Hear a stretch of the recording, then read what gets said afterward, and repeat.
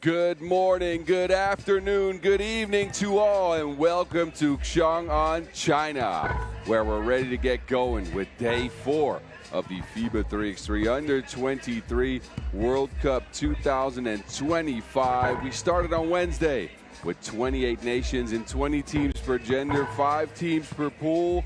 Those teams have hashed it out in pool play all week to see who will make it to the knockout rounds tomorrow, where they can do battle for the ultimate prize, that precious gold. Weather all week has been superb. Blue skies today, sun, no rain. Wind has died down a little bit from yesterday. It's a little bit warmer than yesterday's action, but it's been good, and it's going to stay good with the forecast. Yesterday, we wrapped up pools A and C with an intense day of action. We had 8 teams, 4 per gender, make their mark and live on to fight for the crown. We saw surprises, upsets, game winners, all of that and more. And that with these rules, 10 minutes of play. Of course, 21's the name of the game. Man, we even saw some potential favorites for the crown here take a spill and leave the tournament. None bigger than last year's champs on the men's side, Germany. The home crowd saw Chinese women punch their ticket to Sunday as well. And we'll hope to see the men do the same thing today as we put a bow on pools B and D by the end of business tonight. 20 10-minute sprints all the way from right now to 9:45 tonight. Look at women's pool B. We'll be watching that first. Pool D will come up next. And I'll be in your ear for all of it, from the morning till the afternoon till the evening. And I say, but what I really meant is, I got to introduce myself. It's your boy, Boz Rosenau, a.k.a. the Mountain Rockin' with you throughout this amazing event in the People's Republic of China. I'm taking a gander at the up-and-comers of the world of 3x3 basketball. I've enjoyed the game, the talent, and the sheer will and hustle these teams have brought to the battlegrounds here in front of Chang'an Sports Arena. I hope you stuck with me all week and enjoyed this show. It's been super dope. What's also going to be super dope is this next game. A heavyweight matchup between the United States of America and Spain. USA come out first. Caitlin Lamoureux, she told me her nickname is Lammy. That's what we're going to go with. Lammy scored 3 points in USA's 2 victories so far. She's joined by Taylor Bigby, leading scorer on the squad for now, as USA takes on the first of their 2 pool play games today. Z Spearman out next, the Tennessee Lady Bull, and of course WNBA draftee Serena Sundell. Sundell with 12 points, a balanced effort for the United States of America, who knocked down 5-2s in their defeats of Mexico and the Philippines. They're going to look to try to take on a Spain team that did also pick up 2 dubs, so this might be for supremacy in the pool. Spain so far, a 21-6 win over Chile and a 22-11 win over Mexico. Marta Garcia is going to be holding it down to paint. That matchup with her and Z Spearman should be spicy. She's joined by the returnee from last year's 7th place finishing Spain. It's Begoña de Santiago. Elena Moreno out next. And last but not least, the one with the keys to the offense. Ball in her hands most of the time. Spain goes with a lot of action through her. It's Alicia Flores Guetino. This is your team, Spain. 5-2s knocked down for them as well. Also a balanced scoring effort. De Santiago led him with 13. Moreno had 11. Garcia 10. Flores 9. These 2 teams are going to hash it out here on the half court, and it should be a good one. Historically, of course, these 2 story programs have met up 21 times in international play, dating all the way back to 2014. And so far, it's been the USA with the most W's. 14 out of 21 games were won by them. These teams saw each other a couple times this year as well, specifically on the Women's Series circuit in Marseille and Bordeaux. where it was the USA to pick up 2 wins. Spain, they picked up 1. Of course, different looking teams than these. Both squads looking to add to the already impressive prize cabinet for their respective federations. USA winning countless golds. I can name you all of them, and I'm not going to, as that would take forever. Main one, of course, being the Tokyo 2020 Summer Olympic Games. Spain, no gold at the Olympics, but a silver medal at the last edition in Paris 2024. Storied programs meet up here in Chong'an, and we're ready to get going. I'm excited. 10-minute sprint number 1 of a 20-game day. We wrap up pool play. We'll start you off with Pool B. We'll finish Pool D later on, and all the storylines. We'll get to all of them. Before we do that, though, hit us up on socials. Take a look at some of the crazy stuff from yesterday, some ridiculous highlights at FIBA3x3 or at FIBA3x3W on Instagram. If you post about us, use the hashtag 3x3U23. And that takes care of all the business outside of course, hitting that subscribe button on YouTube. Anyway, we're ready to get going here. Ready to get sprinting. USA will take possession first, and here we go. Lammy. Screening action with Spearman is held up by Spain.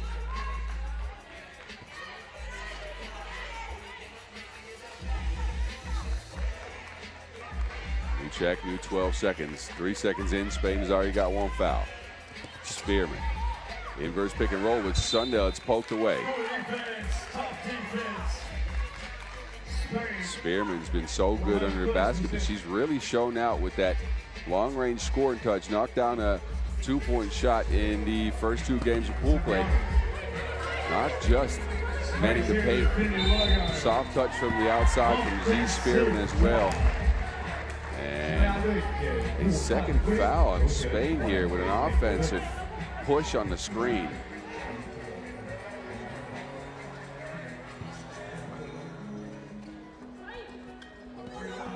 Down screen action. USA tries to get Bigby involved. Sundell's on the ground, and there's another whistle. Spain so far 3 fouls. We're not even 20 seconds into the game.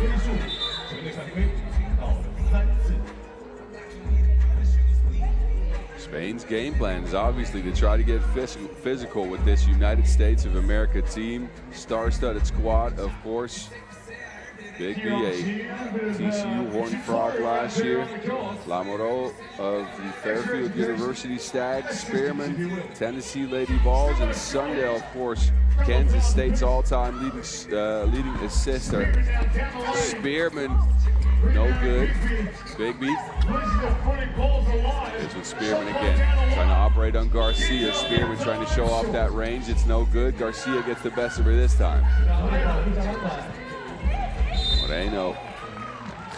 And now it's the USA picking up a foul.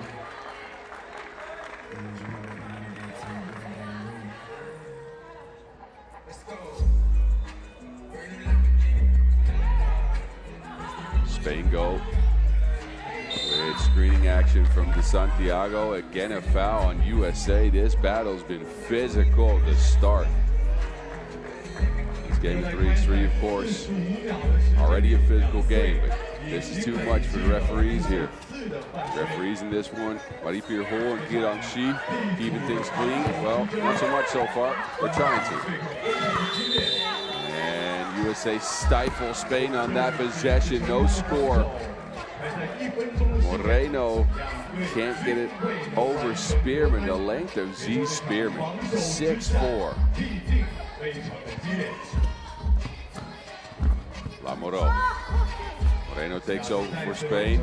Poked out by Bigby. Bigby's open for 2. That's off the back of the rim. Bigby gets her own rebound, hangs. Does not hit. Sundell can't squeeze it. It's with Lamoureux this time. Fakes the pass, tries that 2. Neither team manages any offense so far. Moreno with the bully ball, but another miss under the basket. What's going on? Have these teams had their coffee this morning? Bigby And that will open up the score. Bigby from the mid-range, USA's leading scorer in the tournament, gets to it. Santiago will take a trip to the free throw line as Sundell expends USA's third foul. Bigby with the separation. Pure on the mid-range, and then Santiago steps through. She's led the way for Spain so far. Could get him on the board here.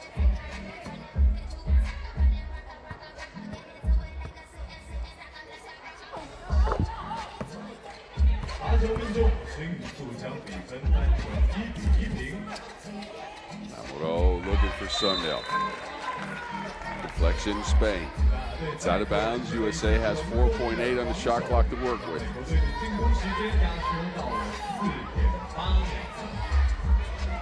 Lamoureux will take the check. A screen from Spearman. Lamoureux on her way to the rack. Over Garcia, and it trickles in. Garcia now gets right back to it. Up and over. Spearman. That matchup, as mentioned, is going to be interesting. Garcia is the focal point of Spain's offense. These women's teams competed in the FIBA 3 Extreme Nations Leagues all summer. As we look at Garcia getting to it again. She led Spain in scoring in the Under-23 Nations League at 6.3 points per game. In the Europe 4 Conference for the United States, it was Spearman actually at 5.1 points per in the Americas 2 Conference. Gattino fouled by the USA. That is number 4.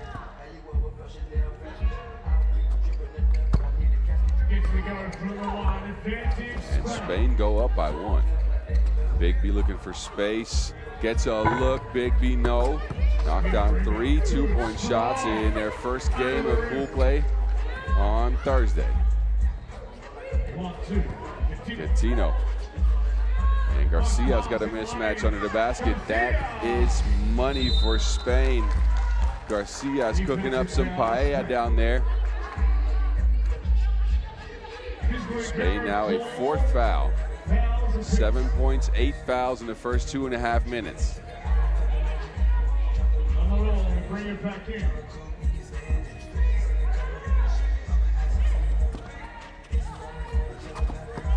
Backdoor cut for Bigby. Under the basket, Santiago sends it out of bounds. So far, this heavyweight matchup has lived up to what we thought it would be. Physical game. And Santiago with another rejection. She's open in the corner. Lamy pokes it away.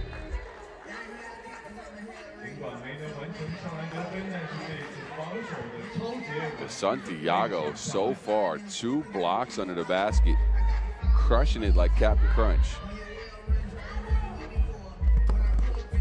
Gattino, it's Lamoureux who pokes it out of bounds. A lot of deflections in the game. Neither team able to get much rhythm here in the first couple of minutes.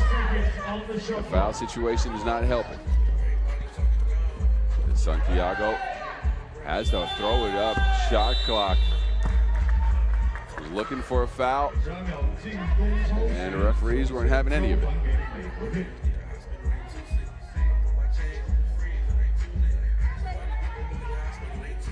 Sundell, double high post look here for the USA. Sundell to the basket, Spearman's open. There's that soft stroke. Z Spearman from way downtown. Gattino on the move. And a pushing foul. That'll go against the United States.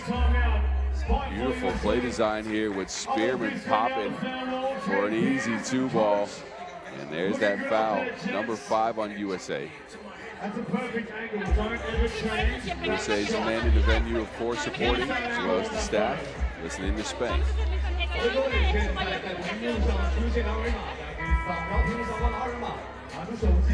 This is what got us going. A Bigby mid-range jumper. And the scoring has continued ever since then.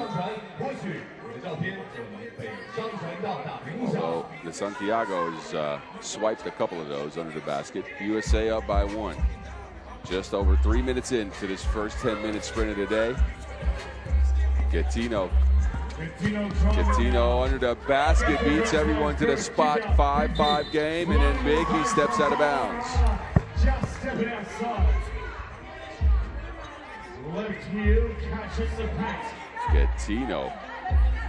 He's been doing his all tournament. Continues drives to the basket. Crafty passes as well for Coutinho. He's got 1 point so far. Coutinho now trying to get her second. No good. Garcia snatches it. It's also off the mark. Coutinho again. The offensive rebound's been Spain so far.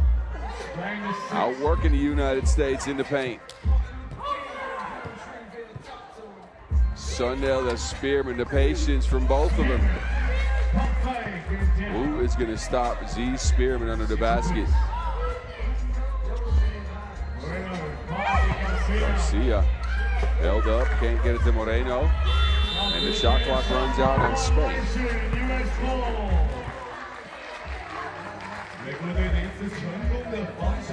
Sundell with the patience, and Spearman waits it out. Easy finish under the basket. I told you, the men's, they like it. We'll see them in action later today. They feature in Pool D, which will be wrapped up at the end of today's business. They got a matchup with homestanding China coming up. That should be a good one. Moreno gets it to Coutinho. Coutinho looking at Lamoureux, steps all the way back. That is overshot. It's with the USA now. Big B in the corner, looking to operate. Probing, nothing there. Now it's Sundell.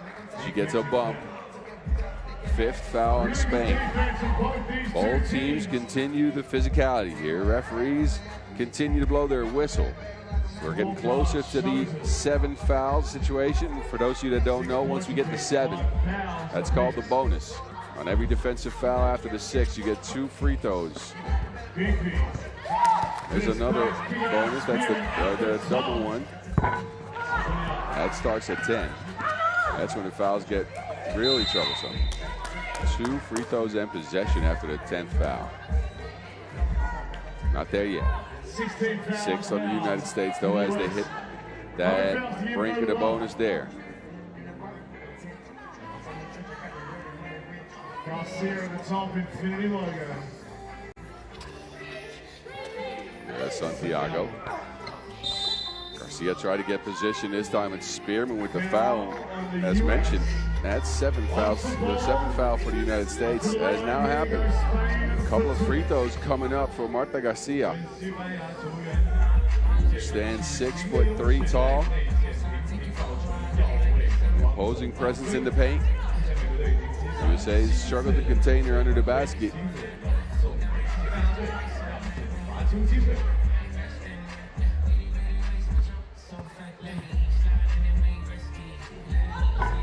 Garcia can't take advantage from the charity stripe.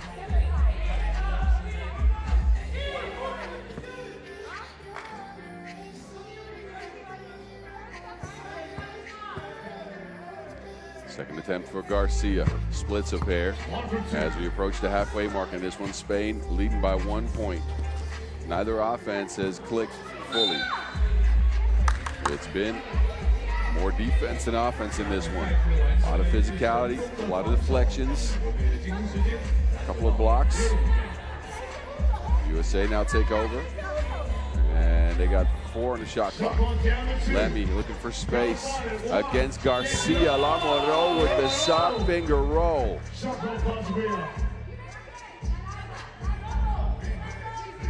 Lemmy getting to it. Kisses it off the glass. USA tied up at 7.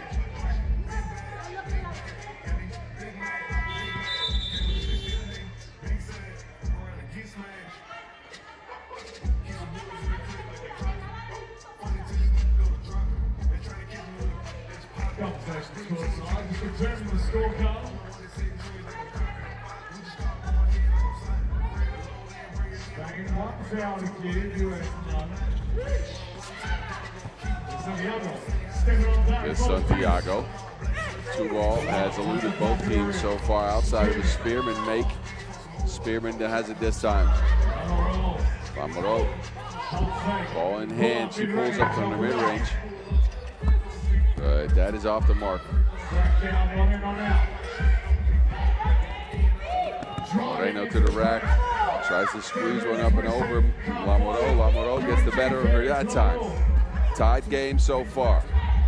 Lamy, ball in hand. 2-ball, no good. And it goes out of bounds. This is a tight contest. Good one to start things off here in Chang'an on the day. Our action will continue until 9:45 p.m. tonight. I hope you stick with me. I hope you stick with me. Moreno to Gattino. Gattino on the move and a foul under the basket. Offensive foul on Spain as Garcia tried to get his position under the basket.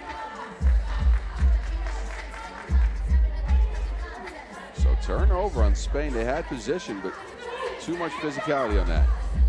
Bigby getting a little bit quiet in this one so far, but this Team USA is pretty balanced. They find whatever option works and ride it. Sundell's being treated. Looks like she may have sprained an ankle. Bigby to Spearman. Spearman, that comes too late in the shot clock. Takes on down. There's a defense. Too good between the two. 7 points apiece. And there's 2 free throws coming up for Spain. The 8th foul on the US of A, who've been hacking like a lumberyard. Spain hasn't done any better, but they have not hit the bonus yet. Gattino will now step to the strike. 2 attempts for her coming up. Sundell tying her shoelaces on the sideline. Sprained an ankle, being treated. Can she return to the game is the question. Meanwhile, Gattino gets Spain a 1-point lead, make that a 2-point lead. USA for now playing with 3. Spearman almost loses it. Lamoureux setting the table, looking to attack Garcia. Gets it to Spearman. Spearman, no, it's poked away. Garcia's wide open under the basket and an offensive foul on Spain.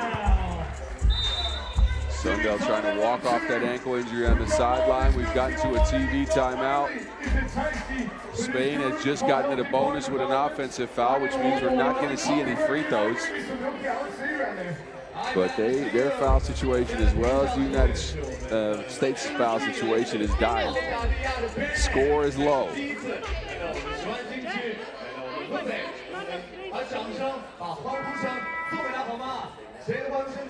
Sundell returns to the court.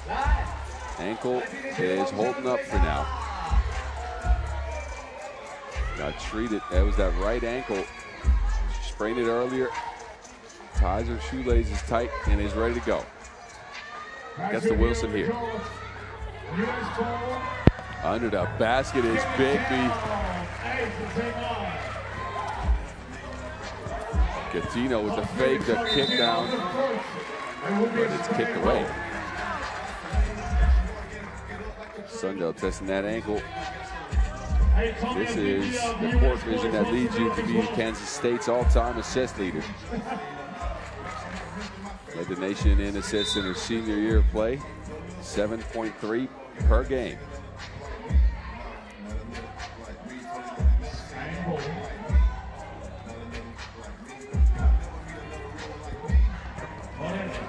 Santiago. Space for a shot to Santiago. It ends at the back of the rim. Garcia and Spearman battle it out for the board. It's out of bounds. Who's that out on?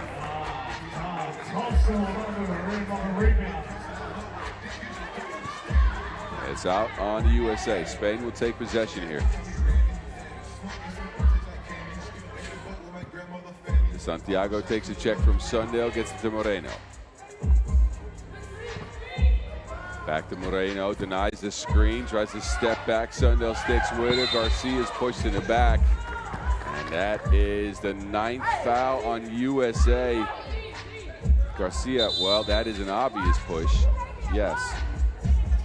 So we'll see Garcia step to the line.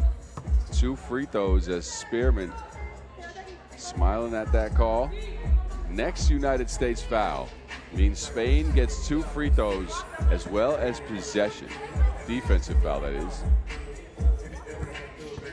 Foul situation not looking good for both teams. Garcia takes advantage from the free throw stripe. Spain now with a 2-point lead, could pick up their largest lead of the game here on a make by Garcia. Neither team has been able to create a gap in the scoring. You pull away, Garcia can't get it to go. Under the basket, over Spearman, who skies for the board. Spearman, no one home for Spain. USA back within 1. Gattino looking to operate, flips it to Garcia, who is open. Beautiful pass by Gattino. Sundell trying to respond, pick and pop with Lammy. 2 ball still eluding Lamoureux, and Sundell steps out of bounds. Spain will take it. 12 seconds on the shot clock, 2:42 on the game clock. Look at that pass by Gattino, flips it down. Garcia is ready to deliver and feed the parking meter. Garcia has been working all game. Gattino this time shares it with Moreno. Moreno against Sundell. Turns around, fades away. I didn't know girls got fades like that.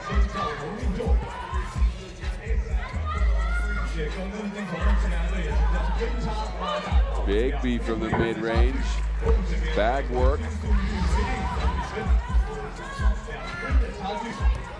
Gattino going straight at Bigby with the fake, and there's foul number 10 on the US of A. They cannot stop themselves. Moreno showing off the touch from the mid-range. And then Bigby responds with a midi pull-up. The double bonus is reached by USA with that foul. They've got as many fouls as points. Gattino's on the stripes. He will get 2 attempts. First one's left begging like trading places. Come on, what y'all know about Eddie Murphy? Anyway, second attempt for Gattino. And Spain will get possession back after this. They go up by 3, largest lead of the game. Gattino's got 6 points to lead her squad in a possible win over the USA.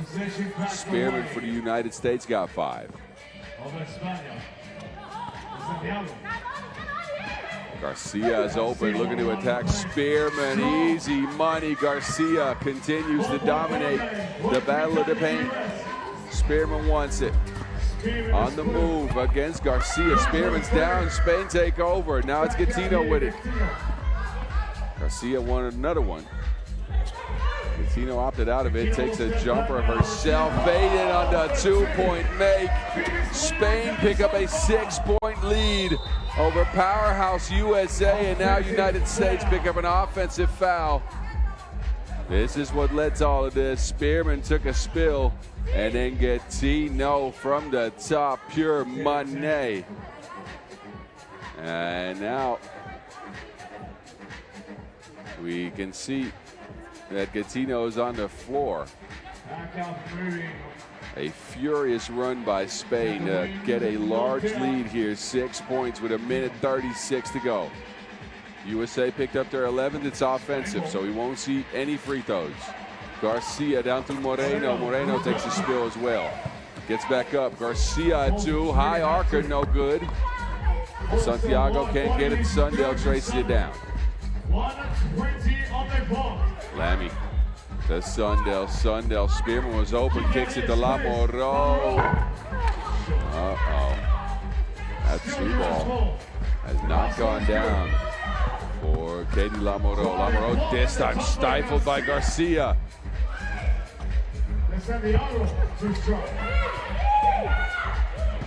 Lamoureux sharing with Sundell this time. Sundell on the drive. Mid-range pull-up USA. It's good. We're under a minute though, so time's not in their favor. To Santiago. Spain run the clock down. To Santiago now on the move against Spearman. To Santiago at 2. And that's still going. 40 seconds on the clock. USA's looking at a 5-point deficit. Spearman will take a seat. Bigby's out on the court. Garcia will take a seat as well. Both teams now with a small lineup. Sundell, the Bigby, this could be a huge two, but it's off the mark. Sundell squeezes one. 2-possession game. 30 seconds to go. Spain looking to run the clock, but they're slowing down their own offense. Gattino, though, gets it to De Santiago. Nobody home for USA. Spain looking like they might come away with a victory here. We'll know in 15 seconds. Bigby on the move. Big 2-ball, no. And that's left out of bounds. 10 seconds on the clock. Man, this game's been crazier than Doja Cat so far. A lot of fouls to start us off. And both teams got the scoring going, but neither team could manage a big lead. And all of a sudden, Spain has blitzed the United States, have put up a bunch of points here in the last couple of minutes, and now hold on to a 5-point lead, 10 seconds to go. That is not enough time for the USA to make a comeback, it seems, especially with this foul situation where they can't put anyone on the line as Spain retains possession on each defensive foul for USA. No way for them to stop the clock, and they need to make up a large gap.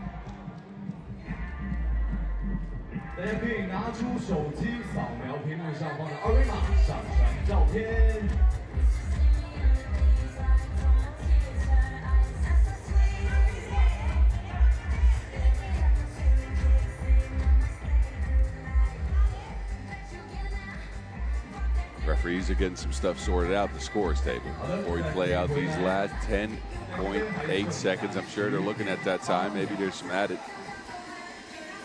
There is not. 10.8 on the clock. Spain hold on to a large lead. They got possession as well. And it looks like USA will take their first L of the tournament here. Gattino. USA can't foul. They dribble out the clock. The shot clock's off as well. Gattino to the rack. Puts up another lay, and Spain has brought the pain. Ooh, don't look now, but Spain, they go 3-0. Take down the United States of America in dominant fashion down the stretch of the game. It was Gattino and Garcia who got to it. They were spectacular. Buckets in the paint, drives to the basket, pick and roll action for Spain as well. USA left with no answers. They are going to have to turn things around quickly after losing to Spain 12-18. Spain, wow. That was special. High-level 3x3 basketball from Spain. Wasn't the prettiest game, I'll say that. But regardless, it was a game that was effective. Lots of fouls early, lots of physicality. Spain getting the better here of the USA. Enjoy the highlights. We got the next one coming up in just a minute. Mexico and the Philippines up next right here.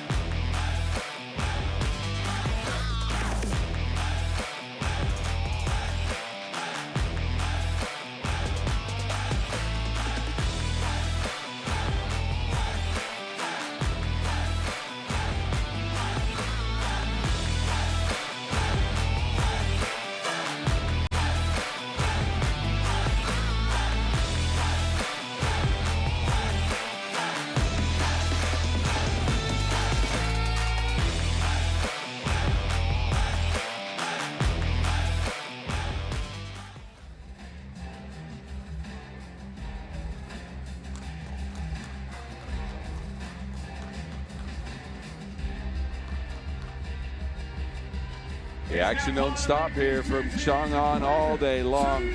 We got your next game on deck. Of course, we stick with women's Pool B.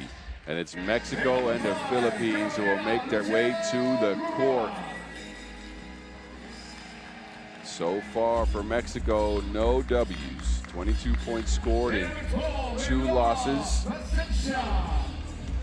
They were defeated by the USA 19-11, and then Spain took care of them 22-11. Leading score, you're looking at it right now. Not Espinosa, no. It's Maciel. Of course, Gonzalez, Plasencia, Espinosa, Gonzalez, Plasencia, and Gisela Guerola already on the court, but there is Lorieta Maciel Arieta. Knocked down a bunch of 2s. 11 points for her so far out of 22 scored for Mexico. Has not led to any victories, though. They're going to look to change that and turn things around against the Philippines. Remember, no one's out of it yet. No teams are fully out of it. A lot of things could still happen.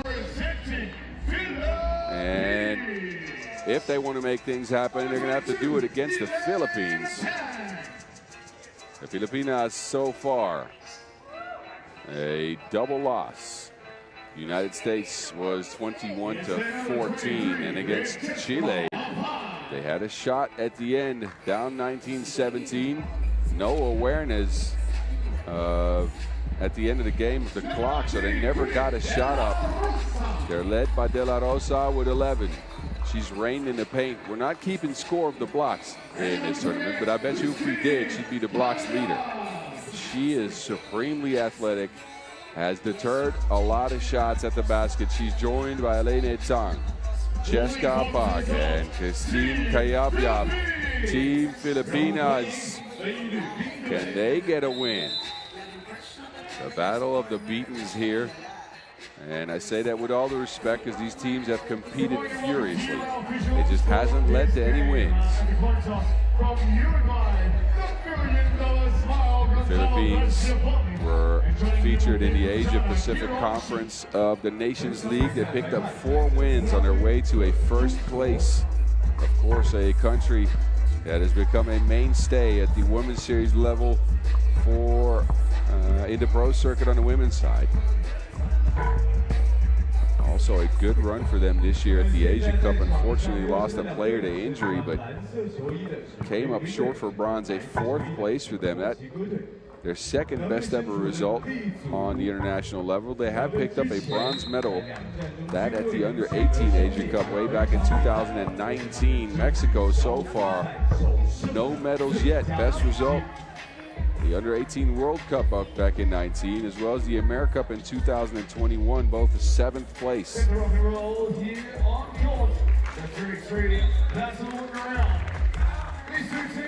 We shall see who comes up with their first win of the tournament here. 10-minute sprint we go. It's the Philippines with Cayabyab who start us off. APEG. To Cayabyab, they're looking for De La Rosa, who's not open. Cayabyab takes it herself, scoops it up and in. Good start for the Philippines. Maciel, she'll get Mexico on the board. No defense yet in this game, all offense. Cayabyab gets it back. Screening action. APEG's open, there's a foul on the floor, or never mind. 3 in the key. De La Rosa set up shop in the paint, and that took too long, but Maciel spinning and winning.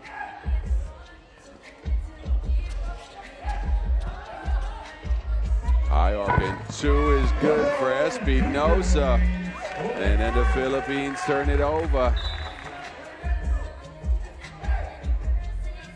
Mexico off to the races here early.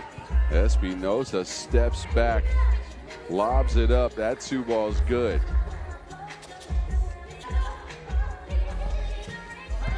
Maciel, good add to it for the Mexicans. Scoops it up and in.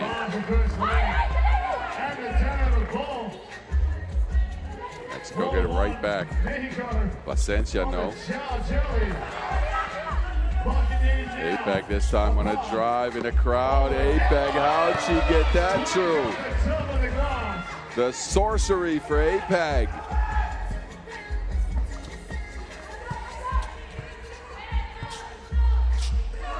Footwork then, Lucero no good, hopped on the play. Apeg has been playing some Dungeons and Dragons because she's bringing the sorcery. Maciel's got the spin move off a couple of times. Mexico hold a 2-point lead so far. De La Rosa has been quiet. Gets it in the post. Bully bucket for De La Rosa. She is a force in the paint. Espinosa steps past her. Difficult shot, no good. It's out of bounds.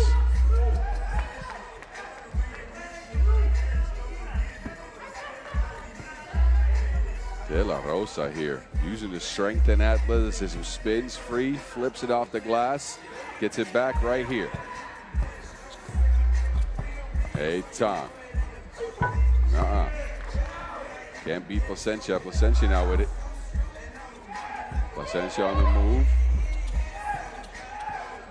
Lucero steps through that 2-ball.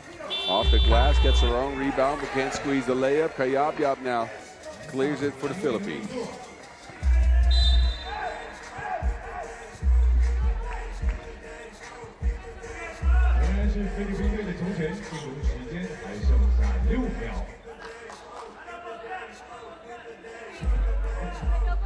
Six seconds for the Philippines on the shot clock. They try to get it to De La Rosa, who's not open. Save. Mexico's played her physically. That shot comes too late. But the Mexicans have played De La Rosa highly physical. They've put Espinosa on her, and Espinosa is pushing her off her spot, deflecting the passes that go inside. Only 1 point so far for De La Rosa. Placencia with the speed. Man, Mexico looking a lot different than they did on day one. Bringing a different type of game here. Espinosa, another 2 balls good. Under the basket, an answer for Aton. The Filipinos are not going anywhere. 7-5. Espinosa can't squeeze, and Kayabyab takes over. There's Aton, she just scored. Using the quickies. Kayabyab, 2 balls good.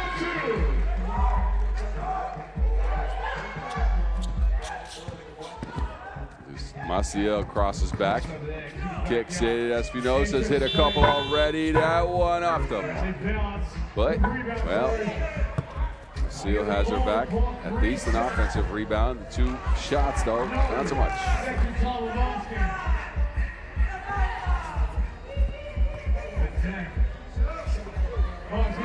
Punched out by Maciel.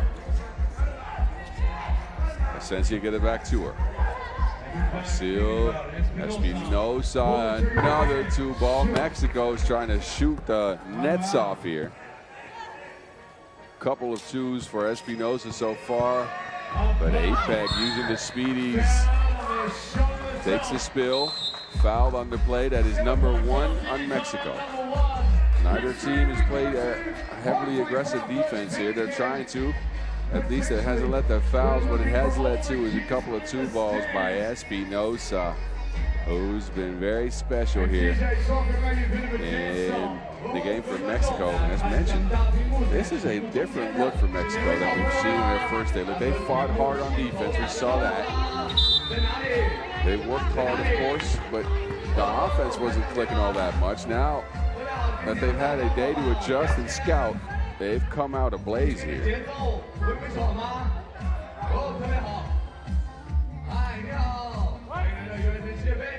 Apeg's on the stripe. Could get Philippines the lead. No good, gets her own rebound. De La Rosa finally gets one. Stifled at the rim. De La Rosa forgets to play defense. That does not lead to a Mexican score, although Espinosa does put it back. Apeg hanging and hidden, and there's another foul in Mexico.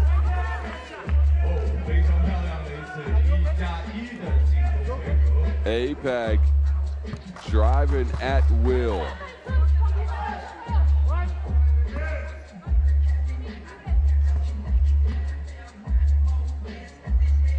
And the free throw's good as well. Filipinos take a 1-point lead again. Screening game for Mexico. Maciel blocked on the two-point attempt. De La Rosa, good hands. Out to Qayabyab. Looking for De La Rosa. Qayabyab says, I'll do it myself. Fades from the midi. De La Rosa skies for the board. Puts it back up and in. Man, De La Rosa is an athlete with a capital A.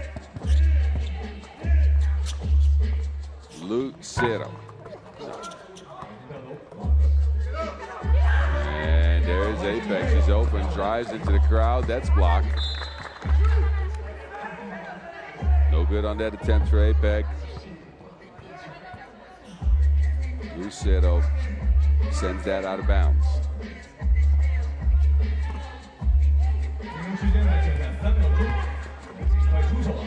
A Tong off the kick down. Good vision, De La Rosa. A Tong finishes off the glass. A 3-point lead here for the Philippines. Espinosa's hit a couple already. That one just off the mark.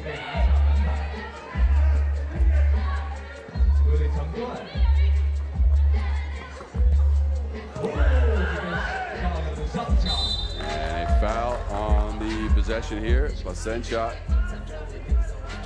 gives APEG a little shove. Sends this to the ground. That is a third on Mexico. It's been the Philippines that have dominated the last couple of minutes.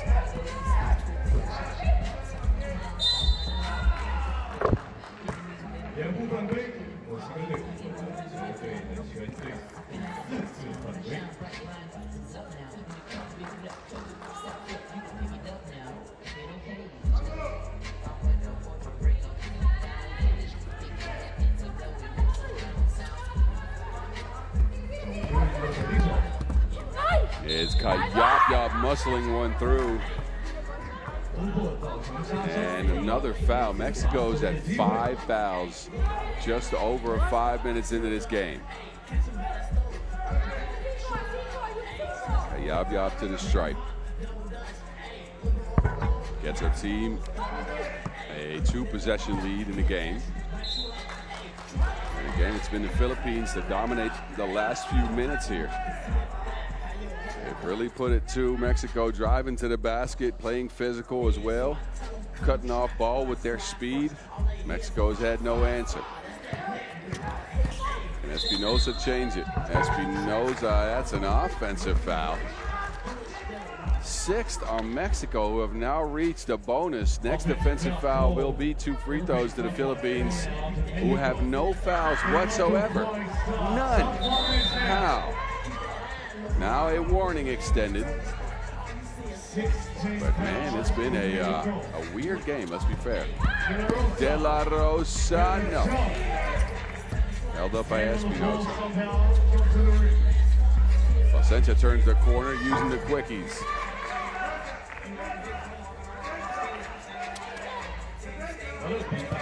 Qayabyab now against Placencia. Qayabyab, no. Offensive rebound, puts it back.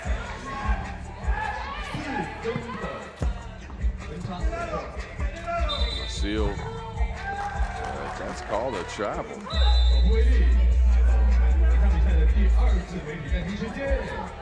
So a turnover on Mexico. They're struggling to keep up with the high-paced Filipinos offense here. We're under 4 minutes, so a TV timeout will be had. But the Filipinos hold a 4-point lead. Going into the later stretch of the game here, Mexico in foul trouble. The Filipinos not even close. Have not fouled a single time during this game.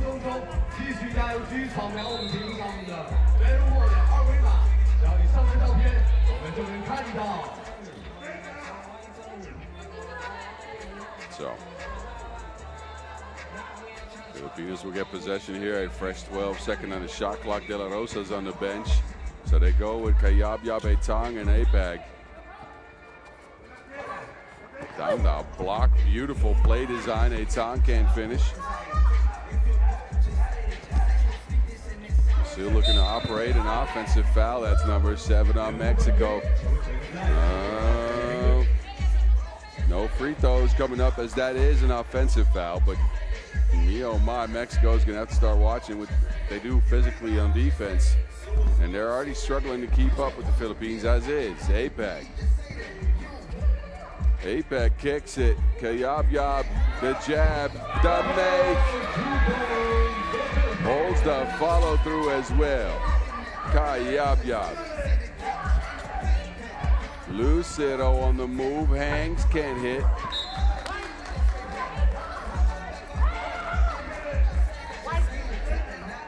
Kayabyab with a mean jab, the holding of the follow through and the splashing of that 2-ball. Look at this, 7 points for Cristina Kayabyab. The 23-year-old showing out here in Chang'an, China.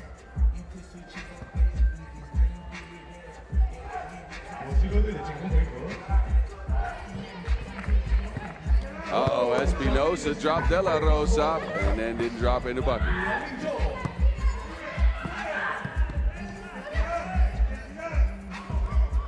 Now it's De La Rosa looking to add to the Philippines' lead. Falls off the rim and De La Rosa skies for the board. Stifled on that second attempt as well. It's a 5-point game. Philippines aren't safe yet, but another foul. That is number 8 on Mexico. Just non-stop fouling. De La Rosa's down, holding the leg. She's being helped to her feet. It looks like she might have sprained an ankle there. Walking off the court gingerly. In a game that so far has been very clean for the Philippines. Their defense has been better than Adobo. Y'all like Adobo? I do. Anyway, no fouls for the Philippines, 15 points. Mexico, 8 fouls, 10 points. Kayabyab just showed off the range. This time she opts for a drive. Spins, hangs, can't hit. Mexico, don't take over. APEC pokes it out. It's Etang this time, hanging and not hitting.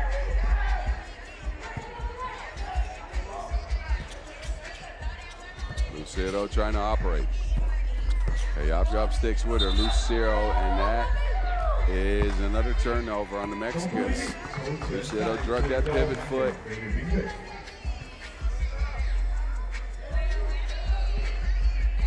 Kayabyab down to Etang. De La Rosa back on the court, so that ankle must be all right. Kayabyab again, high archer, no. De La Rosa, bully ball. Beasting in the paint is Quinn De La Rosa. Maciel answers for Mexico, who aren't out of it yet, but the time's not in their favor. It's Kayabyab from the post this time. Kayabyab 1-2 dribbles, turn around, but no good.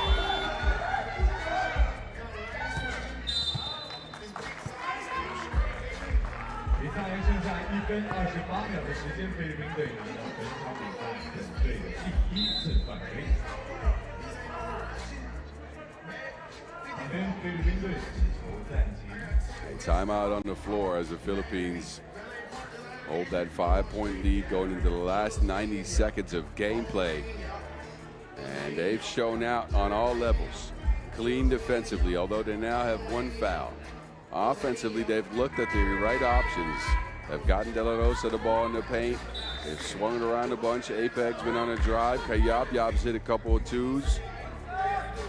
Mexico, meanwhile, they have a heavily one-on-one focused offense, and so far hasn't produced many results. 11 points for them, and they need to find new life quickly here. They need a score.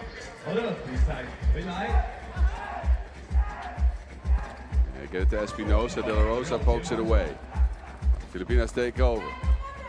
APEC with the hesitation. No one home with that attempt off the mark. It is out of bounds, and it will go to the Philippines. 12 seconds added to the shot clock. So it's not a score, but it's in favor of the Philippines, who now run a bunch of time off the clock. Qatar looking for De La Rosa, catch and finish in the paint. Mexico has no answer for Quinn De La Rosa. They also have no answer for the fact that the Philippines deflect a lot of balls. This time it's a steal and a turnover. Qatar bumping in. No good. Qatar looked like she was all serious about that take and then overshot it a little bit. 40 seconds left though in what's looking like a Philippines win here. Maciel, another deflection. And we saw that earlier from this Filipina squad. They work extremely hard, timely with their deflections, and the teams they played have struggled to get in rhythm. You can see it with Mexico here. Every pass, they got to be careful. Ball's not swinging around all that much. And those deflections sometimes will even go off of your own hands. In this case, the Philippines get it back. They have De La Rosa on the bench. Atong, Apeg, and Qatar out there. Mexico go with Plasencia, Espinosa, and Maciel. Qatar looking for the backdoor cut. It's snuffed out by Mexico, but there's Atong who just pounds on defense. Takes over possession. Plasencia, no. Foul in the Philippines. They've got a bunch to give.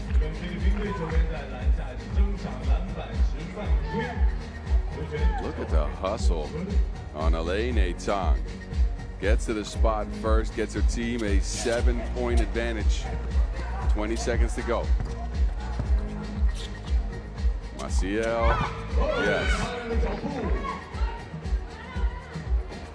Apeg on the drive. Nobody there for Mexico, and Apeg gets Philippines to 19 points. 3 on the clock. Maciel, high arc, and 2 no, and the Filipinas, they will do it in this one. Man, what a game by the Philippines. They came in with a plan, and they executed flawlessly. No fouls, strict and great defense. Offense was flowing. They got a ton of steals, a ton of extra possessions. They had De La Rosa going as well. And it's 19-12 in their favor to start their second day of pool play. Mexico had no answer for all the deflections, all the steals, and the quickness from Apeg and Elaine Atong. They'll be left wanting more after going 0-3 to start their campaign here in Chang'an. Enjoy the highlights before we shift our attention to the men's teams. We got Czechia meeting up with France and Serbia and Egypt in a couple of heavyweight bouts. I keep saying that, but all the games have been so good, I have to. Anyway, tip off in just a few minutes right after these highlights. Enjoy them.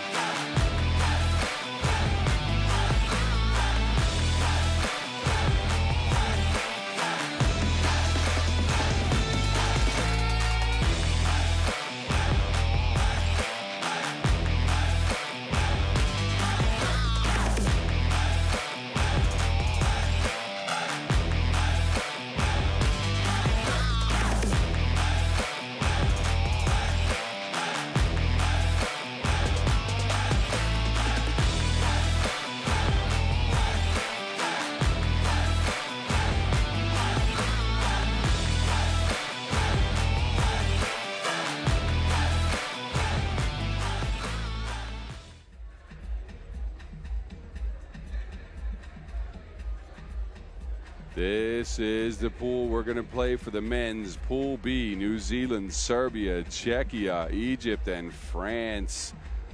And look, this pool is already mucked up.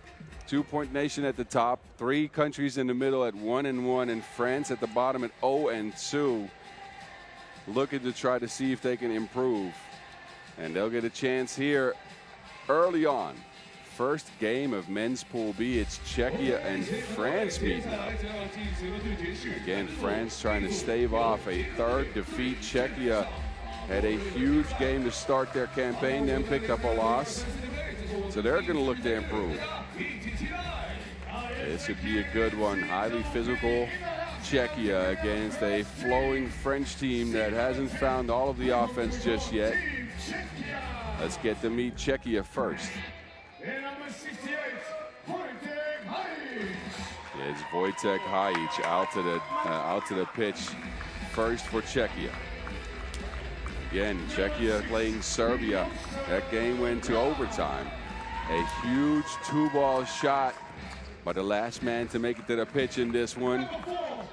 And as Mate Teki comes out first. But the man of that game against Serbia is right here. Adam Ružička, the leading scorer for Czechia in the tournament so far. And a game-winning 2 came from his fingertips against Serbia. That's Czechia's only win. They look to improve here against France.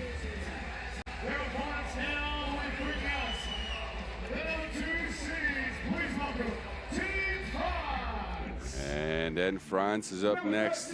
Disappointing campaign for them so far, as they've gone 0-2 to start pool play. A French team made up of guys from all levels of 3x3 and even 5-on-5, as Galbrun has just made his first entry into the game of 3x3.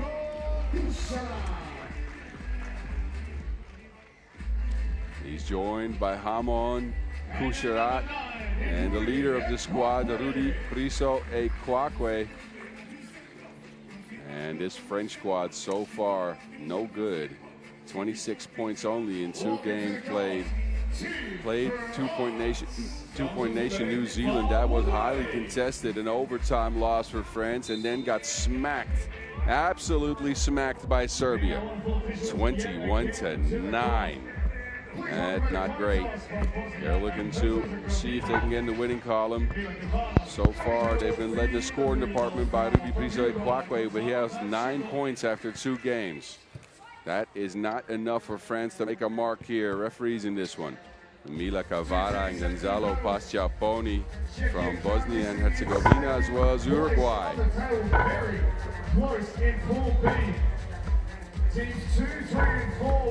Czechia, after that win against Serbia, sustained a loss against Egypt. A tight game. So Egypt is back there in the pool, also looking very feisty. I mean, all the teams in this pool are contenders, to be honest with you. This could be considered a pool of death on the men's side. I'm willing to say that, yes. Egypt with all that athleticism, Czechia that know how to play 3x3 basketball, have some good shooters as well as physicality. France, no slouches themselves, of course, 2-point nation, New Zealand with that identity of theirs, and then Serbia's out there as well.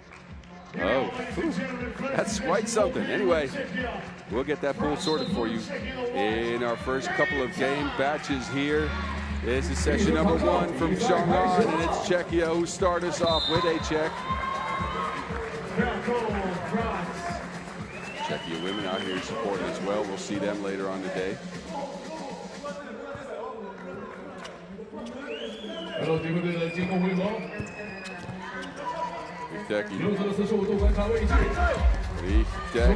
Hamon gets a hand on it.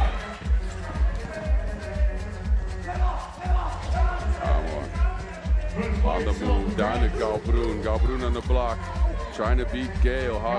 Galbrun, no points on the board yet. Ružička, I mean, no one home for France. Ružička speeds to the rack and opens the score. Galbrun looking for space, lefty hook.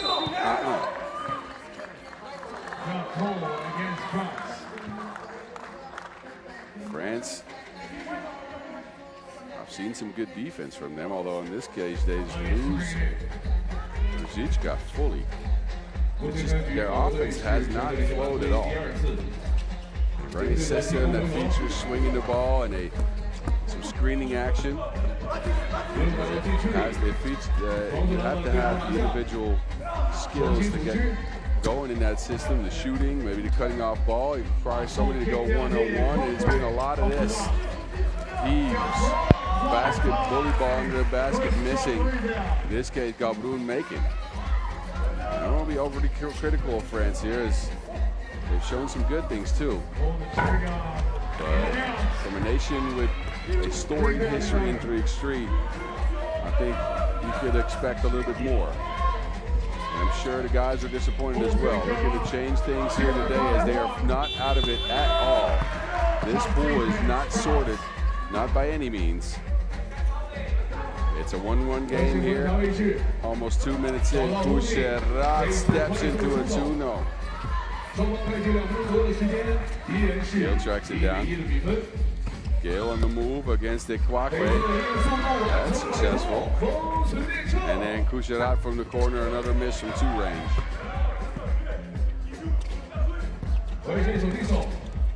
Zichka trying to go straight at Ikwakwe, and that ends a foul.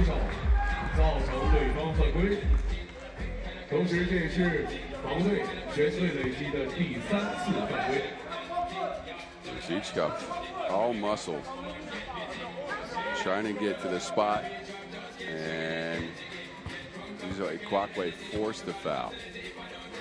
Zichka rolls around the rim and goes down. 3-1 Czechia here early. France swing it. Here go that system.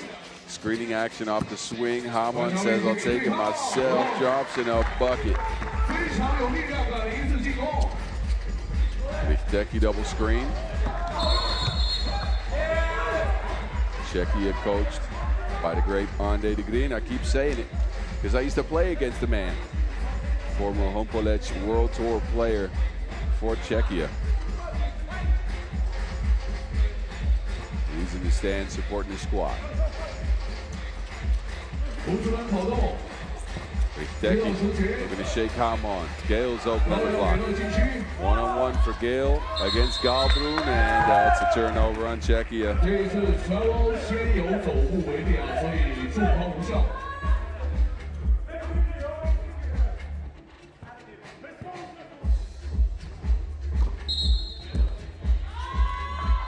Travel. Kucherat. France give it right back. They got possession, and again, it goes back to Czechia here.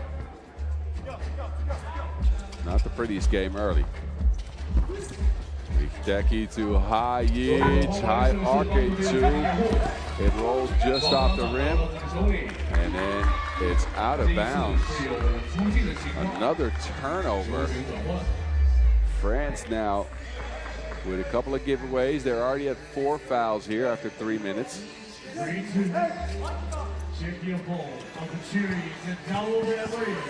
And off Vikteki gets it down to Ruzichka, who can't save it in bounds. So while France has not looked sharp, Czechia has also not brought their A game so far. It's a 3-2 game.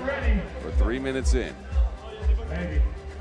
Czechia with a couple of turnovers, France with a couple of turnovers. Foul situation in favor of the Czech.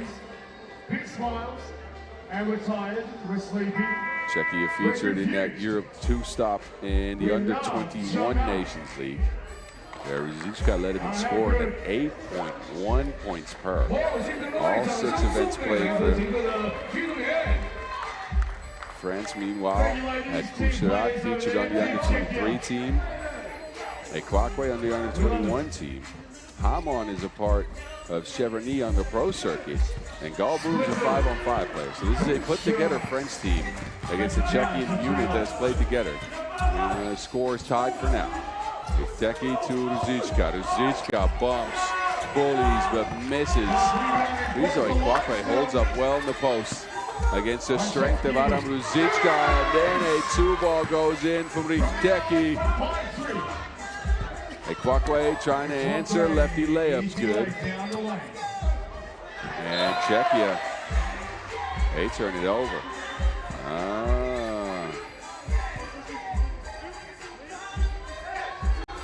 Vikteki freezes Brizo Ikwakwe, drops him off for 2.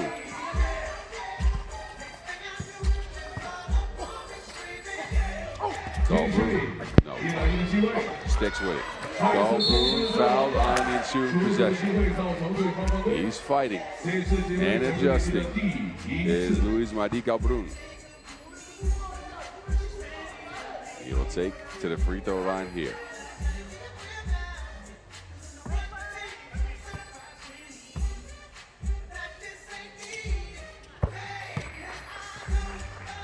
That one's good for France.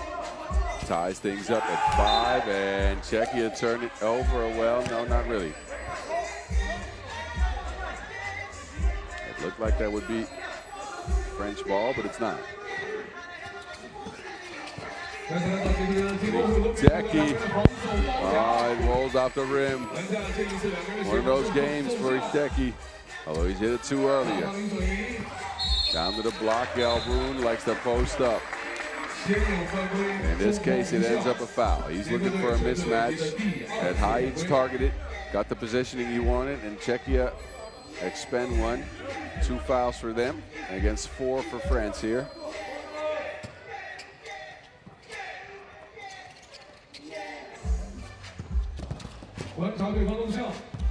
Frizoy Kwakwe backwards flip to Hamon, no. Haic smacked by but Hamon fouled him. Hamon came swooping in.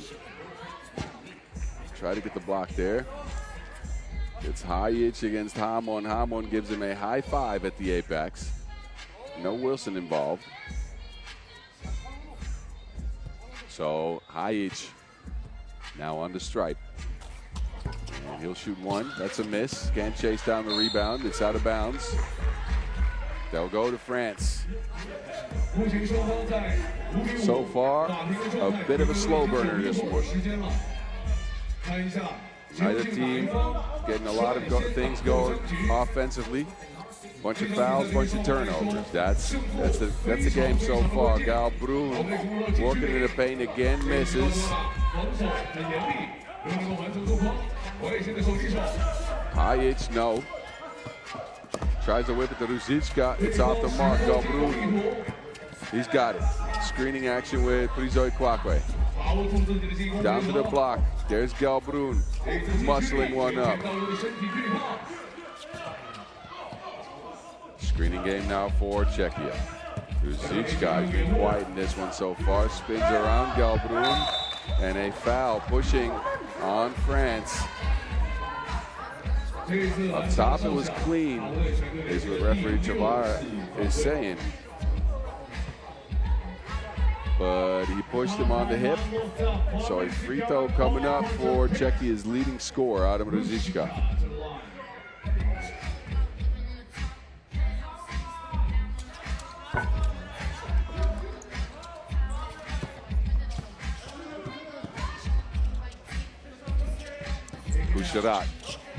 Kusharat gets Ruzicka off his feet, gets it to Kwakwe. It's tangled up by Hideki though.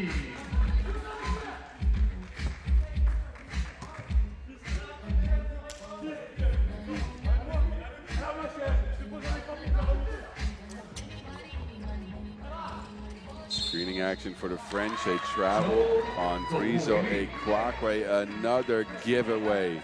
It's turnover after turnover after turnover for both these teams so far in the game. Haic pulls up, and a technical foul for flopping now extended on Wojtek Haic. He tried to sell a foul. Referee Gonzalo Pachaponi was on it. Haic here jumps. Not a lot of contact and takes a spill. Referee's seen enough. Frizoy Kwakwe with a technical free throw gets France a 1-point lead, and with the way the score's going so far in the game, that might prove crucial. Man, oh man, this game is slow. Galbroon. It's hard fought though, I'll tell you that, and Galbroon gets France a 2-point lead here. Czechia looking to do something. Ruzicka gets it, misdirection, spins into action. Ruzicka sticks with it. Hideki is open, he already hit it too. Galbrun holding up defensively against strong Ruzicki. But a quick transition. Ruzicka, I apologize. He will get the score for Czechia. Galbrun now. Not even close. That one's still going as we've gotten to our second TV timeout. Neither team getting a big advantage so far. A couple of buckets have trickled in under the basket. We've seen a ton of fouls. But the main thing we've seen is these teams throwing it to the other team.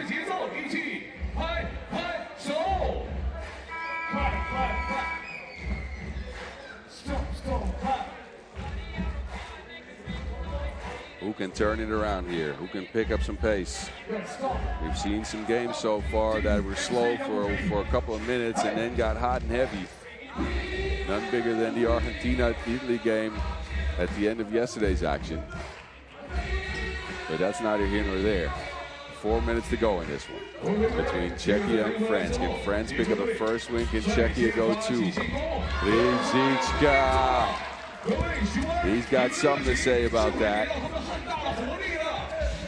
France moving left or right. Kucherat puts up a two.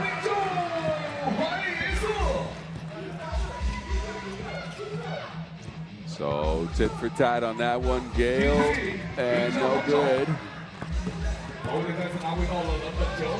They're going over to France. Kucherat. Midi pull up for Kucherat. That is pure cash. France. Although France go by euros now, never mind. Ruzicka, Richteki, a hand in his face, no good. 3 minutes on the clock. It's the Bleu taking over. Galbrun looking in the paint. And then Ruzicka runs into a foul. Hamon's on the ground. Look at Kucherat with a stroke from the mid-range.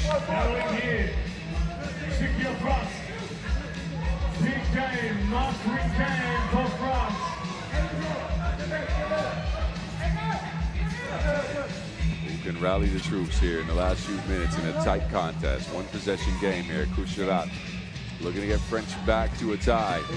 Steps back, drops off Ruzicka. Kucherat, no good. Great move, not a great finish. And now Czechia will get a two from Gale. It's 10-10. Kwakwe pulls up. Yeah, just hit one, it's got the ball. A screen from Ruzicka, who's got position on Prizo Kwakwe. Ruzicka doesn't want to do anything with that position. The misdirection, no. Oh, Ruzicka. Looked like he was going for a handoff, flip back. Galbrun for France, no. Czechia gets it to Hajic. Hajic sneaks through a pass, beautiful look. Gale can't finish the play, second attempt, yes. France can't play physical anymore. They're at 6 fouls. Next defensive foul means 2 free throws, Czechia. Czechia, meanwhile, they're at 5 fouls. Galbrun had 2 balls, eluded him so far. And it keeps doing it. Hajic loses the ball, gets the Ruzicka 2 on the shot clock. Ruzicka. Czechia leaving the door open for France to tie things up here. Just over a minute to go. Kucherat on the move. Steps through the defense. That is a beautiful move, but the finish is left short. Prizo Kwakwe now hit with a warning. Playing defense after a make. It's a 1-point game going into the last 71 seconds. Kucherat here with a beautiful move. And it ends up in Prizo Kwakwe's hands, who gets France back within a point. Look at the last scored ones. It's Czechia who pulled ahead by 2. And then France come back. It's a 12-11 game. 71 seconds. Who can come up big in the last part of this one? Neither team's been able to bring too much offense. It's Richteki here. Sharing with Ruzicka, inverse pick and roll. Ruzicka under the basket. Beautiful play by Czechia. And a technical foul assessed right after the play, so they get a good look, and now they give France a chance. Uh-oh. Hayek screens for Ruzicka, who's got 7 points in the game. But then he taps the ball away from France right after the score. A warning was extended. Referee Cavada is discussing some stuff with the scorer's table, but it's looking like this might be a French free throw. Brizo Ikwakwe steps to the line. The lefty, can he get the game within a point? 67 seconds to go. And it's 13-12. Both teams at 6 fouls. This is a wrestling match. This is a tight one. Hamon, Kusharat, and Brizo Ikwakwe for the French. Richteki, Ruzicka, and Gale for Czechia. Gale skies for the rejection there. Ruzicka spins, 2 big steps, righty hook's good. Czechia is up by 2. France need a score here. Kusharat looking to operate to Hamon. Hamon on the move. Hamon hangs and hits. Difficult shot. Ruzicka has it. We're down to 30. Ruzicka on the move. Flips it back. Gale steps into a mid-ranger. Pure. Uh-oh, France. They need answers. They get a turnover. Richteki, and it's out. Czechia has ball. Richteki, he thought France would get it. He was upset with it. This is the last score for Czechia. Gale came up big. He came up bigger here. Throws it back like a 90s song.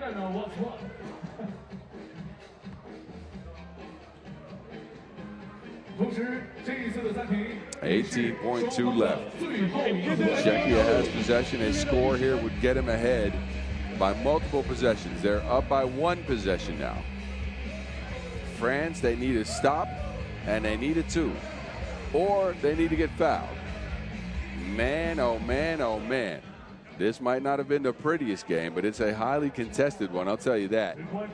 You can feel the tension. Neither team wants to pick up an L here, as that would make moving on to the knockout rounds extremely difficult. France, one of those teams that you always find at the top of these type of competitions. And after we lost Germany, last year's champs, yesterday, France now in danger of being rendered out of the tournament. A loss here would put them out of contention. Referees have looked at it and have given possession over to France. So Czechia thought they had it. Now they got to change their approach. Gale's on the bench. Galbrun back for France. They look for screening action. Kusharat can barely hold on. It's Galbrun to Kusharat, stuck in the corner. Kusharat pulls up high archer. Galbrun can't get to it either. Great defense on Czechia, who locked down France. 3 seconds to go. France are out of options. They are going to be forced to foul here to stop the clock and put someone on the stripe to see if they can get 2 misses and a miracle heave. Let's see what they do.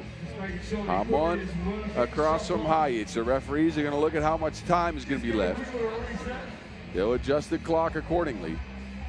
France, they had an offense there. They had a shot. But Czechia's defense, man, oh man. They forced France into the corner of the court. Never let them out of it. 这场比赛结束之后，即将进行的是由塞尔维亚队对阵上埃及队的比赛。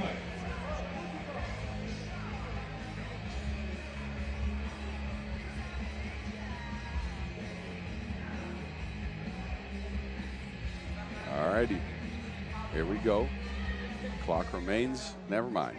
Clock is set to 4.2. It's Hamon across from Hajic. I think France are going to foul here.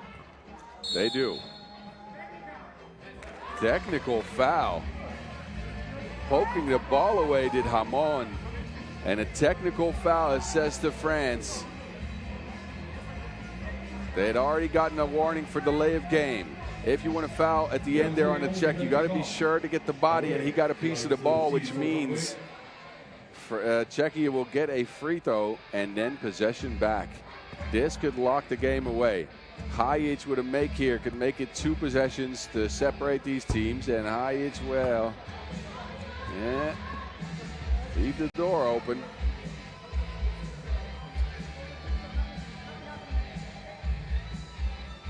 So another try here for Hamon. Gives it up, and then a foul. So a little bit of time off the clock. Hajic will step to the stripe, and he will attempt 2 free throws. And after that, depending on what happens, France will still get a heave.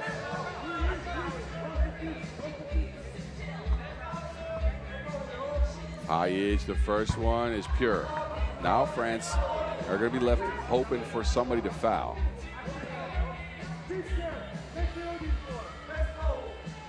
And Hajic skirts to Kucherat, steps to the corner, fades, and it's off the mark. France drop to 0-3. Meanwhile, Czechia pick up a second dub in a heavily contested game, a physical battle of attrition, a fight, a scrap. But Czechia come up ahead down the stretch. They win this one 17-13 and go on to try to see if they can make it into the knockout rounds. They join New Zealand with 2 wins, although they've picked up an L, and 2 Point Nation has not. But anyway, I hope you all enjoyed this. Enjoy the highlights as well before we go to our last game of our first session. It is Serbia and Egypt meeting up. That should be a good one, too. We'll get a look at Vuk Vukicevic. Enjoy the highlights. We'll be right back. Tip off in just a minute.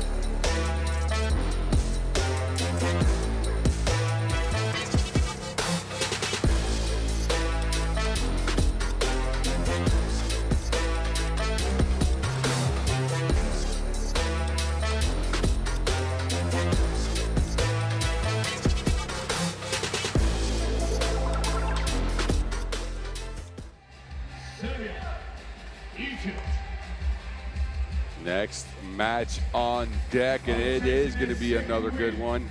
Serbia meeting up with Egypt. Serbia come out first. They'll enter the battlegrounds with a 1-1 record, having lost to Czechia in overtime on a last-second heave. A good shot, though. Milos Šivrkota will make it to the court. And they beat down on France 21-9. They've looked good in spurts. They have unlocked a 2-ball for some, as Kovacevic runs to the court. There he is, the Vuki main, Vukicevic. He's been spectacular. 18 points in 2 games, so 9 points per for the member of UB, the best pro team in the world. He's joined by Djordjevic as well. This is your team, Serbia. You can hear the whimsical music that the Serbians always come out with.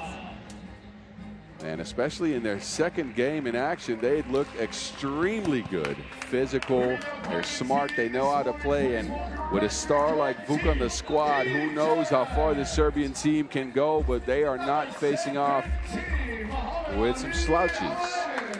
Egypt, how good were they? They lost to New Zealand to start their campaign, but then they turned things around with a 1-point victory over Czechia. Couldn't find the 2-ball in that first game. In the second game, they turned up the defense. Kept Czechia to 14 points. They sprinkled in a couple of 2s, and they looked incredible, especially that man, Abdel Wahab. He was everywhere in that win over Czechia. Rebounding, blocking, going to the basket at will. He's joined by Hiram, Abuelenin, and Tifa. This is a highly athletic Egypt. They want to get to the rim. They want to force you into a battle of ones. And I think this one's going to be tight. Although they need to see who can keep up with Vuk. The Vuki main so far, spectacular for Serbia. I think he and Abdel Wahab will be matched up, which should be a matchup to remember, to be honest with you. As teams get warmed up, these nations have not met on the international stage. Actually, they have. At the World Cup 2017, way back when. Again, I played back then. And it was Serbia picking up a W in that one, in an event they would end up winning a gold medal in over the Netherlands. Serbia, of course, countless golds. I won't name them all for you. But the standard of success in men's 3x3 has been theirs. One of the most dominant nations, if not the most dominant nation. I don't think there's a question, actually, in men's 3x3 basketball. Meanwhile, Egypt won a couple of Africa Cup golds and a silver as well. That's your 18 seed meeting up with your 15 seed.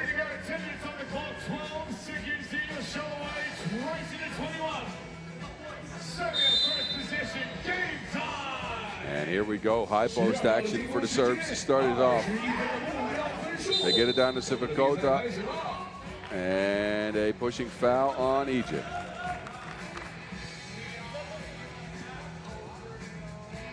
Same play for the Serbs.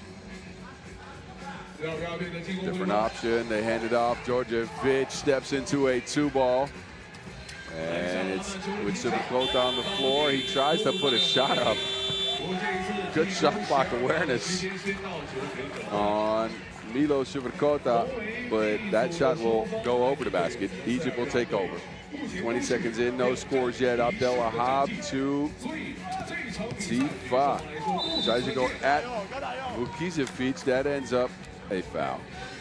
Serbia pick up their first. Egypt was already at 1. Tifa will take a trip to the free throw stripe. He was so quick in Egypt's games.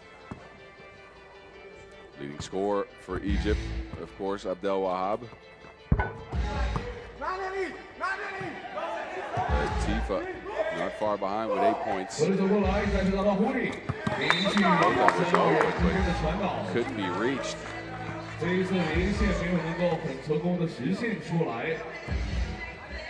Egypt so far at 1. Serbia scoreless after 30 seconds. Abdel Wahab. Abdel Wahab, and the shot clock awareness on Egypt, not there. Not there at all. Egypt saw their women pick up a win yesterday, but go out of the tournament. They're going to look to try to see if they can do it a little better.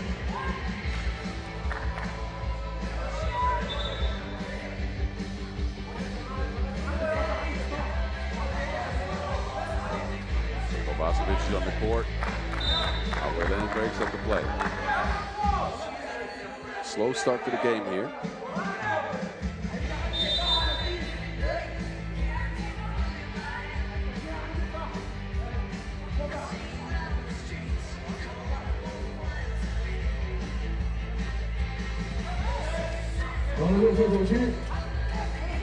And off action for the Serbs. Vukicevic sprinkles in a two. This is what he's been doing all tournament. A hand in his face, it doesn't matter to the Vuki man. Hand up, man down, as Vukicevic gets his team on the board. Tifa speed by everyone. This is so interesting, this matchup, a contrast of styles as Serbia feature a screen-heavy system approach. Egypt, meanwhile, they try to beat you to the basket. They go at you one-on-one. They're athletic and they're quick. In this case, they foul. Aboy Lenin with the arm extension. Derek Kovacevic to the stripe. It's Egypt's second foul after a minute of play. Azar Kovacevic teams up by 1 point. Tifa, he scored all Egypt points so far. Can't find any space on the baseline. Head up.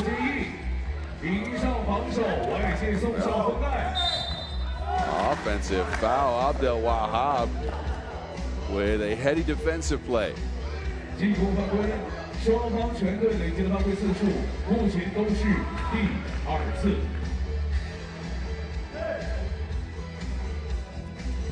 Abdel Wahab now. Abdel Wahab, difficult shot attempt. And another foul on Egypt. Both teams expending some resources here early in the fouling category.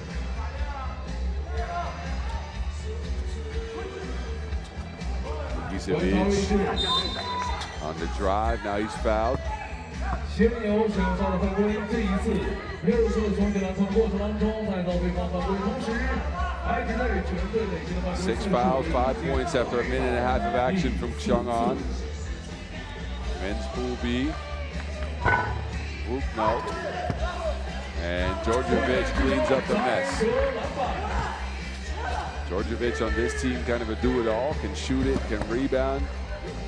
He can handle the rock on pick and rolls as well. Multifaceted game. A member of Vraća on the pro circuit is Djordjevic, where he played 2 events and balled out. 6.6 points per game, 39% from range.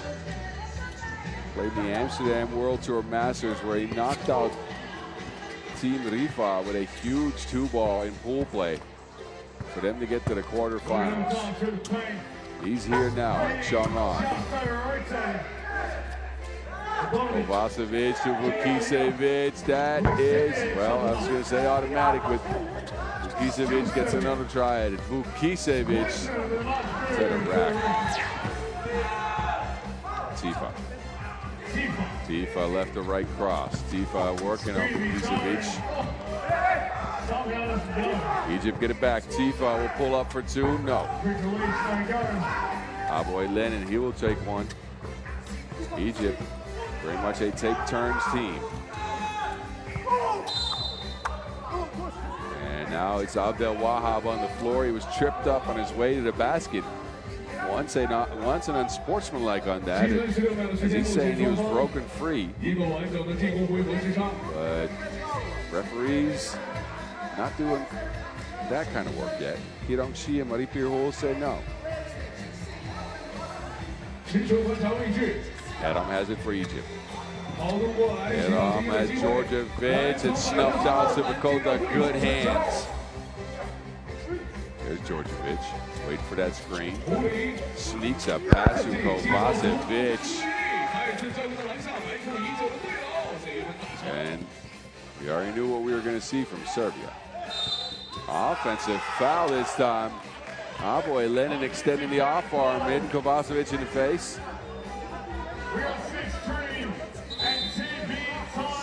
6-3 in favor of Serbia at the first TV timeout.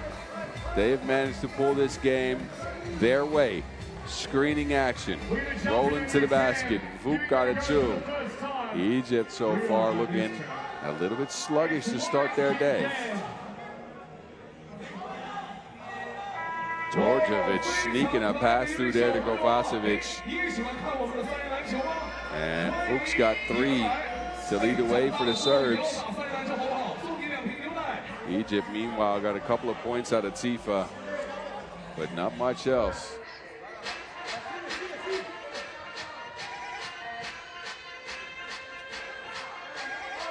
Serbia in possession here, fresh 12. Egypt's on defense. They go bit Abdel Wahab, Hiram, and Tifa. This is just not smart. A couple of free throws coming up here after Egypt's 7th foul. Vukicevic with a stripe. Hiram held him up. And Vukicevic continues his dominance for Serbia and Egypt. They're already in foul trouble, and we got a lot of time on the clock.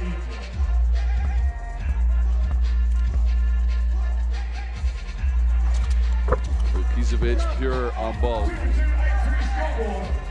Let's see what happens here. Hit some space. Vukicevic holds him up. There's a Serbian foul.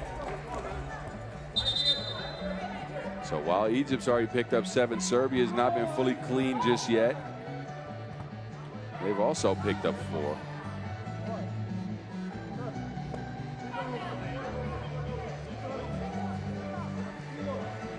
It's Hiram who will make his way to the stripe here.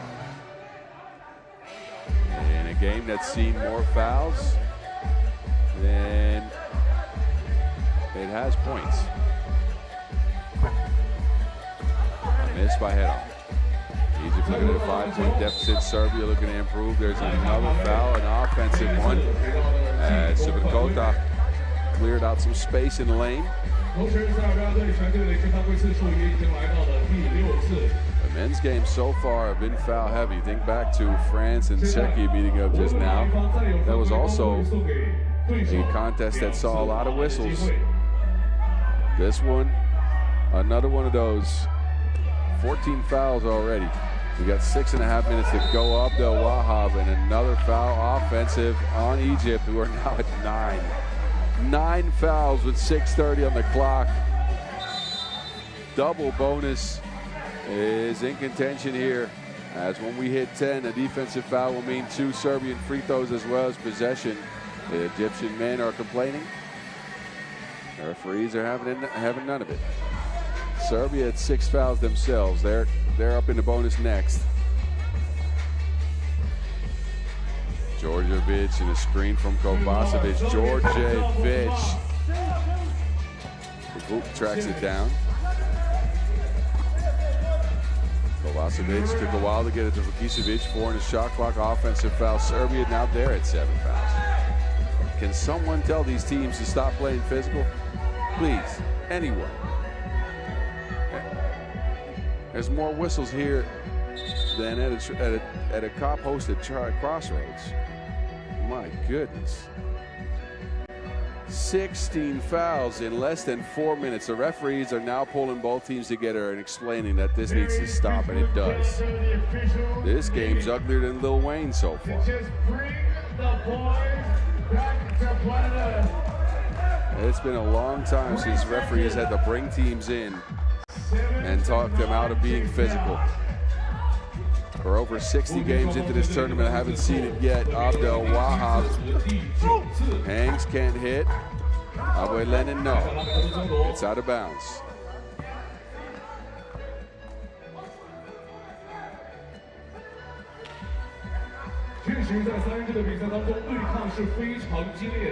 Djordjevic and Abdel Wahab will take a seat. Enough action for Egypt with a screen from Abue Lenin. Tifa on the move, creates the separation. Tifa can't drop it in.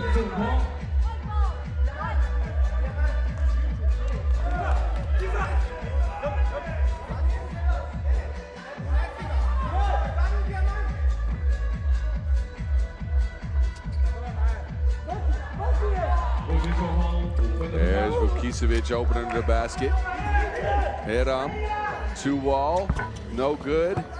Abdelwahab's back on the court. He can't squeeze a rebound. And that's good. Serbia, they get another 2.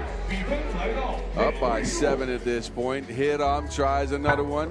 Egypt's 2 balls been left in the hotel. Can't get it to go yet. Hiram, though, tracks down the offensive board.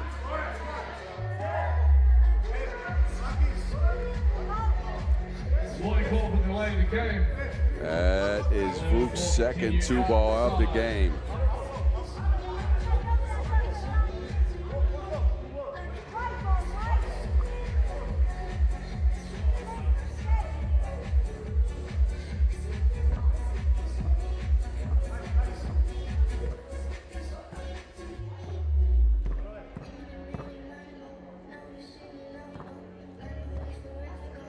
Tables getting sorted out. It's a 6-point lead, Serbia.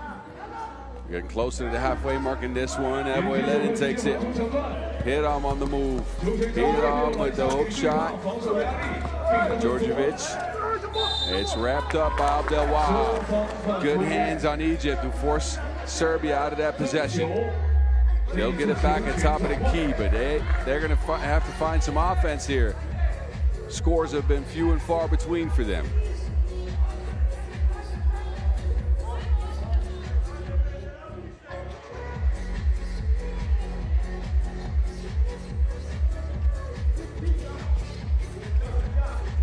Abdelwahab crosses back. He loses Kovacevic. Can't get it to go. Beautiful move, no finish. That 2 balls off the mark as well, and then a foul. Who's that foul on? That's the 8th on Serbia. Sivakota holding down Abdelwahab. That's going to be 2 free throws. You can see here Sivakota wrapping up Abdelwahab's arm. Both players on the floor. It's Egypt who come away with a pair of free throws and a chance to get closer in the game. First one, no good.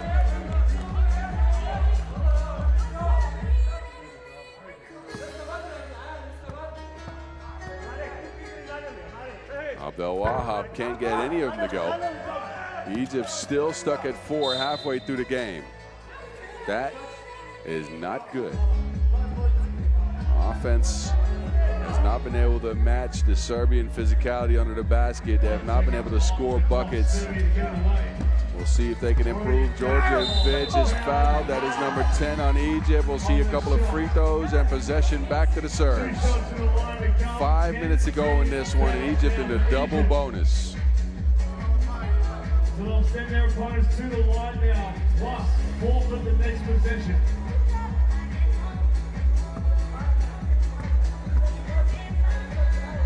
Djordjevic on the stripe, also missing some freebies.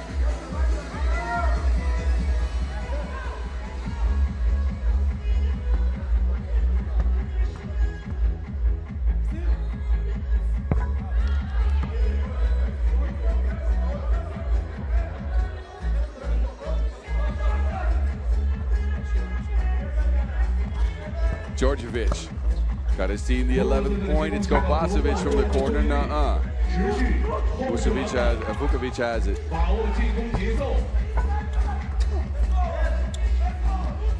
Abdelwahab. Finally, Egypt get a score. They're at 5. Serbia's at 11. Djordjevic down to Sivakota, who clears out some space. Yet I'm looking at Vukicevic. That's one shot the Egyptians would like to have. That 2 ball has eluded them for all of this game, and it's now eluded Vuki Main as well.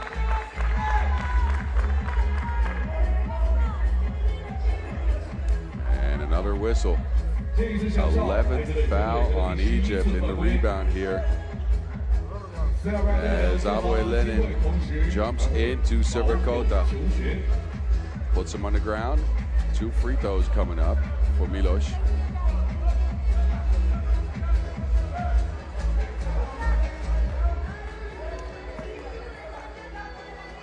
Could add to the 7-point lead that the Serbs already have. They have stifled Egypt so far and have managed to put some points up on the board. Serbia looking to go 2-1 Sivakota, second point in the game. Serbia have a matchup waiting with New Zealand, 2-point nation later on. Egypt will match off with France. Second win here for either team would go a long way towards trying to make it out of pool play. Georgia, Vukicevic, to Kovacevic. Kovacevic to the Vuki main, down to Kovacevic. It's Abdel Wahab who comes in with the help side defense and gets it away from him. Abdel Wahab to the rack now. Oh, strong take. Egypt back to 8 points down on Serbia. Touch by Abdel Wahab, and Kovacevic is down there. Just snatches the ball. 15 Serbia. Inching closer to that 21-point mark. Heram, no. Sivakota to the rack. Through all the Egyptian defense. Offense is live now as both teams have backed off physically. Finally, after a ton of fouls. Sivakota under the basket. Saves it. Vuk with 2. And it rolls off the rim. There go another foul. Egypt have managed 12 so far. And they continue their hacking ways.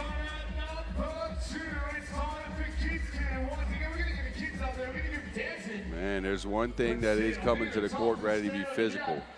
The main thing in 3x3 is to be able to adjust to all the stuff that's happening, and Egypt has not adjusted well here. That is just not smart from Abdel Wahab, who just pulls Vukicevic's arm down. As his team's already at 11 fouls, now they got 12. A couple of free throws coming up for the Vuki main. And a Serbian possession after that.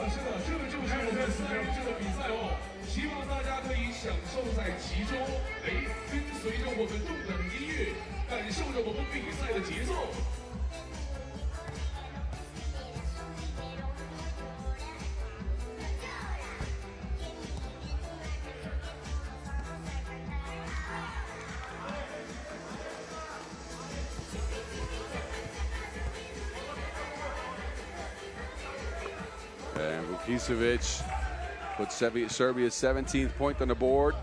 They're looking to end this thing here, 4 away from the 21-point mark. Djordjevic. Sivakota saves it inbounds, is pushed. There go 2 more free throws. 13th foul on Egypt. No adjustment at all for the North Africans.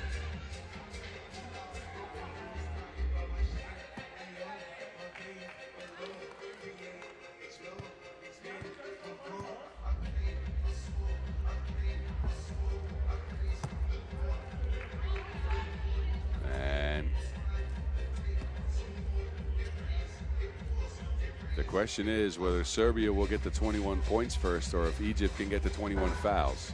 I'm not sure that ends the game, but I would hope it does. There's a triple bonus at 20 fouls. Anyone? No? All right. Djordjevic on the move. That is another one. Dear Lord. A continuous smacking from Egypt has put Serbia on the stripe time and time again. 14 fouls here. Aboy Lenin contesting that Djordjevic layup. Too much on it.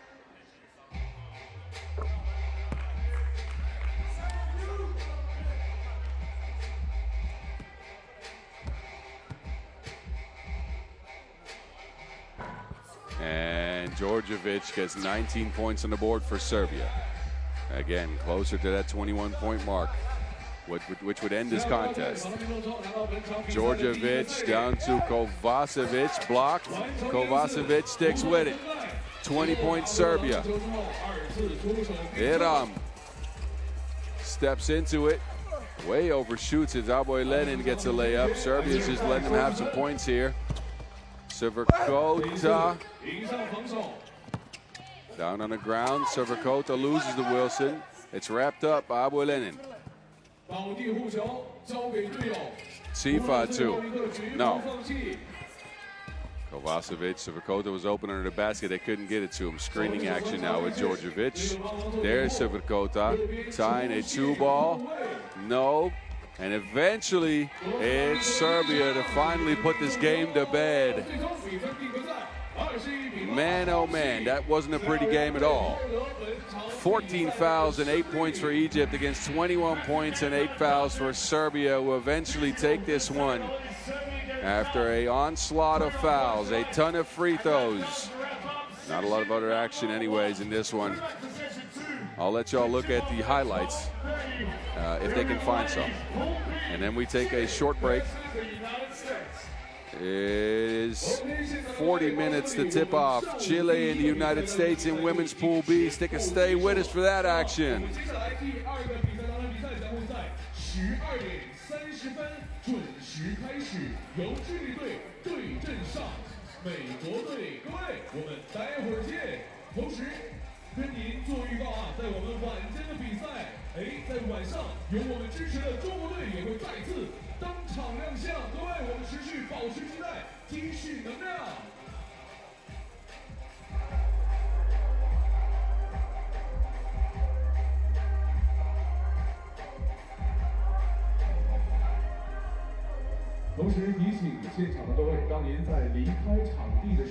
Let's go.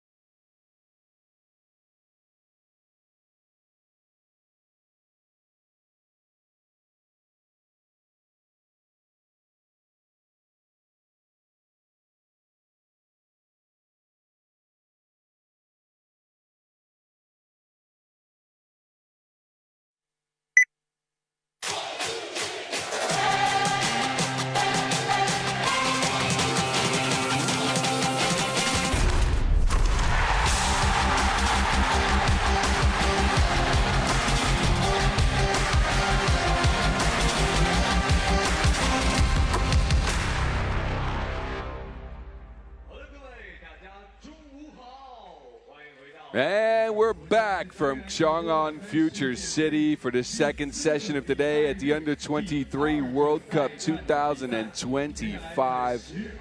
Man, the game so far been good, and they're only going to get better as we get a second look at the USA coming up, and Chile. We'll get a first look at them after they dropped a pair of games. Actually won one, lost one, so they're splitting a pair of games on their first day of pool play. That all happened on Thursday, of course. We've been going since Wednesday. As you can hear, my voice is still holding up. It's a miracle. I count that to the Chinese tea and honey I've been taking. Anyways, the weather has been spectacular, and it's remained spectacular. A nice temperature here, not too hot, not too cold, some gusts of wind, but not too many. Blue skies, no overcast here in Chang'an, and these players have enjoyed it. They played through these rules: 10 minutes game plan, 12-second shot clock, 21 points to win. You already know the deal. Come on now, you've been with us all week, hopefully. If not, why are you late? Where have you been? Stick and stay with us all day long for the craziest 3x3 action of this weekend, and the best of the best that the youth competitions of FIBA 3x3 have to offer in this beautiful venue right in front of Chang'an Sports Center. And we've featured women's Pool B and men's Pool B all morning long. This block will also feature them. We saw the USA earlier. Stake an L. I'll talk you through that game. Chile, we haven't seen him yet. It should be an interesting match. Chile with a win over the Philippines, 19-17. They hung on down the stretch of that game. And then played Spain. And, well, that wasn't that good. They lost that one big time, 21-6. Leading scorer on the squad will come out next.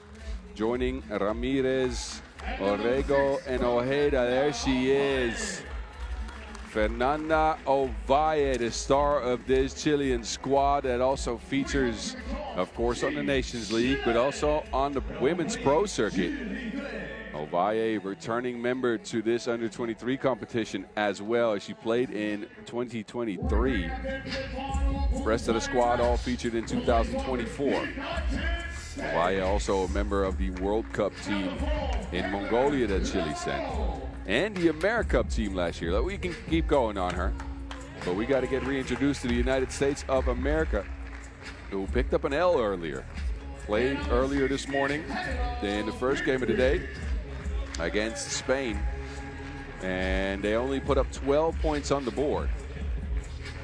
Not a lot of offense in that one, and a lot of fouls for the USA. They got to 11 fouls total.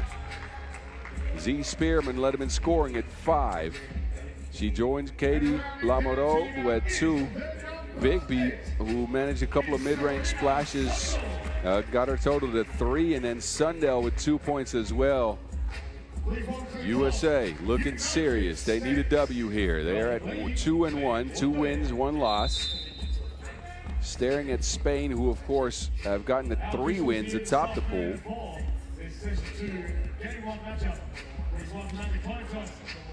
And Chile with a win here could tie the United States, of course, in the winning column. It'll be an uphill battle, as these nations have met up 6 times in the past on the international circuit. And a pretty one-sided affair here. No wins for Chile, 6 wins for the US of A. Last one coming at the World Cup in Mongolia this year in Pool B play. Of course, different looking teams, although Ovalle was a part of that match. USA in that tournament went on to lose to Mongolia in one of the biggest upsets in the history of basketball total, in my opinion. These ladies, they're not looking to do that again. Let's see if the USA can unlock some offense. There was not a lot of movement outside of Bigby backdoor cutting and get at the rim. Z Spearman was a force, but wasn't reached very often. And there were a lot of just dribbles into nowhere. Not a lot of team actions, just a lot of one-on-ones. The USA is going to look to change things around here. 2 losses on day 2 of pool play would prove disastrous.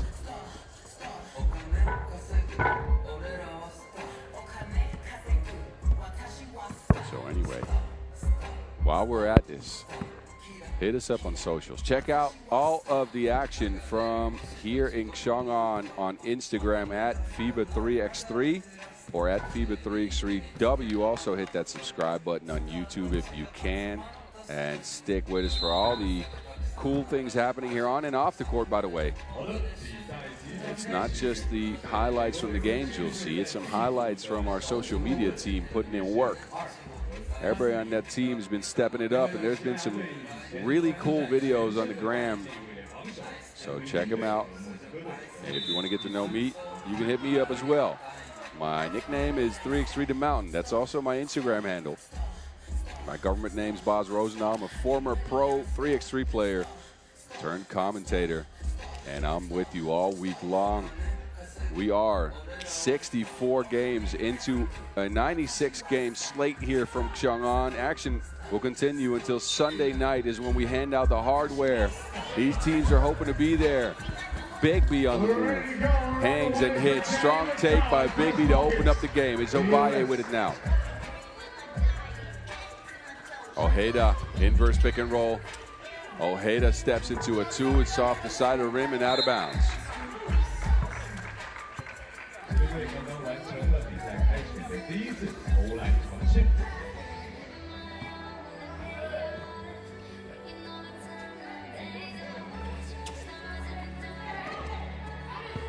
Bigby steps into one, off the mark.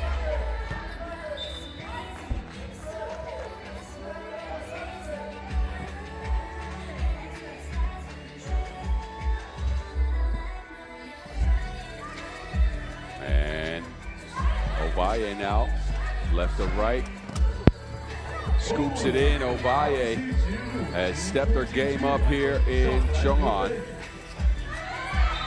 Again, a member of the Chilean Women's Series squad on the pro circuit, where she averages 4.7 points per, 20% from range is what we see from her in her first year in a major role on that squad. Bigby stuck, and that will be a turnover. Ovalle, who in the Americas 2 conference of the Nations League averaged 8.1 points per. That is destructive. USA also featured in that conference, so these teams know each other well. They've seen plenty of each other over the summer. Bigby fading and making.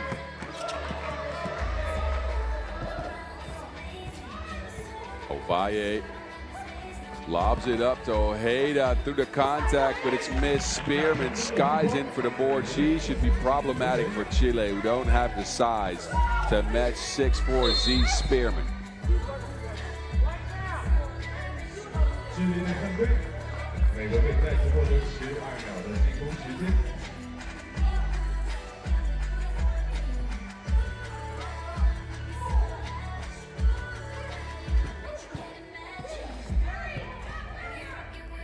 Post up for Z.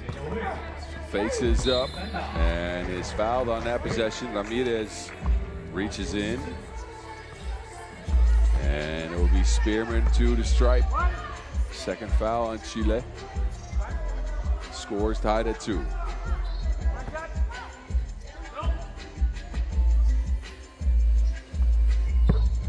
And Spearman continues her onslaught. She's been so good for the USA. Under the basket, it's Ovalle, got shoved. Layup no good, but she will get a freebie out of this. Foul number 1 on the ladies in blue.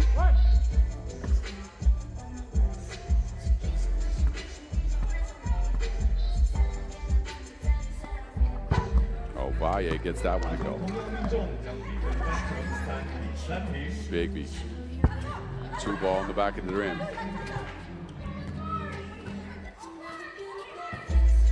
Chile move it around. And it's out of bounds. As Ojeda will take a seat. Ojeda will make her way back to the court. That 2 ball is something to keep an eye on for the USA. They only knocked out 1 in their loss to Spain. Spearman the one to do it. Sundell pick and roll action with Lammy. That's the USA's 4th point. Now Chile get a pick and roll going. Ovalle speeds to the rack, beats everyone to the spot. 4-4. Chile ain't backing down. And that's out of bounds. Bigby tripped up, wanted a foul, doesn't get it. Bigby here takes a spill, loses to Wilson out of bounds. We'll go to Chile.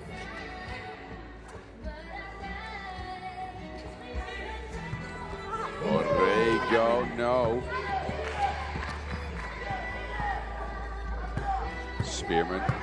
Spearman moving some furniture down there. Borrego shoved out of the way like she wasn't even there. Who on Chile is going to beat the size of Z Spearman, who has been spectacular. Attacks from the perimeter and moves straight into that left-hand lay.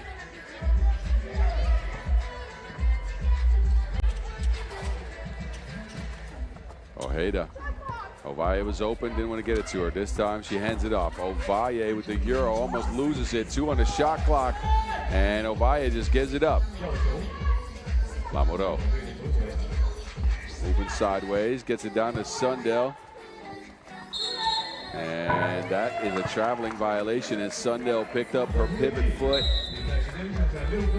And we've gotten to our first TV timeout in another tight contest. Chile sticking with the United States of America here.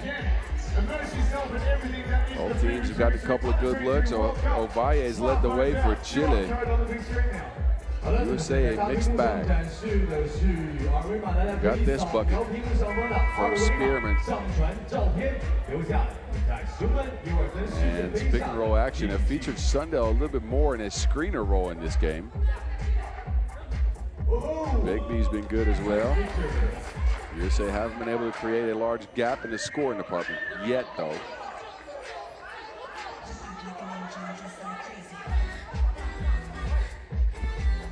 So Chile possession here. 12 on the shot clock. Ojeda with the screen. Ovalle on the move. Back to Ramirez. Ramirez with the misdirection in the float game. Oh no, Ojeda though. Uh-oh. That is out of time. Shot clock violation, even though Ojeda got there and threw it up there. Looked like it was good, but waved off by the referees.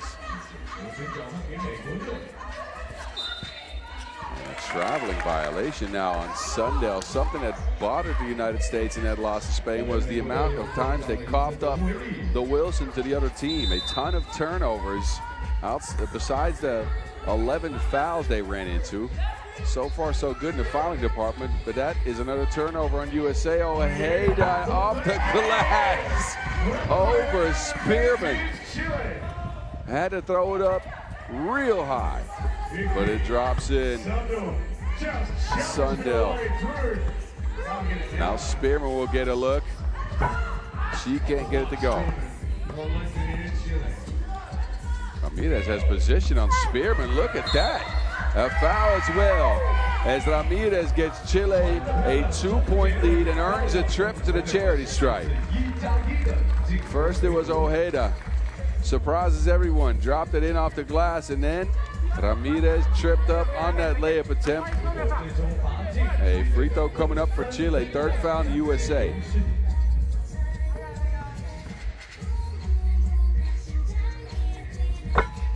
Ramirez bottoms on that.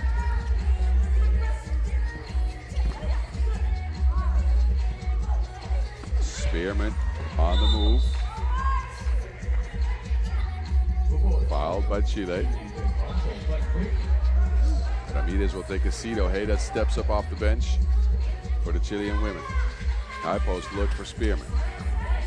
Spearman, it's poked away. That leaves 7 seconds for the USA to work with.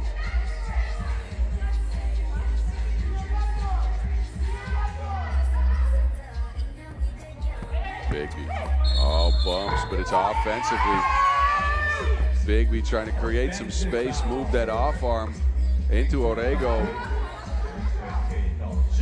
A shove by Bigby leads to a Chilean possession. Another turnover by the USA. Ovalle going for the scoop yet again. This time she's fouled. Zeke Spearman pushed her off her spot. Now a warning for behavior in the United States, who've been complaining too much, according to referee Cavada. So Ovalle with a free throw coming, and Chile really putting it to the United States here early. Ovalle, no. And Spearman, another foul. That's number 6. USA all day long has been hacking like the dark web.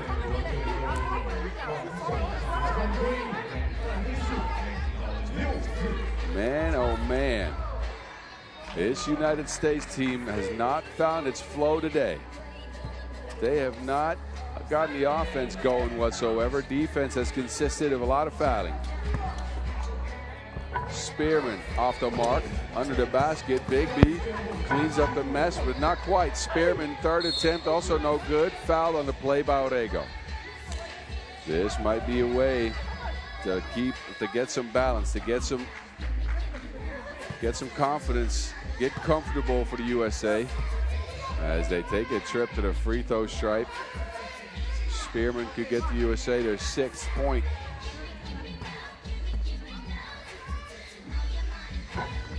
And does not.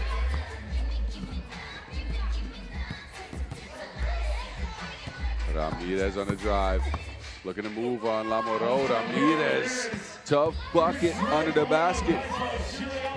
Spearman's open. Pounded by multiple players for Chile. Spearman, righty hook, tough. 9-6 game. Ramirez has one of the shot clock, has to put it up. Does not have the shot clock awareness. That will be a turnover, and USA will get a fresh 12. Spearman, look at how hard she has to work for that bucket. First, she's got 3 players around her, then has to go through the physicality. The right-hand hook is good. Bigby on the move again, no one home for Chile.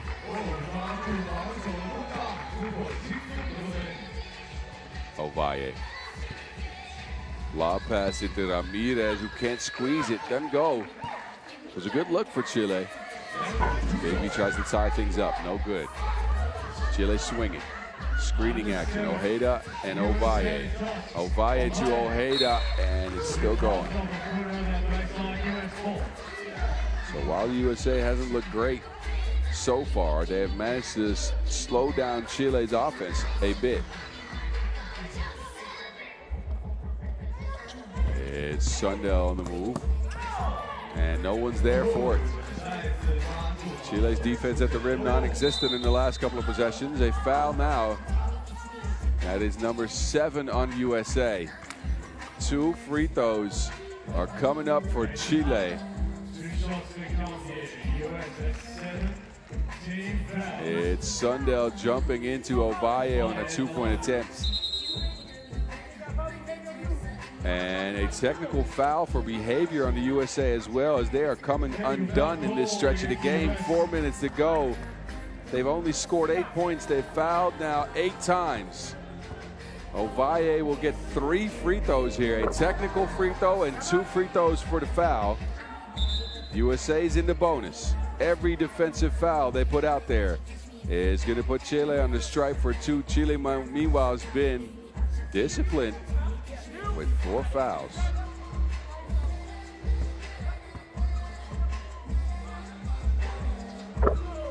Ovalle secures 2 points from the charity stripe, looking for a 3rd.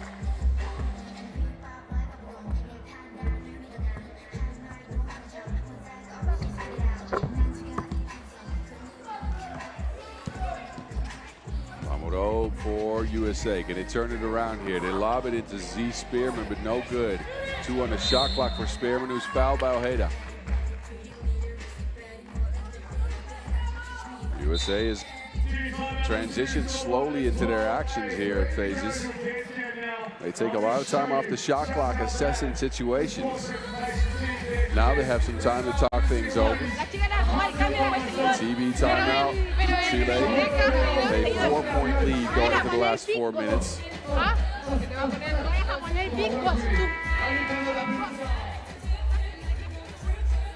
Listen in to the Chilean huddle. I hope you understood some Spanish. I don't know what they said.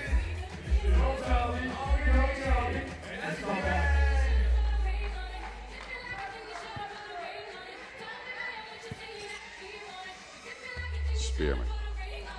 They look to get at the big B. They foul on Chile, who have now joined the USA in their physicality. Chile at the bonus. Next defensive foul, and then we'll put the USA on the strike. We've seen a lot of fouling today. Man, oh man, think back to the last 2 men's games who were also heavily physical. And we start off here the second session with another super physical game, and Spearman, the most physical of them all. To the basket goes Z. Drops into floaty, gets fouled on the play. 2 free throws coming up for Spearman. That is strength right there. Free throws good as well. So while the USA looked at a 4-point deficit just a couple of seconds ago, they could bring it back to 1 point here. And they do. Spearman's got 6 in the game, but can't keep up with Ovalle. Ovalle's got 7. Putting on the display here. Big B, no. Ovalle grabs the rebound, clears it, and shares it. It's sent back by Big B. It leaves Chile 2.8 seconds. A double high post look here. Orrego tries to get it to Ovalle. Ovalle, a heave. No. That is off the mark and no good. Shot clock violation. The USA will take over. Looking at the 2-point deficit here. Sundell to Lamoureux. Lamoureux down to Spearman. This is what's worked, and this is what's going to keep on working. Feed the parking meter. Z Spearman is continuing her onslaught in the paint. Ojeda now tries to get to it. Kicks it out. Ramirez, no. Too many steps.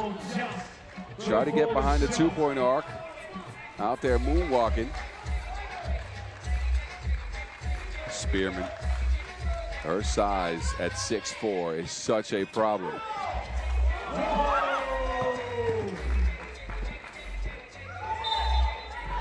A double dribble now. Chile coming undone while the United States have turned up the ante here. They have put up some defense in the last couple of possessions.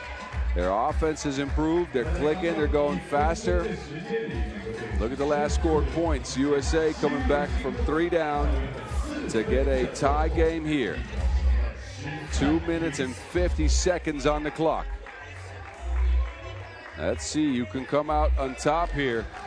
As the USA looking for their first win of the day after a loss earlier. Chile, they're getting their day started with this one. Could tie the USA in the win column with a W here. Bigby on the move with all the speed. Bigby hangs and hits. What a take.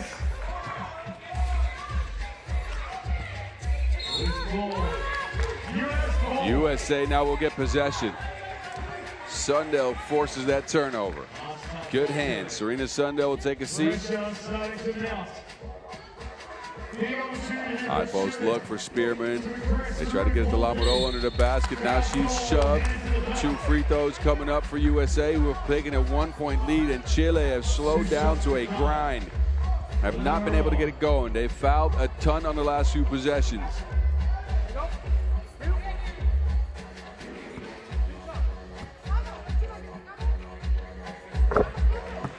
And Lamoureux. Because some damage from the charity stripe here. Second one a miss. Splits a pair. Gets her own rebound. Z Spearman, no. Spearman under the basket. That might be a better option. Yes. 3 points up USA, just like that. You blink, and this game changes. Spearman's got 8. Ovalle past Spearman with the lefty lay.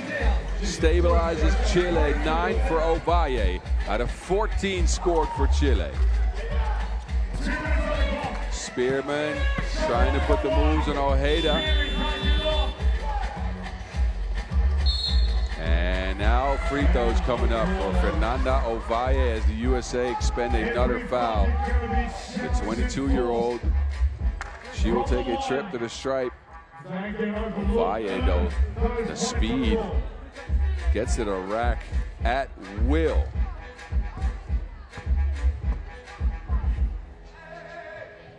Ovalle can't get the team to 15 points. Second attempt here. Will pull them within 1 of the USA. What a shocker it would be if Chile could pick up a W here. USA, I mean, a nation that's that good at basketball, you always expect them to win. They set the standard in women's basketball in general. I'm not saying 3x3, but basketball in general.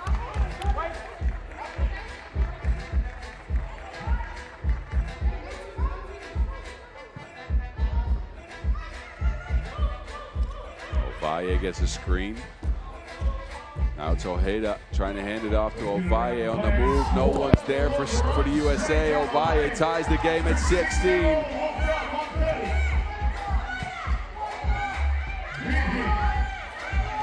Sundell pulls up.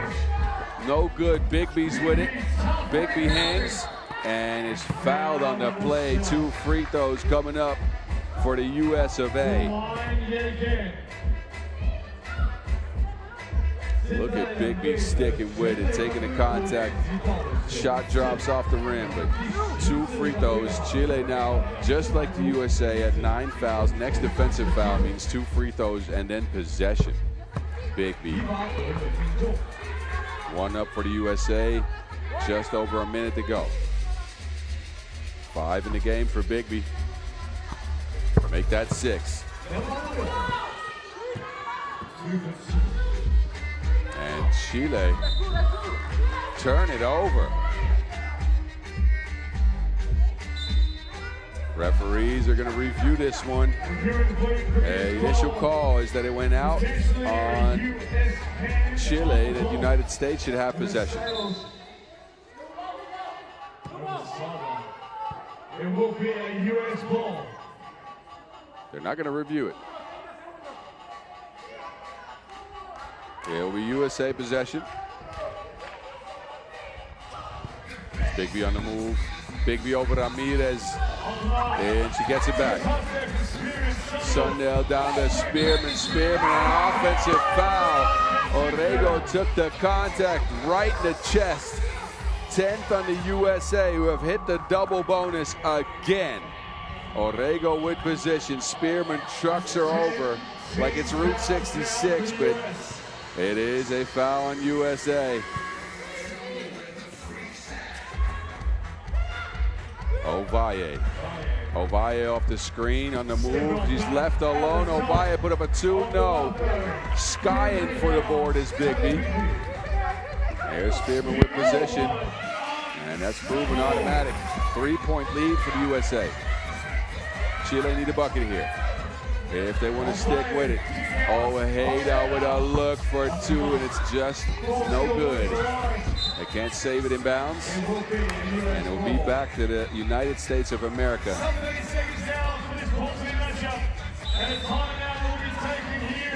Spearman with a 9-point performance for the USA. Meanwhile, Valle has 11 for Chile. Man, oh man, this game's been good. Look at the USA pulling away. It was a 16-16 tie, and they got 3 buckets in a row. Spearman at the forefront of that has been unstoppable in the paint. We haven't seen her long-range shooting yet. The touch has eluded her from far out, that is. But that 6'4" frame is coming in handy under the basket for now. USA with possession, under 30 seconds to go. No one can foul. Sunday on the paint. It's off the mark. Chile need to score, and they need a quick score here. Ovalle, it's an offensive foul. Ojeda, hold up. Hold up.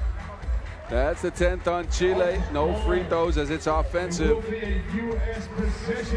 17 seconds left. Nothing Chile can do but try to play some defense here. They can't stop the clock. Spearman travels. This is what Chile wanted. Anything they can do, a quick score here, and try to see if they can get another turnover. But it'll be difficult regardless. 3 down. Ovalle puts up a 2. 13-piece for Ovalle. That was added to the wrong team, by the way. Ovalle don't play for the United States. Look at Fernanda Ovalle showing off the range. Pure from 2. 13-piece. Referees will take a look at how much time's left on the clock. Let's see. Chile are within 1, but there's not much they can do. They can't put the USA on the line. They cannot stop the clock, as a foul will mean 2 free throws and then possession. They might be able to go for a steal here and then force up a quick shot. We shall see. This is Ovalle again. How good has she been? 13 big points for Fernanda Ovalle, showing off the full range of skills against the United States.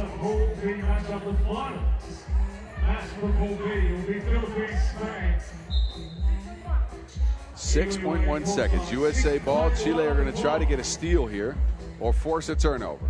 So there you go. Nothing there. Bigby's by herself. Clock ticking down. Spearman is alone. A layup will do it for the USA, who hang on against a furious Chile. But it will be USA who come away with their 3rd victory. They end their pool play campaign at 3-1. Meanwhile, Chile, they are now at 1-2. And that will leave him out of contention, as they cannot get the 3 wins anymore. Spearman with that last bucket finished with 10, so that counted. And USA, they hold on. They'll be 2nd in the pool as it stands. No easy game. Chile really put up a fight. They came through with some big shots. They actually managed quite the lead early, but USA found their groove later. They went into Spearman often and early, and Spearman kept on delivering like DHL. USA get this one 20-18. Stick and stay with us for the next game on deck. The Philippines meet up with Spain. Tip off in just a minute.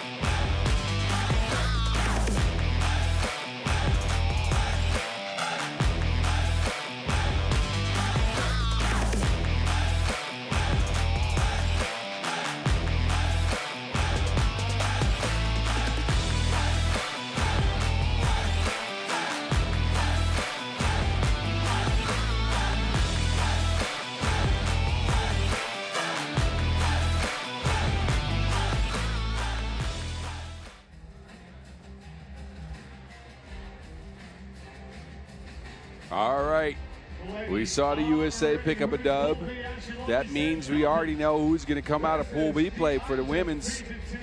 Spain now at 3 wins, no losses. USA at 3 wins, 1 loss, which means that Chile, the Philippines, and Mexico are unable to reach them. We will see Spain one more time, though. They'll feature here against the Filipinas. Philippines will come out first. And the Filipinas have been highly competitive in their games. A close loss to Chile started them off, and then they lost to the USA.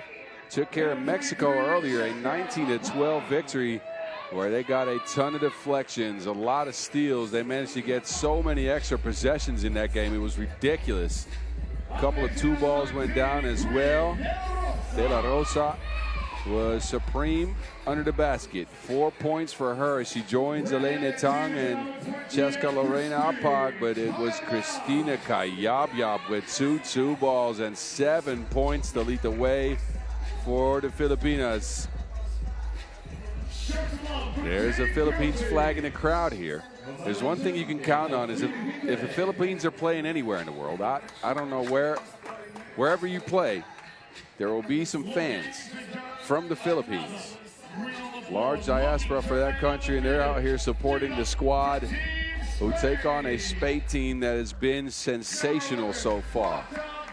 Held the United States to only 12 points in the game earlier, scored 18 themselves. Garcia was good with 6 under the basket going against Spearman. Man, the Santiago makes her way to the court, the returning member from last year's squad, 7th for Spain in that event. They try to improve on it. Moreno as well. She scored 1 point in that victory over the United States, but that lady right there, Alicia Flores Getino, was all that. 9 points. Their only 2-point shot for Spain came at her fingertips. And this team, España, could come out of pool play with 4 wins and no losses if they continue their onslaught here in Chang'an. They've been a highly effective defensive team. They've managed, just like the Philippines, by the way, to get a ton of deflections. We'll see De La Rosa meet up with Garcia under the baskets, which should be good. Here is Maripir Hull meeting up with the players. And the other referee in this one, of course, Mila Cavada. These countries have not met up in the past. Actually, they have. Man, I'm reading my papers wrong. I apologize.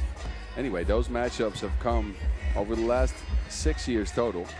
7, actually. 1 in the World Cup 2018, Pool D, and 1 at the Baku Women's Series stop last year. Both of them have gone Spain's way. Let's see if this under-23 squad for the Philippines can change that. They will start with possession here. How effective will their defense be against Spain's offense? Kayabyab has it. She gets a screen from De La Rosa. Kayabyab, no space for the step back. De La Rosa tries to get the Kayabyab, difficult shot, no good. Getino takes over for España. Santiago. Here's Garcia, imposing size at 6'3".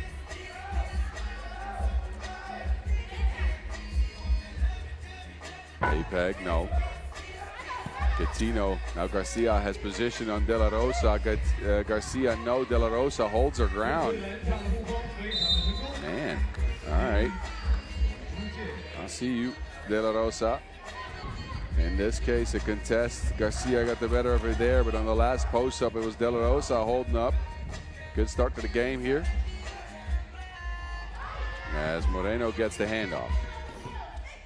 Denies the screen. Moreno kicks it. The Santiago's open.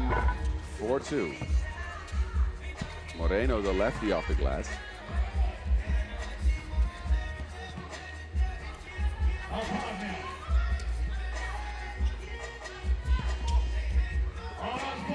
Both teams with a bit of a shorter lineup as De La Rosa and Garcia sit on the bench.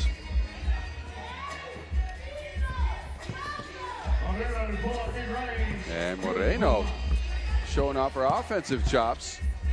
Didn't score much in that game against the States. Now already up to 2 out of 3 Spain points. Getino's on the floor. Too much on the screen. A foul on the Philippines.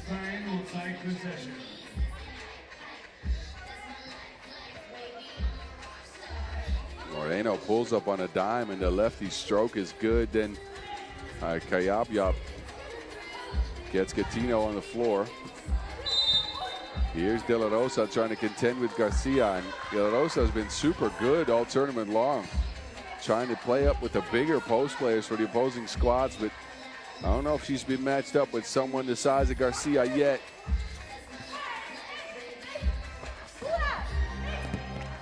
Moreno to Santiago. Second attempt is good, and Spain, they're up by 3 already. Tong using that blazing speed is fouled. That might be where the Philippines' advantage lies, because Tong and APEG, they are quick. They put their head down and get to the basket, and they're going to be tough to contain for this taller Spain team, who now get Gatino back out on the court. Tong pulls her team within 2.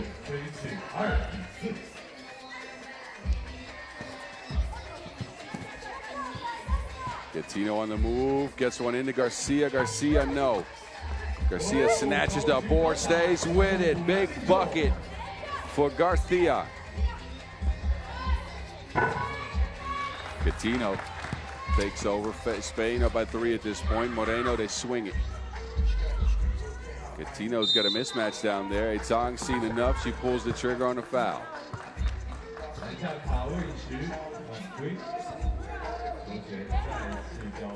As we approach the midday here, as it's 1 o'clock local time, temperatures have risen slightly. And the Santiago hangs in there.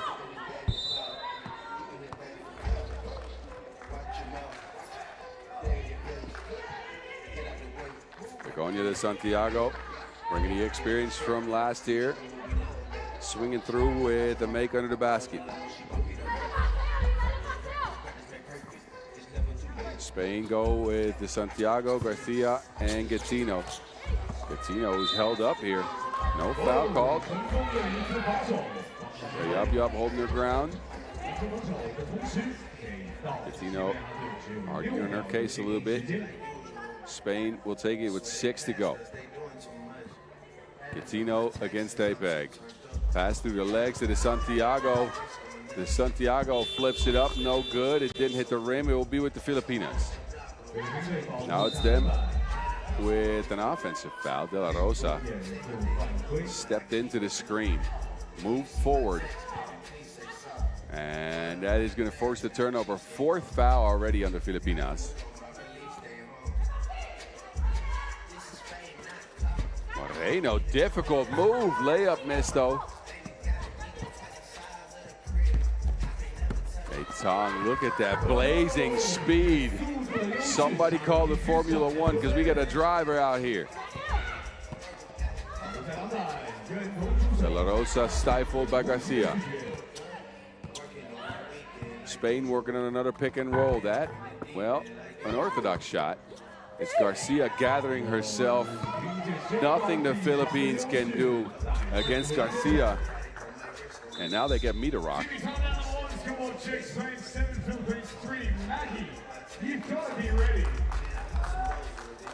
Look at the imposing size for Garcia under the basket. She has just gone to work. Holds her ground, soft touch around the rim. Multiple scores there already, and the Philippines are left searching for answers against her. I think on all the other positions they have matched up quite well. But Garcia has gotten a better so far of Quinn Casey De La Rosa, who's been quiet in this one.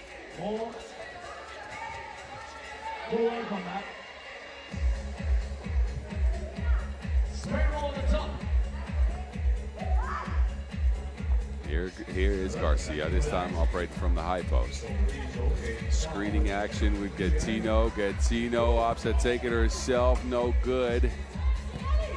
They keep it. Garcia has position, and APEG flies in there to try to push that one out of bounds. Gatino, with that 9-piece, by the way, has moved up the leading scorer for Spain. Garcia second with 16 total.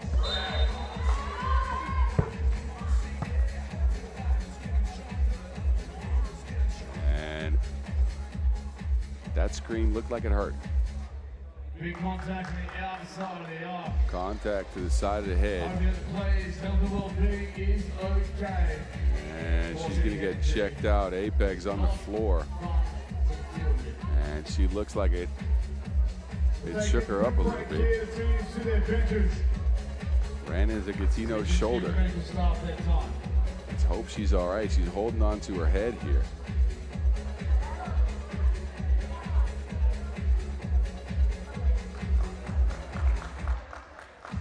She will get to her feet. Slowly.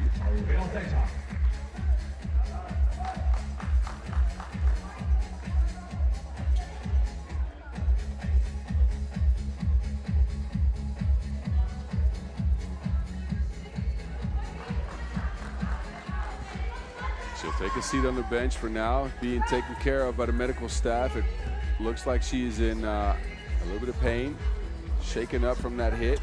Filipinas will have to continue without her. Garcia now in the post against De La Rosa. Turns. De La Rosa this time gets a hand on the Gattino. No time on the shot clock to get a shot off.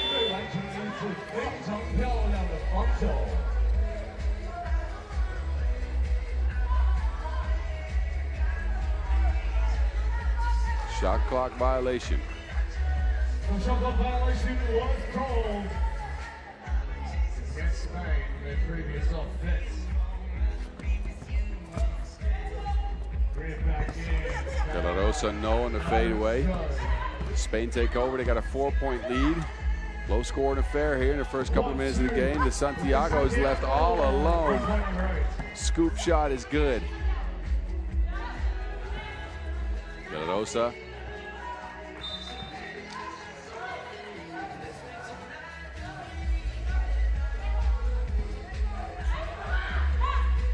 Tong on the move.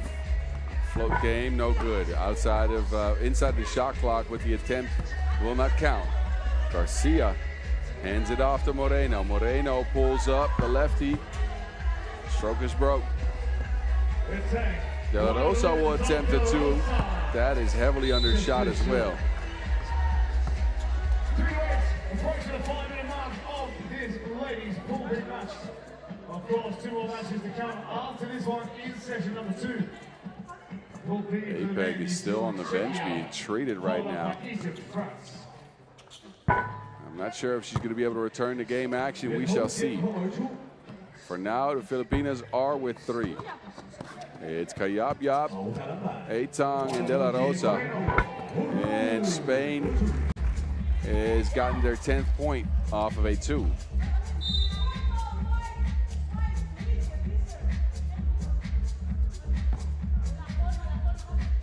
Quick kick to the corner where Moreno set up shop, splashing. And Spain now on defense, but they're holding a commanding 7-point lead. Going into the last 5 minutes of action here from Xiong On. Tong trying to change it. That 2 ball's good. Some life for the Philippines. De Santiago freezes the defense with a mean cross.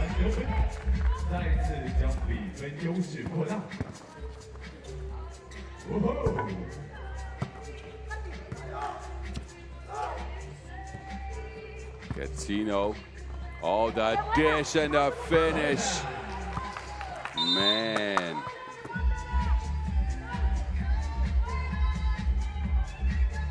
Filthy dish, nastier than 10-day-old laundry from Gattino.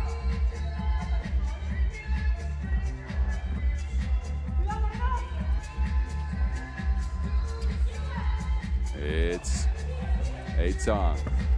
No good. It's turned over to Spain. Spain get Moreno. Pushes it out to Gattino. And then De La Rosa's hit. A flopping warning expended to Spain. Atong has got all points for the Philippines. We're looking at a 7-point deficit. Unsure whether APEC can make a return to the court. She's on her feet for the timeout. But still looks a bit shaken up. And with this deficit already on the board, APEC will take a seat again. That's not looking good for the Philippines. Meanwhile, they have kept Gatino away from the basket. She has not put up any points after scoring a 9-piece in her last game.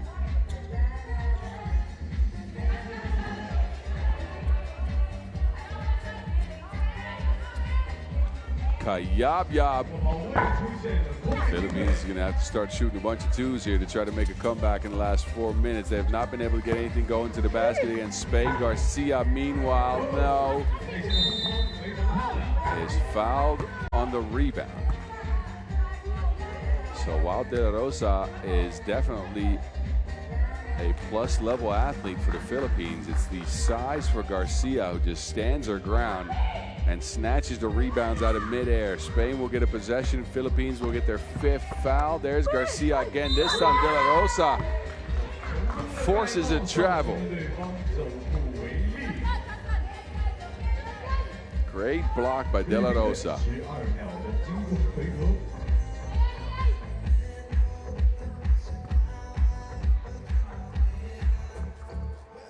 De La Rosa to Kayabyab.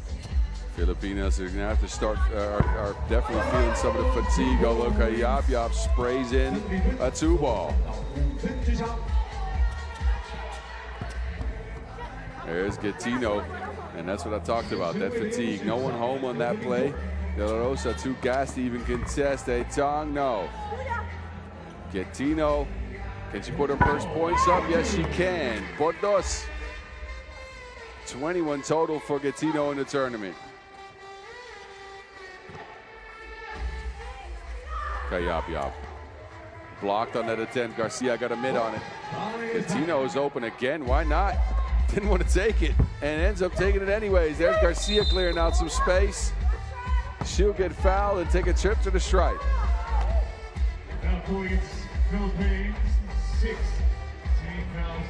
Man, Garcia has been a monster on the offensive board. She has almost gotten every single one of them for Spain. A commanding lead, looking to punch that ticket with no blemishes on their record. They are already assured of a ticket to the quarterfinals. Can they do it without a loss? Is the question in this one. Can they keep their rhythm, which is so important in a long tournament like this? Garcia's open. Spinning away, no good. Body's on the floor.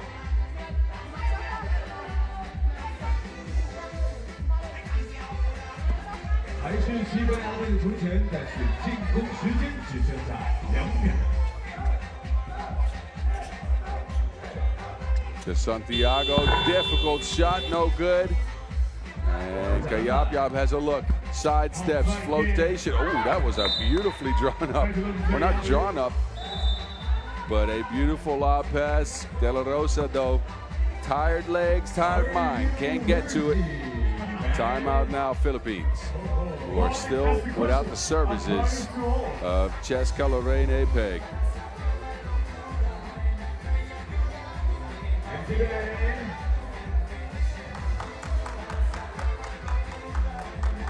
Apeg again out of the game if you just tune in, because she got hit on a screen. She's holding on to her head and has remained on the bench ever since. Now she steps back out on the court and gives De La Rosa a rest.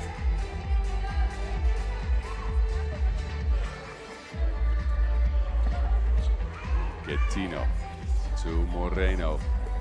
Oh, was looking for a pass, but ends up taking a step too many. Spain, now, a couple of miscues here.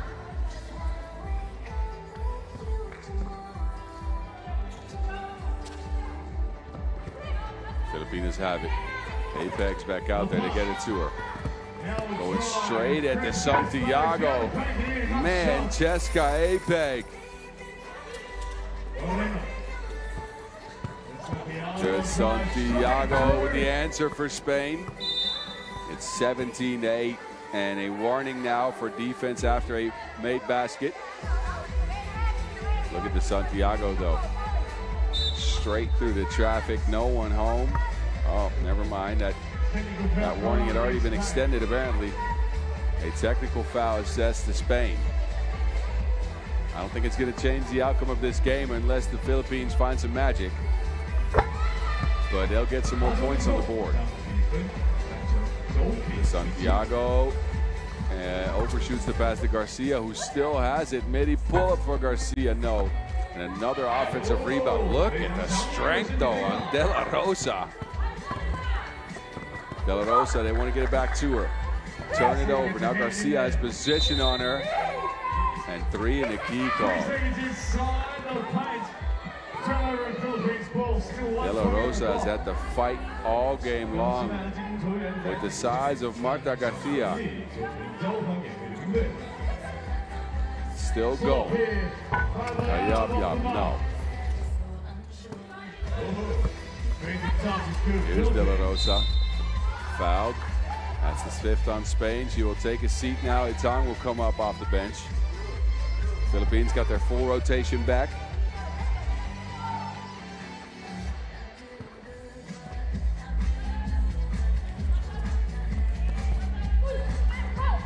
There's Itang. She's the leading scorer for the Philippines in this game. Her speed has proven crucial, but they're left looking at a 7-point deficit. Under a minute to go. Gattino, midi pull-up, difficult shot, no good.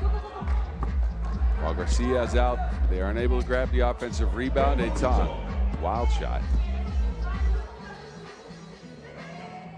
They swing at Gattino. Quick move.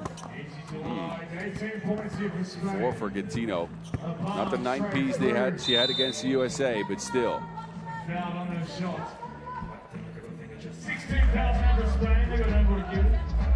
6th foul on Spain.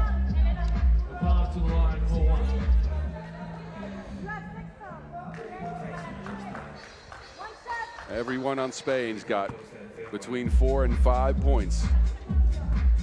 It's a balanced effort against the Philippines. Apeg with the freebie. Difference in the game, 7 points. The Santiago freezes the defense, and guess what? Garcia's there to clean up the mess offensively, but misses the layup. 7.5 seconds left.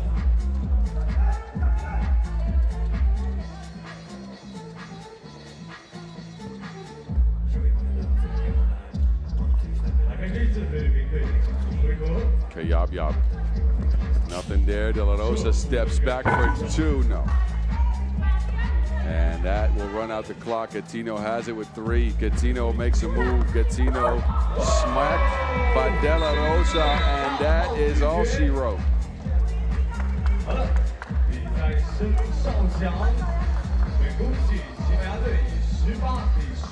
So De La Rosa sends that one back to Spain, and Spain sent the Philippines home.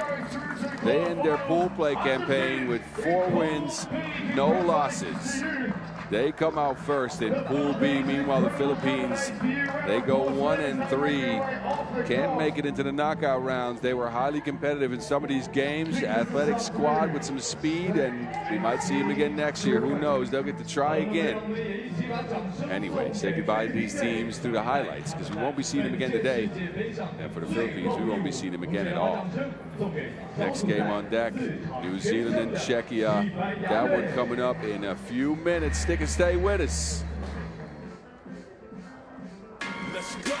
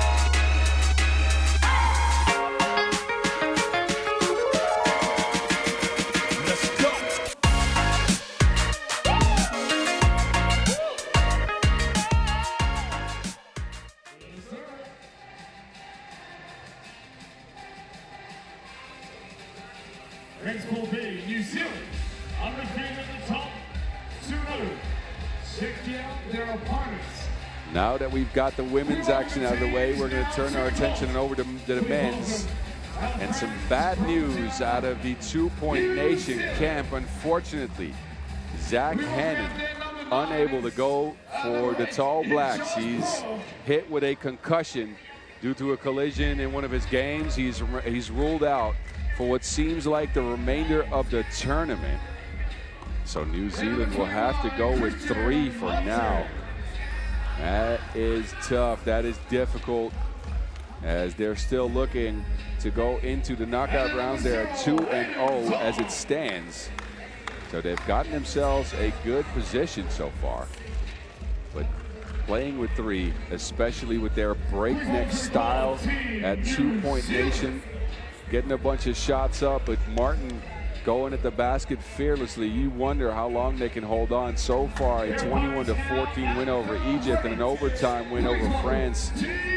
We'll see if New Zealand can hold up their position in the pool against the Czech team that we saw earlier today.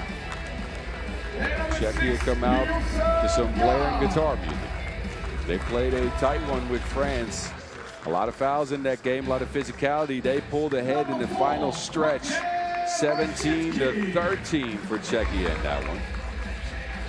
Top scorer, who else? Was Adam Ruzicka. There he is. The man's on a mission out here for Czechia. He's got 21 in the tournament to lead the way for Czechia. They got 2 victories to show for it, and a third one on their minds as they take on New Zealand here. A pool where it seems like 3 wins will get you out, as it's been a bunch of losses in the middle of that pool. Again, Czechia picking up an L already against Egypt in their first day in action.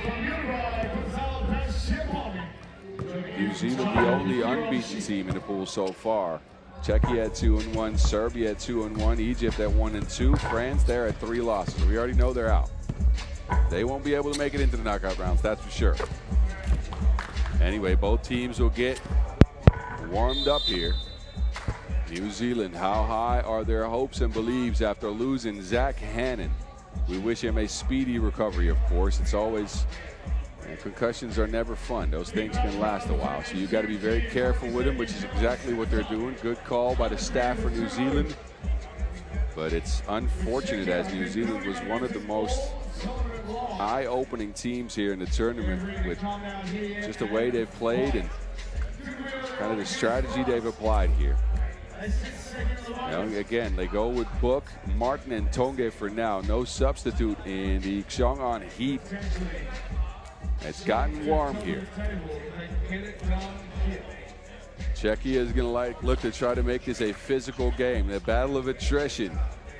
Will they succeed against the Tall Blacks? Here we go. Hajic. Double high post look for Czechia. Want to get the ball to Ruzicka right away. Gale will get it on the cut. And Czechia open up the score. Book to Tonge, who's got position, flips it up, fouled on the play. Free throws coming up for Aiden Tonge. This is what got it started for Czechia. Hajic to Gale.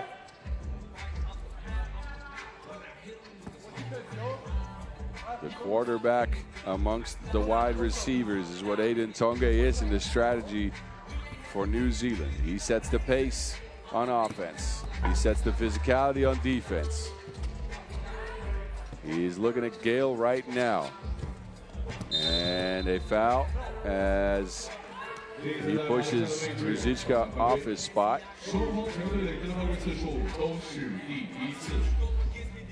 Hajic. A screen here. Ruzicka on the move, behind her back, slips through the defense, 2 large steps, and Ruzicka's got Czechia's second point. Martin early in the shot clock. Czechia's with it. Off the rim it goes. Czechia will track it down, a fresh 12 to go. Ruzicka, no. Hajic steps into one, Book contests it cleanly. Nothing there for Czechia. Ruzicka, look at this, the fakery and then the makery. How did he get through?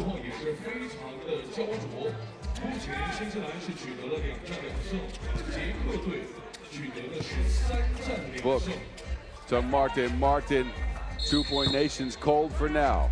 A foul on Tongue. That's their second one. What does losing a teammate do to your psyche is what you wonder with the Tall Blacks. A team that's known for bringing the battle, but seeing a teammate ruled out and going down is never easy. Hajic, scoop shot. Czechia keep on scoring. New Zealand for now scoreless. Book held up a Hajic. No space. Martin gets it against Ruzicka. Martin, a 2-ball. One thing New Zealand can count on is the fact that they have the great equalizer in their game plan. The 2-ball is going to continue to fly for them. 2-point nation. Book's got one, and he's fouled on the shot attempt. 2 free throws coming up for Book, and then a chance to get the first points on the board to inch closer to Czechia, who now hold a 4-point lead.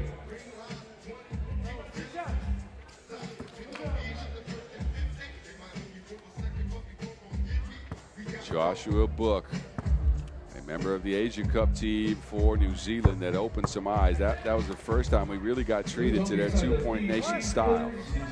22 years of age. Gets his team a first point. And the second one off the mark. Gale with the misdirection, beats Tonga to the spot. Now Tonga has position, but a miscue. New Zealand is looking out of sorts for now. A pass off the mark into Tonga.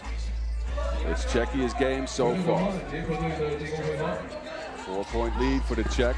Cross-screen action for Riteki. And then a foul on New Zealand.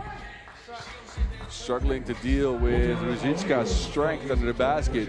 Keeps getting position on them.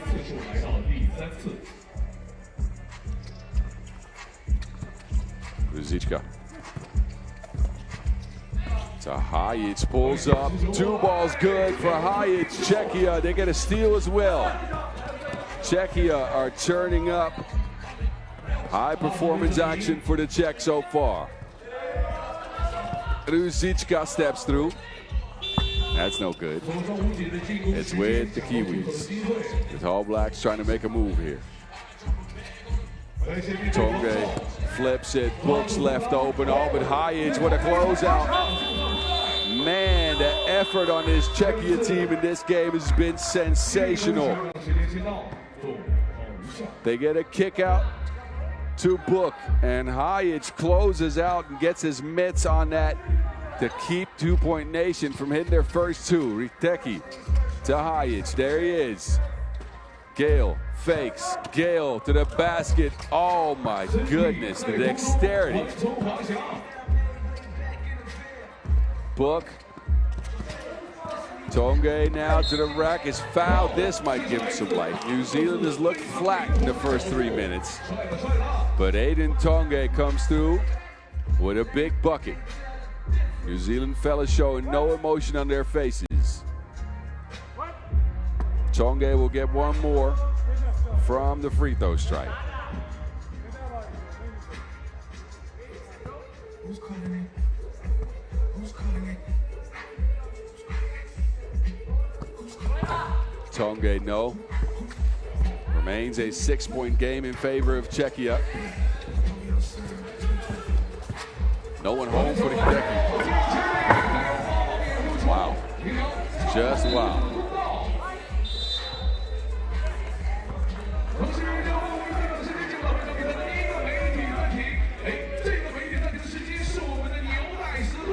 Riteki getting free for a 2-hand poke.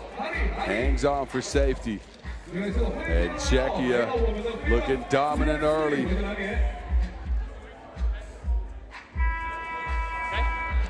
个 job keep shooting hefty, okay? 小朋友，不可以来抢高个啊！现在也来打3人篮球，好不好？ Czechia are looking to continue their dominance here. Can New Zealand bring some fire? Can they turn it around? They need some Pacific Rim in their lives. Book. Nope. Saves it inbounds. Tonge's got it. Out to Martin. The 2 balls eluded New Zealand, and it continues to do so. Oh, Book is down.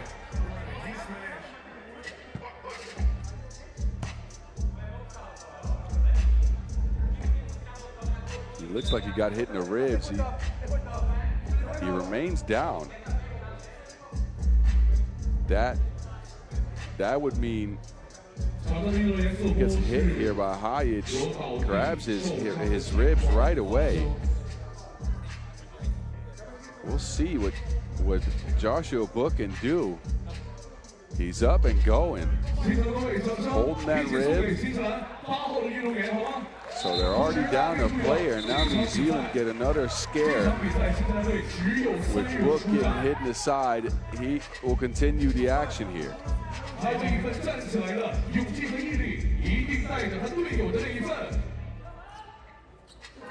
Tonge. The quarterback's with it. He spins into action. Good take from Aiden. Pushing foul this time. New Zealand trying to put the Czech off their spot. Look at Tonge bringing the spin cycle. Bully bucket under the basket for Tonge. 3rd point only. New Zealand have not gotten a look for 2. That has gone down. Richteki moving through the defense. Difficult look. It's with Book. Book is moving freely. Looks like he's not too bothered by that rib. We got hit on earlier. Book now to the basket. Good pass from Tonge. That one's off the mark. Ruzicka will take it. Ruzicka into Tonge. Difficult take for Ruzicka. Also off the mark for Czechia. We're approaching the halfway mark in the game. Martin also no good. Czechia have stifled New Zealand, have not given them opportunities from 2, have played with him physically. And New Zealand has struggled because of it. Of course, also because they're down 1 player. 5分27秒之间，双方目前全队累计犯规的次数都是第4次。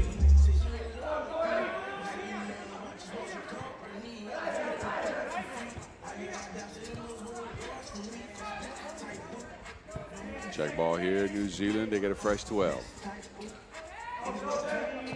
Down already in a battle of attrition. Book this time to Martin, a look from 2, it trickles out.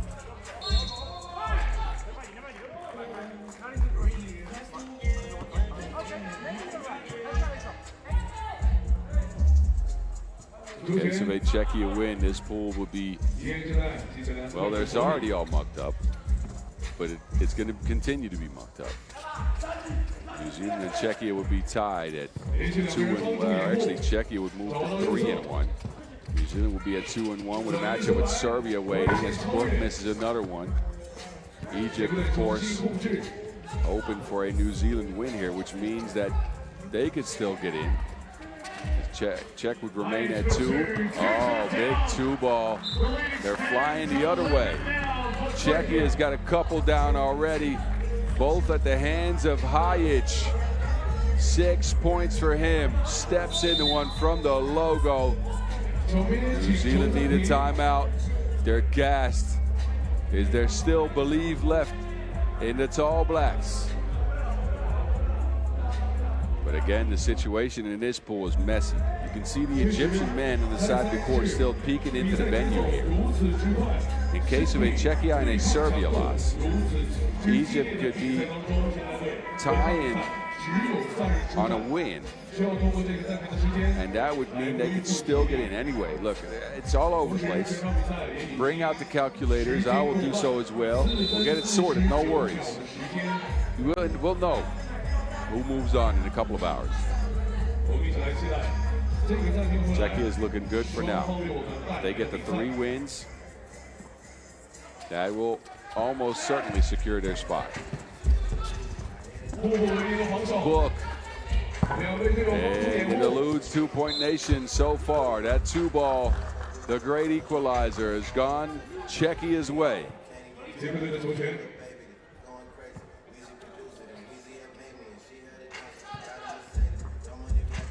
They're on defense now against a Czechian team that has looked superb in this one. Hajic, oh, is broken up but fouled.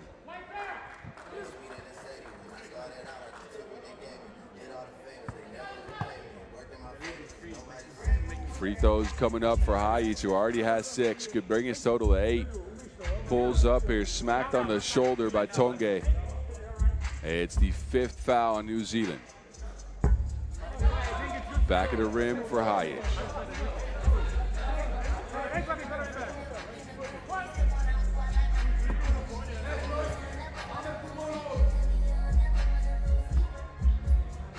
Second one is good, splits a pair. Czechia's got a 12-3 lead here. 9 points up for the men in blue. Book looking to create. Book to Tonge, who's open under the basket. Czechia's putting a lot of pressure out on the 2-point arc. They're willing to live by New Zealand scoring a couple of ones, especially. Well, I thought they were going to get another one there. But especially as Czechia can match him in that department. In this case, though, it's a foul. Look at Book squeaking one through to Aiden Tonge under that basket.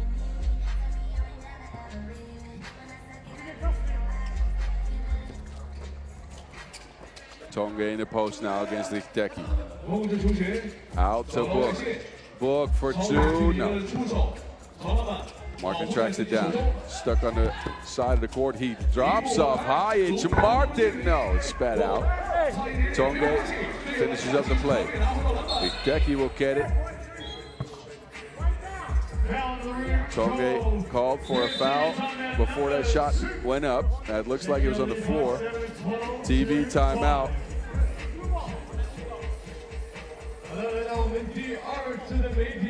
A 7-point game, 4 minutes to go. Explosive New Zealand has been stifled, has been slowed down. They have not been able to get the 2-ball going whatsoever. Meanwhile, Czechia has. They got 7 out of Hajic, 2 2-balls down for him. Tichteki's come through with a big smash. New Zealand in foul trouble as well, as they're at 6. And they need to find life here, but they're gonna have to do so on defense. Czechia can just continue what they're doing. And someone called the No Dunks podcast, because that is a true wedgie. Wedgie on a 2-ball.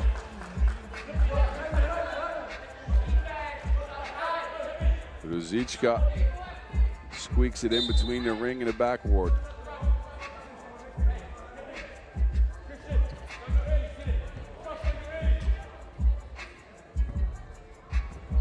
Book to Tonge.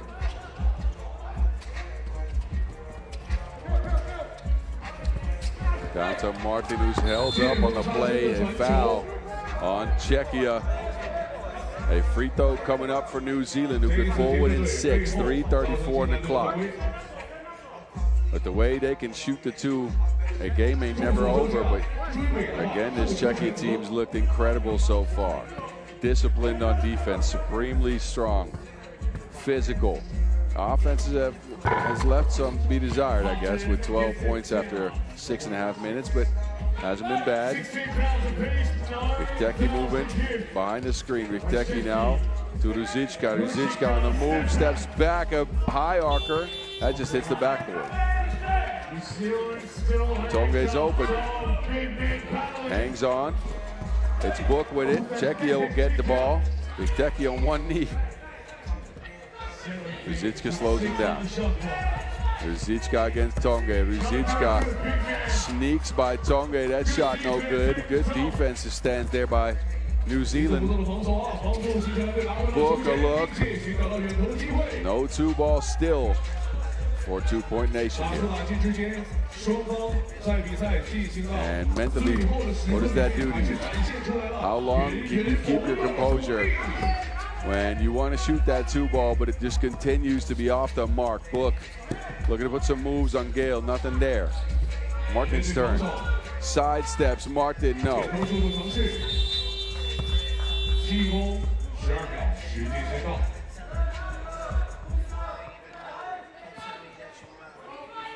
Gale here with the patience off that glass.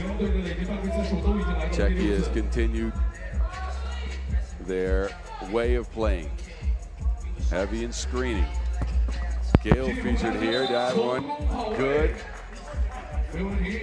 No foul call, that was a goaltending call, but it went down anyways.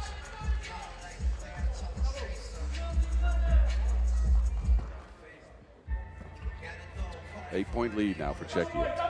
Just over 2 minutes to go. Martin, even that one's a miss. Tonge, yes. Hayes trying to put the moves on Book.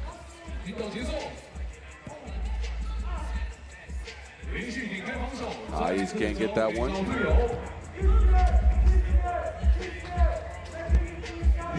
Book, he finally gets a little bit of daylight. Tonge also no. Layups missed.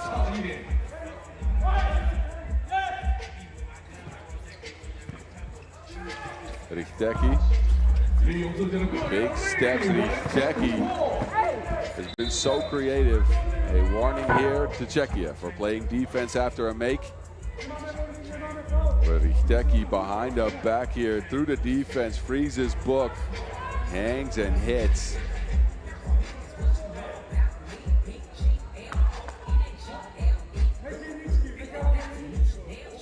Czechia have managed to stifle Christian Craig Martin, who had 8 points per game going into this one. He's only got 1. New Zealand, no 2s on the game. 2-point nation, quiet. Book forces one, no good.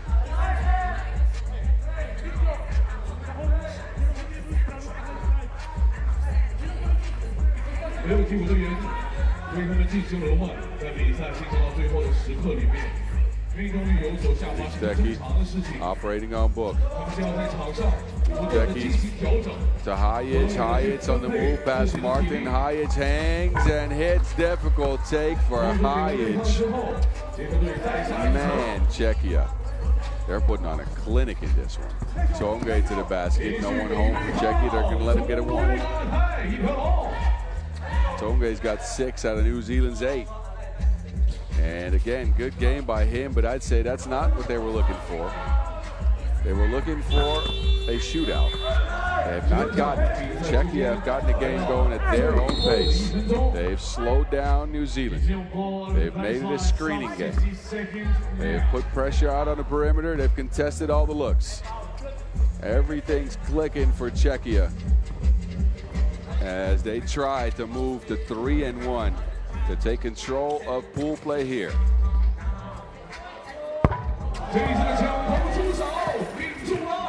There's finally one for New Zealand. Under a minute to go, it's a 6-point game. They finally get a 2-ball. Gale though answers. Book, another look. Well, there you go. It took them about 9.5 minutes, but New Zealand's found the stroke. 5-point game. Time in favor of Czechia. Martin, difficult look, no good. Tonge to Martin to Book. He's hit a couple. Third one down. New Zealand fighting back. Time is definitely not in their favor. This spree has come quite late for New Zealand. 2-point nation. Man, oh man.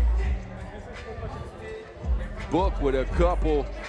He's got the scope unlocked, but it looks like it's about to be game over because Czechia's got a couple of free throws here. It's a 3-point game and only 6 seconds left on the clock. A deflating turn of events for New Zealand, losing Zach Hannon and then coming out and not having any shots go down for 9 minutes and 30 seconds.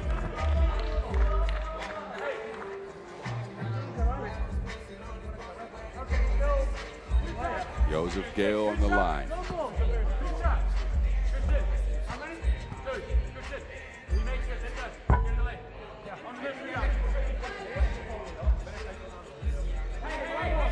First one's a miss, which is exactly what New Zealand was hoping for with that foul. Second one,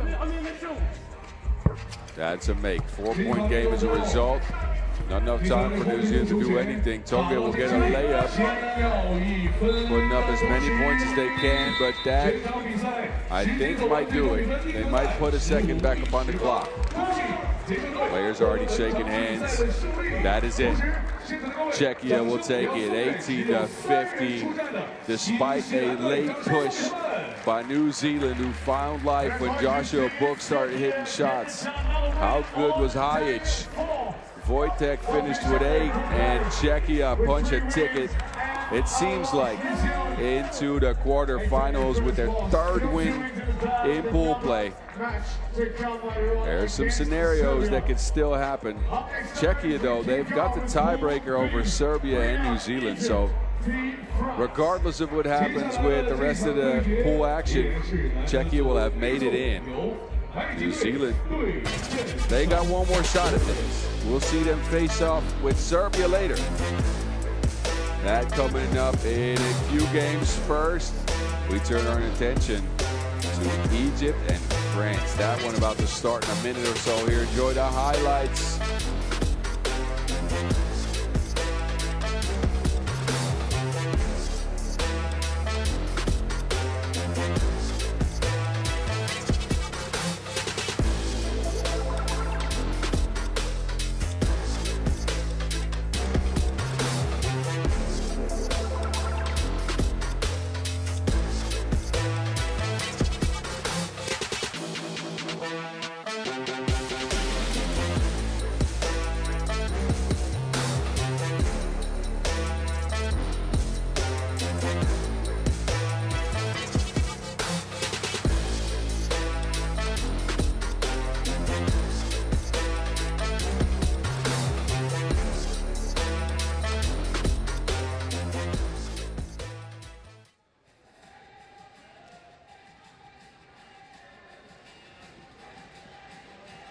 One more game in the second session of the day, where Egypt and France meet up in a Pool B matchup that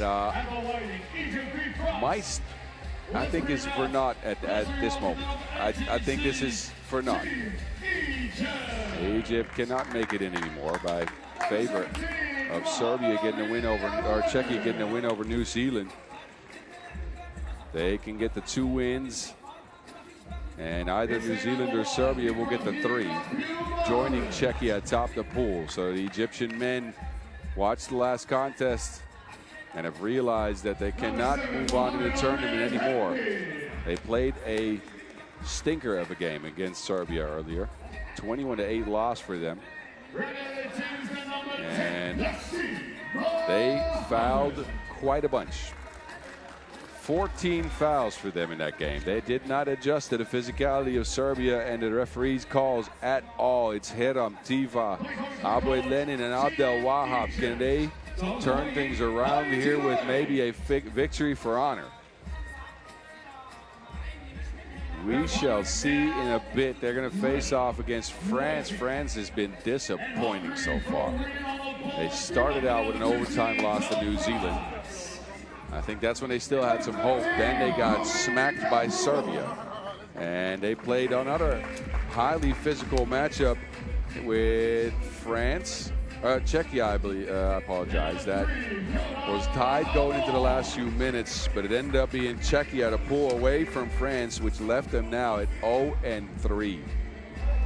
For them, that ended their tournament hopes of continuing in the knockout rounds.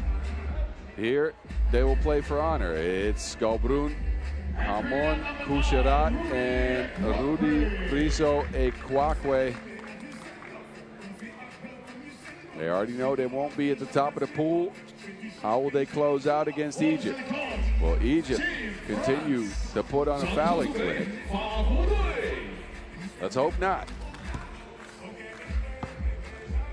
Referees in this game are Marie Pirho and Mila Cavada. On international play, these teams have met up a bunch. Twice, actually. At the OQTs in 2024. Both of those French wins. And more history is going to be written here, or at least more history that will feature in our press handouts. And that's where I get my matchup from historically. Anyway, going into this game, why not? Hit us up on socials at FIBA3x3 and at FIBA3x3W. Take a look at all of the highlights from the last couple of days of action. We're in day 4 here in Chang'an in front of the Sport Arena. We're getting settled with pool play. That's the last day of it as we wrap up pools B and D throughout the day and move into the knockout rounds tomorrow. We've already lost some title contenders. We've lost last year's gold medalists on the men's side. Silver medalists still in, of course. We will see the United States of America in action later on with Alex Fudge, the athletic specimen. For now, though, it's France and Egypt meeting up on the half-court arena. Kucherat left or right cross. Hamon's open under the basket, opens the score for Les Bleus. Hamon will take it. Hamon.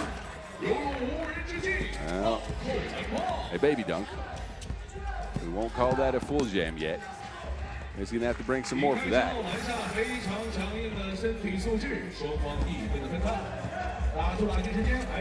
Tifa.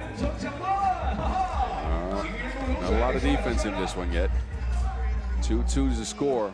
Hamon again smacked by Tifa. A foul on Egypt. I feel like I've repeated that sentence a bunch earlier today. Let's see if they can keep it a cleaner game here. Hamon, Ibi Jamon, sort of.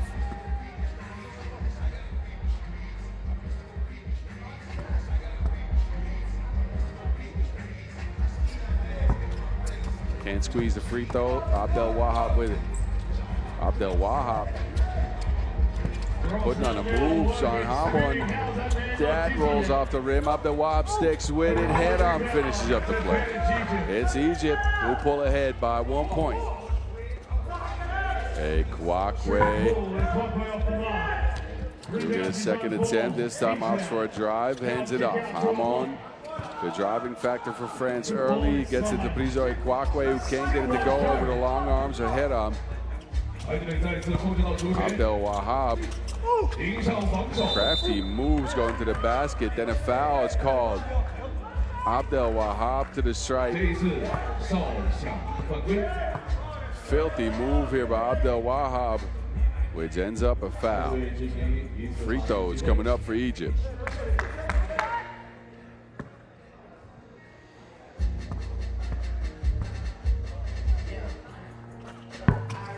That is off the mark. No.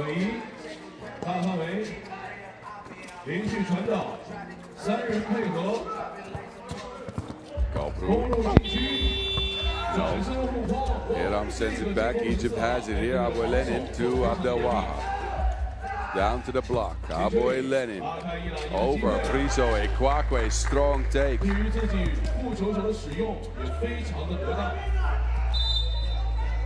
Offensive foul as Kucherat throws Abdel Wahab to the floor.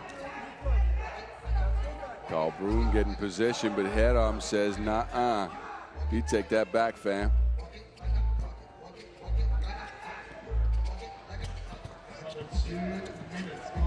Tifa shifty with it now.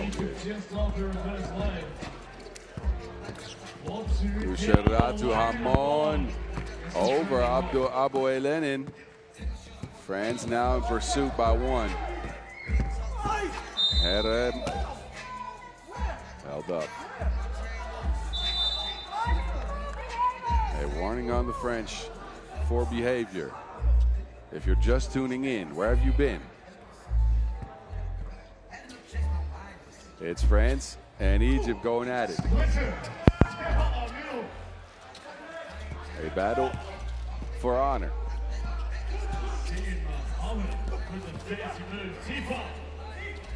Abdel Wahab. Abdel Wahab going in Galbrun. Gets a bucket.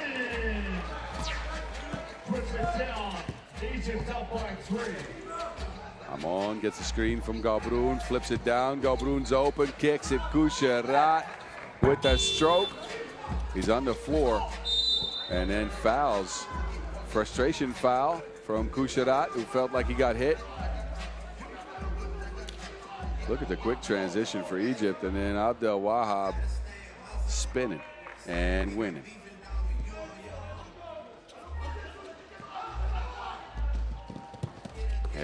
He tries the spin move.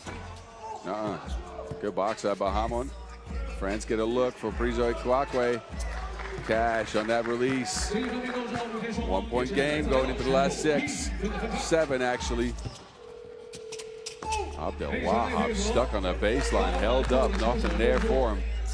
Hamon now with position. Flips it over his shoulder. Tied game, 6-6. Tifa can't change the outcome of that. Again, Hamon, but Abdel Wahab with the long arms. He's got position now. Flips it back. Abdel Wahab under the basket. Good take for Egypt. It's a game that's played at a high pace. Prizo Kwakwe, I told you. Shots are flying left and right. Not a lot of defense so far. Head saucing, crossing, not making though. Oh, but head sends it back from Hamon. Galbrun's there and he's held up. Hard foul on Tifa. Prizo Kwakwe, the lefty, showing off the range. Hamon tries to do so as well, and Hedam says, nah, fam. That's not happening for France. Egypt, they're looking at a 1 point deficit though. First TV timeout, we got 6 minutes on the clock in the last game of this session. We're gonna look at men's and women's Pool D, our first look at them later on in this in today. Next session, we'll get to see those teams for the first time. That's all coming up next. After this game's over, we'll take a short break though, which is good. I need to save my voice for y'all. I've dropped a couple of bars in this week's action. Started out a little higher pitched, but it's held up.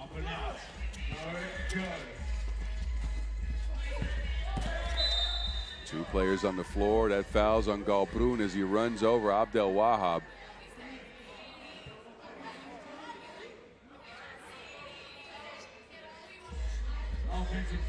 Galbrun will take a seat. Head up on the bench for Egypt. Tifa almost loses to Wilson. Tifa keeps it himself. Slips on the baseline. That's out of bounds. Tifa too quick for his own feet. France will take over. Not the prettiest game so far. A 7-8 contest, 4 minutes in. I'm on to Prizo Kwakwe. He's hit one from that spot before, but this one no good. Hit fake the flip shot, no.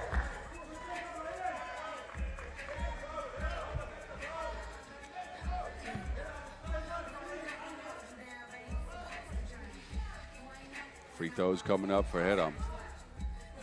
That's the 6th on France.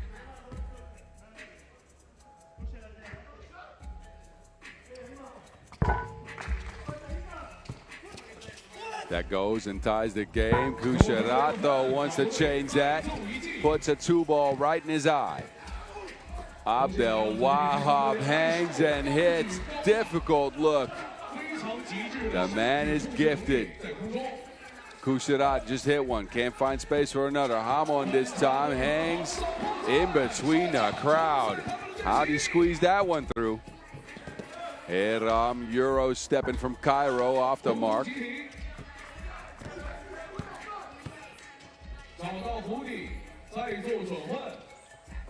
Galbrun, yes.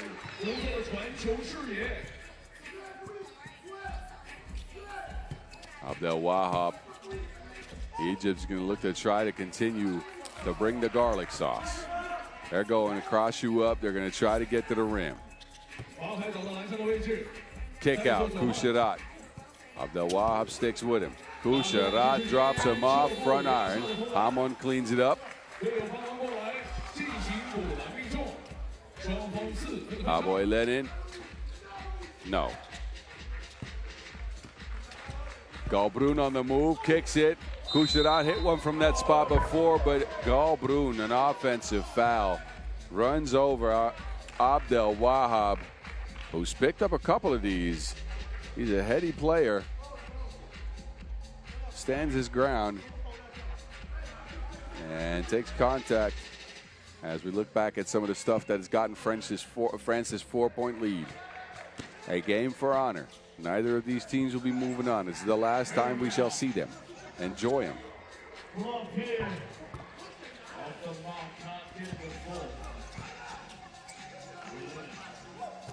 We already know this pool will give us Czechia in the quarterfinals and possibly New Zealand or Serbia. We'll see that game next in the closing act of this Pool D.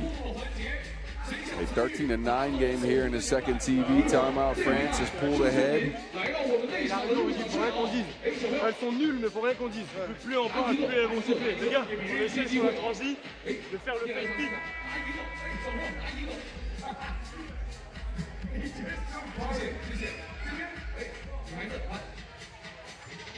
For those of you that know some French, I hope y'all understood that.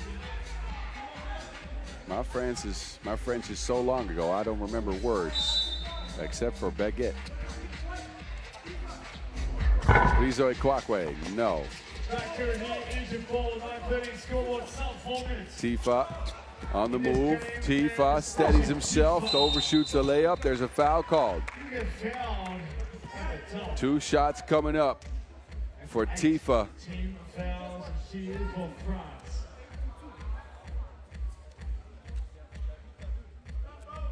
Mohamed Ahmed Hendi Tifa, the 21-year-old, on the stripe, shortest player on the Egyptian team, but he's quite crafty and quick with it. Free throw won't go. He can pull his team within 3. And does just that. 13-10 game here. We got 3:45 on the clock. I hope you're enjoying the show so far today. Pool D action all morning long.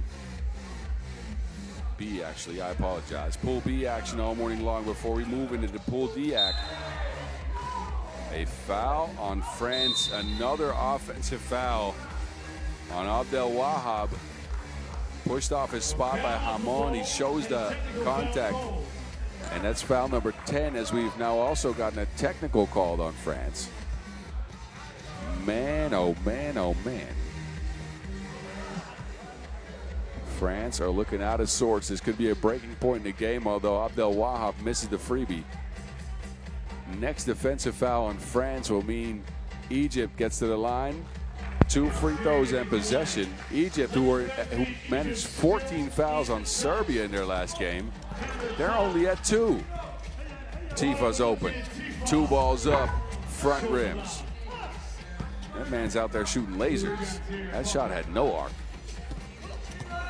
And Kwakwe spins. That is a difficult shot. The pirouette for Rudy Prizo Kwakwe. France up by 3. Look at Abdel Wahab, though, spinning free. And then here's the pirouette for Prizo Kwakwe. 3-point game, 3:16 on the clock from Chang'an, China. We continue the action of the Under-23 World Cup 2025. Tifa, no. Kusharat from the corner, no. Abdel Wahab. Abdel Wahab looking to move on Hamon, smacked on his arm, and there goes the 11th foul on France. Just like Egypt in their last game, France can't help themselves. Abdel Wahab here to the rack, and Hamon comes in and tries to smack the Wilson out of his hands. Does touch that Wilson. Gets a lot of arm on it as well. For Egypt now, they can find a source of offense from the free throw strike. They'll get one more, they'll get possession two. Yassin Mohammed Abdel Wahab with his 7th point. I'm sure the fam is watching. Shout out Moody.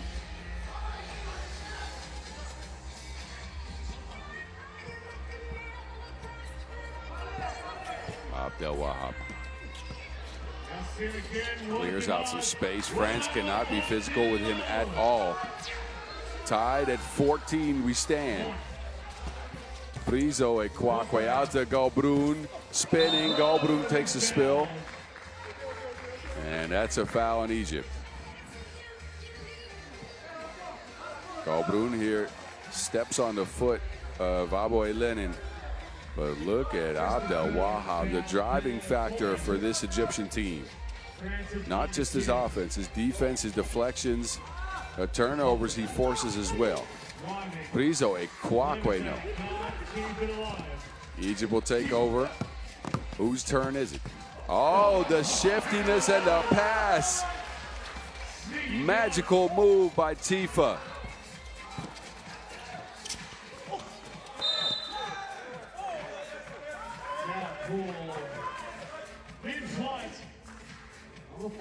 Tifa has been in Dexter's lab. Look at this behind the back, filthy dish. Aboy Lenin finishes it off. Galbrun, no free throw. Hamon also no Galbrun. 3rd attempt's good.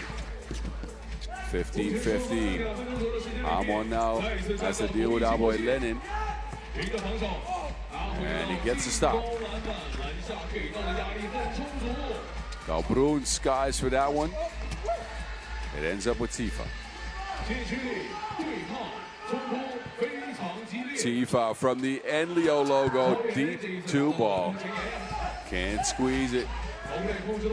Kusharat. Galbrun will attempt the 2. Hamon flying in there for that board, gets his team a possession and some free throws. Egypt now at 5 fouls. We got 93 seconds left on the game clock. Hamon will step to the strike. He'll get a free throw. After this offensive rebound, Hamon is working his behind off. He's got 6 points in the game.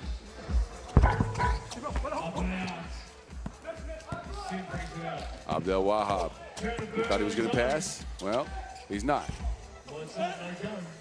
Egypt's taking turns. It was Abdel Wahab's. He misses the shot. France get a look for Hamon. Hamon to the basket. Skies, makes, and is on the floor. Abdel Wahab as well. Referees are letting it go. Abdel Wahab into Hamon. That will be a foul. The 12th on France. Hamon here lands on the floor. Painful spill. Him and Abdel Wahab get tied up, and in this case, it's Abdel Wahab who come away with it. The referees will take a look, of course, at all of this action. We'll see a couple of free throws for Egypt. And then possession as well. Egypt down by 1 with 63 seconds left. They could be taking control in the scoring department here on a couple of makes, especially depending on what happens next. Look at how tired these fellas are. On the floor is Abdel Wahab looking for oxygen. I don't think you can find it there, young fella.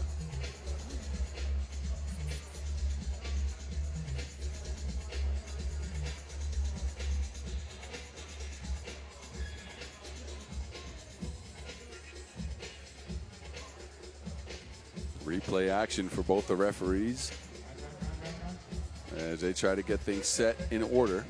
Probably looking at the clock as well as the fouling situation as well.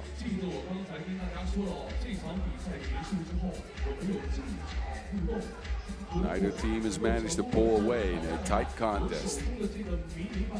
A lot of fouls on France. That's in Egyptians' favor. France have brought some more offense so far.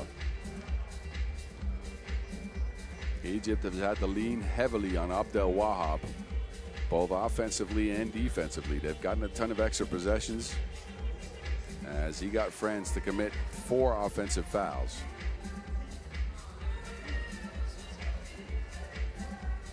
Our time with these teams now a bit extended before we continue. Of course, this is the last we'll see of them. And 1 minute, 3 seconds left on the clock. And it's Abdel Wahab on the stripe. First one clanks off the rim.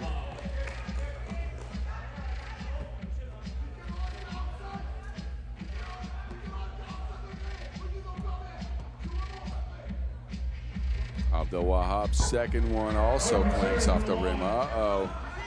Uh-oh. Egypt has missed a bunch from the free throw line. They will get possession back, but they're still down by 1. Abdel Wahab to Tifa. Tifa to the basket. Scoops. Drops. 16-16. We're under a minute. Kusharat has it for Les Bleus. Oh, he crosses up Tifa, gets to the Hamon, but there's Abdel Wahab with those long arms again. Abdel Wahab bringing the cross and dropping in a floaty. 9 for Abdel Wahab out of Egypt's 17. Kusharat looking to make a move. Kusharat, difficult shot. Hamon chases it down. It's inbounds. It's with France. They got their most experienced lineup out there. Prizo Kwakwe will take it. He ties it up. We got 15 seconds to go. Tifa. Tifa. Out. Hit him. Big 2. No. And it's out of bounds.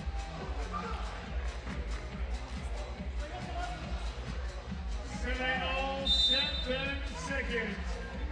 Monaco, France.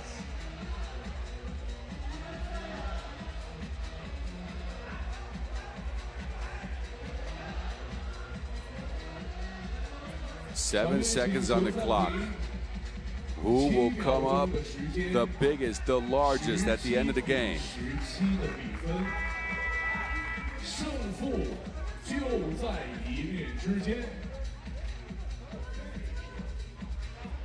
France will have possession.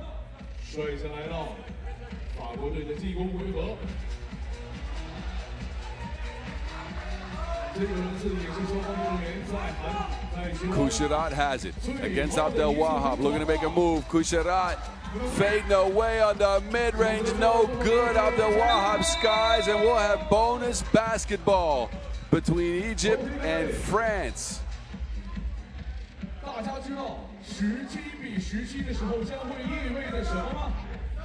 Kusharat had a look. It ends at the back of the rim, so we'll go to overtime. And for those of you that don't know, game clock is off. The shot clock, of course, remains on. With both teams now at 17, the first team to reach 19, or more than 19, of course, will pick up a dub. Enjoy the show. We'll see what these teams can come up with. It'll be Egypt to start with the possession. Will they go for 2? Have not been able to knock them down this game. They go to Tifa. Tifa has it going towards the rim. Tifa hangs, can't hit. Aboy Lennon snatches it. He puts it up, no good. Aboy Lennon has it. The shot clock goes off. They continue to play. They continue to play, and Tifa scores. Egypt now up by 1. Prizo Kwakwe. Hamon trying for a look for 2 here. Galbrun, miscommunication, saves it inbounds. Prizo Kwakwe from the Enlio logo. Prizo Kwakwe and rolls in the rim. And France get an overtime W at the hands of their most experienced player. Prizo Kwakwe Man, that was all the way from the south of France, way out in the deep end. Cold shot from a Kwakwe, who gets France their only dub of the tournament, and you can see he's happy, but he expected more from this tournament. As France now is done at 1-3 record. Egypt still remain at 1-3 as well. Your final score in this one, 19-18 in favor of France. Stick and stay with us as you look at the highlights. Our next game on deck. Last game in women's Pool B action. That is Mexico and Chile. They'll step to the stripe at 3 o'clock. 40 minutes from now. I expect you to be here or else Cynthia will come find you.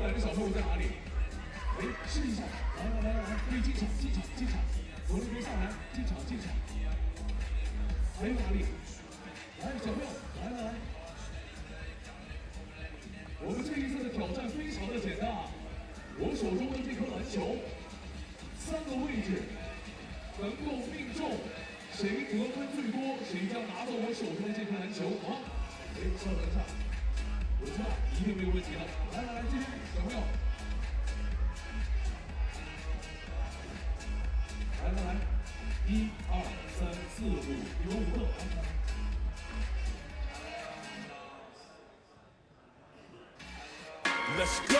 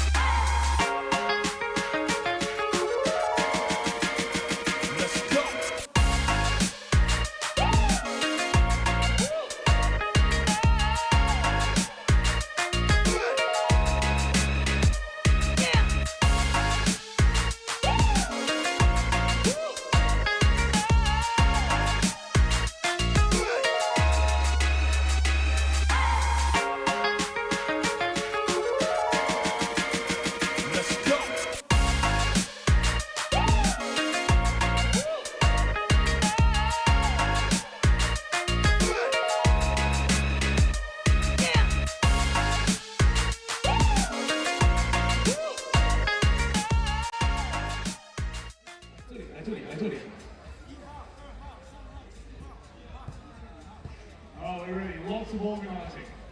Yeah, let's get more people out here. Here we go. Up first. Oh, it's good! Hey, DJ Trumpet, you guys some effects when they sink the basket? Yeah, just some effects when they nail it.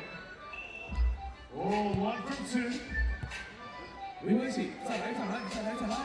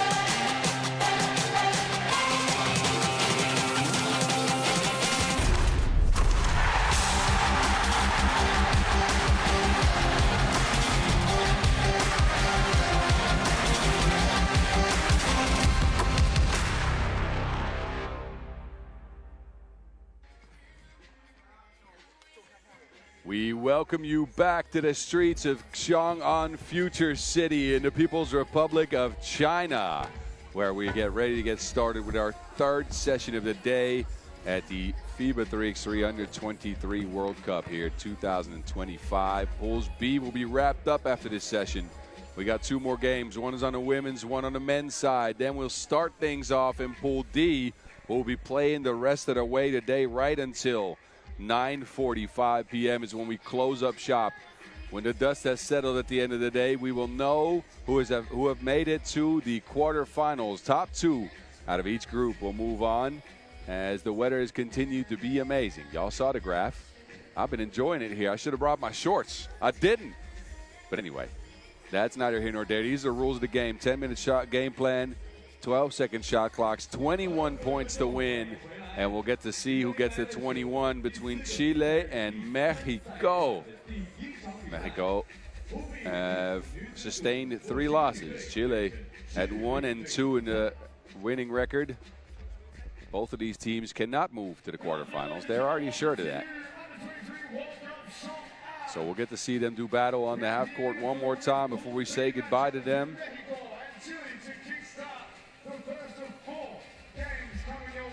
Teams that obviously have competed their hardest. One previous matchup between the two at the AmeriCup in 2021. That was a Mexican win. And Mexico is going to try to get a second one here. Actually, that was a Chile win. I apologize. But anyway, Mexico is going to look to try to pull that to 1-1. And they come to the court ready to battle. It's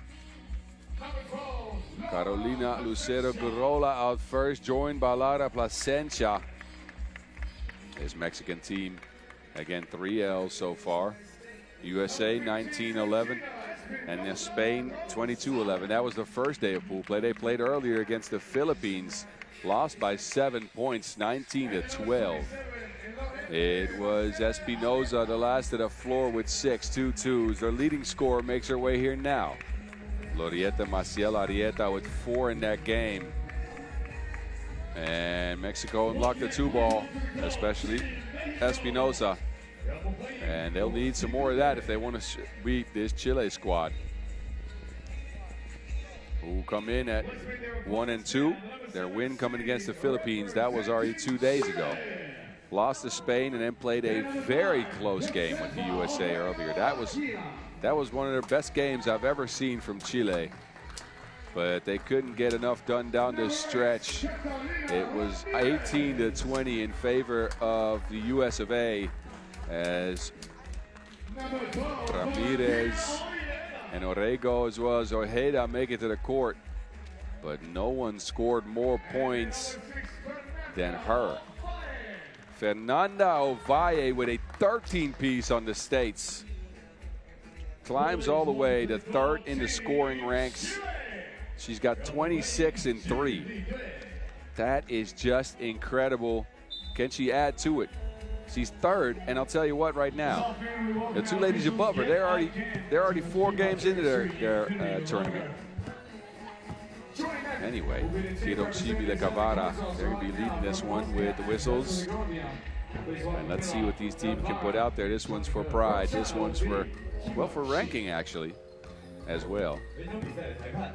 As there still ranks past the quarterfinals. It's not just ranking 1 through 8.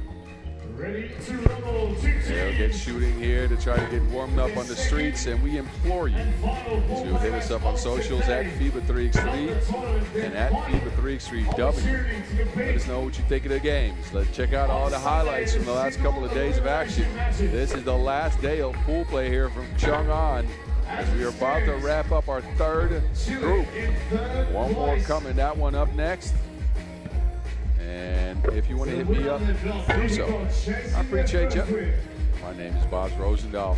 My nickname is 3x3 the Mountain. I'm the only mountain in Chang'an. And my Instagram handle is at 3x3 the Mountain. Shoot me a message. Let me know what you think, as the action will continue all day today. 3rd session that will go right until 4:40 p.m. Get a look at the Netherlands and New Zealand in Pool D. Of course, next a highly anticipated contest between Serbia and New Zealand for a trip to the quarterfinals. It's all on the line. Win or go home for those teams when we shift to the men's, and then we get high-flying USA versus Latvia for a battle of supremacy in that pool when we shift our attention to men's Pool D at the end of this session. But anyway, that's neither here nor there. We're got to get going with this one. Chile, Mexico to the floor.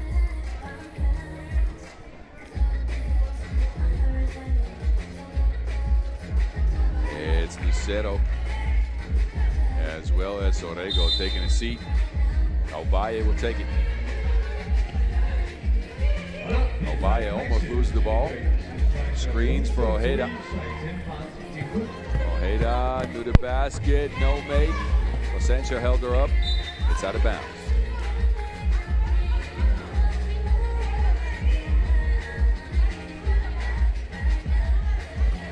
Placentia gets a screen from Ramirez. Placentia flips it down. Or Espinoza, I apologize, will finish off the play.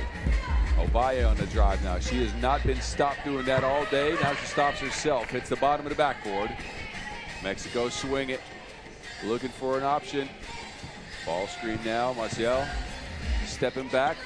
Lines up a two. And I told you, Mexico, they need to find that two-ball stroke, and they do. Ovalle answers for Chile. First points for them. Placentia. Placentia under the basket. Ovalle says, take that elsewhere. Didn't want any part of that.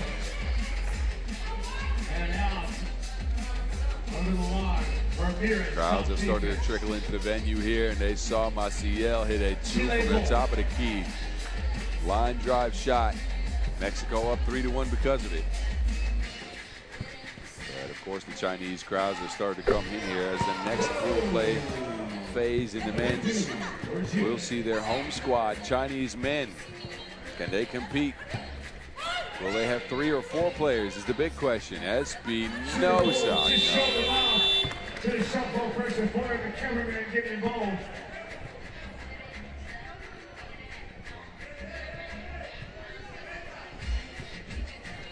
There's Orrego.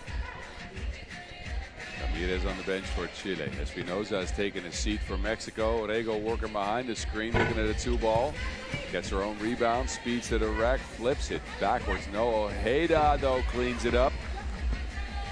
Chile's been on the offensive board all tournament. Ojeda, another point for Chile on that one. Maciel, yeah.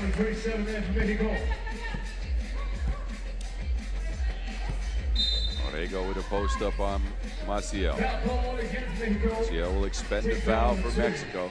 As we look at Placentia with a pretty pass inside. It's Lucero finishing up the play. Ojeda now shifting left to right. Ramirez open. Ramirez bumps, frees up some space. And it ends up on top of the key with Mexico. Fresh 11. Maciel. Another two-ball for her. And she can't squeeze it. Ojeda now this time under the basket again. Ojeda's been a force early for Chile. It's Maciel on the move now with the shoulder fake. Oh, big move, not a big finish. Ovalle lines up a two-ball, hit one earlier against the USA to get them close, but on this attempt, no good.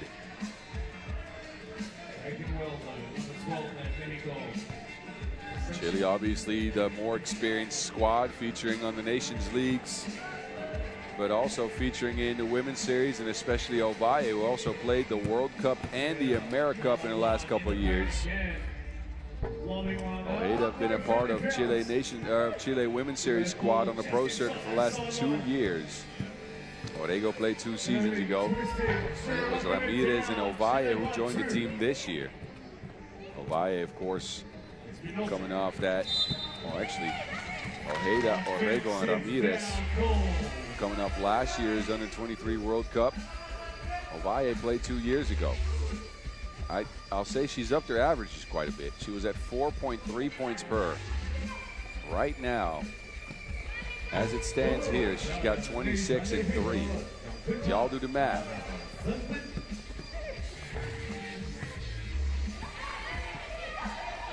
Ovalle to Ojeda. Hand-off action for Ovalle. Screening for Chile. Ovalle steps back. Pure money on the 2-ball. First TV timeout, and Chile are off to the races. Ovalle continues her dominance after a 13-point output of the US against the USA. Now drops off a 2-ball for Chile. They are up 5.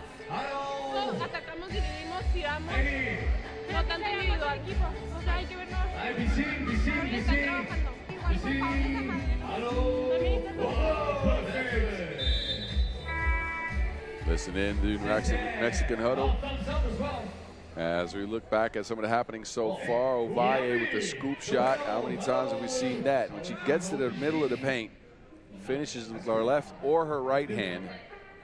We won't see her finish for now, though. She's on the bench.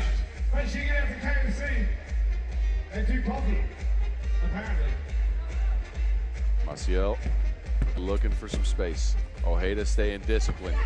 Snuffs it out. Maciel sticks with it.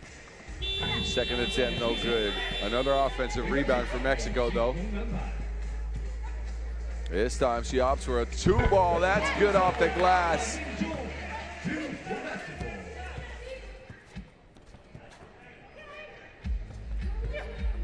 Answer for Chile coming at the hands of Ojeda here.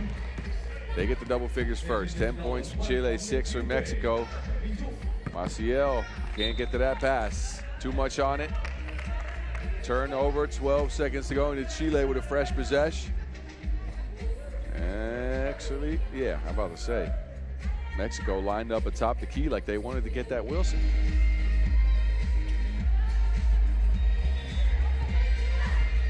Ovalle. Ovalle shifty with it, but it's locked up by Placencia. 4 points ball game with 5:48 left on the clock. Final call play match for these two teams.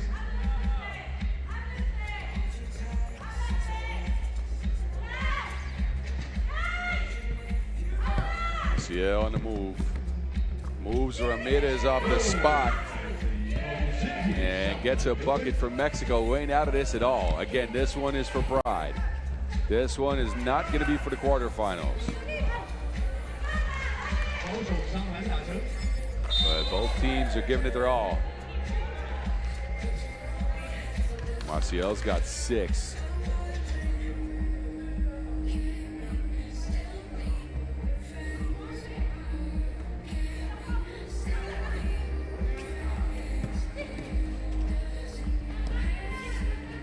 Oh, that's out of bounds.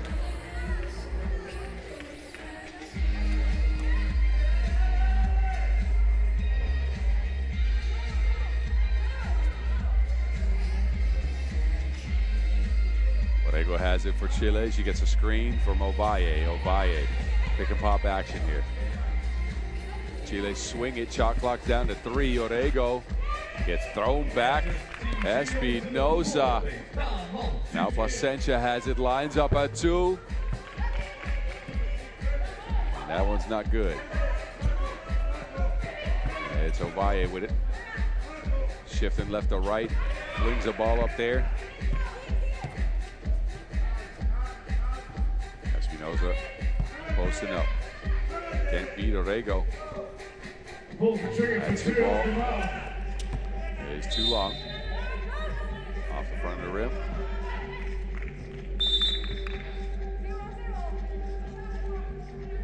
Ramirez makes her way back to the court. Ovalle will take a seat for now, as will Placencia for Mexico.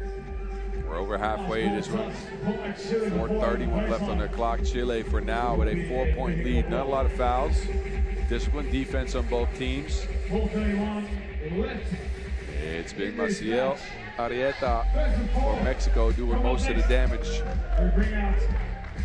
Chile, of course, have leaned heavily on Fernanda Ovalle, who is making a case for a top scorer in the tournament out of pool play. Of course, the tournament will continue. She's got 30 points for now. The two players above her are at 33 and 35. The question is, can she get to them? She's been spectacular this tournament, as carries a lot of the load for Chile. Espinosa with the footwork. Ramirez sticks with it. Orrego on the move now, using her speed. Orrego, the flip shot's no good. James picking up a little bit of pace here. It's Maciel. We've seen that spin move before, and this is what happens every time she does it. So crafty with it.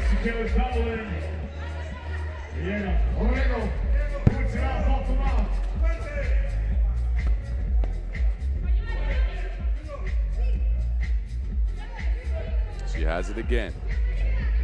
On the move. This time decides not to spin, but the result is the same. Mexico within 2. Chile now haven't scored in a while. Of course, Ovalle is on the bench. Ojeda says, I got it, but misses, gets it back under the basket, gathers herself, shots off the mark, a foul. Will send Ojeda to the free throw stripe.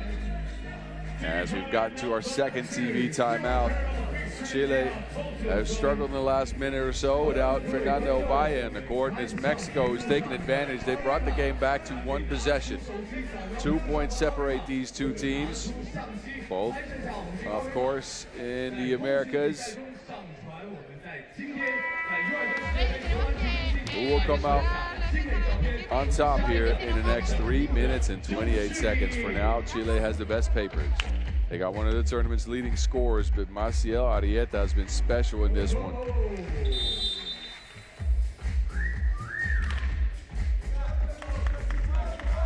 Espinosa will remain behind on the bench. Orrego will do that for Chile. They get Ovalle back out there. Ojeda's to the stripe now. An option at 1 free throw, Mexico's 4th foul. Ojeda, cash on that one.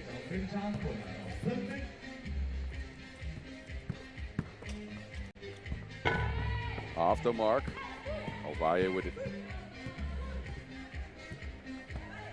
Ojeda on the drive. Out to Ovalle for a 2-ball, no.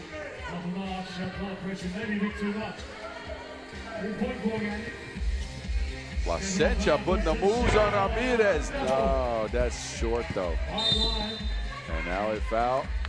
Offensively, it's going against Chile.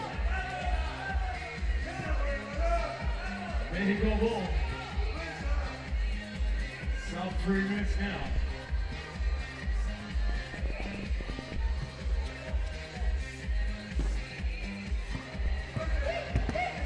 It's Maciel with a step through and a finish. Tight contest between these two nations. Pride on the line. Ovalle, that one goes in as well. After that 3-point bump, back and forth he goes, points on the board. Shot, rebound. Splash! Maciel continues her dominance in this game. She alone has almost matched Chile. Orrego stepping through, no.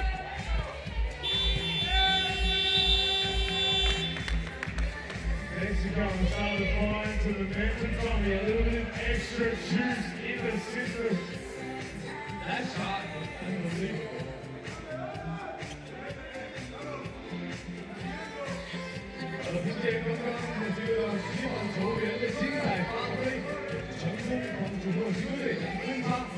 That 2-ball's just off the mark. Spat out. Ovalle stepping through. Euros. all the way from Santiago. 6 for Ovalle, who brings her total to 32. Maciel, meanwhile, Ovalle sends it back. But Maciel, meanwhile, at 11. That is some performance as Ovalle sends that one to Guadalajara. Travel on the check.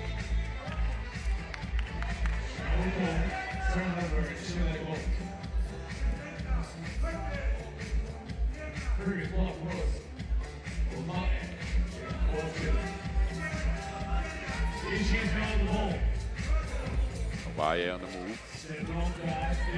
Asking for a screen, gets free for a look, and that one's overshot. Will not go. Possession on over to Mexico, a fresh 12. We got 1:19 seconds on the clock. Who can come up at the end of this game? For now, it's been Chile who's been holding a lead, narrow as it is.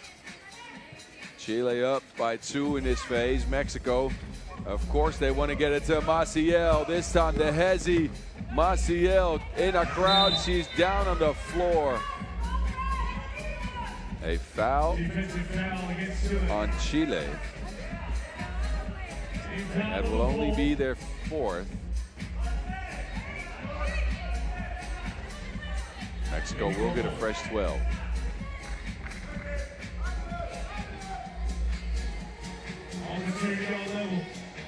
There's Plasencia. Plasencia gets a shot, no good. Plasencia traces the rebound down, but can't quite get her hands on it. 59 seconds left in the last Pool B contest on the women's side.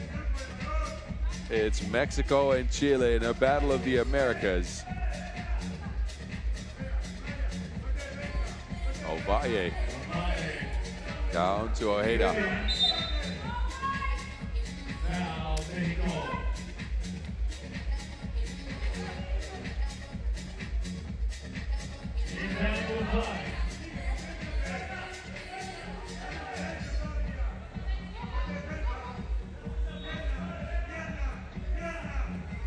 Ovalle on the move, past everyone, the layups missed. Less than 45 ticks to go. Maciel travels.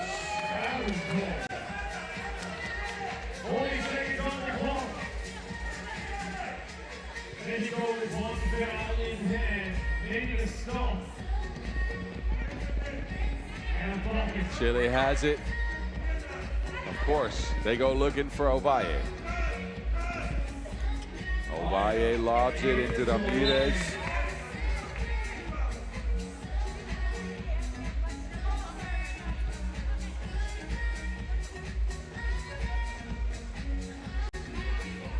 Lucero with the spill there. She will go to the bench.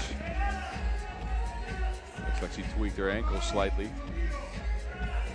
3 on the shot clock for Chile. Orrego will take it.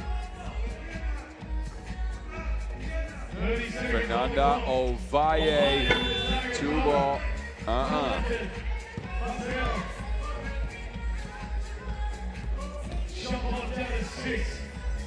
6 on the shot clock. Plasencia launches one.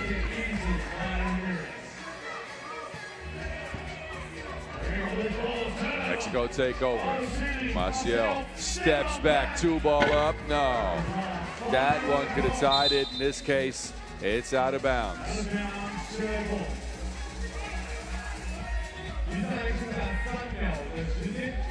We're going to take a look at who that possession is going to go to. There's 3 seconds on the clock in case it's Chile. Mexico are forced to try and stop the clock, foul, or get a steal. If it's Mexico, they get one last look at things to try to tie the game up. Time on the clock's adjusted to 3.5. Chile with possession. Ovalle will take the check. And the clock is going to run out in this case.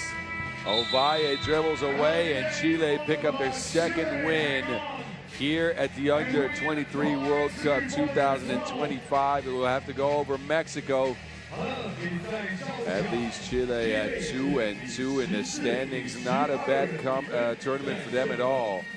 Almost took down the United States in a must-win game. That didn't happen. They were left on the outside looking in. Mexico in at 0-4. This was their most competitive game out of all of them. They'll have to try again next year. And if you enjoyed the highlights, one last look at Chile and Mexico before we shift our attention to Women's Pool D. Don't go anywhere.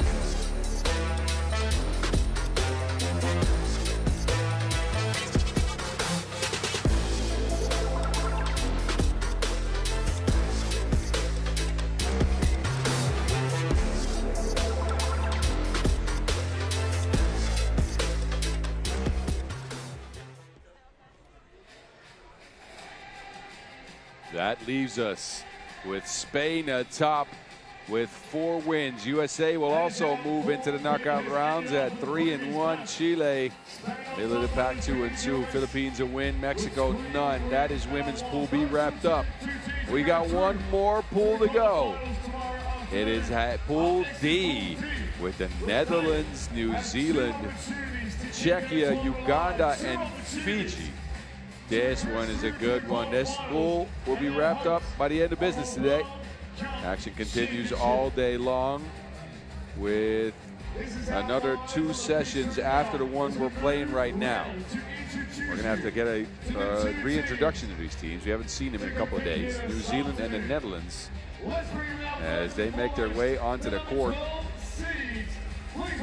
New Zealand come in with 2 W's. 2-point nation with a win over Uganda and a win over Fiji. They had the 2-ball unlocks, that's for sure, as Carly Ray Ohia makes her way to the court. We know what philosophy and what strategy this team plays with. They want to get some shots upon you. And Herman was the one to do that best. Led the way with 13, her, of course, and Kavana Lene, who comes out last. Brown to the court as well. New Zealand, that game against Uganda ended 19-13. New Zealand over Fiji was 15-7. Here are the New Zealand ladies. Can they compete with the Dutch machine is the question. Will the 2-ball be the great equalizer against the Netherlands, who are not bad shooters themselves? Netherlands also come in undefeated. 2 wins on day 1 of pool play. A tight game over Czechia that they ended up winning on a Lieselot Kulk 2. 16-14 that game ended. Then they played Uganda. It was 20-9. There is the incredible Kulk. A Kulk smash from the corner is what got the Dutch the victory over Czechia. Lotte van Kruistum to the court as well. Van Kruistum with 11 so far in the tournament. Kulk with 16 in 2 games. Joined by Alissa van der Plas and Quinta van Schijndel. Her parents in the crowds as well. Some Dutch fans out here in Shanghai, China. Who would have thought? Who would have thought? Anyway, we'll see Marie-Pierre Hoel and Gonzalo Pasciaponi for the last time today as we shift over to the afternoon referee crew after this game. They'll keep a clean game, no doubt. New Zealand and the Netherlands have met up before, but it's been a while. 2016 at the World Championships in pool play, that actually was a Dutch victory, and that's so long ago I don't even remember it.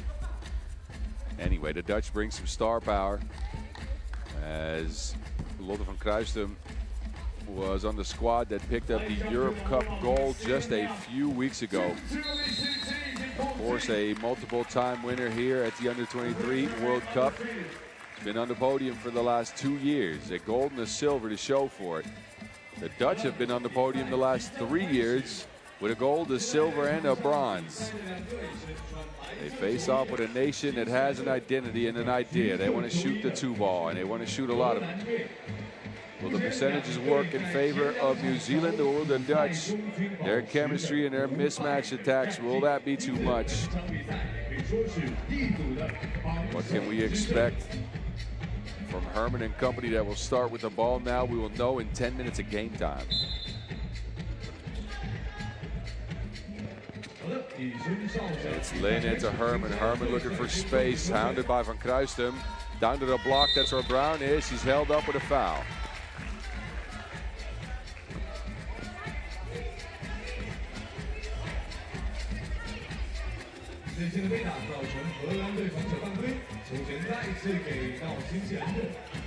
Brown with a screen, Ohia to the basket. The Dutch size so far sticking with New Zealand. Van Kruistum puts her heads down, gets to the cup. Easy layup. Netherlands pick up the first score. And Lotte van Kruistum, whenever she decides to drive, that usually ends up in that result, a bucket for the Dutch. She's got it again and travels on the play.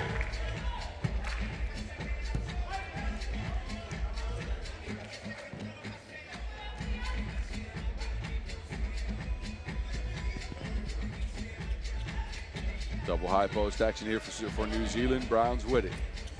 Tries to find Lene on the backdoor cut. There's no space. Lene now on a drive. Difficult shot off the front of the rim. Verschijnel takes over for the Netherlands. Van der Plas can't squeeze it. It's out of bounds.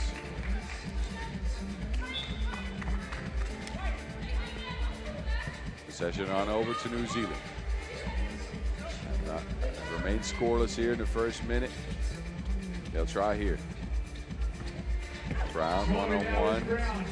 Brown so far one of the better offensive rebounders in the field. How will she deal with the height for the Netherlands? Van Schijndel down to Kulk. Kulk and Brown get tangled up. And New Zealand force a 12-second shot clock violation on the Orange Lions.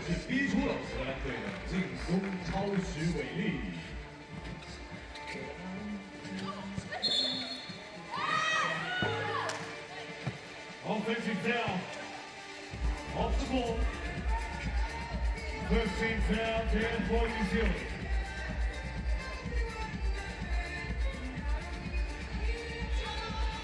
Netherlands with it. Van Kruistum on the move past Herman. Behind that back from Van Kruistum. Clearing out some space off the glass. And it counts for one. Lene now. New Zealand still looking for that first bucket. In that occasion, she throws it off of Alyssa van der Plas's leg. 4.3 seconds left on the shot clock for New Zealand to work with. The Dutch, it's been all Van Kruistum.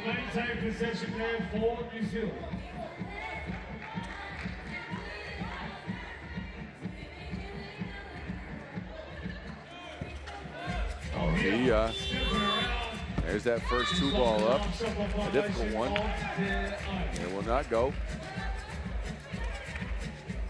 Tall Black still looking for that first bucket.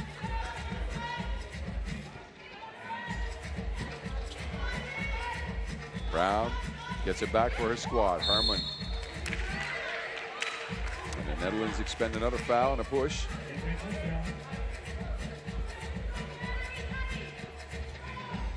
Herman now. Brown's got it. Looking for Herman. Brown wrapped up on Schijndel. Smart play for the Netherlands. They'll get possession out of this as jump balls will be rewarded to the defense.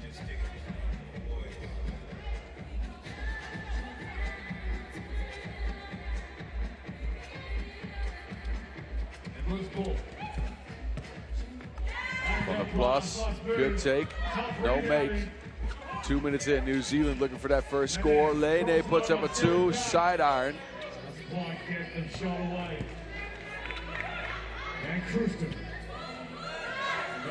Van Schijndel at 2-ball. The Netherlands unlocked the long range before New Zealand. 4-zip lead. Lene with the spin move, oh, but no finish.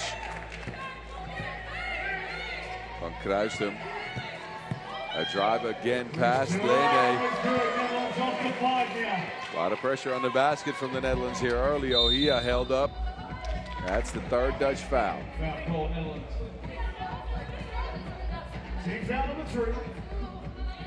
It's been Van Kruistum on a rack attack early for the Dutch. New Zealand has had no answer. And then Van Schijndel, that one, a high arcer from deep.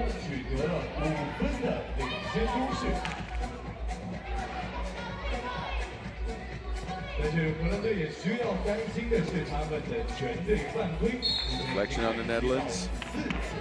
Takes 3 seconds off the clock for New Zealand.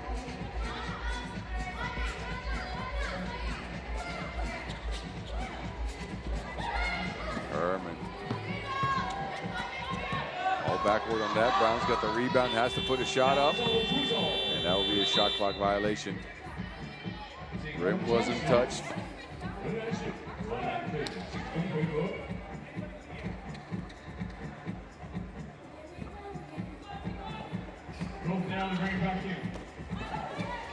Kruistum lob pass into Cook. New Zealand forced to foul. It's on the floor, fresh 12 for the Netherlands to work with. Netherlands go with Kulp, Van Kruistum, and Van der Plas in this phase. Brown's on the bench for New Zealand. Another lob pass into the post. Kulp, no position, but look at Van Kruistum, yes position. Now foul again on New Zealand, who struggled here in the first few minutes. Scoreless is New Zealand going into the first TV timeout. The Netherlands have too much length, too much height, and they're surgical with their passing going into those mismatches. It's left New Zealand without a lot of options, especially when that 2-ball is not going. They're going to have to try here to adjust. 60 seconds to make minor adjustments, possibly even major adjustments. What can they come up with? Kruistum here on the strike.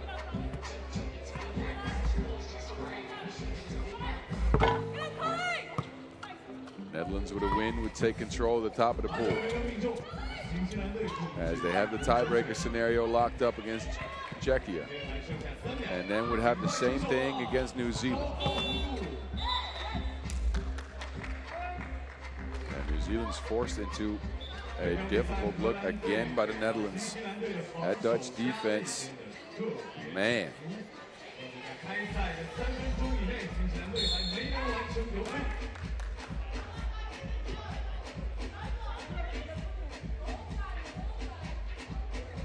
Four fouls to 4 fouls now. New Zealand expended a couple here. On the plus speed to the rack, hangs, is fouled again. So while the Dutch started out with a bunch of fouls, it's been New Zealand as of late that has just continued to smack the Netherlands on their way to the rack. Free throws for Alyssa. That only hit the backboard.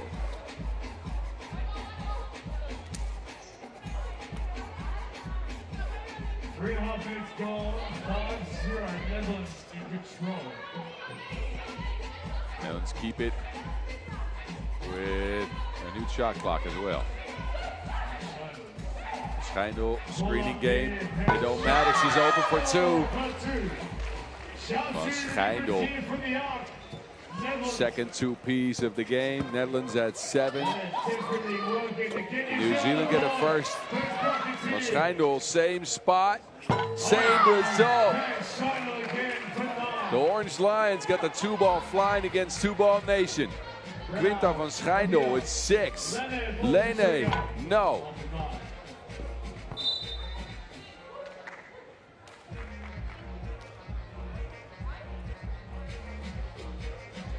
Look at Quinta van Schijndel delivering like thuisbezorgd.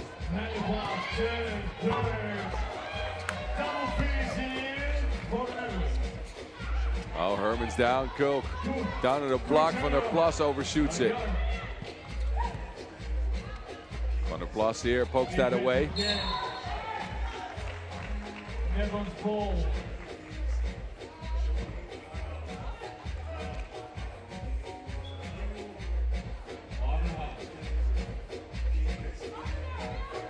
It's a 10-zip lead, or 10-1 lead, I apologize, for the Netherlands. Wonderful officials and volunteers working together to keep the athletes. This is what's led them to this action. Van der Plas to the basket. And Shana again doing damage, this time under the rim. Herman's ball to the top. Oh, here. Catches for strays. Inline ball. An offensive foul call. And off action here from Schijndel to the basket. She's been super good in this one. 7 to her name. Netherlands at 11.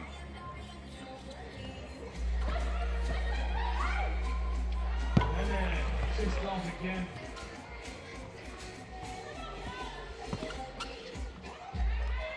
Oh, pirouetting on a dime, Van Brewster. Herman shot.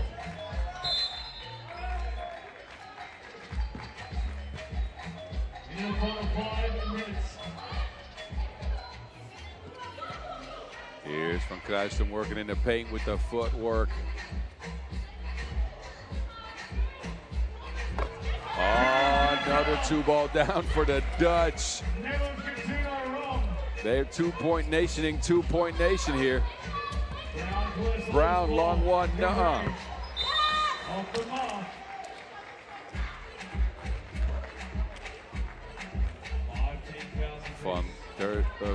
Van Schijndel has been incredible in this one. Just incredible. 2 after 2 after 2 is going down. She takes a seat on the bench now. It don't matter. The Netherlands keep on trucking. Have not let up all game long, and they're getting more buckets than a leaky roof.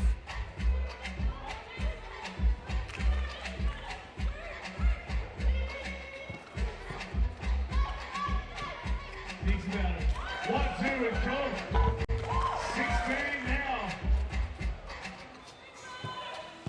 Brown trying to get New Zealand their second point. Oh, here, head fake, driving, up and out. Foul call on New Zealand. 16 fouls now.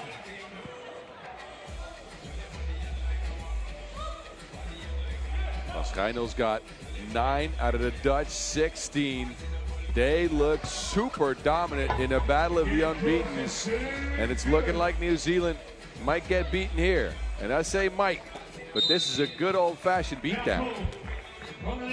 An ear washing. We're going to go to 2 minutes timeout, number 2. So once again, we're going to put the QR code on the big screen. If you get your face like that up there, not great. I'm going to scan this QR code, and we're going to take a selfie with the crowd. TV timeout, a very one-sided affair so far. The Netherlands, they are clicking like a computer mouse. New Zealand, not so much. They got 1 point. We're 6 minutes in. The Dutch are closing in on 21 already. Down to Brown in the paint. Brown with the shoulder fake, under and off. Van Schijndel now on a drive. on the baseline in reverse. Van Schijndel shakes the defense and gets the Dutch to 18. Lene. New Zealand at this point, you got to try to get some rhythm because this might not be a win. I don't think it will be. Oh, yeah, no.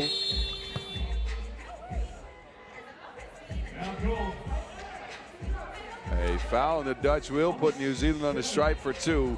But Van Schijndel stops on a dime, reverses, and gets her 10th.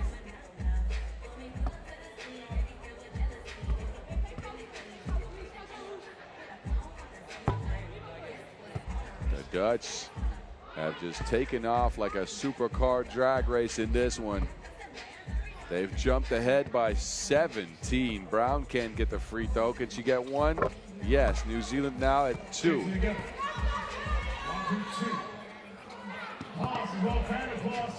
And there goes from the plus. The Dutch at game point. Lene steps on the sideline. New Zealand turn it over. Screening game for the Netherlands is working. The 2-ball is falling. They got the mismatches working as well. Who can stop this team right now? This is one of the more dominant performances of the tournament so far. 20-2 as it stands. As the Dutch try to close it out. Ohia, no space. Brown on the move. That will go. 3rd point New Zealand. Kulk.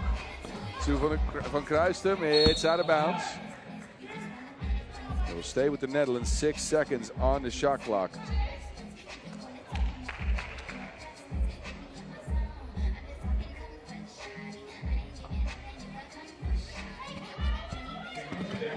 Kulk doesn't get it. Herman takes over. Lene in and out. Working behind the screen, no space. Herman gets it for in the shot clock, looking for anything. Kulk just snatches it from her, lobs it into Van Kruistum. Van Kruistum down the block, Van Schijndel. And the Netherlands get that 21 with 2 minutes and 30 seconds left on the clock. A hugely dominant performance here as the Netherlands got the 2-ball flying. Van Schijndel ends up with 11 points. The rest of the Dutch only had to do 10. What a game by the Orange Lions, who now go 3-0, punch their ticket into the quarterfinals, and will be first in the pool. They got one more game coming on today, which is against Fiji. New Zealand will lace them up against Czechia. That's coming up in a couple of the next sessions. Enjoy the highlights. For now, the Dutch fans are happy. We got the next game coming up in just a few. Stick and stay with us.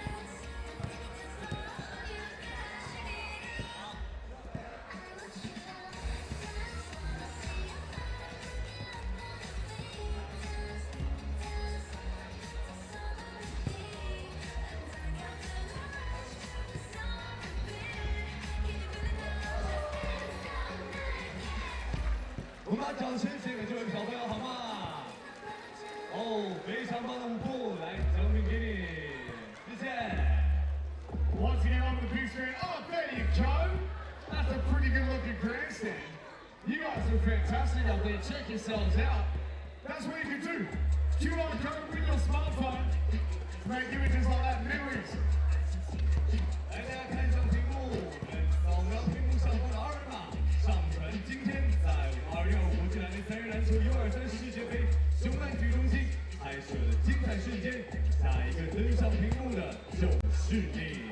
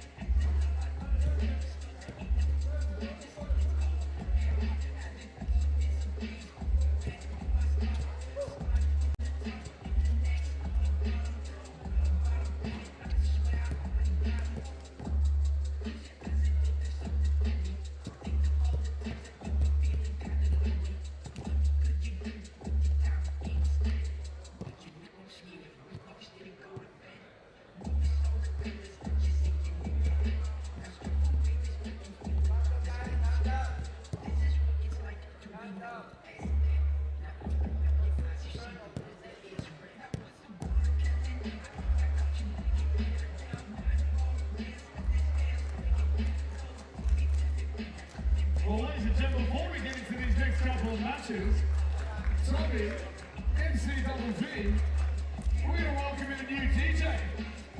What's up? DJ V in the house all over Hong Kong.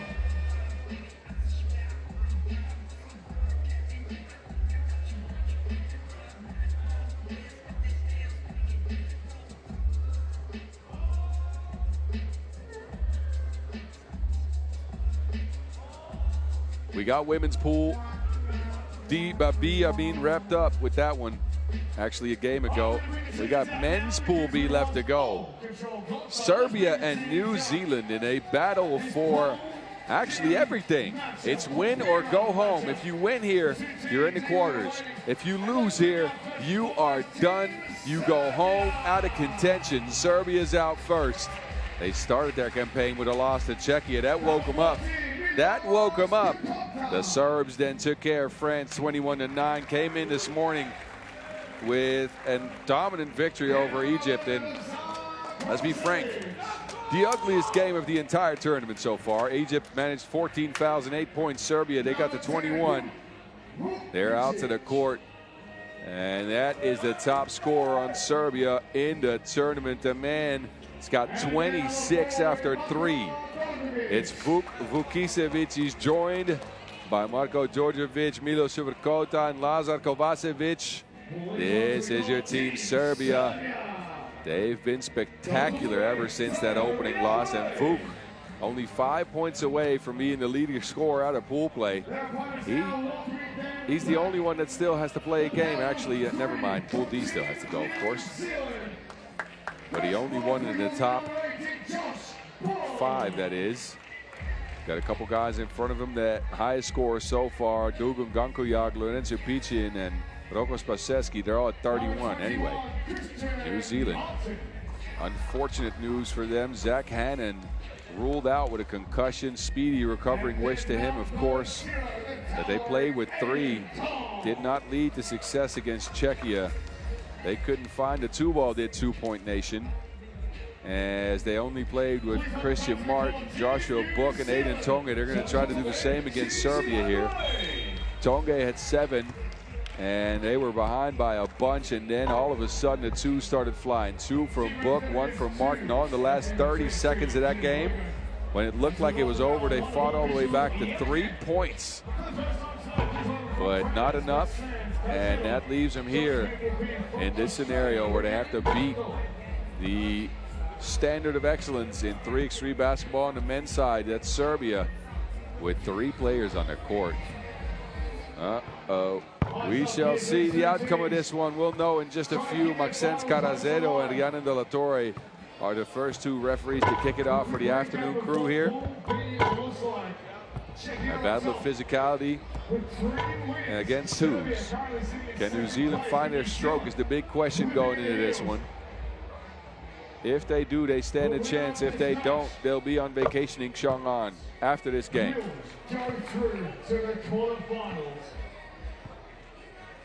And New Zealand, they look calm. How good will they feel after digging deep against Czechia? Playing with 3 is hard. Playing 2 games a day with 3 might be even harder. You get deeply fatigued, and then you have to try to recover. Don't forget, these fellas played 2.5 hours ago. 2 hours ago is when their game ended. So they've had bare time to rest, bare time to recover, and now they have to try to face this Serbian squad with Vuk Vukicevic, a member of UB on the pro circuit, one of the best scorers in the entire tournament. It's a battle of David versus Goliath at this point. Serbia come out with it. Vuk separates from Tonge. Vuk, no 2 balls. Sivakota gets it. Sivakota in the post, muscles one up. He will go to the free throw stripe. Sivakota is physical specimen. He has been extremely effective under that basket.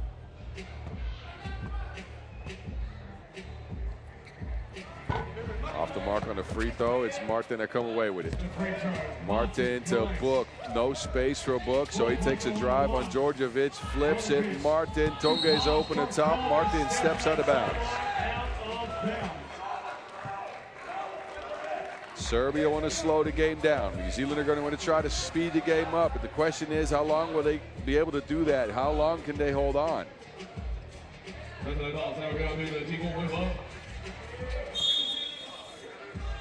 Djordjevic fouled by Book. It's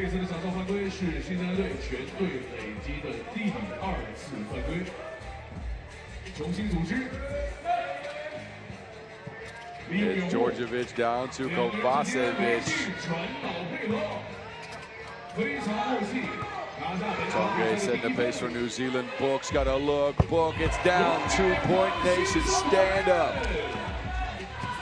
New Zealand up ahead by 1 here. Vuk spinning. That's a foul. That bucket will count. Vuk Vukicevic continues his dominance here at the Under-23 World Cup. The man is unconscious.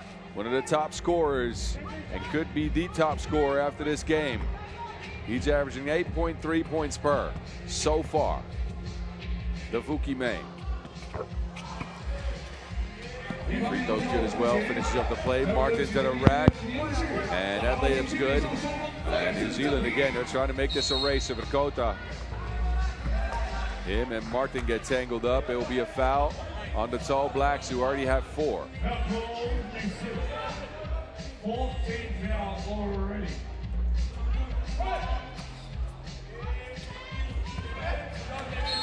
Sivakota had position. The pass never got there.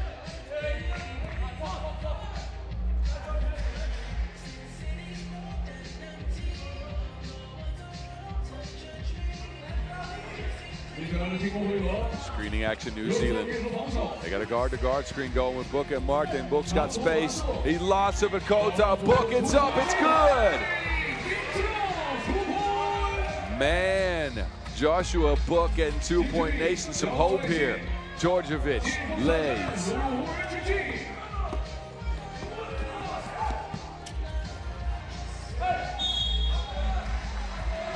Martin gets fouled. Joshua Book needs no space. Drops off Sivakota with that 2 ball. High post action for New Zealand. They try to get it to Book. Book loses Vukicevic. Oh, he had him falling and stumbling. Book is getting everybody on the floor in this one. Oh, man. Joshua Book. Saucier than Hoyson. Uh-oh. Martin's on the ground. And he's shaking up a bit, falling over that A board. He takes his time to get up. Let's see if he can do it. Takes a spill there. And he's all right. Shakes his head. New Zealand's they got a 7-4 lead. Martin, look at the hustle, then takes a spill backwards over that A board. New Zealand get the ball. Book another one. The man is just going and going and going. And this one a foul. Oh, this one is spicy. I like it. Book is just going off. No make on that. He's got 3 down already. But he's going to the free throw line now. New Zealand up with a 4-point lead. Book's got 7 out of 8.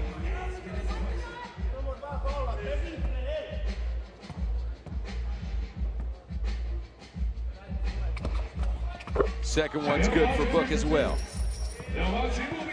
Serbia, what can they do? They play at their own pace. Book, no. Kovacevic jumps out of bounds, can't throw it off of Book, who smartly runs away.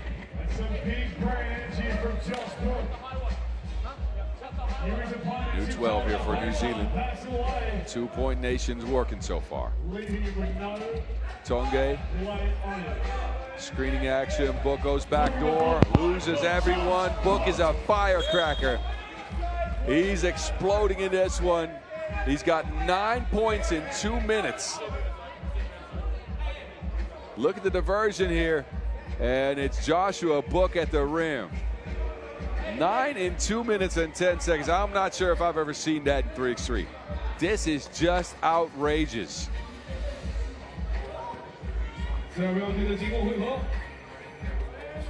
Serbia have not been able to keep pace so far.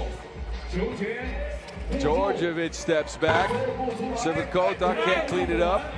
Gets the second one to go. Down by 5 in Serbia. Martin, he will try. Not so much. Tonge spinning away from Sivakota is on the floor. It's out of bounds.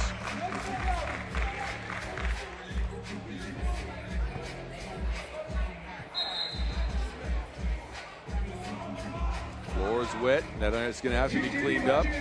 But look at Tonge. Wanted a foul. There was some contact on the play. But it'll be Serbia possession, who are trailing New Zealand by 5. New Zealand making this a race. They want to get to 21 before they get tired. Serbia, they want to play at their own pace, but if that pace can't keep up, what do you do? An offensive foul on Vukicevic. He plows over Martin. Yup, drops his shoulder. Mart's in position, and New Zealand will get it back. Another high post look for the Tall Blacks.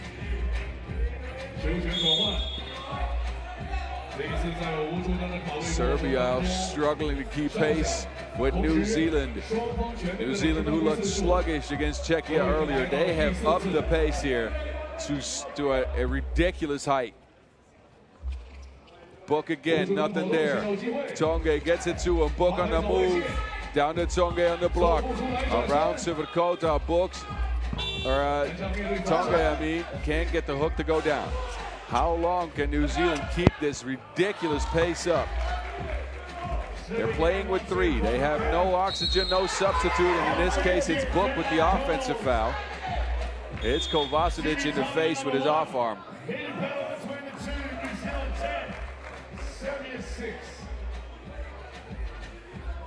TV timeout. Air for New Zealand. Time for Serbia to try to see if they have to adjust. Not in a bad position at all. New Zealand could slow down at some point in the sense that they're going to get tired.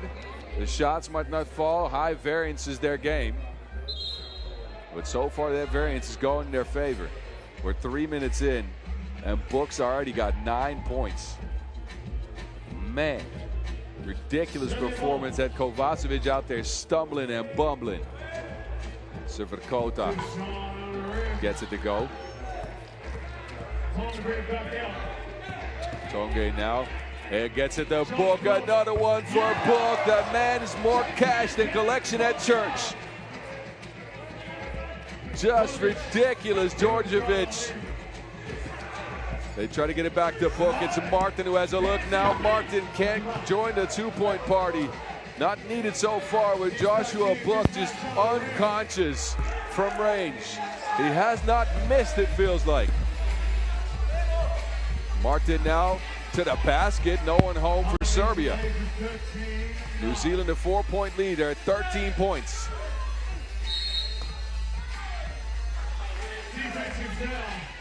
A foul on New Zealand. Holding on Severkota, but look at Martin. Of course, Serbia is focused on not getting him a 2-point look. Then he gets to the basket for one. There's Kovacevic to do something back for Serbia. He tries again, stifled at the rim by Tonge. Now a foul on Serbia again. That's the 5th. New Zealand's at 6. Both teams closing in on the bonus here.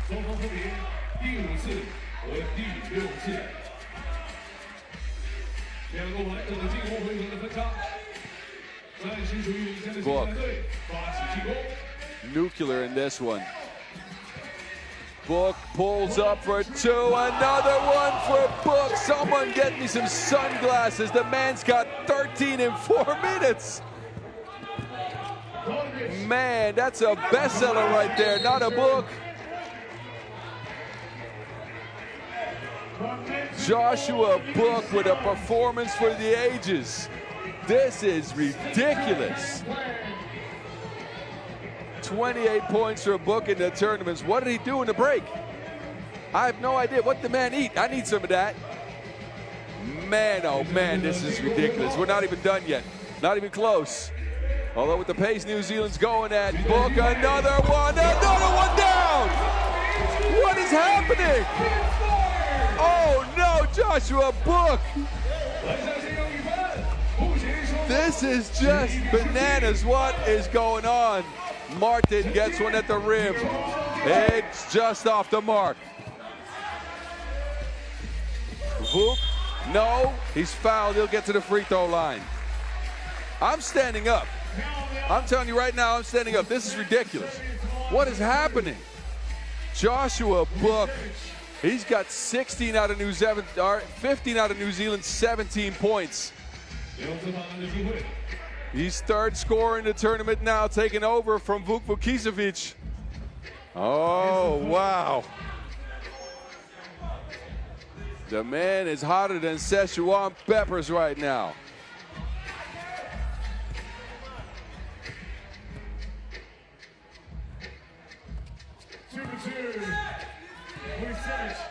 New Zealand take over.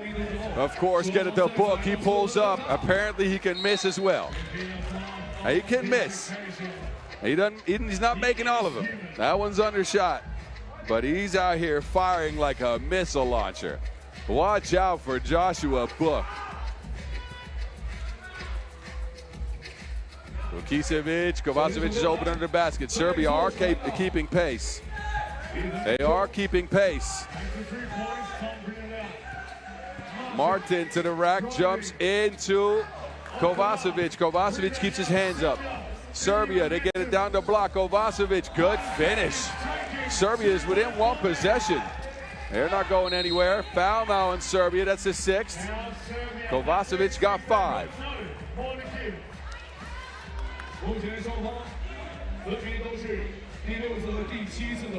2-point nation has Serbia at a disadvantage so far. The Serbs ain't going anywhere though.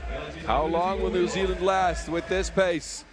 Book hounded by Vukicevic. Tonge tries to get it to him. It's stolen by Severkota. Severkota's got position in the paint. Vuk says, I'll take it myself. Punches it right on Tonge.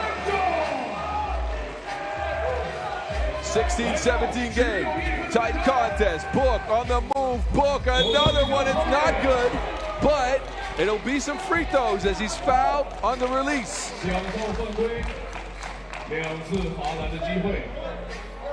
Vuk Vukicevic says, I'm still here, don't you worry. Don't forget about me. The Vuki main with the poke. Quick move. Skies for the Yam. Tonge scratched up. He's going to need to be bandaged up. He's going to get a chance to do it as New Zealand's only with 3. They have no subs. Normally you'd have to sub out for that. Referees are giving him some time. They're discussing what's going on here, of course.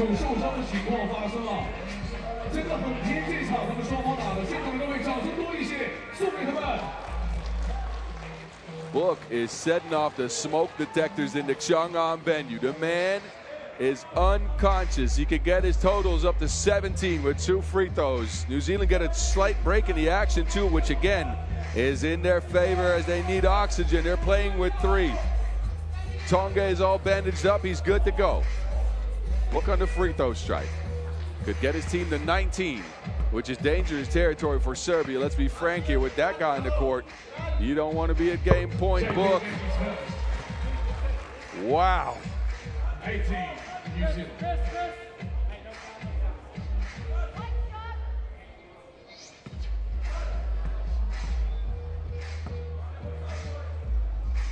Book another one, and that's down.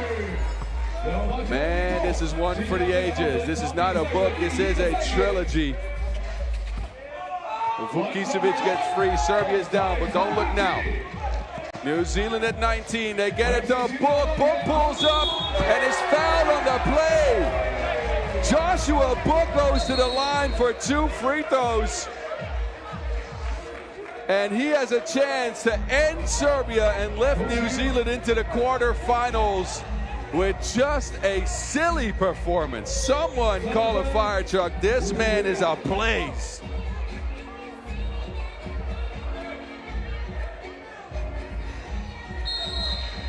TV timeout. What a contest. Book in this case. It looks like he gets fouled. I'm not sure what the call is, to be honest with you.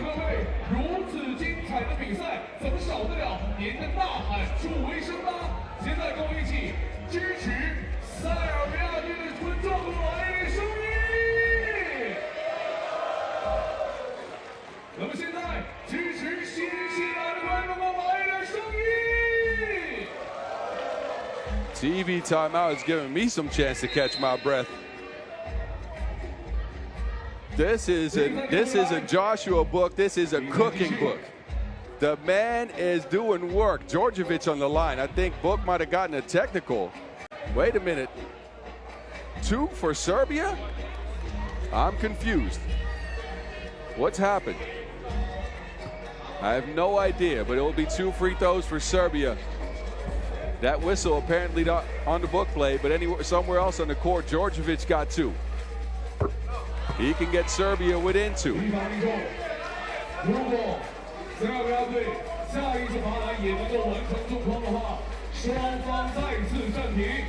4 for Djordjevic could get Serbia tied up with 5th, and he does that. 19-19. This contest is a ridiculous one. To get it to Book, no, Tonga takes it himself. Gets New Zealand to 20, Serbia on the ropes. They get it to Djordjevic. Vukicevic pulls up for 2. Vuki main ends New Zealand. Vukicevic, that's prettier than a Bob Ross painting. Steps into a 2 and lights it up for Serbia, who get the 21 with that one. Ridiculous. Just ridiculous. My goodness. It's Vuk Vukicevic with a shot to put out the Tall Black Hopes. Steps into it from the logo. Pure money for the Vuki main. My goodness. What a game. Serbia kept pace throughout New Zealand's spree of 2s. They stuck with him. A call down the stretch got him 2 free throws to tie things up. And then it's Vuk to come up with a kill shot. 21-20 Serbia.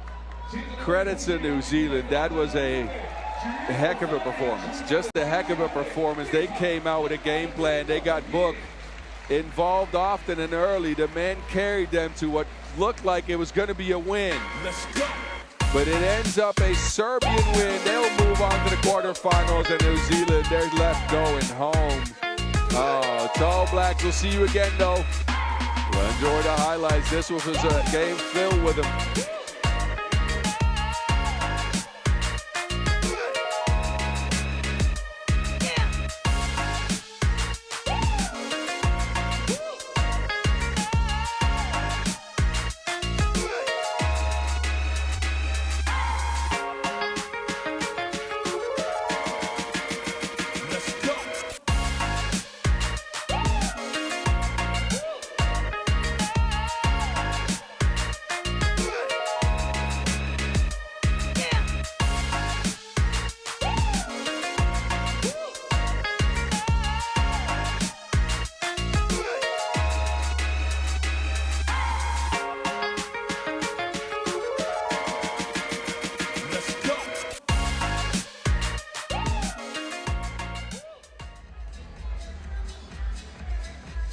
Oh man, when's Pool B wrapped up, and that in just a ridiculous fashion. Serbia and Czechia make it out at a 3-1 record. It's New Zealand who end at 2-2 after that just insane performance from Joshua Book, and France and Egypt at the bottom at 1-3.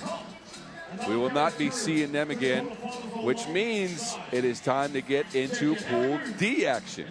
Last pool that we haven't wrapped up yet. It's Latvia and the USA at top at 2-0, and guess who we get to see come out to the court first? Of course, China, Qatar, and Fiji in that pool as well. But this pool will be going all throughout the day. All right, until 9:45 tonight is when we know who makes it to the quarterfinals. This first matchup might determine who comes out in first, though. Latvia and USA. Ready to go now as we bring the teams to the call for men's Pool D. Latvia Have met up before, of course. Paris Olympics in pool play, that ends a Latvia victory. A couple of World Cup matchups, specifically this summer in Mongolia, also in 2023 and 2019.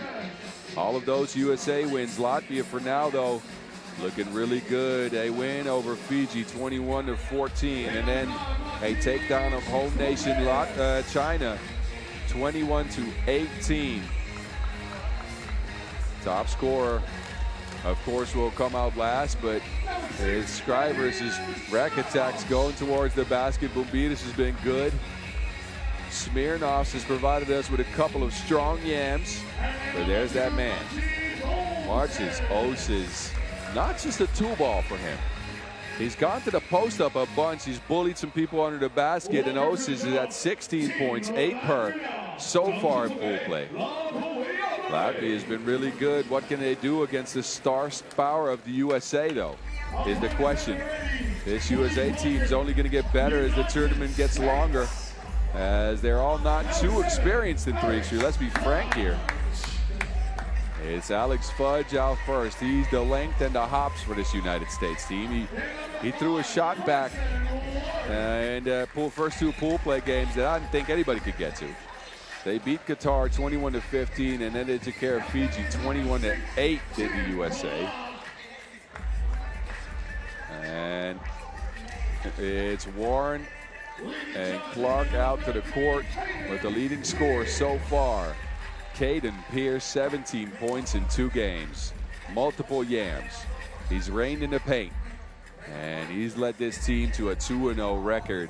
An interesting contrast of styles here is USA. Again, not a lot of 3x3 experience for these fellas.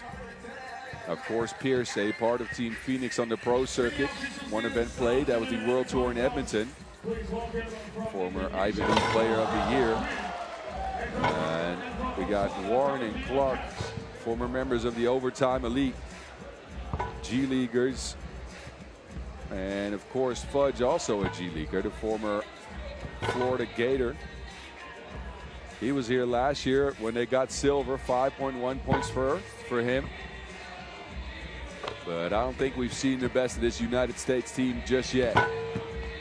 Again, because they're pretty new to 3x3. A couple of these guys haven't played too many major tournaments.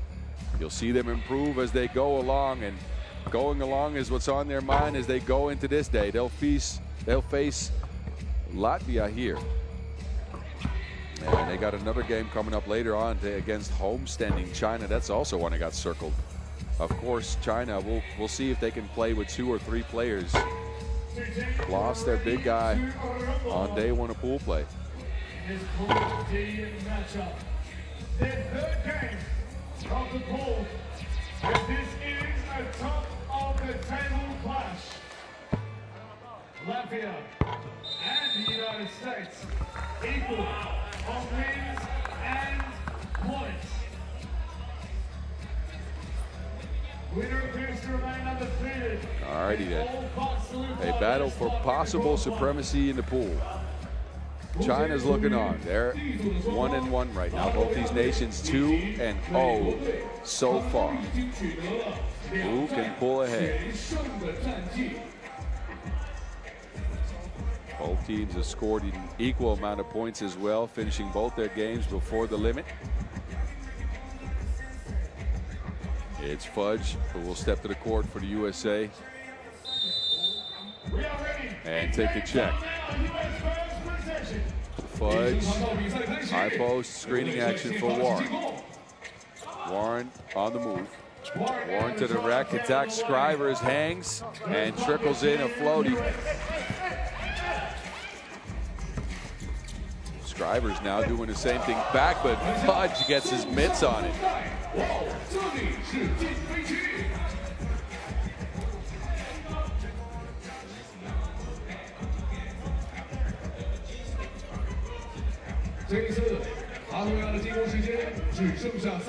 Oses pulls up for a 2, knuckleballs it at the front of the rim. It's Fudge who has it.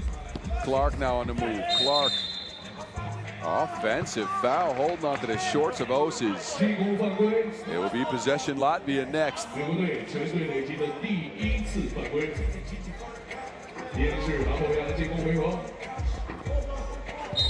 Scrivers hopped on the check.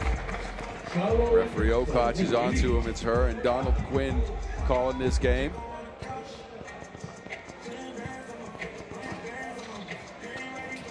Warren on the move. Now Pierce with an offensive foul. 2 fouls on the USA in the first 30 seconds.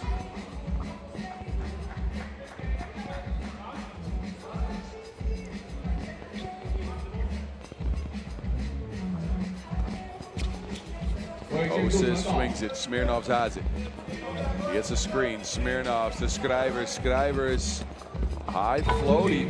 Doesn't want to challenge Fudge. That's what Alex Fudge will do under the rim. The man's bouncy. Warren steps back and drains a long-range bucket. Smirnovs, no space for a shot. Oses down to Smirnovs. Kicks it to Scrivers. 3 on the shot clock. Scrivers has to move on Clark. Difficult shot for Scrivers. Now Fudge gets a chance. He'll pull up from the logo. And just on the front of the rim, he will trace it down. Fudge on a rack attack, hangs. Scrivers staves him off. Now Scrivers will score under the basket rail. That one just off the mark. Now he'll get it back. First point Latvia. Out of bounds for Clark. Good sign for Team USA to see Warren get a 2-ball to go down. He was 37.3% behind the arc last year in the G League. 5.6 attempts per game. The man's a shooter.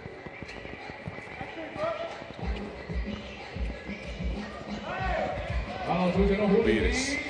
That 2-ball is still bouncing. Pierce skies for the board. It's Warren this time on a drive. Hangs.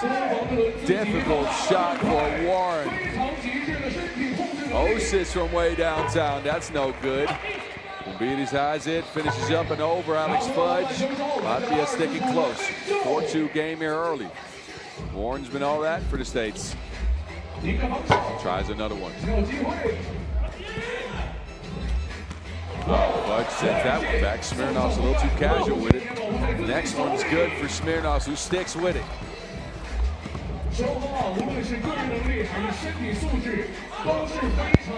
And Pierce doesn't beat Bombides on that one.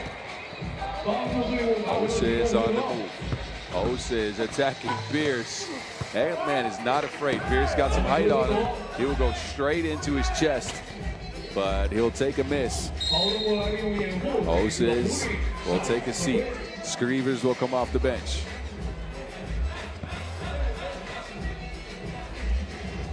A 4-3 game between two teams that want to take first in pool action. Clark's open under the basket. Foul's called.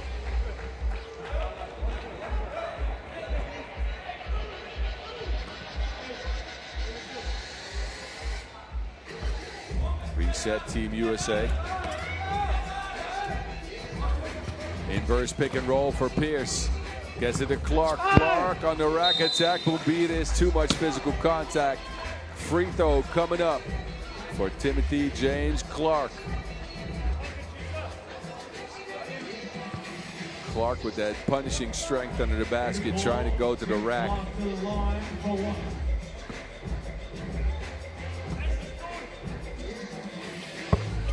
And he gets a 5th point up on the board. Smirnov's trucks over Pierce. Good defense. Stood his ground, took it in the chest. A 4th foul on Latvia. Smirnov's dropped that shoulder. Well, I don't know if Pierce was holding his ground. He kind of jumped in there. But it's all right. I'm no referee. Warren in his back. Ooh, no. Second attempt's good. Almost a highlight. Osa's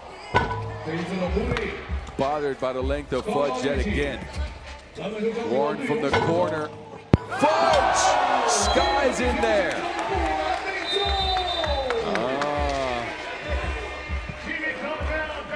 Alex Fudge.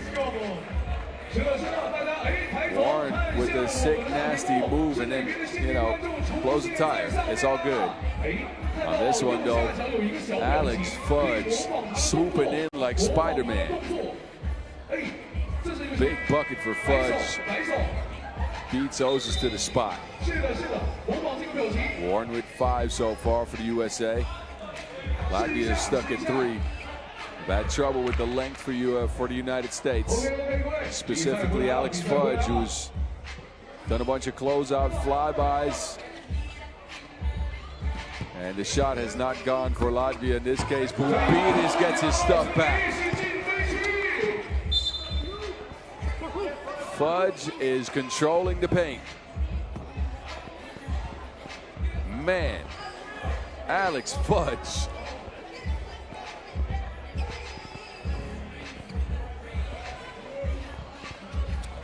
Up to Fudge. Ooh, that's close. Fudge has it. On the attack. So they're making a point out of getting Fudge more involved this time around with a reverse jam. It's just a highlight reel now. Osa is straight at Fudge. I told you the man is physical. Takes it from him. Smirnovs can't squeeze the ball. Saves it inbound. Smirnovs to Bombides. Says no.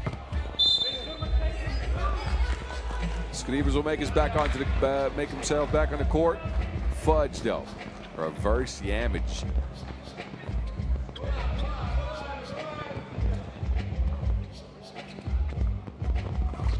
Quick action for Clark to get a bucket. 9-4. Clark's got that imposing strength down there. Man's all muscle. Smirnov's on the move, loses to Wilson. Warren has it. Pierce has position. It's poked away by Smirnovs. Stays with USA. 4 in the shot clock. Warren, a deep 2-ball. Oh, that ends at the front of the rim, and then he's grabbed Scrivers as he's trying to go for the rebound. That foul will go against the United States. 双方全队累计分别是第4次和第3次。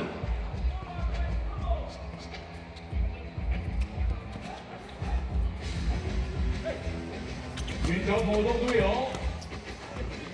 篮下两边的防守包夹，狐狸瞄准进攻。 That two is good for Latvia. They're going to be happy to see that.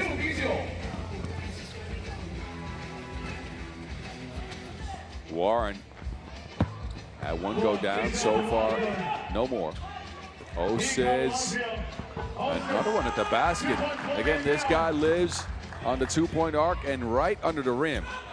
It's a great combination in this game at 3x3. Fudge, long one, no. Bumbides, Clark ahead, in front of him, and someone's on the ground. That is a USA foul.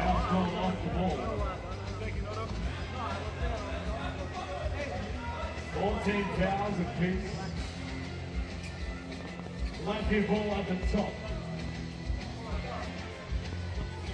这一次的奖状犯规，双方全部都是第4次。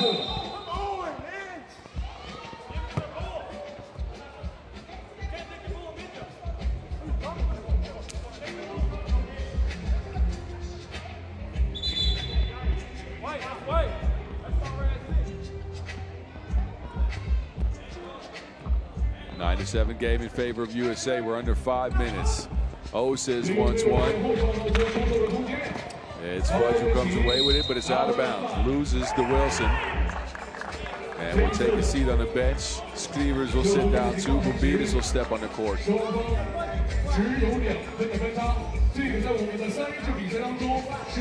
going to start calling Fudge radar because he's tracking down all the shots.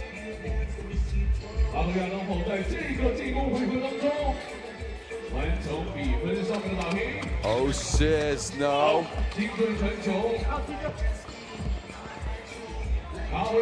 USA with it. Warren has missed his last couple. Back to Pierce. Pierce trying to attack Says can't beat him. Says, of course, a member of that Latvian squad. Somehow. And I don't want to be disrespectful, but somehow got the bronze in Jerusalem a couple years ago at the Europe Cup. That was a magical run. Now trying to lead his team here at the U23. So far 2-0. Skrivers turning around, but Fudge again deters. But another turnover on USA. So while they got the defense going, sometimes the chemistry is still a little bit off. That's good. That's all right, though. These guys are just going to get better as the tournament goes along. They do have to try to make it to tomorrow, as they're not safe yet. Oh, he brought the spice rack. says. We'll put it down to 8-9. Latvia now starting to find into groove. Clark spins. Deterred. Bumbides has it. Down to Skrivers. says had Fudge slipping, but way off on the 2-ball. Fudge is open and held up. Foul number 5 on Latvia. says brought the nutmeg. Spice racks out. And finished with a yam.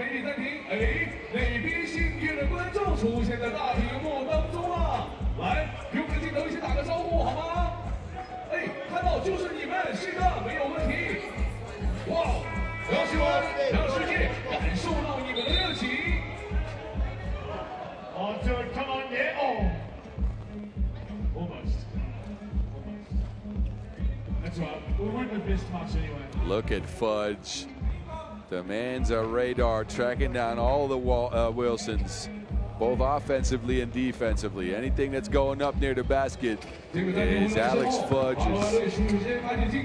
says finishes that one up, ties the game at 9. He's got 5 so far.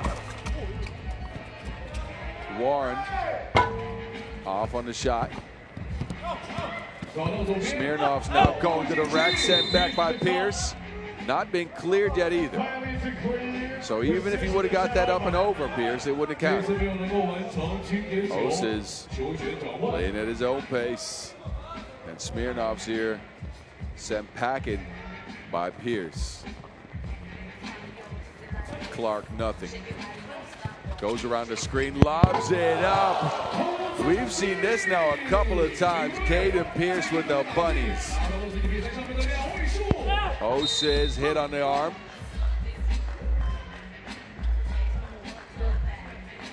Clark swooping in like an American Eagle. Getting that one with the left hand. Bang outs.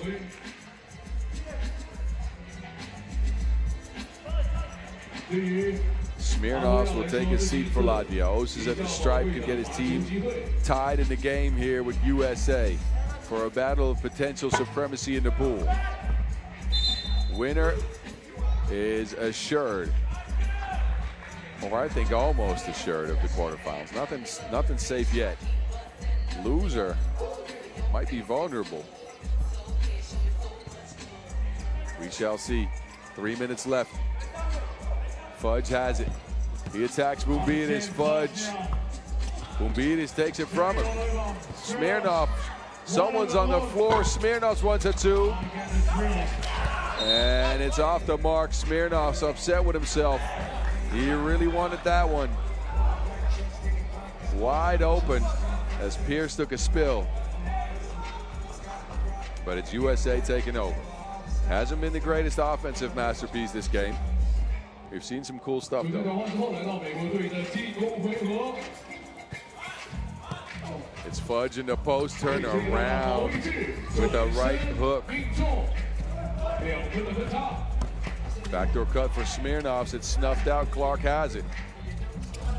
Clark to Warren. Warren by himself. And Clark, no good. What looked like a certain bucket ends up nothing. Oh, sis! Try something. Now he gets a technical. Complaining that that was a goaltend. And frankly, he might have a point. Osiz throws it off the glass there. And then the backboard is hit by Fudge. And as he complains, he gets hit with a tee. Referee Donald Quinn had heard enough.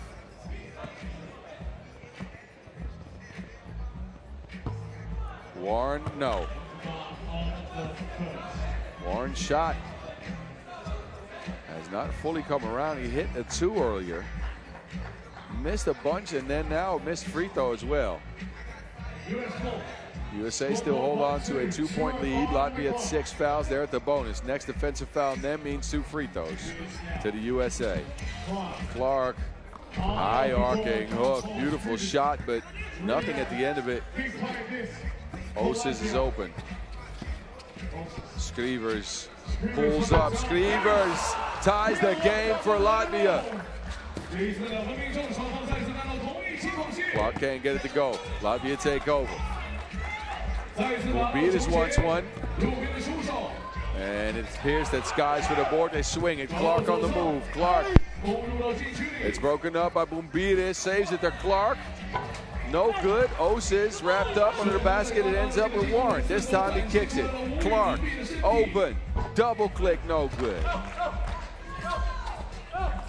Skrivers got possession. He wants to attack Warren. Is fouled and he'll score as well. Skrivers stronger than Camembert cheese smell on that play. I know some people are laughing out there. Skrivers with a big two to tie things up, and then the bucket underneath as he attacks Warren. Skrivers off the glass, and then he'll get a couple free throws.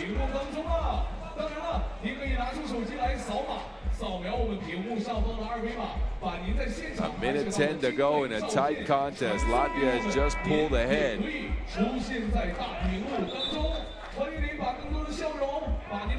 Physical matchup between two nations that would love to go 3-0 and almost certainly punch their ticket into the quarterfinals instead of being 2-1 and being vulnerable to three-way ties and other crazy stuff in this 5-team pool. It's Skrivers on the line. USA expends their 6th foul. That means next foul on either team defensively was the 2 free throws. Latvia now hold a 2-point lead. A 4-0 run for Latvia. Pierce wants one. Technical foul USA as Pierce taps that ball away after the score. Pierce has been all good in the paint, but in this one, you can see he gets the yam and then throws it out of bounds. And that's going to cost him a point. Screevers on the stripe. Well, that point was not had, so it didn't cost him anything. He's trying to argue his case with referee Dorothy Okoch, and that's not going to go very far. Play here for Latvia. They got Osis on the ball. Hands it off. Smirnovs to Screevers, who's been so good as of late. This one, though, is way off the mark. Now Warren's on a rack attack. Screevers takes over. Osis is open. Says, take it easy. We're under a minute, Latvia. Osis with the physicality off the mark. 35 seconds. USA have Pierce open under the basket against Osis. Ties the game at 13.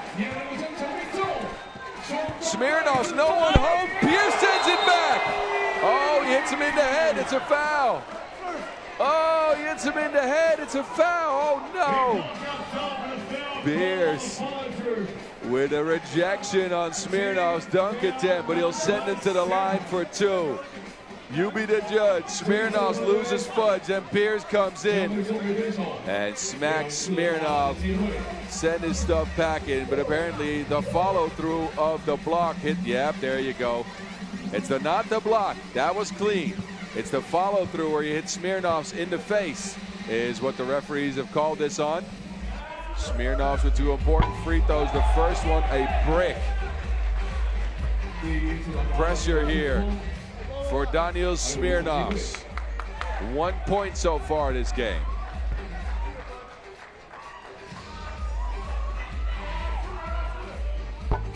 And he can't get any points from the line, tied at 13 still. USA go to Pierce.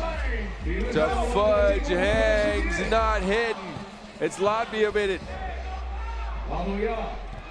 Osis against Pierce. Osis to the rack. Osis hangs.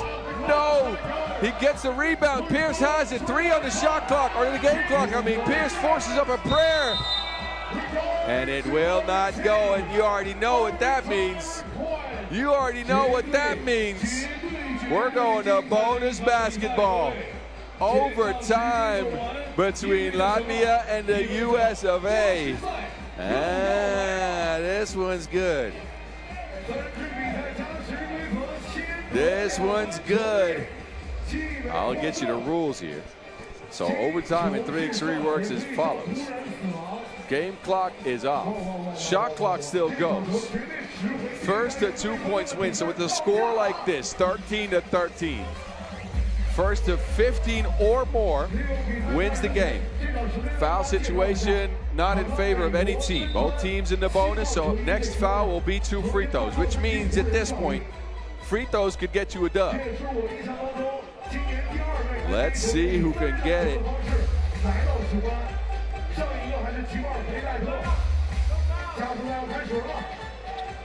It's Latvia Vidit. Osis has a look from the logo, way undershot. He wants a foul, doesn't get it. USA gets it to Warren. Warren working on Osis, who almost gets a steal. It's out of bounds. Oh, but Warren tries to save it. Whose ball is it? Osis comes in there, spikes it away.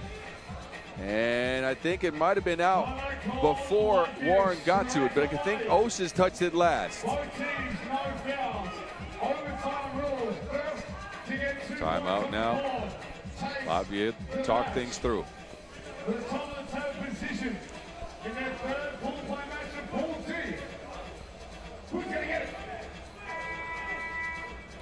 This game is all that and more. Serious series.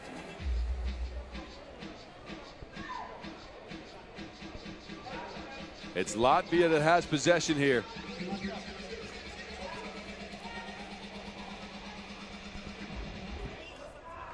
Skrivers has it. Osis is on the bench. They get it to Bumbiris. Bumbiris trying to shake Pierce. Cross court, Skrivers has a look. Skrivers on the front of the rim. Clark has the ball. 6 on the shot clock for USA. Clark to the basket, can't get it to Pierce. It's out of bounds.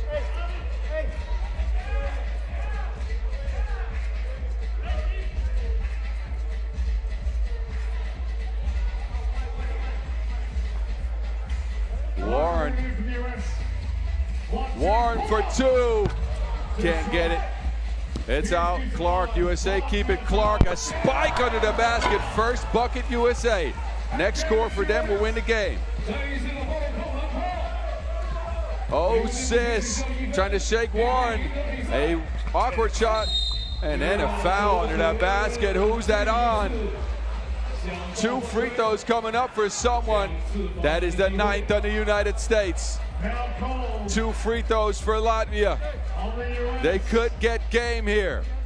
Skrivers with the game in his hands. What will his nerves do here? Skrivers has been so good all game. Brought Latvia back, even got him a lead. First one off the mark. Second here could tie it. So close for Latvia. Warning coaching for USA, as you're not allowed to have a discussion with your coach while you're on the court.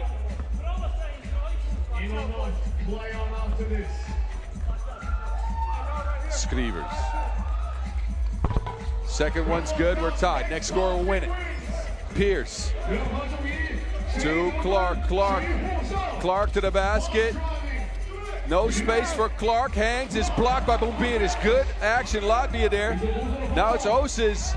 He's trying to get it to Skrivers. Skrivers now against Fudge. Gets him up out of his feet, and Skrivers, with the screamer, takes care of USA. Up and under, an old man's move for Skrivers with a push shot to get Latvia to 3-0. Oh, what a game, what a game. 15-14. First, it's Clark. He has a look. Bumbiris sticks with him through and through. Sends that back. Osis with a board. Great defensive stance by Latvia. This score would have ended it for the States.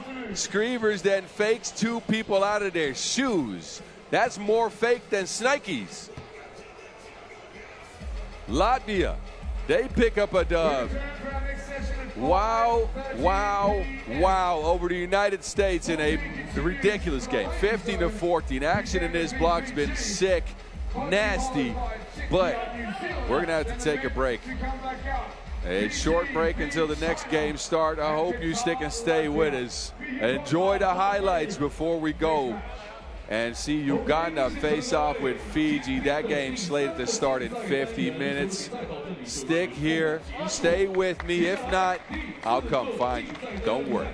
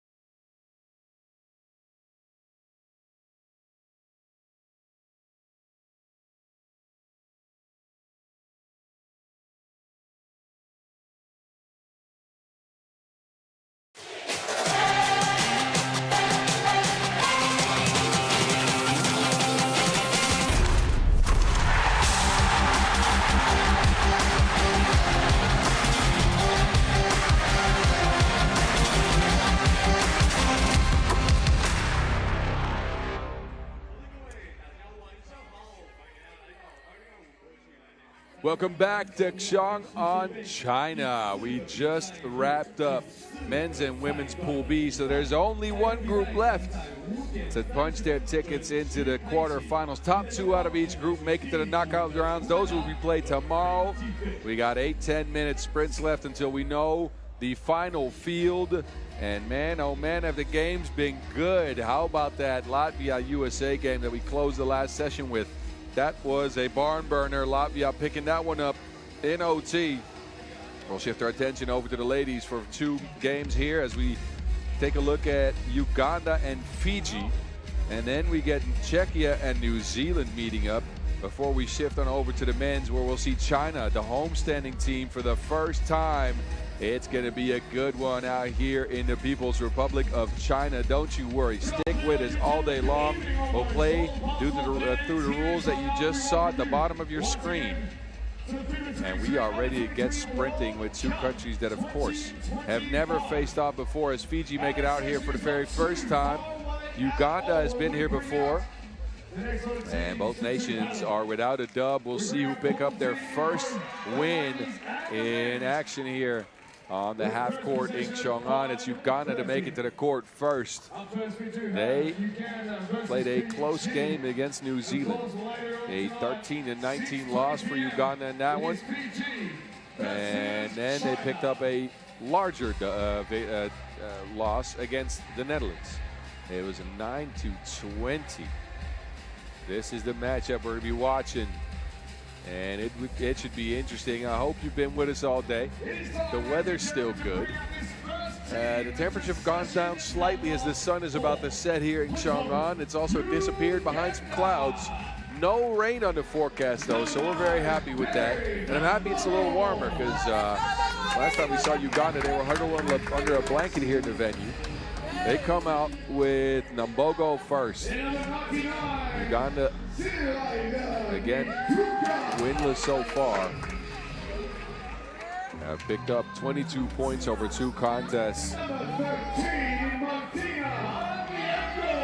It's Nagituka, and there is the leading scorer for Uganda. Martina Alexis Anyango, 9 points for her. She's joined by Sheila Aberamunu. 7 in 2 games for her. Anyango, a force in the paint. Lamunu is good on the drive. This is Uganda. They're going to look to see if they can get a first dub and the pride for the nation. Both these countries not out of contention just yet. There is a lot of scenarios that could still be happening in Pool D. With the Netherlands going up ahead in singular fashion. 3 wins for them. New Zealand at 2-1. Czechia at 1-1. 2 wins on the day would help both these teams a lot. Fiji, also 2 losses as mentioned. A 21-3 loss against Czechia, followed by a more competitive game. They're adjusting quickly, these Fijian ladies. 15-7 against fellow Oceanic country New Zealand. But a loss is a loss, so they're coming in here without dubs. Kainamoli to the court. His leading scorer with 6 points so far for Fiji. She's joined by Ravai, Liebrechts, and Koroi. This is your team, Fiji, making it out here all the way from Oceania. And here to do battle on the half court with Uganda. We shall see who comes up with a dub here. Got a 10-minute sprint to get it done. Referees Maxence Carazedo and Rhiannon De La Torre will take hold of the whistles in this one. In this beautiful venue right in front of the Chang'an Sports Arena in Chang'an Future City, a part of the new area here in the region. City was founded in 2017 to take hold of some of the government stuff that China would like to have outside of Beijing. A beautifully built area with some flower fields, some towers. It's been nice here, I can't lie. Chang'an, stand up, it's been good. My 2nd time visiting the city, actually. I was here way back in 2019 as a player, but we won't talk on that. That is ancient history in 3x3. A sport that is still very young. We are right around 15 years old. Been Olympic twice. As the ladies get warmed up, question is who can unlock the 2-ball. Anyango showed off the reins. Priscillar as well. Fiji have not knocked down the 2-ball, which is the great equalizer. Actually, I apologize. Estelle Kainamoli has knocked one down. So Fiji won 2-ball splash. A battle between Oceania and Africa. Ladies get their last adjustments in. Tactical discussion before the game starts. And while you wait, hit us up on socials. I know you got that phone in your hand. At FIBA3x3 and at FIBA3x3W to look at all of the highlights as well as what the media team's been cooking up behind the scenes. Fiji in the blue threads. Uganda in the red.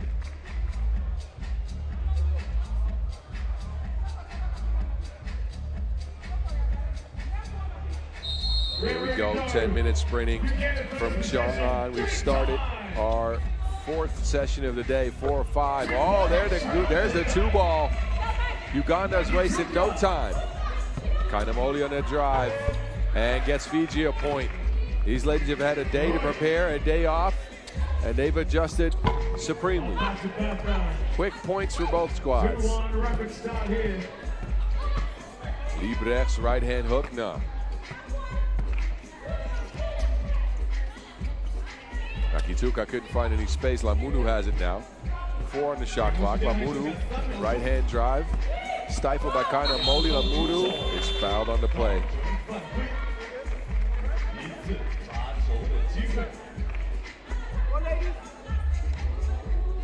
This is how we started. 2 buckets to get it going.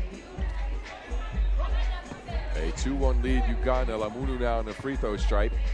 Could get him one more.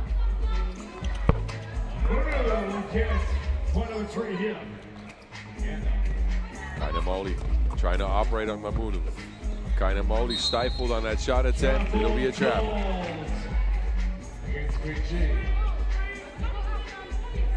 As for Fiji, this is the first time they've ever had an opportunity to qualify to an event like this. Of course, they have played in some events. Mainly the 2015 FIBA3x3 Oceania Championship. But you don't qualify to an event like that. They qualified through the Nations Leagues. Fiji playing in the Oceania 1 conference. Taking hold of the stage there with Kainamoli and Koroi leading the way in points per game. After winning a conference, they punched their ticket here to Chang'an.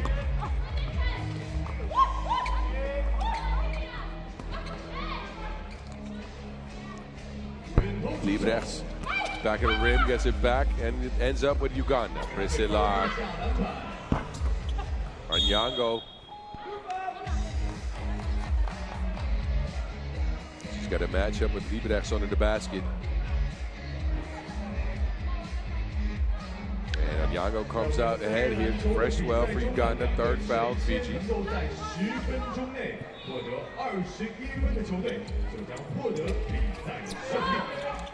Open is Priscillar. This time she drives. Kicks it to Anyango.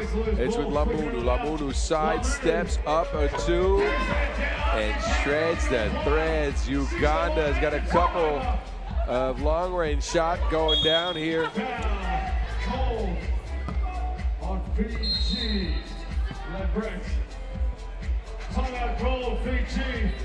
With all the momentum. Uganda have unlocked a shot from the land of plenty. It's a 6-1 lead to start them off.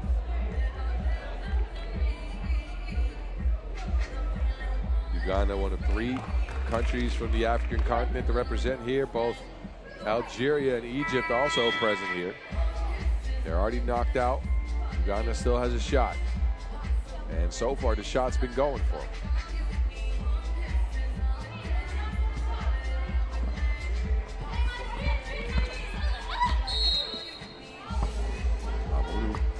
Foul again. Fiji's trying to play Uganda physically.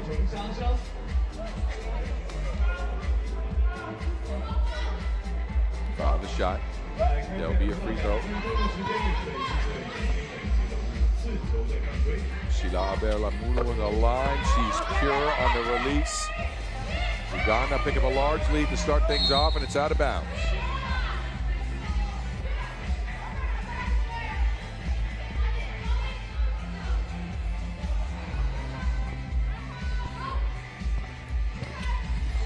Kanamoli gives it up. Lamunu to Anyago. We've seen her use that range, that 2-ball before. This time no good for Silara. Another one for Uganda.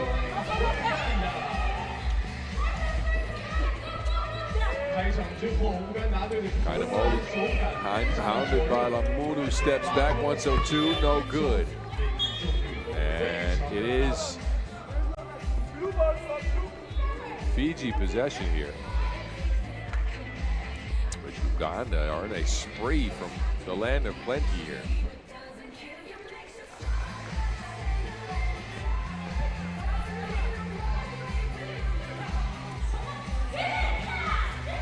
Ravai. Down to the block. Vivres can't share it. It's tied up.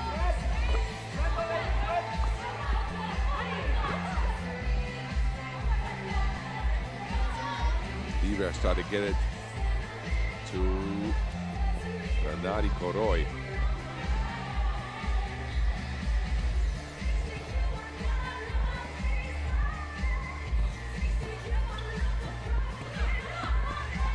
Lamunu on a drive. Lamunu to bump in the bucket. Uganda go back to the free throw line. 6th foul on Fiji.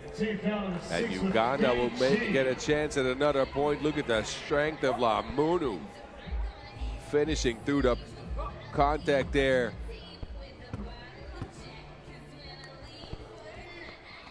And another free throw's down. Kanamoli tries to pass it down to the block. It's with Uganda again.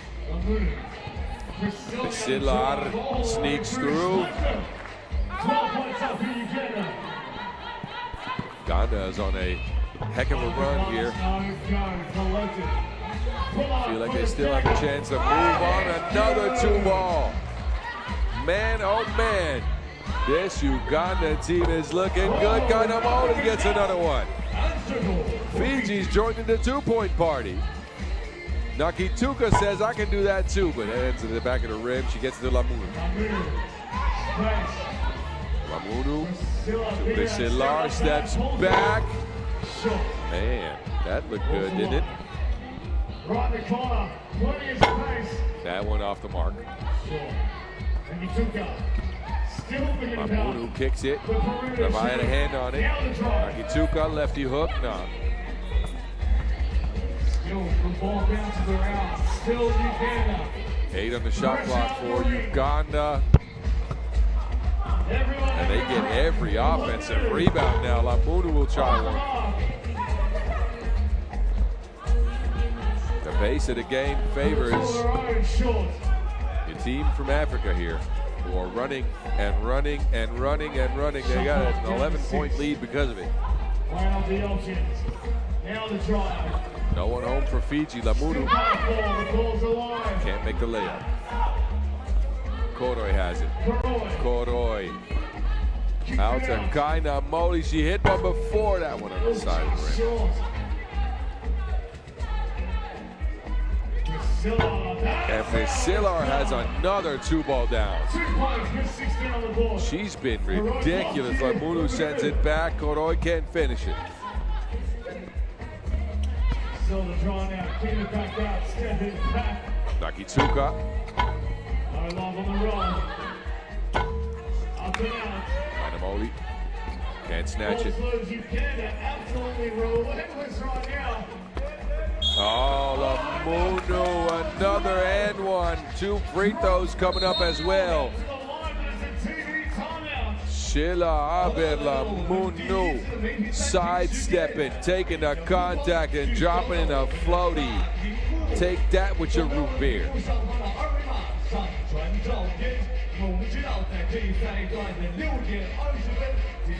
Lamunu and Priselar have 7 points apart as Uganda is taking it to Fiji. 我们也会将选取最好的一张照片送出我们2025国际篮联3人篮球 U23 世界杯的官方周边。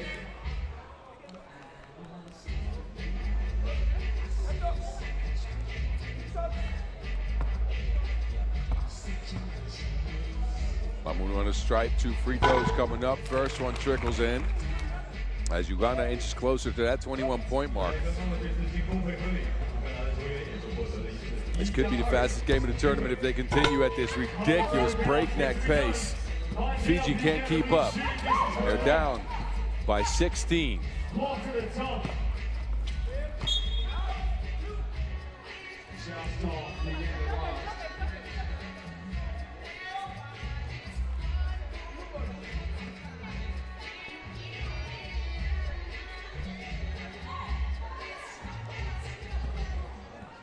Fiji take over here, Kainamoli. Good screen by Liebrechts, but it takes too long. A shot clock violation on the Fijian ladies.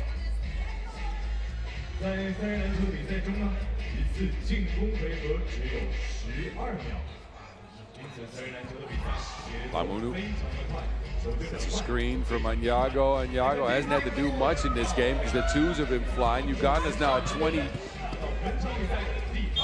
And a no clear as Ravai never established position outside of the 2-point arc. Anyago was the leading scorer for Uganda coming in because of her height and her length under that basket, but it hasn't been necessary. Naki Tuka says, night, night, y'all. 21-3, Uganda blow Fiji out of the water. This might be the fastest game of the tournament. 4 minutes and 30 seconds on the clock. Uganda, they were ridiculous in this one. Twos were flying, drives were going. Lamunu to the basket, took the contact and finished time and time and time again. And your final score in this one, 21-3. Enjoy the highlights. We take a little break. Our next game is Czechia and New Zealand. That one's coming up in 13 minutes. I'll be back in 10. Don't go anywhere.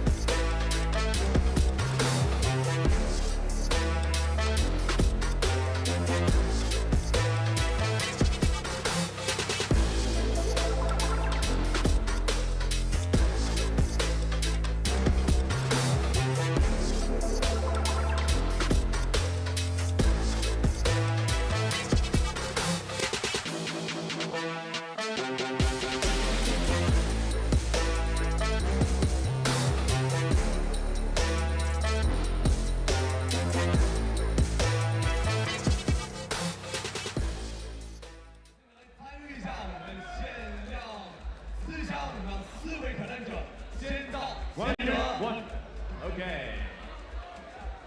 4位挑战者，来，开放水位，来。Okay, one more.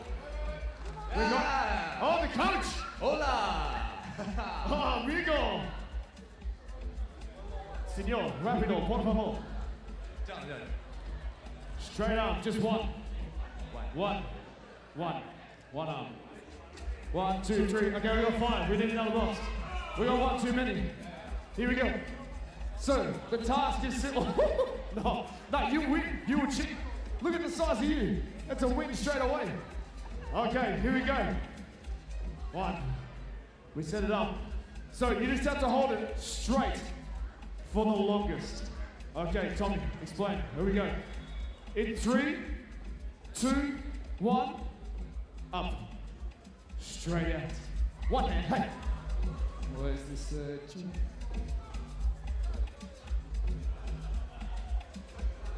好的，我们来看一下谁能坚持最久的时间呢？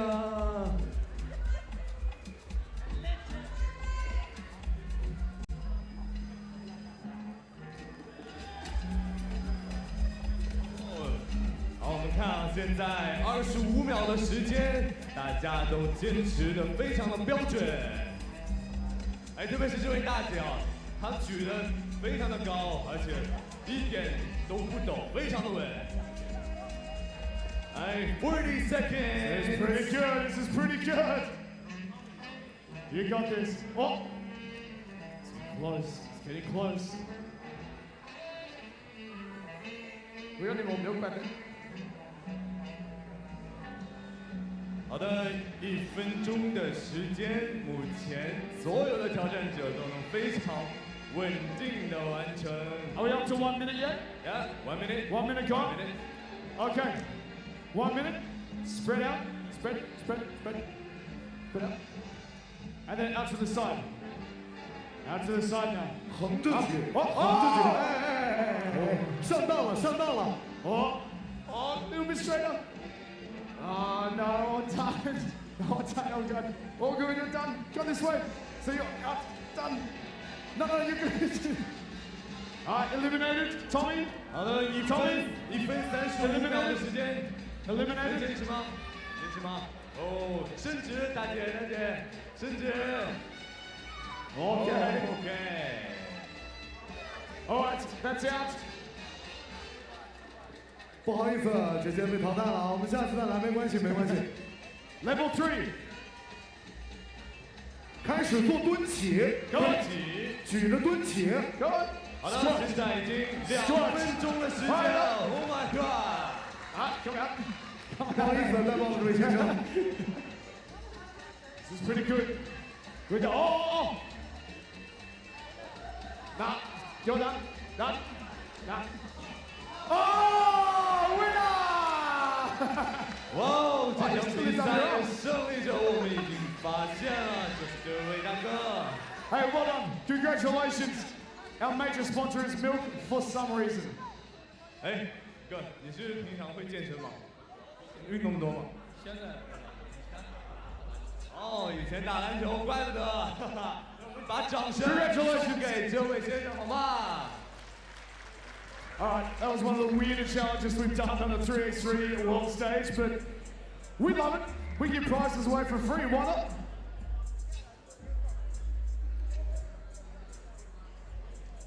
And Team Mexico has milk for the next 3 days. All sorted for breakfast. You guys are good. And coffees, teas. Muy bien. Our next game not too far away. We're going to bring out these two teams very, very shortly. As they go through their warm-ups, it will be Czechia, New Zealand. 好的，那在5点55分的时候，将会迎来本个赛段的第2场比赛，同样还是 D 组女子组的比赛，由捷克女队对阵新西兰女队。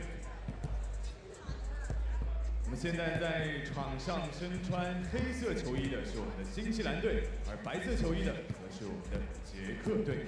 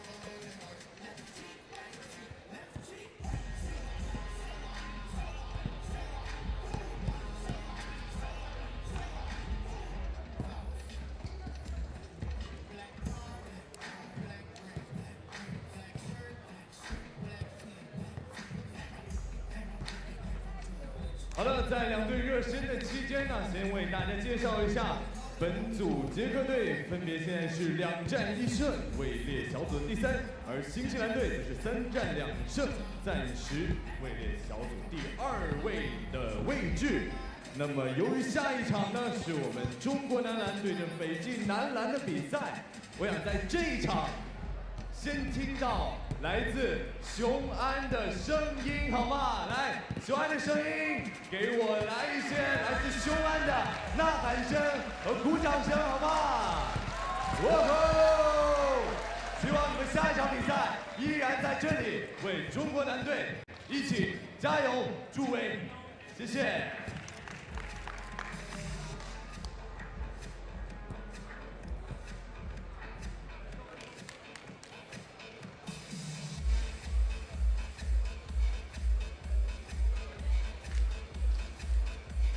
And we're back.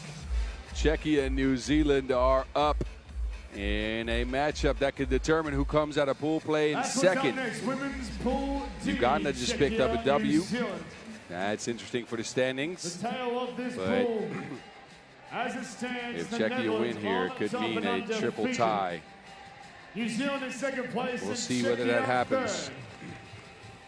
As Uganda and Czechia still have to meet up. It's New Zealand who come off a large defeat. Let's see if they can kind of change their approach here. We'll get reintroduced to Czechia first, though. Czechia so far, a win and a loss. Looked real good against the Netherlands.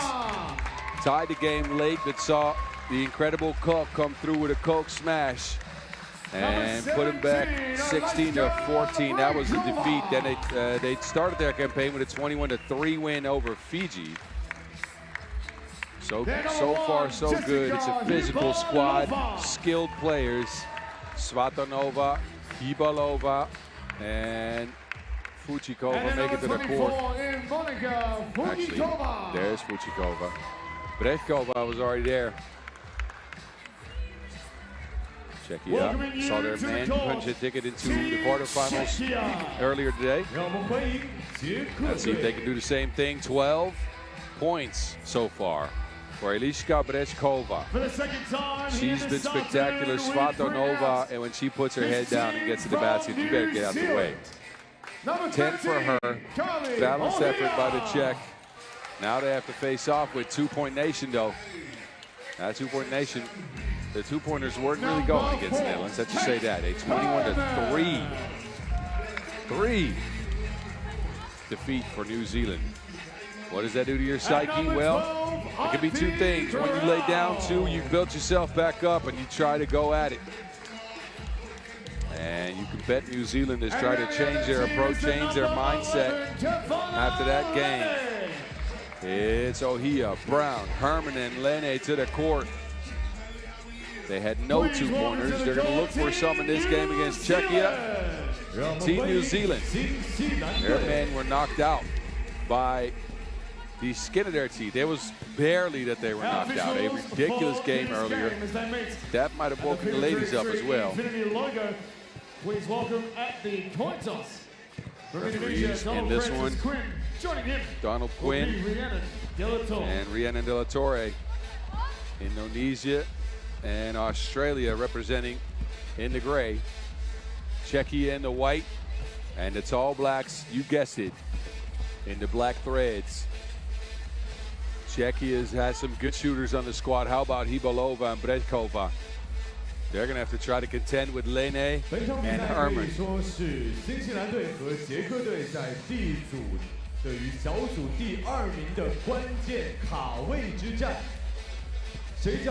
is the half court we do battle on out here in Chang'an, in front of the sports arena. Beautiful venue. The crowds have started to pour in. You know what that means? Chinese men will play next. Last tactical adjustments. How will these teams attack each other? Who can deal with Svatanova when she goes to the basket? Will Herman find her touch again? As her stroke wasn't stroking in that game against the Netherlands, but she's been good so far in the tournament.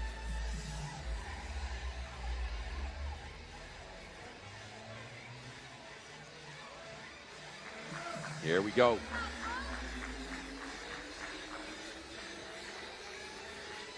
10-minute sprint, number 14 on the day, 20 game slate.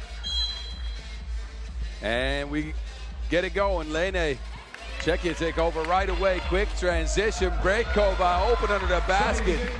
Fastest points in the tournament. That took Czechia all but 7 seconds. Eyes in the back of her head as Svatonova Brejkova finishes it off the glass. Herman, no. And a shot clock violation. That will go to Czechia as well.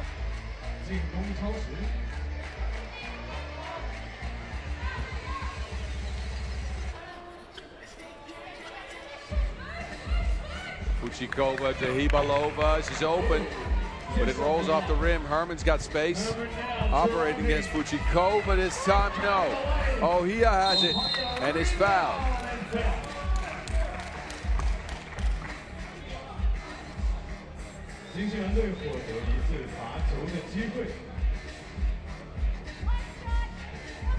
Oh, Hia on the stripe.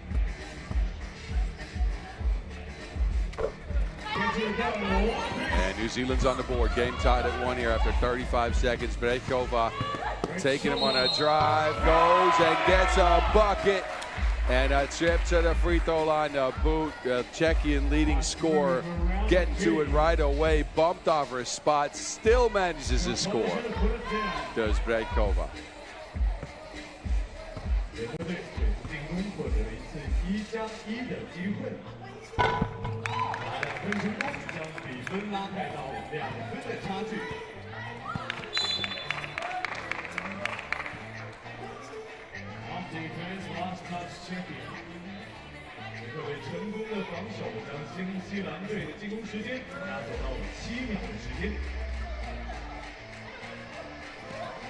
Herman in the corner. Hibalova just sends that packet. Take that to the Southern Island with you. As you guys know, New Zealand has 2 islands, right? North and South. I think I'm correct. Anyway, minute in, Czechia up by 2. Hibalova gets it. Herman gets a little bit of revenge, but there's a foul call on the play.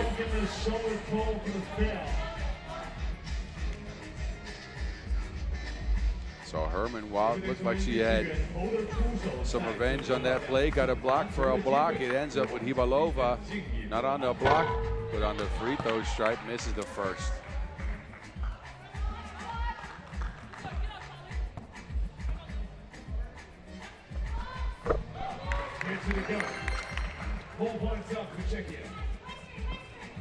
It's Brown. Spinning, Brown, no.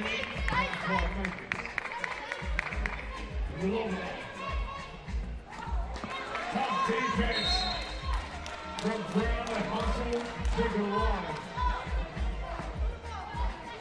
新西兰队完成了一次成功的防守，将球破坏出了底线。进攻时间还剩下4秒钟。Hibalova on the move. No one there for New Zealand to stop it. It's a 5-1 lead for Czechia. A minute and a half in. Czechia bringing all the offense in this one. Lene, can she answer? Sidearms it too. Brejkova has it. Hibalova, that's out of bounds. On-handle pressure of the defense, it sends it wide. New Zealand hanging tough, big bump here. 8:28 on the clock remaining, plenty of time. High post look for New Zealand. Herman was open, she receives the pass. Herman pulls up, 2 ball, good it goes, it drops. 2-point nation on the board with their first 2 of the day, and you can see they're riled up. That's where the relief comes from. Their system approach. They want to shoot a bunch of 2s, and Herman gets them one.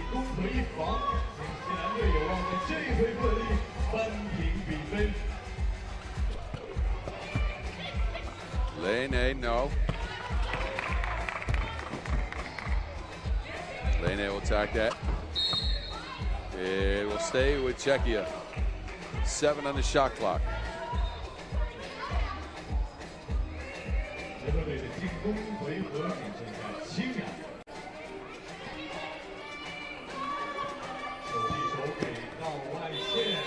Svatonova comes up just short. 2-point game. Lene wants to tie things up. Nuh-uh. Fuchikova. And a whistle now on the floor.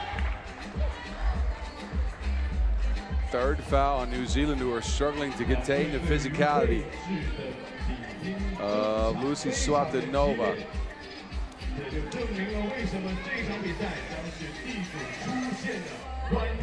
Backdoor cut, Bredkova's wide open.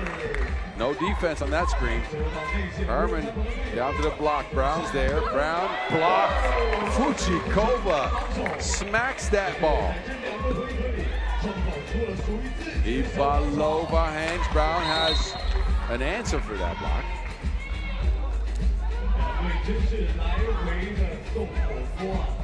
Bredkova on the cut. That is easy money for Czechia. And then Fuchikova. That's a Will Smith slap. Ivalova.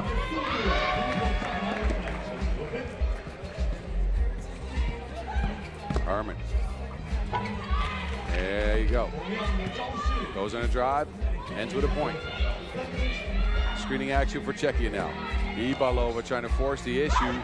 Brown, though, a good defender, sticks with her all the way. Brown now is open. There's a foul call.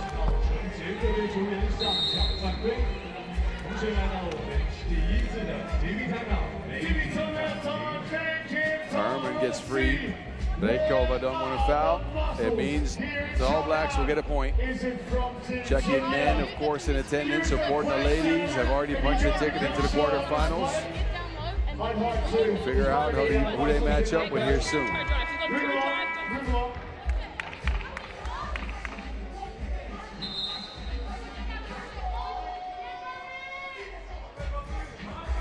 This is some of the happening so far. Fuchikova with a gangster slap.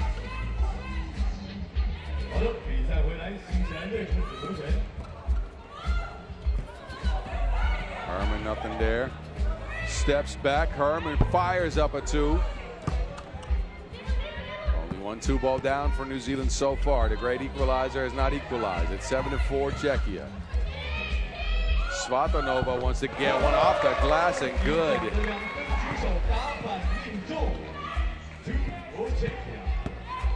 Lene races by him.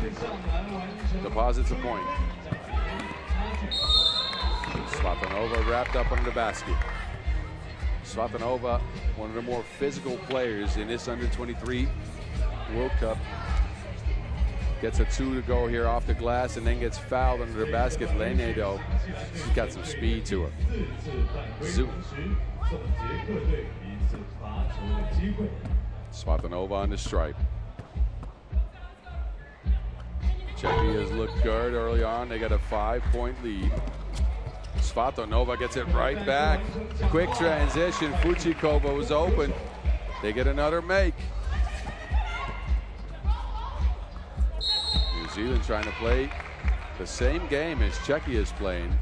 Screening, pacing, but the disruptiveness of Svatonova so far. Second steal, second bucket for Czechia because of it, and Ivalova will tap that out of bounds. That leaves bare time on the clock.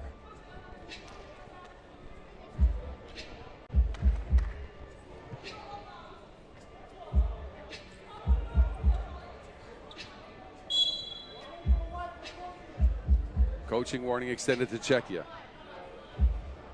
Of course, there are coaches in the stands here, but you can't communicate with them during the game.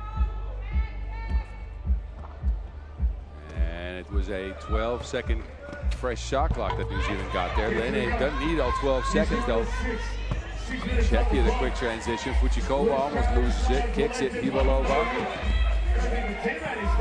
Side dribble, it's poked away by Herman. And a good defensive stance by New Zealand.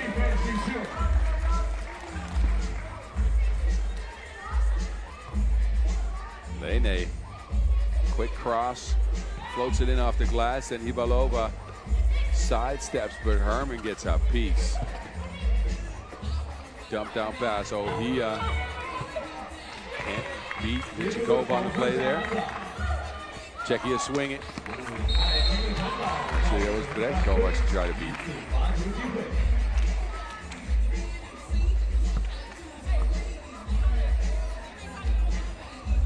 This one poked away, but a foul called on the play. Svatonova on the strike. And a free throw off the mark. It's New Zealand to grab the board. Herman. Lene gets it for the Tall Blacks. Lene will try. 2 balls good. New Zealand back within 3. We're approaching the halfway mark in this game. Czechia has played a good game. New Zealand has shot a bunch of 2s. Vučíková gets stuck. It's out of bounds. And that's not to say New Zealand hasn't played good. It's just their offense. It's that, and that. 2 after 2 after 2 we see go up. 2-point nation. Oh, Ivalova blocked by Lene. This game so far seen more blocks than Minecraft.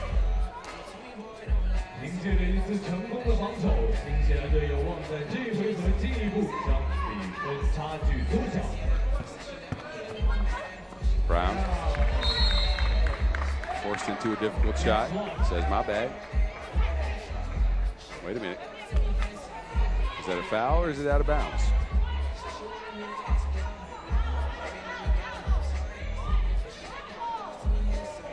It'll be New Zealand ball, 7 on the shot clock.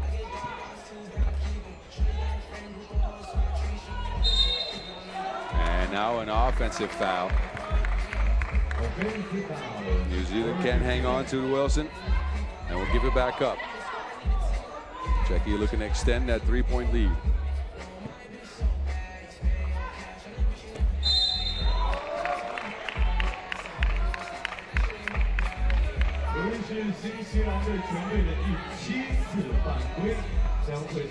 Ivalova on the stripe. That's his 7th foul on New Zealand.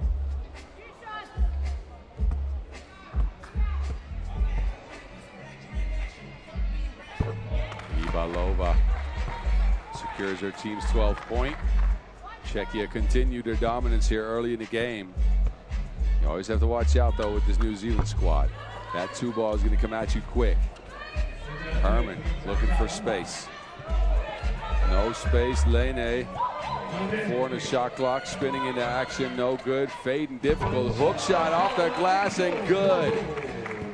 What a look for Kavana Lene. Czechia can't answer. Herman has it.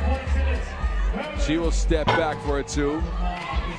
Oh, here controls the glass. It ends up in Ivalova's hands.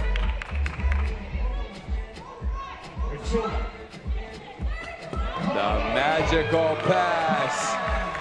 Oh, dime time. Herman, no. Vučíková comes away with it.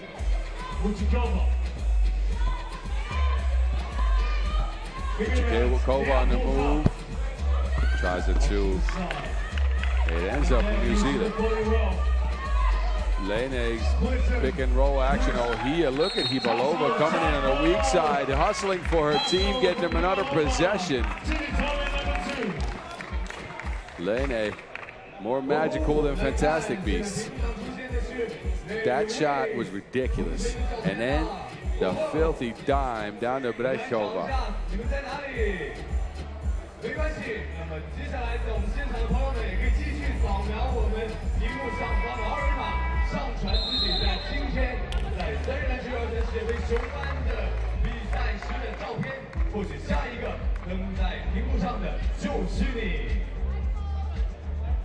Some imaging from the game so far. Look at the emotions for the players.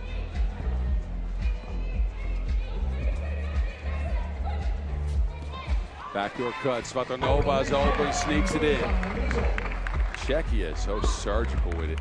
They find each other on cuts and drives. They got some individual talent as well. Ivalova, no, but guess who's down there? Svatonova.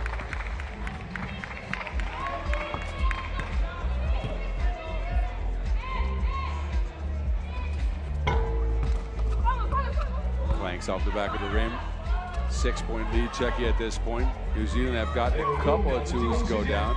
Not many. Oh, he almost loses it. She's on the ground in the corner of the court, and it ends up out of bounds. 进攻12秒超时为例，球权再次给到捷克队。目前3分09秒的比赛时间，捷克队以15比9的比分暂时领先6分。 High post action now for Czechia. Svatanova has it. Backdoor cut. Brejkova got her stuff sent packing. Lene with the good hands.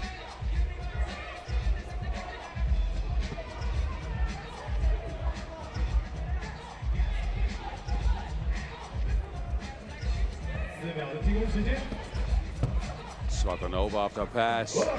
Continues her paint onslaught. She's been huge in getting buckets under the basket for Czechia. She gets it back. Outside the arc this time. She gets to Brejkova. All cash for Brejkova on that one. Didn't touch the rim. A high arcer.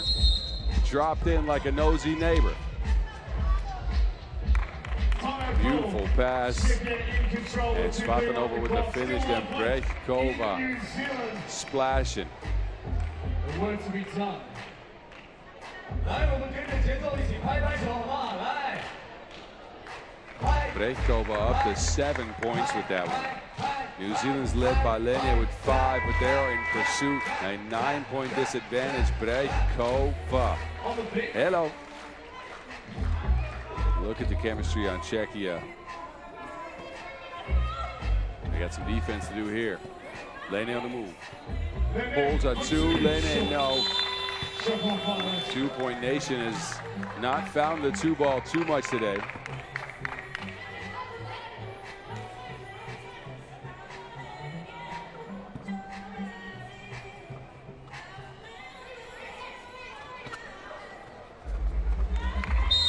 That's a foul for sure. Lene came through there with the smack. Fuchikova got open.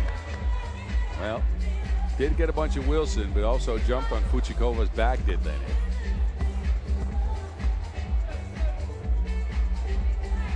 And Fuchikova gets a team of 19. Czechia at the brink of game point here. One more gets into 20. 21's the name of the game, as you know. Come on, you've been watching all week now. Brown to Herman.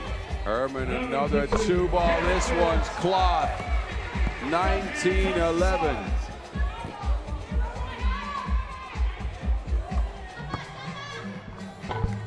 $20 points now on the board for Czechia, who've looked mighty good in this one. Herman, another 2-ball. Whoa. That one ends up out of bounds. Czechia will get possession. Fuchikova will take a seat. They go with Svatanova, Brejkova, and Hibalova. And they're all over. New Zealand, that is. Svatanova to the rack. Wants to end it. No, Brejkova can't squeeze it either. They get it back. Good hands, Brejkova. Svatanova down to Brejkova. That will do it. That will do it. And Czechia get a dub over New Zealand.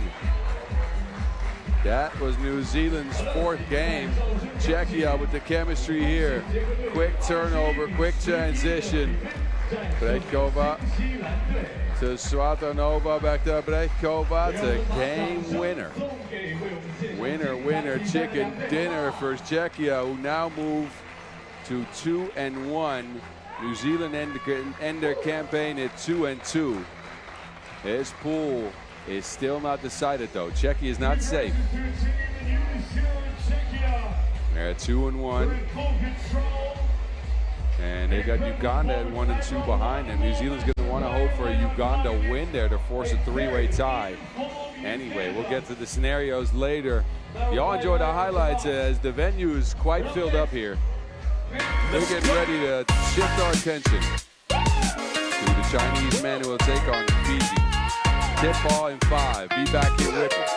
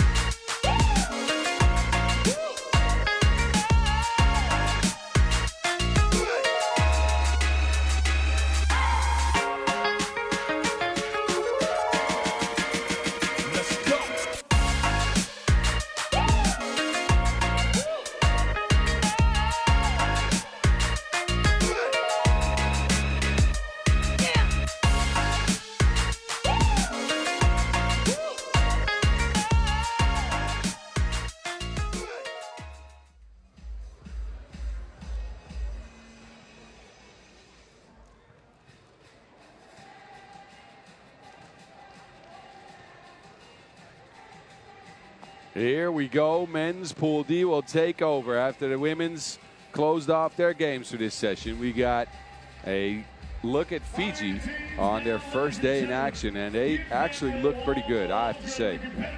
They were competitive, they were interesting, got some points on the board, but it didn't result in any wins.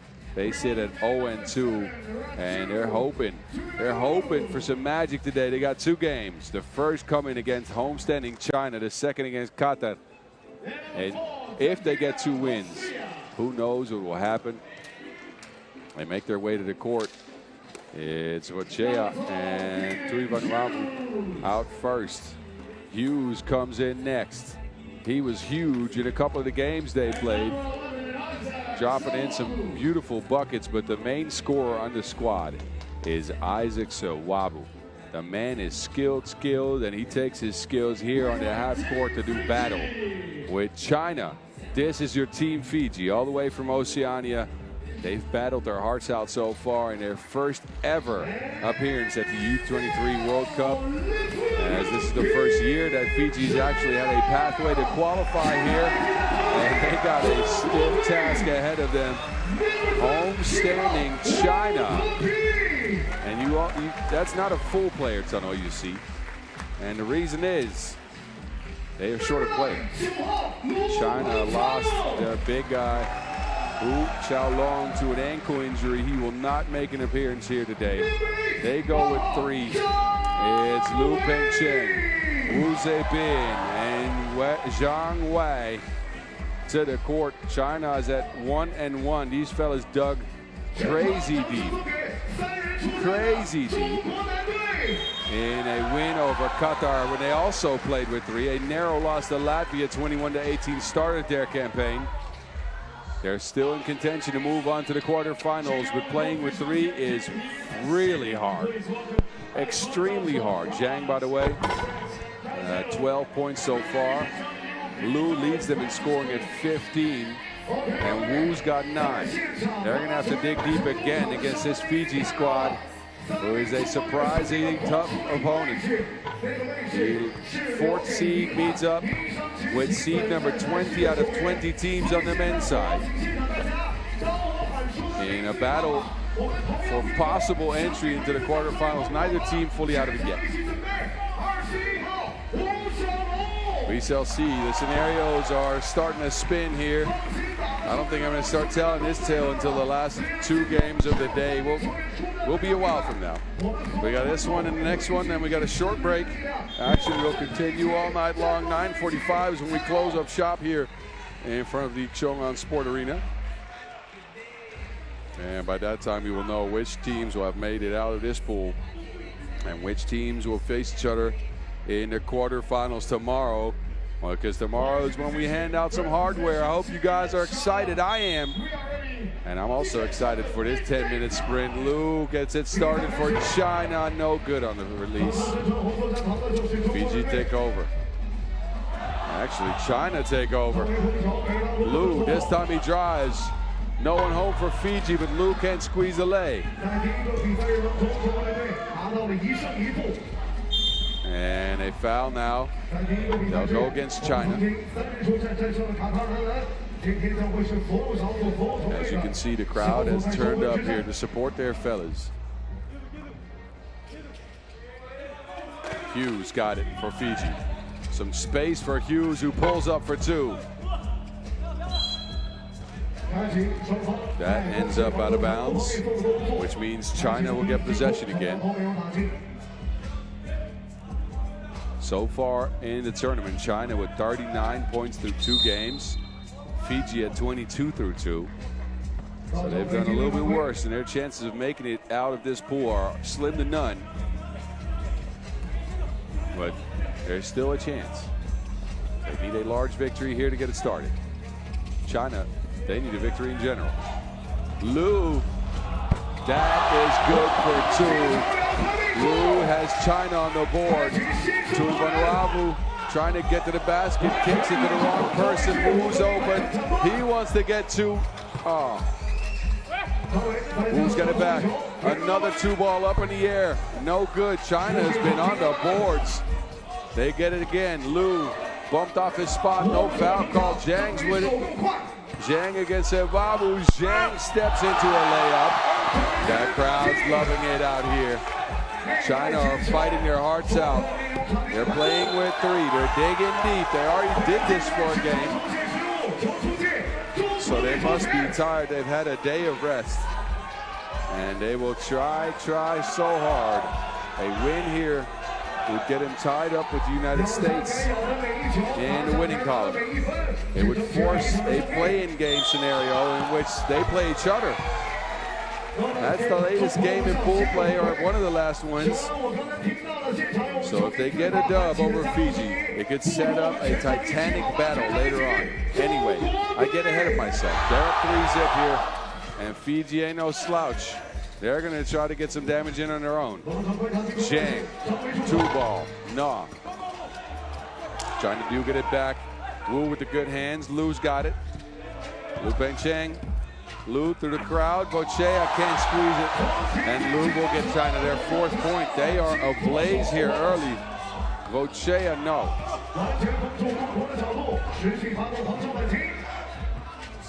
It's Lu Pengcheng again.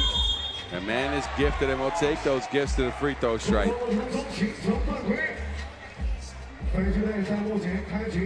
Lu's been on one to start here. Skip to, well, you know the rest.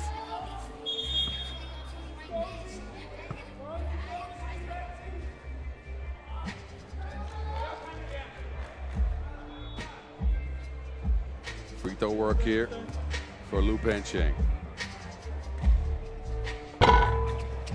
And off the mark on that. Fiji still scoreless after 2 minutes.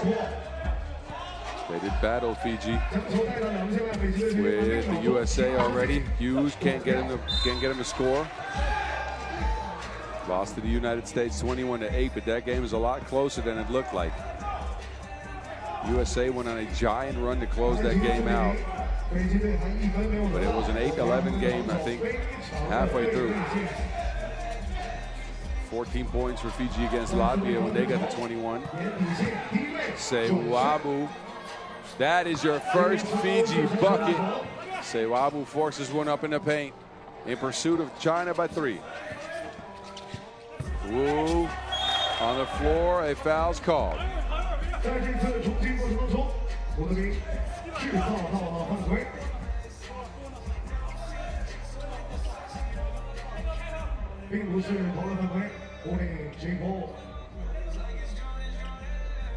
Hughes will take a seat. Fogea will come to the court. China has no sub. They will not get a rest. Zhang has it.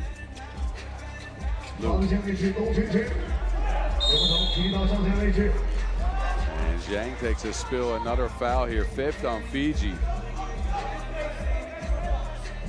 Bochea here pushes Zhang into the screen. Zhang, the experienced 3x3er, shows the contact. That'll get Fiji a 5th. Zhang gets it back. He's open for 2. Zhang releases, pulls that trigger, and it's good for China. Can Fiji stick with this Chinese offense? Sewabu tosses it out of bounds off of Wu. They'll leave 3.5 on a shot clock. Fiji's trying to go with China in their pick and roll game. China's playing pick and pop though. Pop that one in for 2. 3 minutes on off the clock. Sewabu, no shot clock awareness. Out of time on that one. TV timeout.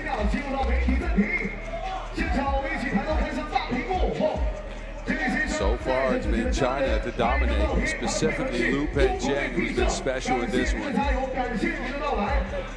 The man is on one. Receives a pass here, splashes a 2-ball to get it going. Zhang is trickling in some buckets as well. He's got 3. And then Lu to the rack. Speed kills, y'all. 6-1 China. They get possession here. Zhang against Bochea. It's Zhang, kicks it out. Lu on the move. Left to right, Lu. No. Fiji chase it down. To Vanuatu, shovel pass, no good. To Vanuatu, turn it over. It's China again with it. Zhang's got possession. Can't save it. Well, does save it inbounds. Lu, the woo from the corner. Oh no. Sewabu gets free. Zhang fouls him on the play. 战术犯规是没有问题的，目前时间已经过去了3分多钟的时间，这只是中国队的第2次犯规，我们前期犯规数控制的非常得当。Hughes, floaty is no good. Sewabu snatches the board, fights hard. Hughes, second attempt, no good. Fiji is fighting for all they're worth. The buckets are not got down. They only got 1 point to show for all the hustle. Zhang let China pick and roll them into the ground. Hughes now, shuffle pass, Vochea. 5-point game in favor of China. Wu says make that 7, it's off the mark. And Fiji take back home. Hughes looking for a fadeaway. Vochea on the cut. Couldn't be reached.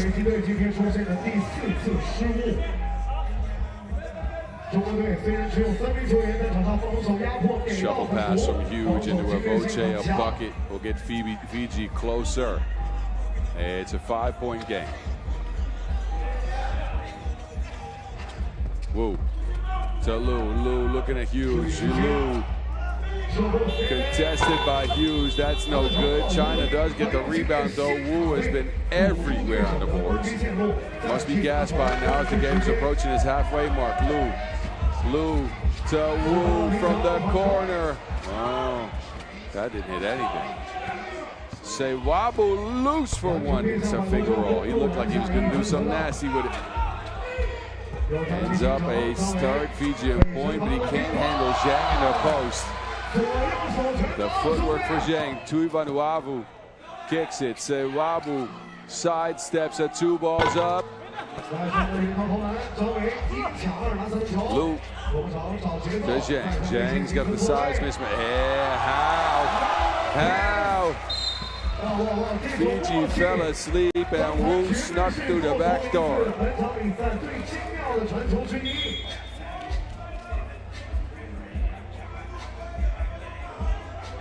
Zhang with 5, but look out for Wu.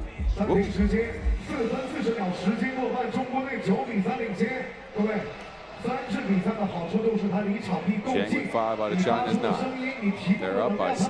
Fiji played some decent offense. They've gotten a couple of scores there, but the defense at some point falls asleep. A couple of times already they've lost focus at the end of possessions and have lost their Chinese guys that they're supposed to be defending.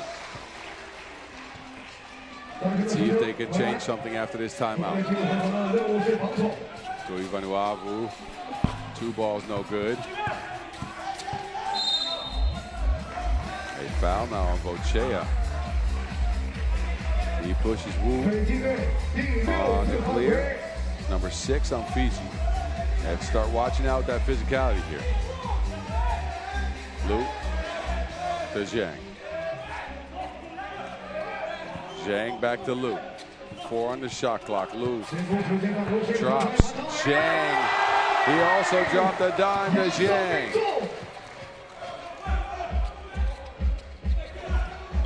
Wu pokes it out. How long can China keep up this torn pace? They're playing hard. And Lu dropping he's dropping dimes left and right. Reaches Zhang on that one. Hughes, big layup. Fiji back within 6, 4 minutes to go. They're not out of this yet. Zhang to Tui Vanuatu. Zhang with the strength, beats the young Fijian to the spot. It's Sewabu now, float game. Nah. Hughes, he's got it under the basket. Lu to Zhang. And Zhang is going bananas. The man's beast mode. Hughes is trying to show off his chops in the post. It's with Zhang. He's open for 2. Zhang, nah. so close, and again the disruptiveness of Wu Bin. Quick hands on him, keeps chasing the Fijian players, but this is the recipe for success. Kung Pao chicken for Zhang under the basket, moving some furniture down there and getting his team to 12 points. Second TV timeout, which means oxygen for China. They're going to want to put up a win, and they're going to want to put up 21 points if they want to make a chance of making it into the quarterfinals. They're playing with 3. If you just tuned in, Hu Xiaolong, their big guy, sustained an ankle injury in their first day of pool play, and he is unable to go in this one. China, second game with 3. They won the first they played, and they're digging deep. They are digging deep. Extra hustle, all the stuff you'd want to see specifically while playing with 3. Bunch of 2s go down, and a post-up option with Zhang that is just unstoppable. They go to him again. Zhang held up by Bochea, but that's Fiji's 7th foul.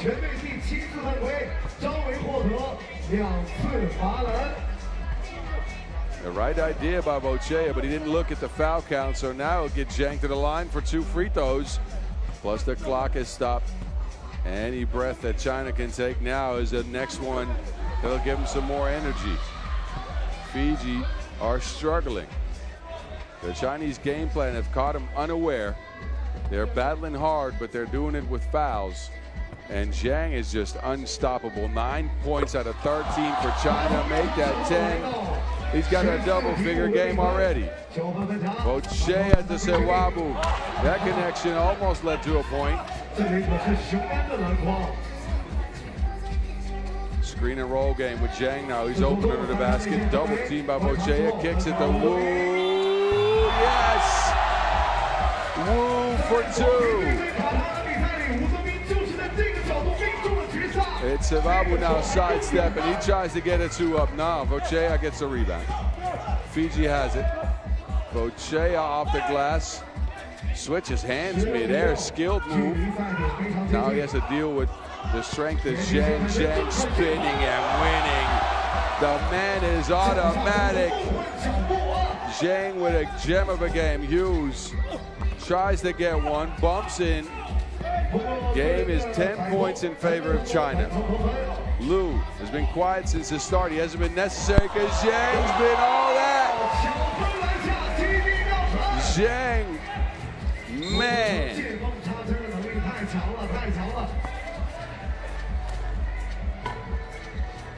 Liu is dropping dimes like he's got a hole in his wallet.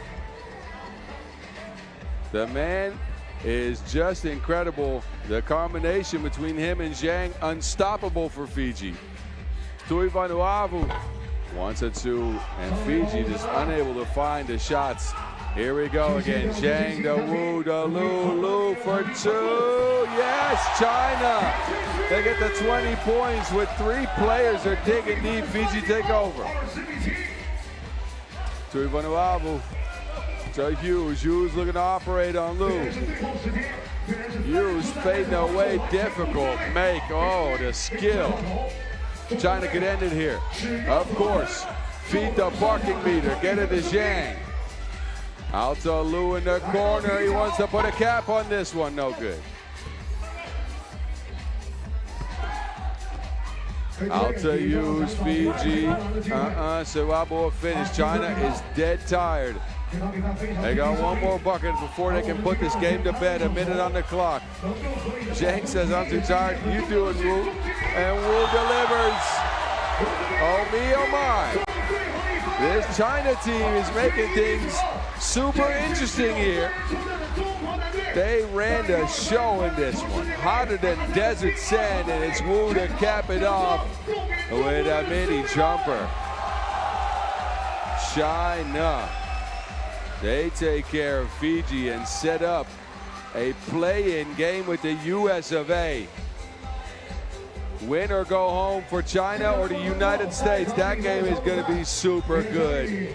I know you're going to be tuning in for that one. Later on the deck, I'll let you know where. In this case, China though 21-9 over Fiji. A minute left on the clock, which means we get a short break.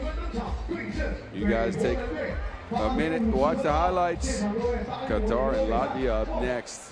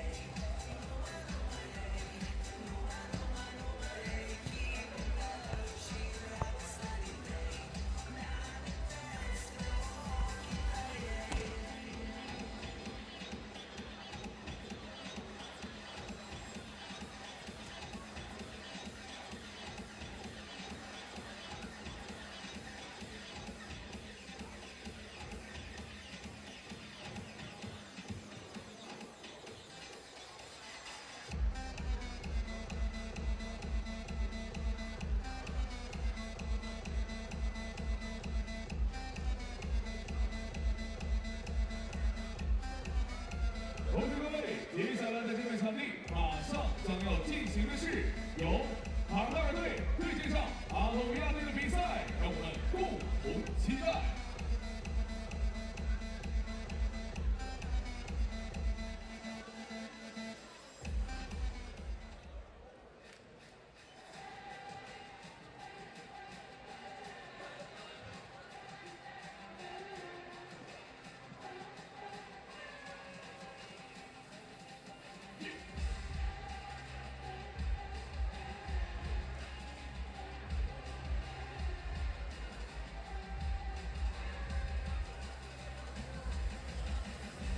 Up next, Handball D, Qatar, v Latvia.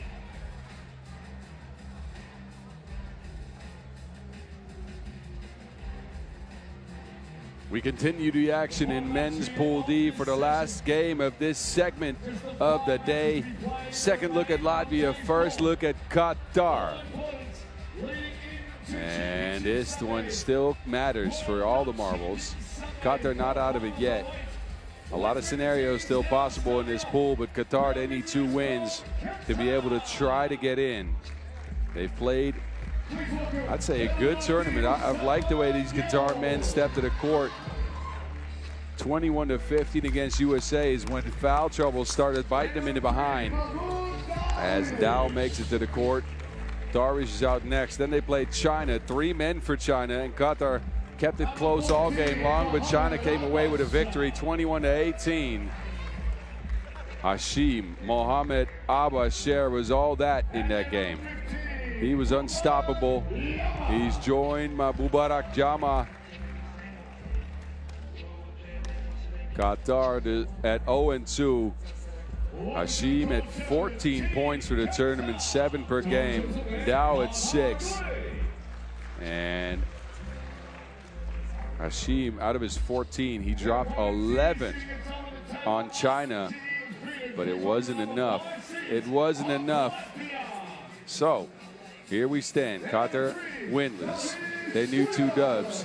Latvia, on the other hand, they managed to take down the United States of America, grabbed firm control of pool play with that 3 out of 3 games won for the men from Latvia in the, what would this color be, purple?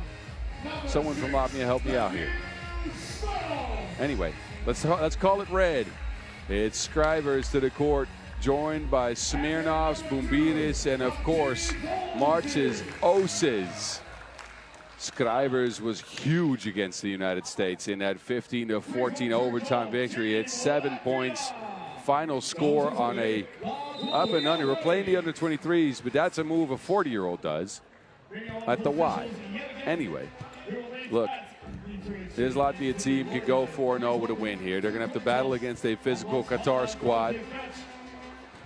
Burgundy is what I hear now. Burgundy. Okay, we'll go with Burgundy.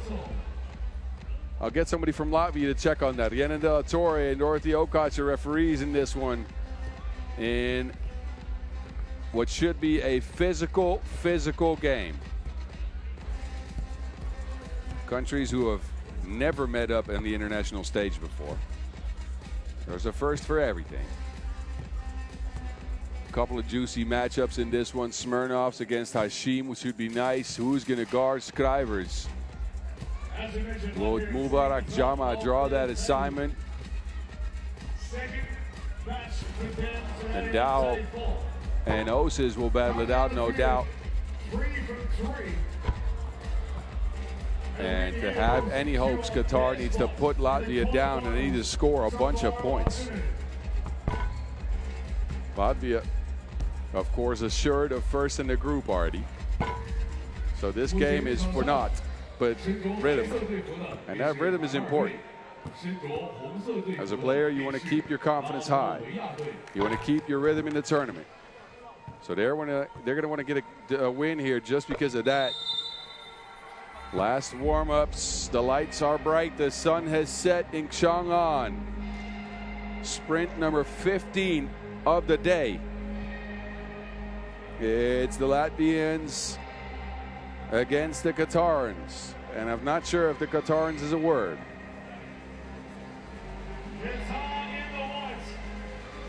Qatari is what I hear. So apologies to all the Qatari who are watching. Shout out if you're out there checking out the games. Latvia, of course, as well. Hit us up on Instagram while you're at it. Actually, once you digest my apology, that is, at FIBA3x3 and at FIBA3x3W. We're ready to get it going here. Darvish denies the screen. Mubarak out to Hashim. Hashim on the move. Hashim sidesteps. That is off the mark. Good awareness by Hashim. The shot clock was running low, but the touch wasn't there in the finish. Jama will take a seat. Dow back out in the court. Latvia go with Smirnovs, Bumbiris, and Oses. Smirnov's got a mismatch in the post, and Dow trying to hold up against the larger Smirnovs. A double team from Hashim, but Smirnovs sticks with it.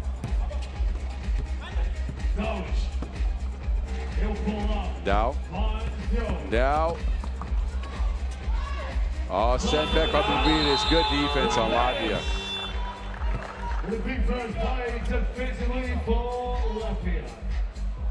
Smirnovs And then Bumbiris with the rejection. Osis. No. Dow takes it. Gets it back, a screen from Wadak.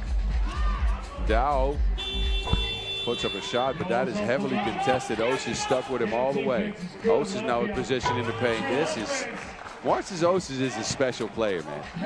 He's an interesting fella. He can shoot it.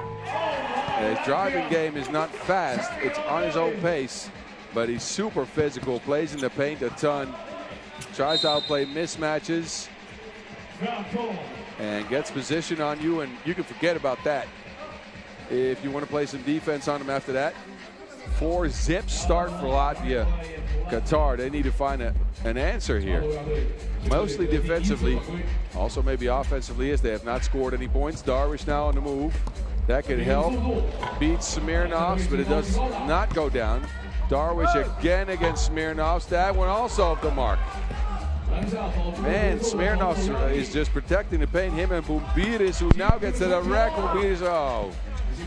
Got stuck between a dunk and a layup. Scrivers has it. Scrivers from the Enlio logo. That one goes down. How good has Scrivers been today? The man has been special. 7 points against USA in that overtime dub. And he knocks down a deep 2 here. Jama, no. Smirnovs past Hashim is knocked off his spot. Qatar's been blitzed by Latvia early. Look at Scrivers confidently steps into a 2 from the logo. Unlimited range on that guy. From the Baltics is Davis Scrivers. Smirnovs now on the line. Off the glass? Did he mean to do that? Well, it counts. I'm sure he meant that. And Dow and Oshis lined up atop. Hashim's been quiet so far after that 11-point outing against China. No buckets for him just yet. This one and down will not count. Offensive foul, Qatar, who are struggling early. Good take by Dow, but he held up his defender, which means Latvia will take over. They already have a 7-0 lead. Smirnovs now bumps into Darwish. Smirnovs on one in this one. Showing off the athletic ability and a touch. Darwish gets one for Qatar. Finally on the board. Osis. Bumbiris operating on the screen. A double foul called. Darwish cannot believe it. It is exactly what happened. That's the only points for Qatar so far.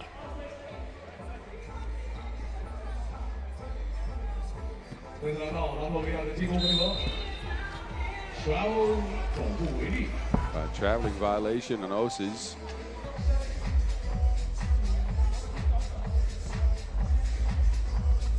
Darwish steps into a 2 again.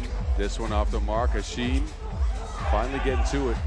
Wants it back in the post against Bumbiris. Hashim trying to move Bumbiris and is fouled on the take. Latvia's third. Hashim will take to the free throw stripe. Strong take, but no make at the end of it.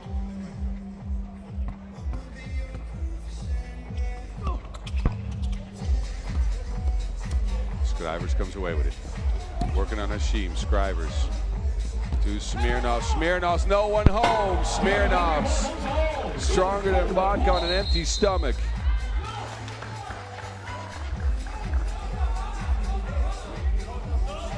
Bang outs for Smirnovs as Qatar fall asleep and he shows off the hops. 3 minutes in, it's been dominated by the men in burgundy early.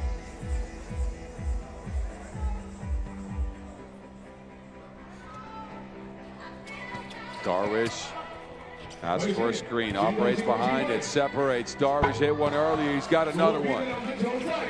The great equalizer coming into effect again, but Scrivers has position. That is just strength and discipline right there. Now wants a two. Osis tracks it down. Scrivers had another layup coming. And in this case, it's Darwish to throw him to the ground. And that's gotten us to a TV timeout. Darwish, the only 4 points for Qatar so far. Scrivers holding his ground on Dow, showing off that Baltic strength.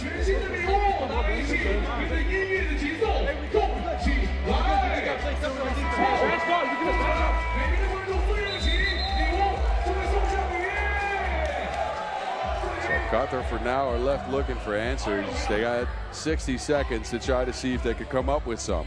Latvia's looked incredible yet again. Scrivers with the unlimited range all the way from Ventspils. Osis. That will not count.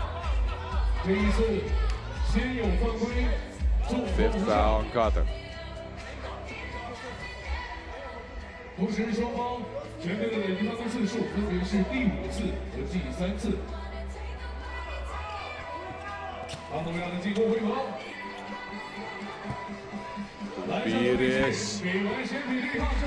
The size of Latvia has proven to be a problem. Mubarak's got them size too. Smirnov's, he'll keep it, kick it to Bombides. That goes off of his hands and out of bounds.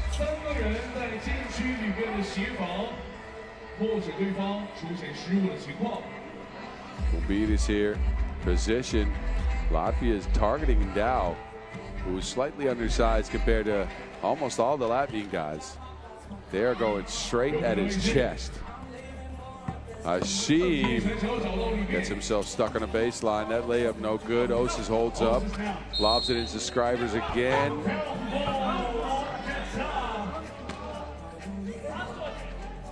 Another foul on Qatar. Frustration showing on the face of Darwish. He has no idea how to handle all that hair from David Scrivers.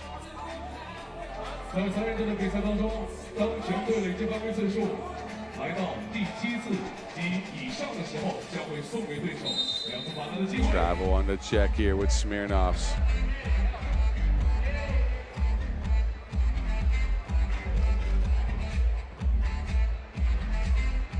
Dow against Osis. That is Qatar's 6th point. They're not out of it. 5 down. Osis in a screening role now.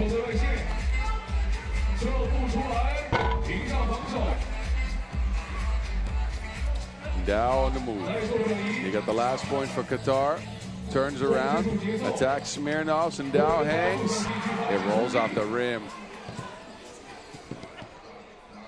Osis steps into it too confidently, knuckleballs that in. A 7-point lead for Latvia, who've been dominant in every single game they've played. That pass from Dow is still going.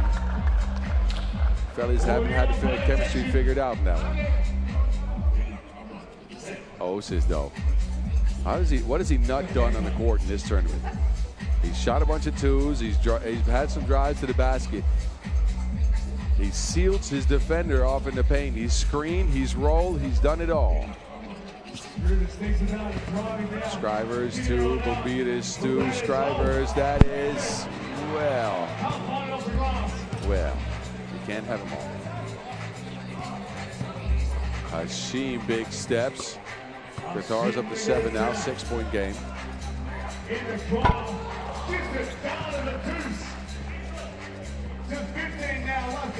Latvia up by a bunch here after that 2. Darwish tries to get back for Qatar, and he does. Big make.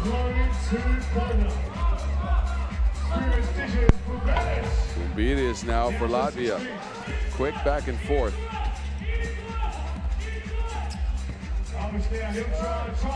Nothing there for Darwish. He's on the floor though. A foul's called. 4th on Latvia, who hold a commanding lead in this one.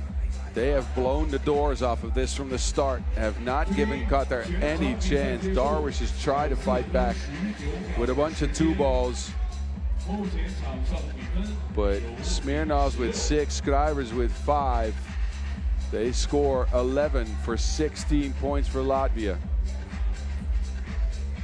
And so far, so good for them. They could go 4-0 in pool play. We talked about rhythm. They definitely have found that again. And now, ISO ball for Qatar is working though. They're getting some points on the board, that's for sure. Not out of it at all. Those is same spot as before, and that one is, well, that one's not good. A wide miss for Oses. As Ndao here pulls up on a dime. Lefty stroke. And he'll get it back here to try to see if he can bring his team closer. Ndao off the handoff. Looking for space against Oses. Ndao still has it. Oses on the floor. Ndao can't get it to go. He was going to capitalize on that. That's what he thought. Smirnovs shares. Bumbidas cares. They're all friends.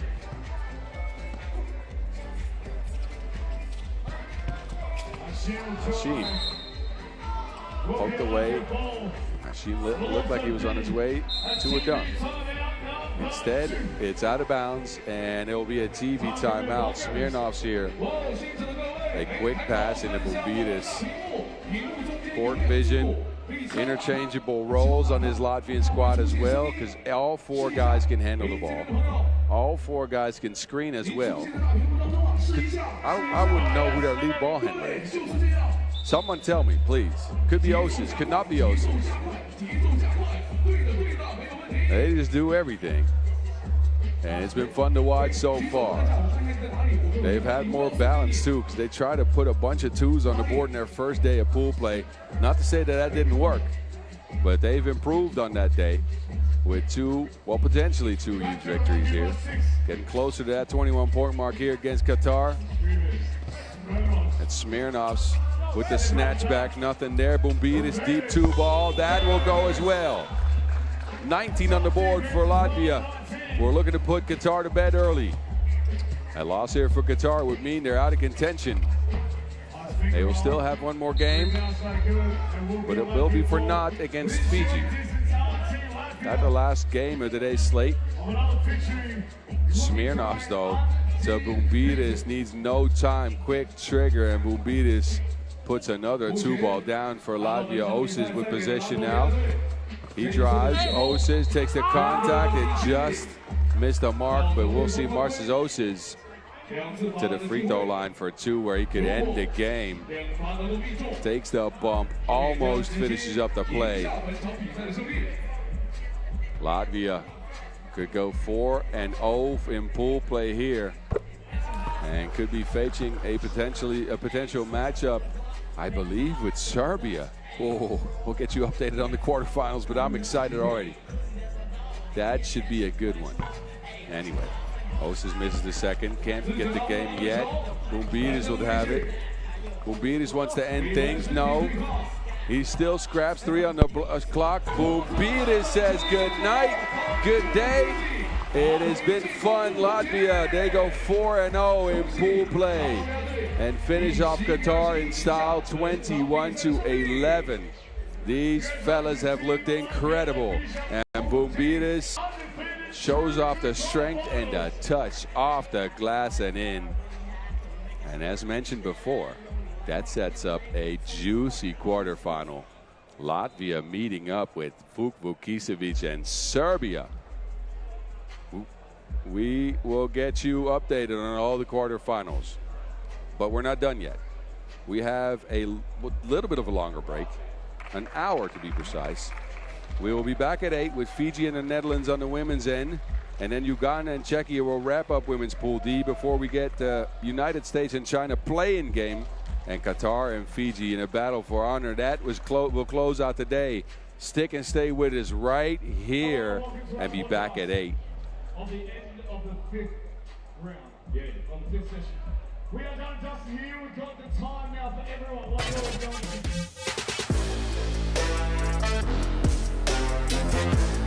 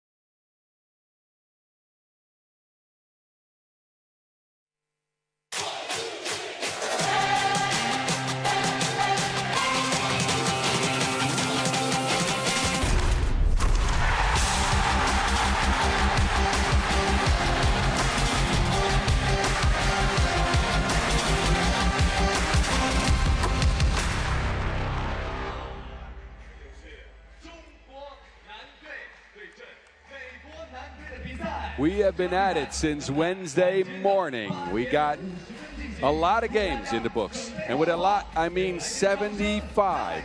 4 more until we know who the pool finishers are, who will come out of pools in 1 and 2, who will make it into the knockout rounds tomorrow, as the weather has continued to be amazing out here in Chang'an. It's not even cold. The sun's gone down. My vest is still in my bag, trust me. But anyway, 4 more 10-minute sprints. Teams, the 2 play-in games out of those 4, actually, that Uganda-Czechia game and United States-China game, those are coming up next. Should be spicy. And man, oh man, the knockout rounds start tomorrow. We'll know who features in them in a couple of 10-minute sprints. These are the rules we'll go by. 10-minute game plan, 12-second shot clocks, 21 points to win. And we are about to get going with the Netherlands and Fiji. Fiji will come out first. It has been a hard-fought tournament for them. They've battled but haven't picked up a win. So far, 3 losses for the Fijian ladies, who are a first-timer here at the Under-23 World Cup. After having finally having a pathway to qualify from Oceania, they come out and have a nation on their backs. They're going to try to beat possibly one of the top contenders here, as the Netherlands has picked up a medal in the last 3 editions of this event. Silver last year, gold 2 years ago, and bronze the year before that. So a tall task for Fiji, but they're going to try regardless.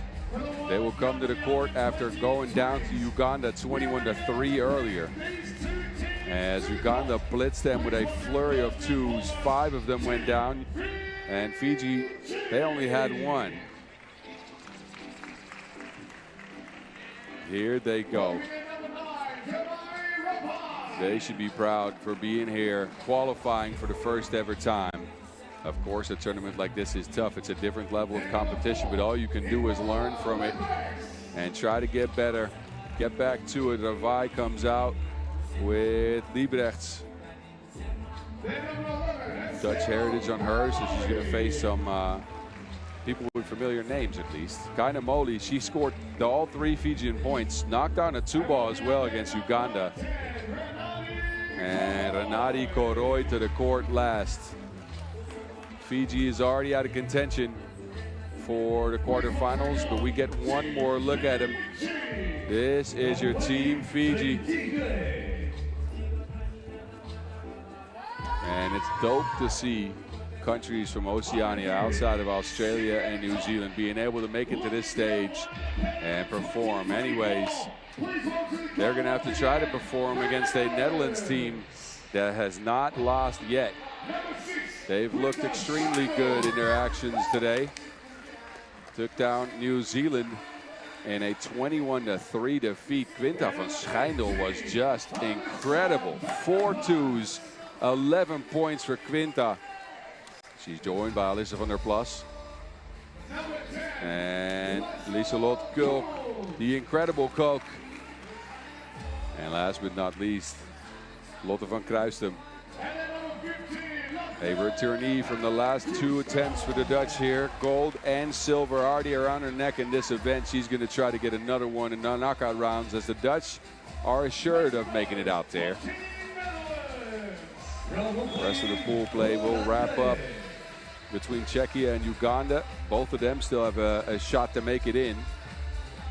Czechia the better papers, but in case Uganda beats them, they will go on into the knockout rounds. Donald Quinn and Maxence Carazedo will host a clean game. And we'll see what happens here. The Netherlands have blitzed their opponents so far outside of Czechia. Czechian game, they got done on the back of, there she is, the incredible Kulk with a 2 from the corner at the end of regulation. But a 20-9 defeat of Uganda for the Netherlands and a 21-3 defeat for New Zealand. This squad is serious. My goodness. We'll see what Fiji can do here.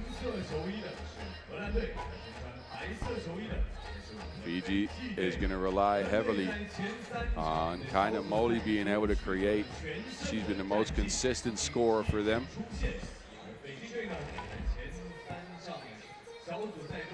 And we'll see if she can carry the Fijians to an upset. I'm gonna be frank with you guys. It's not looking likely so far. Kainamoli scored 9 points total. Koroi's at 4. And Liebrechts and Ravai have not managed to score in 3 games. Meanwhile, the Netherlands led in scoring by Koch with 19 and 3. But it's been a balanced effort for them. Lotte van Kruijsum 16. Britta van Schijndel after that 11 piece in their last game, also 16. Alyssa is the main defensive piece for this team, not counted on for scoring all that much. She's got 6. And Netherlands going the orange threads. The Orange Lions could roar to 4-0 here. Fiji, meanwhile, go into white threads. Here we go. Kainamoli starts us off. On the move against Van Kruijsum. Kainamoli gets up at 2. Van Kruijsum says, take it back. It's with the Netherlands now. Van Kruijsum down to Koch. A foul on Fiji. That's something that's plagued them so far. They try to play physical with teams to see if they can push them off their spots. Koch is open. Can't get a green paw on it. Somebody out there is laughing at these hook chokes, I'm telling you. Liebrechts. Liebrechts on the move. Tries to get one up over Koch. Koch stifles it out. Schijndel now will look at a 2. Operating towards the paint. There's Koch. She's got a 2 in her hands. Van der Plas chase sit down. It stays with the Netherlands. Koch now open under the basket. Is fouled by Liebrechts. Koch will take a seat. Van Kruijsum will step up off the bench. Fiji will stick here with Liebrechts, Kainamoli, and Koroi. A dump down pass, and the Dutch are on the board. This is what they'll do to you. Some screening action. They'll get you into mismatches. High chemistry for the Orange Lions. They stay with Kainamoli here. Van Kruijsum, another block. Well, the plus trickles in the mid-range. Liebrechts looking for an option. No one's open. She gets a screen from Kainamoli, Koroi. And that shot clock is about to run out. Fiji's being pressured out of their possessions by the Netherlands. Liebrechts will go to the bench. And it's Ravai who will step up off of it. Van Kruijsum to the rack. No one home for Fiji. The Dutch got 3 already. They had it for a minute and a half. Ravai stuck against Van Schijndel. Look at the Dutch pressure on Fiji. They are not letting up at all. Koroi, no side of the backboard. That is another shot clock violation. Look at the screening game for the Netherlands. Van Kruijsum in space. Kruijsum. That is another one of those screen and roll actions. Liebrechts is on the line. That is out of bounds. The Dutch are looking to retain their rhythm. They are pressuring the Fijians. And they're screening him into layup after layup after layup. Here we go again. Van der Plas is sent back by Kainamoli.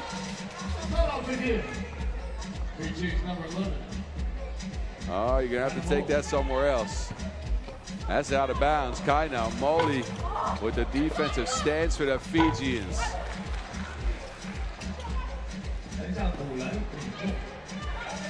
Kainamoli now looking to operate on Koch. Koch with the quick hands. Koch, there's Lotte van Kruijsum again. It's like the Dutch are on the court with 4 at this moment.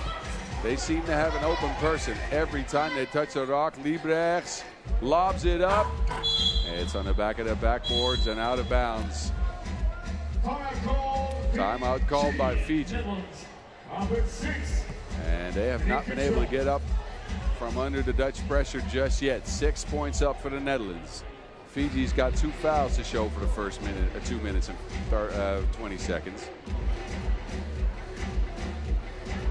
a shame we're not keeping block stats. The kind of Moli would have had a couple there. That was a good block. Good stance.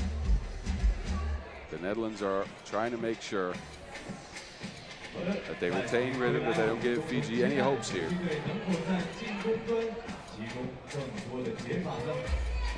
Kind of Moli with the hustle, and Fiji will get it. Kind of Moli's been a spark for Fiji in the first couple of minutes here. She'll take it here. A dump down pass into Liebrechts. Liebrechts shows and goes. Gets to the kind of Moli, one on the shot clock. No space for a shot. That will not count. It was in the right direction.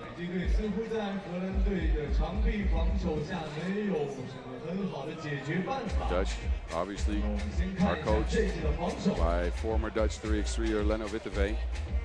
Big ups to his family back home. A newborn daughter, Sinne, and of course Liv and Tess. They're out there holding down the fort while he's out here in China trying to coach his team to a medal. Koroi, and that's out of bounds. The Netherlands have just put up a wall on defense. Fiji has not been able to get through. The Netherlands using their height to stave him off. It'll be 2.5 on the shot clock here for Fiji to get anything up. Kind of Moli, that will not count. Shot clock violation again on Fiji.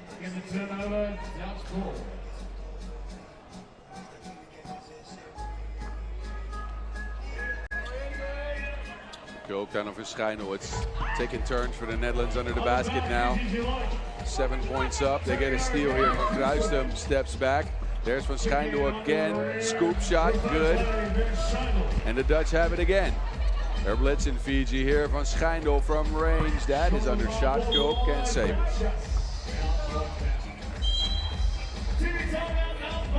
TV timeout now with an 8-zip lead for the Netherlands.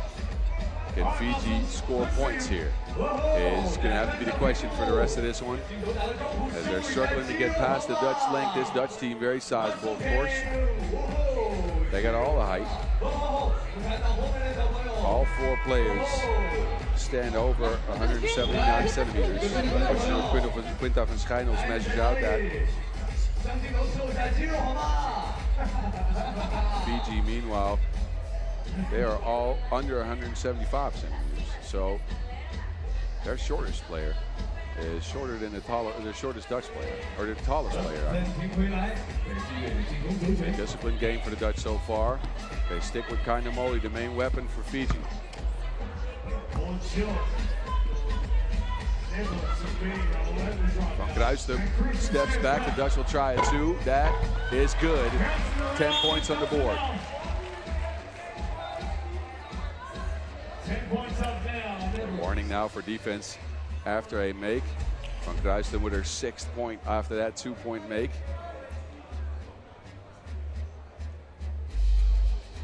And the Dutch, they got winning on their mind. Again, a storied 3x3 program. Winning the World and the Europe Cup this year at the women's level. They try to add to it here at the under-23s. Van Kruistum snuffs it out. From the plus, can't squeeze it. She has it. Big steps, no. Offensive rebound, a kick out. Go. Well, spit out.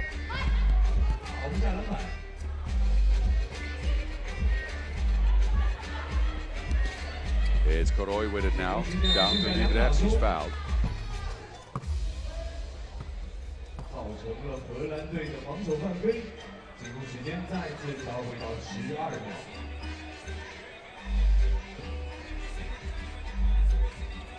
It's Moli with a 2-ball. Koop will snatch it for the orange lines from the plus now on the drive. Turns around, is fouled, and will go to the free throw strike. We've seen more offense in this game from Alyssa van der Plas, who is usually the Dutch defensive ace. Went on a adventure that time, took a trip to the basket, and will now end up with a freebie. Free throws off the mark. Van Kruistum clears out some space. Can't squeeze it, kicks it out from the plus. Will try her hands at a 2 ball. And it's out of bounds. It will go to Fiji.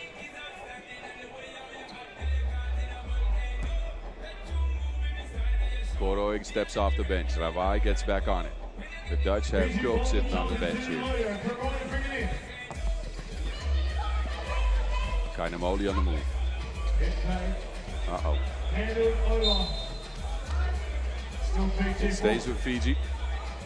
3.1 left on the shot clock.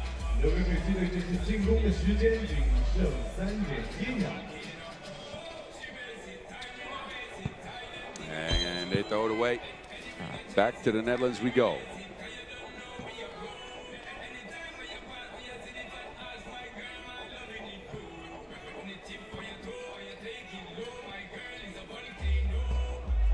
Schijndel down to Kulk. In a crowd is fouled.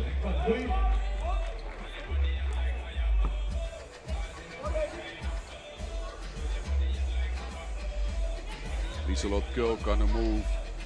The leading scorer for the Netherlands will take a trip to the free throw stripe after the 4th foul on Fiji.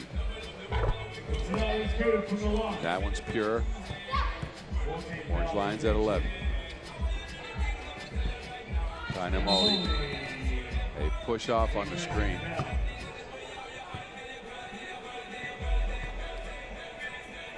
That is number 2 on the Dutch. Fiji will take another 12 seconds here.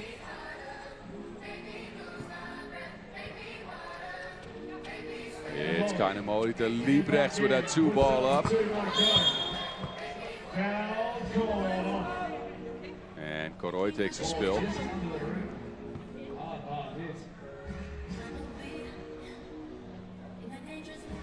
Plus there undercuts Koroy. A 3rd Dutch foul. Koroy will take a seat. 12 seconds on the clock. Liebrechts. Couple of jabs. To Kainamoli. Looking at space. And Alyssa. Every attempt that Kainamoli's had has been thwarted by the Dutch, who have thrown them all to the ground. They have focused heavily on Estelle Kainamoli, who's been the source of offense for Fiji in this tournament. Well, Schijndel a look from 2. She knocked down a couple in her previous game. No, but it's cleaned up with a Kulk smash.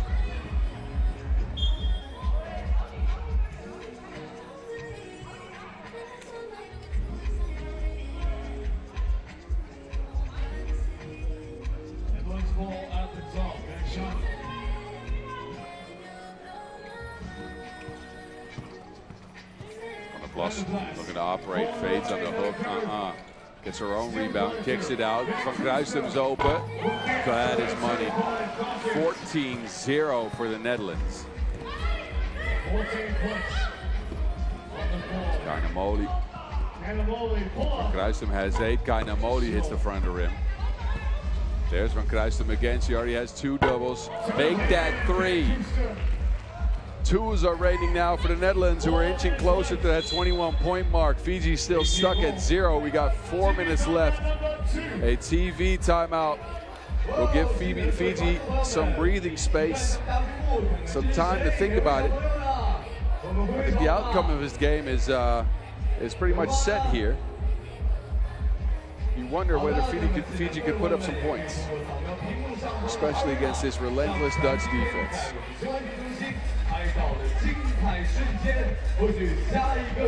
Kainamoli now will take a seat. Koroy, Ravai and Liebrechts go out for Fiji against Van Kruistum, Kulk and Van Schijndel. Koroy to Liebrechts. Liebrechts trying to operate. That shot clock has already run out. Comes at you faster than you think, that 12-second shot clock. And Fiji, no awareness on that one. The Dutch continue their dominance here with some high post action down to the block. Van Schijndel fouled on the play. She'll go to the free throw line after that, mate.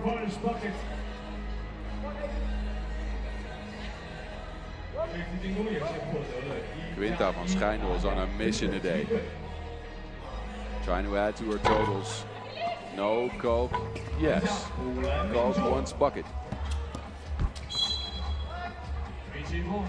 Tough defense, pushed down the play.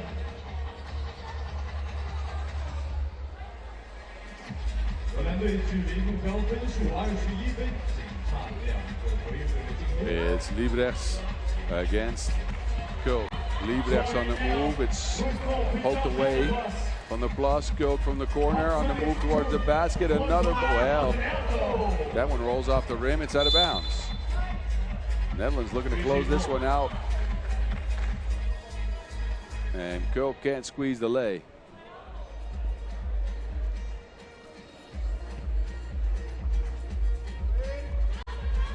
Kainamoli to Liebrechts. Liebrechts.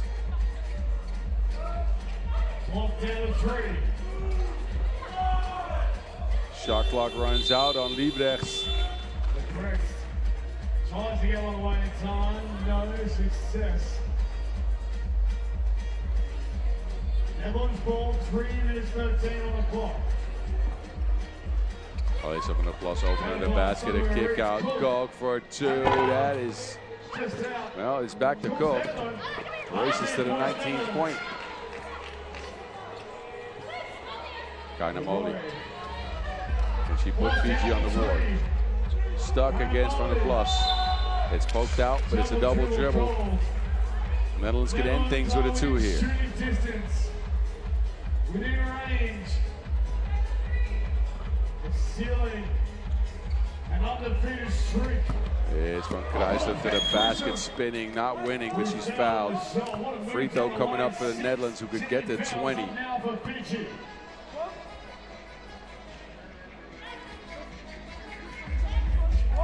Fiji, being in this position, joins the ranks of Uganda as well as New Zealand that the Dutch have already put down with similar numbers.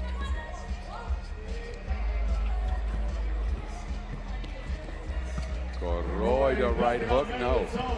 Again blocked by Van Kruijsen. Van Scheidel wants to get this over and done with. Don't make, there's Ravai for 2. Fiji get a bucket. They get a score down the stretch of this game. Van Kruijsen has seen enough though. And the Dutch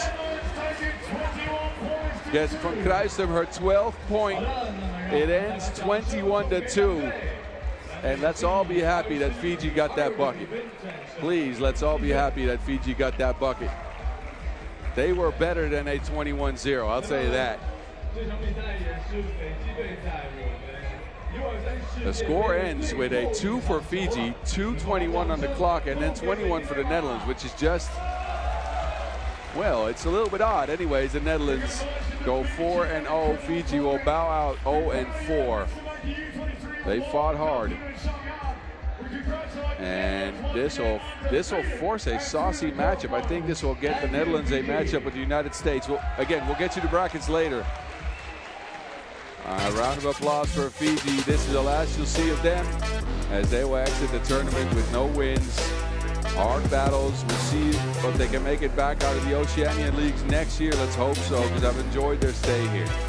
Netherlands, though, move on to the knockout rounds. Enjoy the highlights before we go to a play-in game.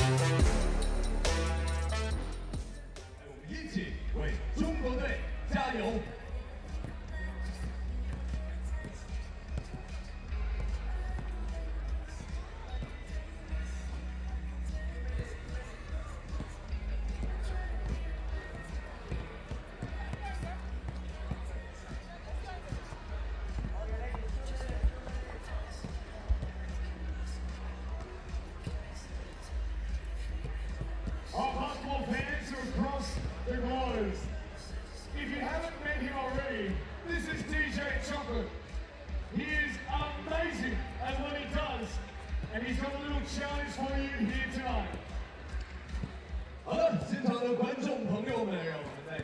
下一场比赛开始之前，我们想先来考验一下各位观众朋友们的节奏感，让我们跟着 DJ Chocolate 的节奏一起拍拍手。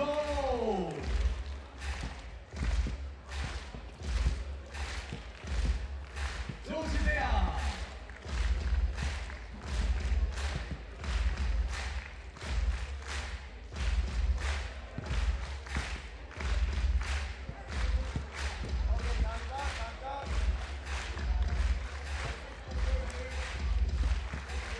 大家看节奏的变化。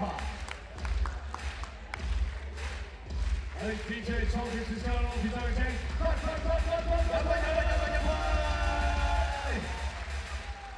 哇吼！谢谢大家，你们在这次考试中都拿到了满分。Okay, DJ Chocolate. Did they pass? They tick the box. Challenge complete. 好了，那么接下来在8点25分，我们将进行的是女子组 D 组的最后一场比赛，由乌干达女队对阵捷克女队的比赛。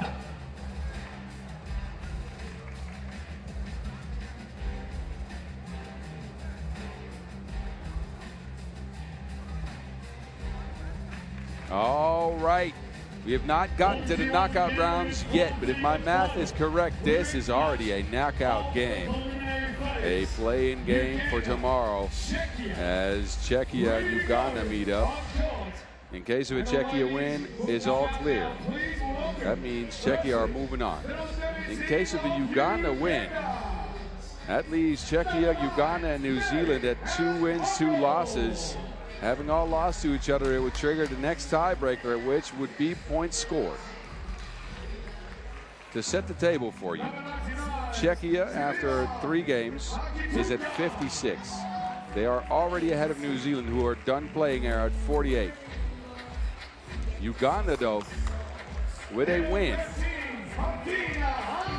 could make things messy.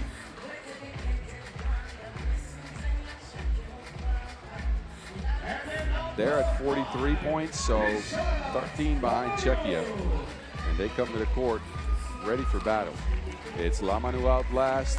She's joined by Siliva Nakituka, Marie Crisalar Namango, and Martina Alexis Agnyango.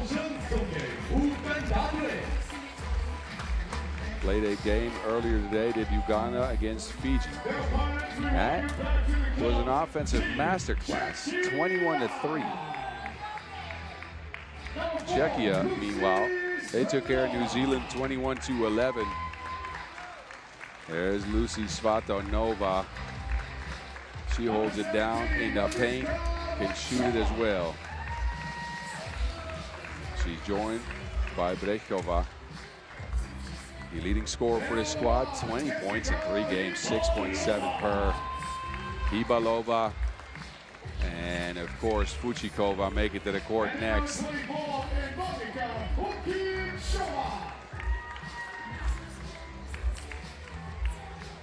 This is Czechia. Look, I'm not sure if my math is mathing.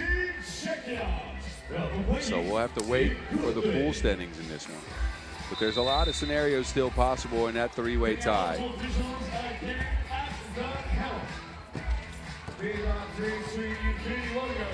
Point scored, Microtoma factor. Uganda, of course, need to put a bunch of them on the board, and then they need to stop Czechia from scoring.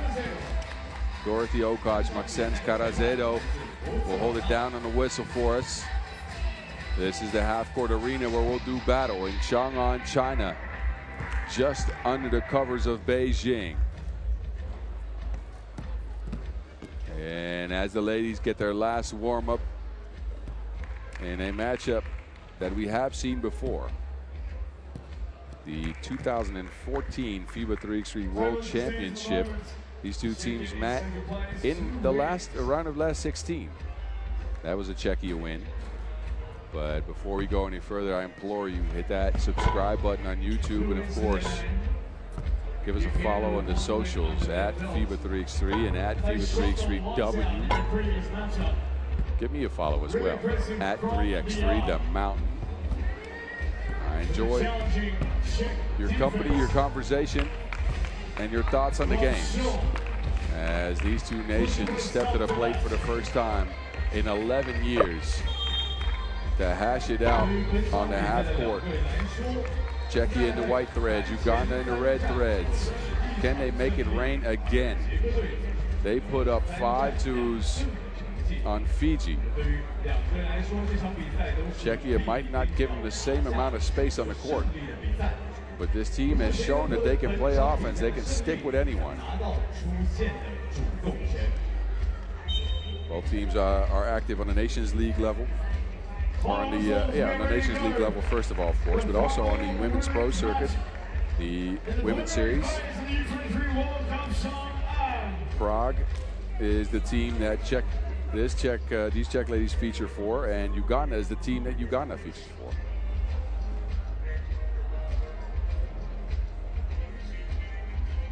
You get the first possession. DJ Trumpet, you ready? It's game time!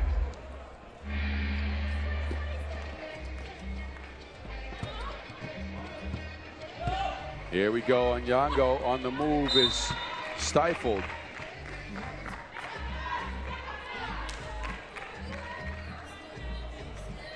So instead of being stifled, that ends up being a foul. Yango to the stripe.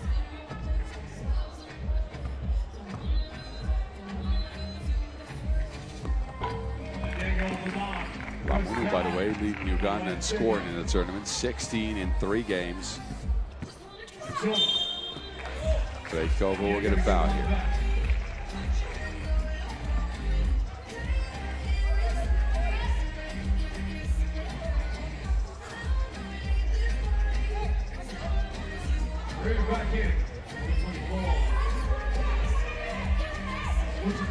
Ibalova with the speed past Lamunu, no. Fuchikova also no. A kick out there. Svatonova lines up a 2-ball. And it's Anyango skying for the board. Coming away with it. Naki Tsuka no. Both teams attempted a bunch of 2s here. And it's not gone in either one's favor, but Ibalova with a speedy finish. Difficult shot there. Nakituka couldn't get it go down. Ibalova tries a 2. So no 2-ball makes. There's a lot of opportunity though. This time Ibalova from the corner. It's up and it's on the front of the rim. Fuchikova held up and sent to the free throw line. Beselar will make her way to the court for Uganda.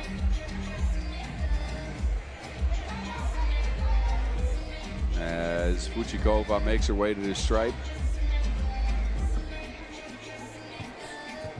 Beselar, the main weapon from range for this Uganda squad. 3 2-balls knocked down for her. And that win over Fiji. Here she is. Lamunu. Difficult drive. It's just off the mark. Uganda's not on the board yet.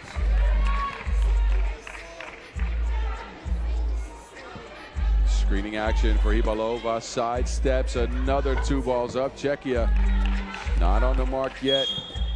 Have not been able to find their range in this one so far. We're a minute and a half in.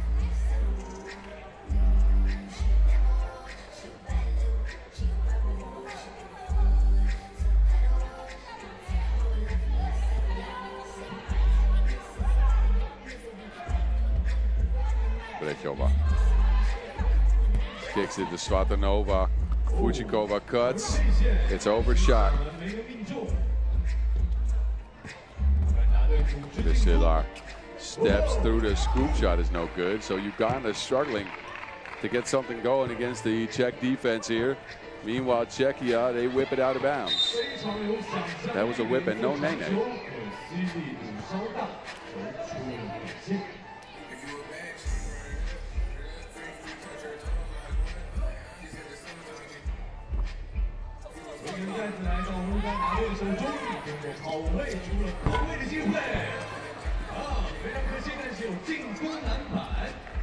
Scrapping is Svatanova here. And Brejkova. No twos for the Czechs just yet. Ones are good though.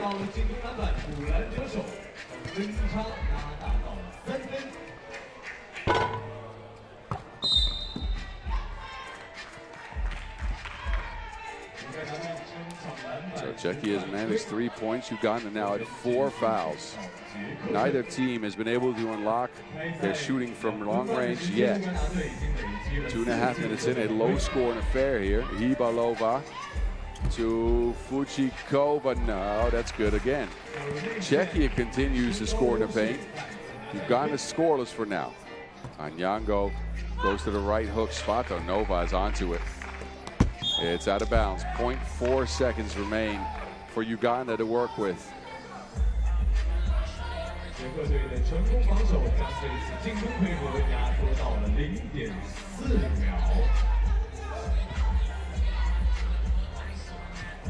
Lamunu, difficult shot. It will come outside of the shot clock time. So Czechia will get it back. A fresh 12. They'll have Svatanova sit down. Prisilar will do the same thing for Uganda. Brejkova on the move. Behind the back. Fuchikova's open. And she threads a needle and gets it to her. Precision on the Czech. Lamunu gets up that. Ends up being a traveling violation. TV timeout here. It's a 5-0 game for Czechia. Shout out MC Ben. He's drinking his milk, that's for sure. He's out here entertaining the crowds with the DJ and MC Tom as well. People have, of course, rolled into the venue again. And we all know why. The Chinese men are up next against the United States in another play-in game. This one so far has gone Czechia's way. Uganda, defense hasn't been bad, and their offense has produced goose eggs so far. They're going to look to try to change that. Delay of game warning now in Uganda.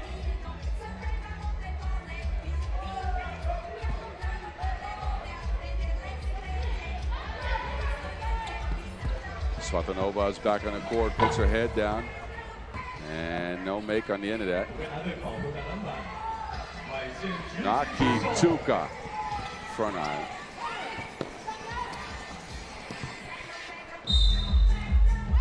Both teams still looking for that offensive flow and chemistry, while Czechia has established a pick and roll game and some mismatches in the paint. The two ball for them is not flying, which leaves the court a bit smaller.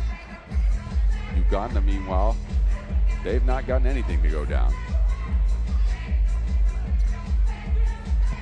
Hibalova against Nakituka. Brejkova's open. Maybe this one goes. No. Battle for the boards ends with Nakituka. Prisilar sidesteps her, 2 balls up. Back of the rim. She'll keep it. Another attempt for Prisilar. That one side of the rim.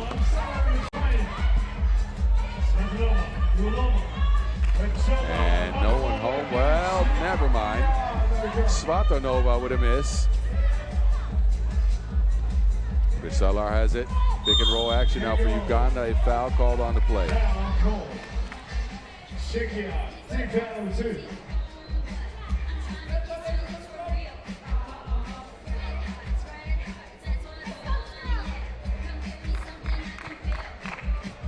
Anyango.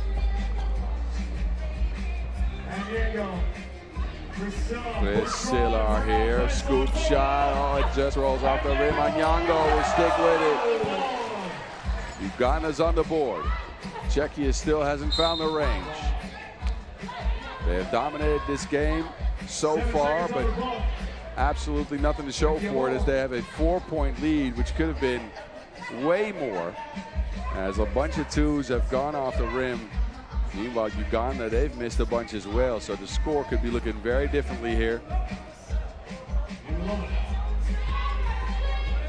Hibalova, open look. Uganda are just giving the check now, giving the looks to the check now. Lamunu will try that. That one drops in. Uganda back within 2. Svatonova wants a bucket. She is so strong on that drive. Anyango against Svatonova. Drags the pivot foot. That'll be a travel. That score will not go. So while Anyango had good positioning, as we look back at that Lamunu 2, she will cough it up. She will go to the bench and sit down. Great cut, Brejkova. Someone put a Band-Aid on that cut. We've hit the halfway mark. Czechia, they're up 7-3.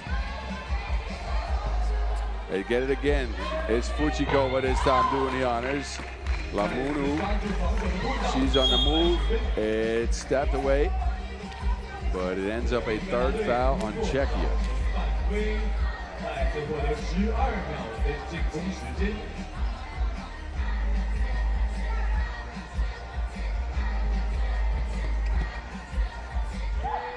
Priscilla sidesteps, pure on the release.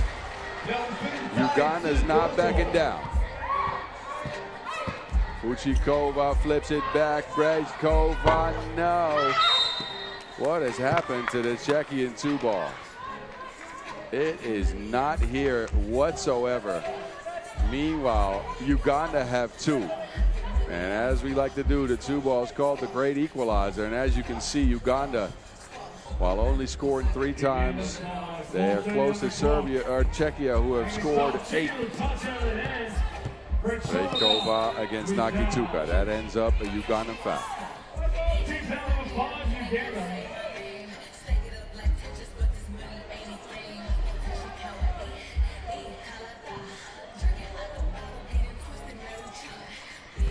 Another backdoor cut and another sleepy defensive possession for Uganda, who now throw it away.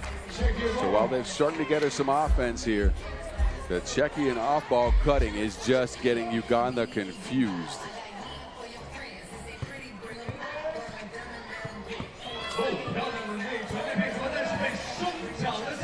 Quick 2-ball, no good. Lamunu tracks it down, it's out of bounds. Who's touched it last? It will be Czechia ball. Anyango got a hand on that.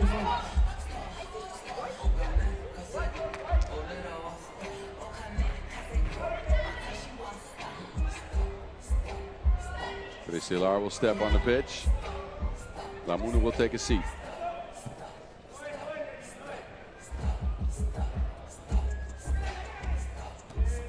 Ibalova, nothing there. Fuchikova is deflected, gets it back. A very deep 2-ball, and that's as well second violation.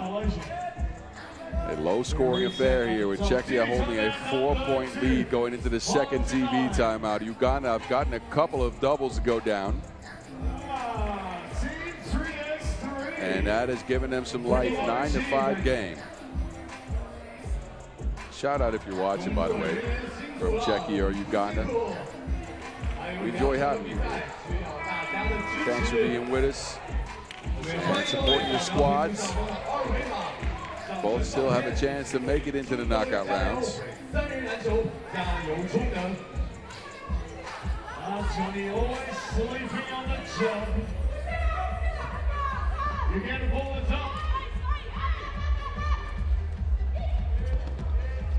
Priscilla on the move. Priscilla stops on a dime, mid-range. It jumps out, Brejkova, and misses continue.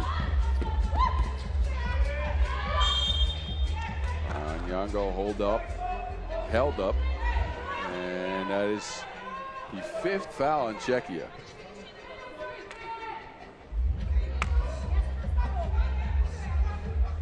Lamunu will take it.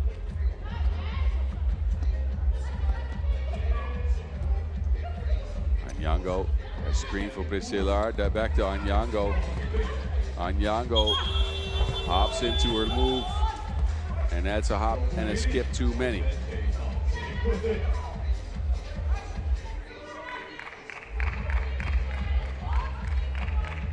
This game will wrap up women's Pool D play.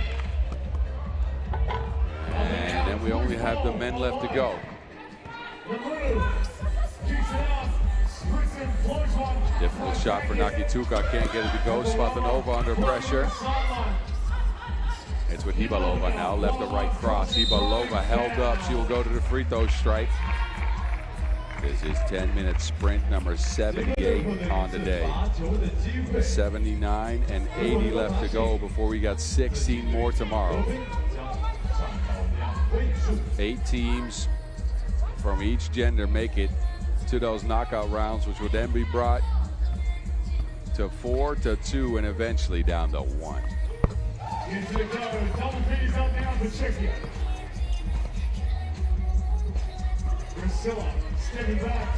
Priscilla, 2-ball has disappeared for Uganda as well. Czechia, oh, the move on Hibalova. That'll be 2 free throws after the 7th Ugandan foul. Look at that hezzy, yeah.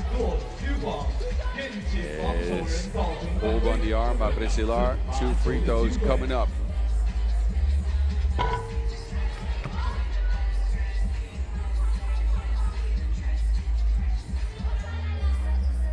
Five-point game here with 2:40 on the clock. Jessica Hibalova on the strike. And that will not provide Czechia any points. Brejkova crosses herself to the ground. It's Lamunu now trying to tie that ball up, and she does. A turnover on the Czech women will give Uganda an opportunity again.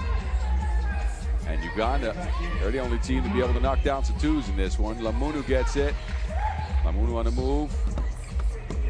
Fades away, push shot. Uganda back within 2 possessions. 10-6 game.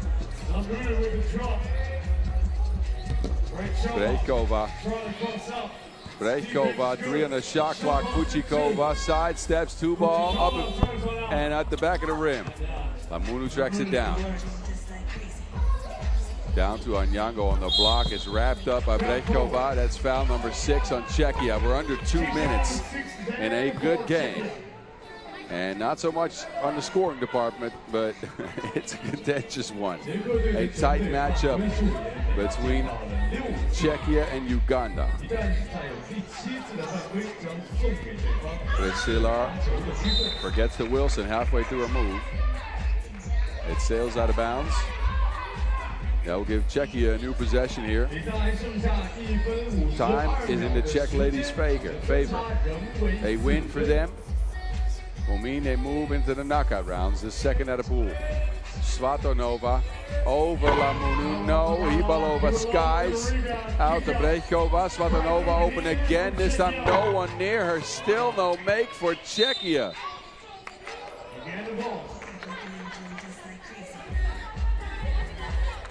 Man, the Czech ladies are missing their shot like a prom night attempt.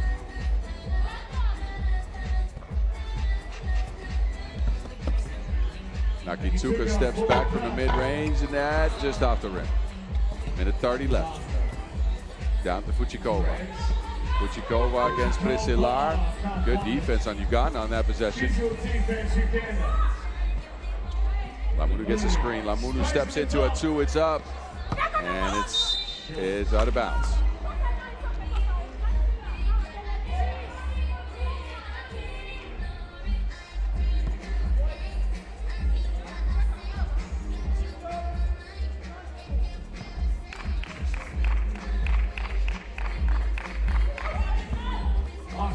Hibalova.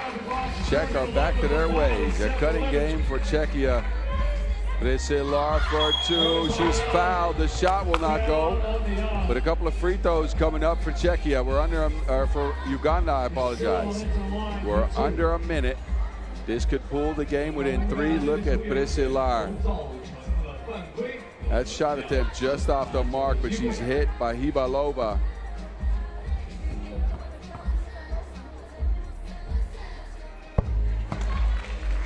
Brasilar good in the first.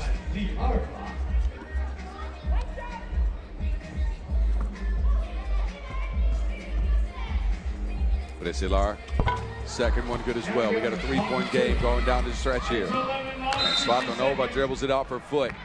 This one's going down to the wire. Czechia or Uganda. A timeout called here. Uganda will have possession when we come out of this timeout. Czechia have not been fully sharp. Uganda have laid it all out in the line. The cutting game for Czechia has been working, the screening game, the mismatch game. They just haven't gone to it every single time down the floor. They've attempted a ton of twos. They have all missed the mark.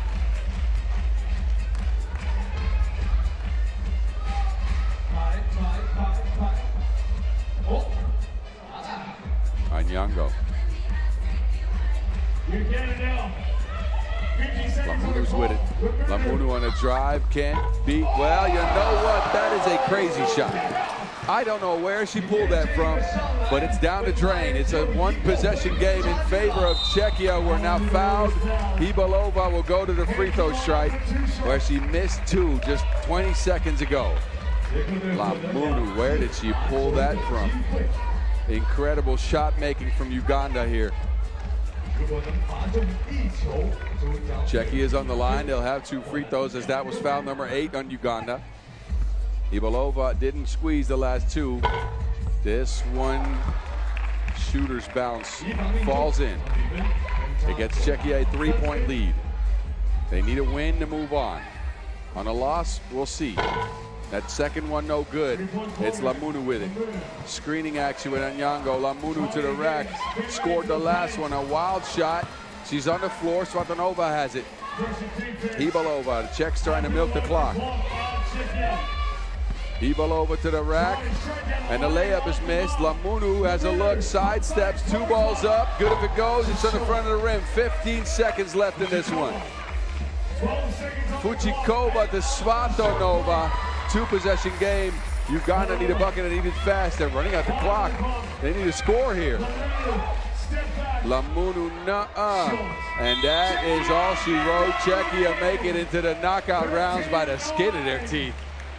Closer game than maybe some expected, but both teams laid it all out there. Czechia lost their ability to shoot the 2-ball somehow. Uganda managed to get a couple. They made it a 1-possession game with under 30 seconds, but look at the Czech women. They are moving on to Sunday's fun. 13-9 in this one. We'll not see Uganda again. I'm sure we'll see them in the future. A talented bunch this. They're only going to get better as they keep playing 3x3. Give it up for them. We'll see them one more time in the highlights before we shift our attention over to the last 2 games. It's the United States and China. Another playing game up next. Don't go anywhere. Stick and stay with us right here.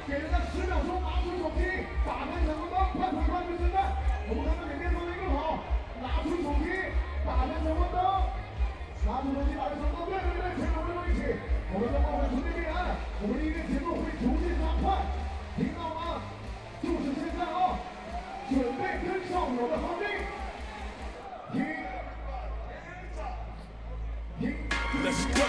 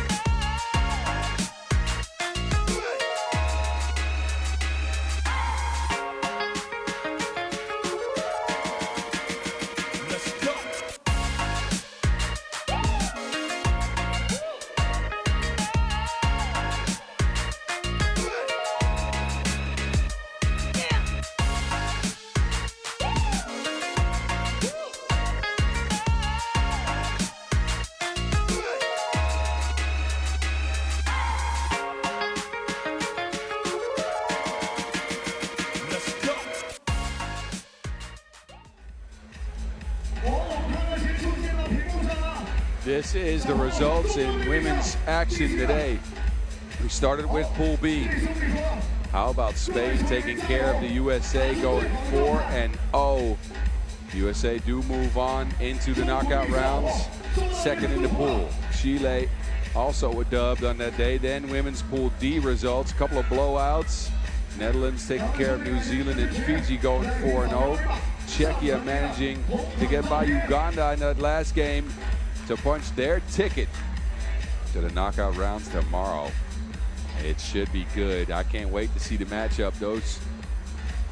This is the pool results first. I think we're going to get the matchup next. We'll see. But Spain again 4-0, USA 3-1, Chile valiant effort but 2-2. Philippines and Mexico also out. And of course, look at the standings in our last pool, Pool D. The Netherlands dominant with 4 wins. Czechia, they get in. 2-point nation, Uganda and Fiji, they will go home. And they're going to try again another time.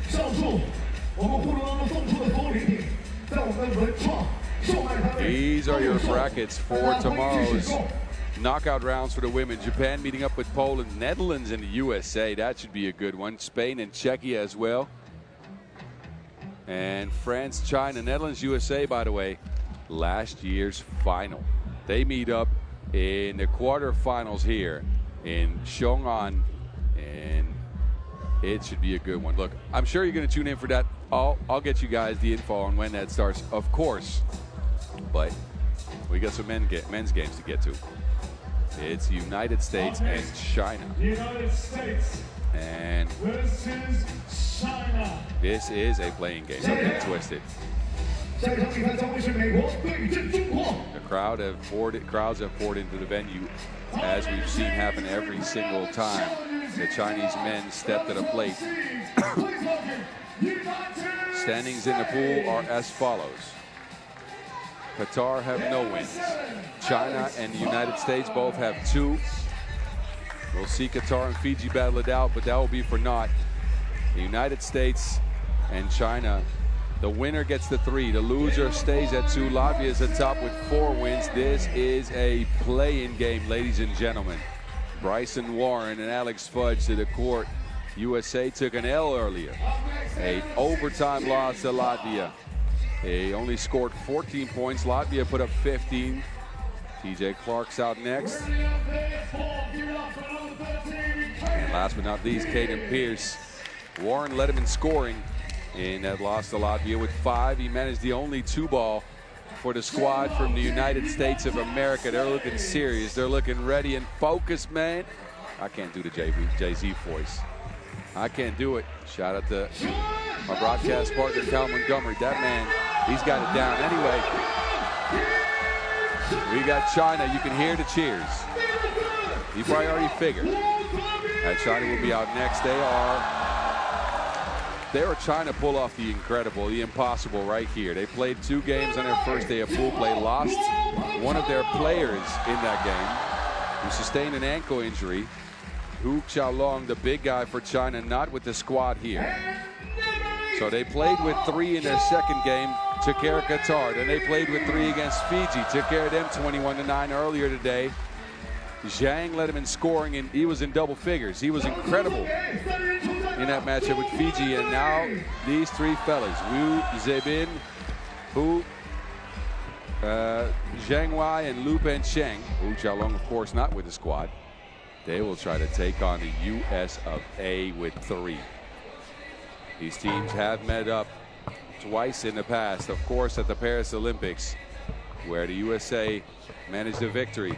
At the World Championships in 2016, that was the same case. So 2-0 USA when it comes to history in this battle.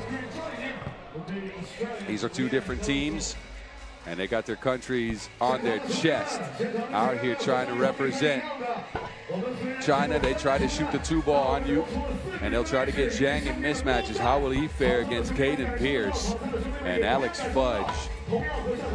They provide the height for the USA. They're going to try to protect the paint against Zhang. Then Lu and Wu's got the speed. USA, meanwhile, have struggled on offense. Have not been the most crisp offensive squad, especially today. 21 points against Qatar.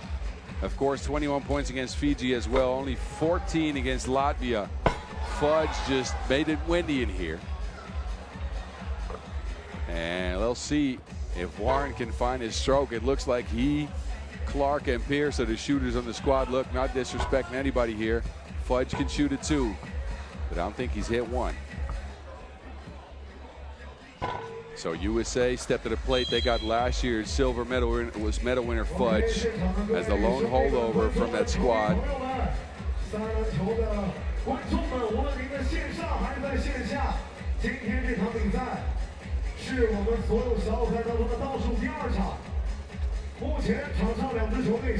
China's lone remaining member from last year is Zhang Wei.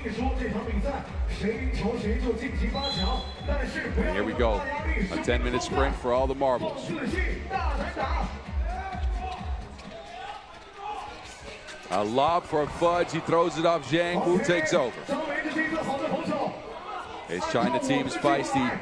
Lu's got the speed, he can't beat Pierce, but he's fouled. Oh no, it's a shot, goaltending violation. They're gonna take a look at this. Nope, that is gonna be a block. I'll tell you right now, it did not hit the backboard before Caden Pierce got his mitts on it. Send it packing, calling the floor as a point. I think they're gonna be waving it off, but who am I? Referees, by the way, also have different angles from what I got. So maybe they'll see something else.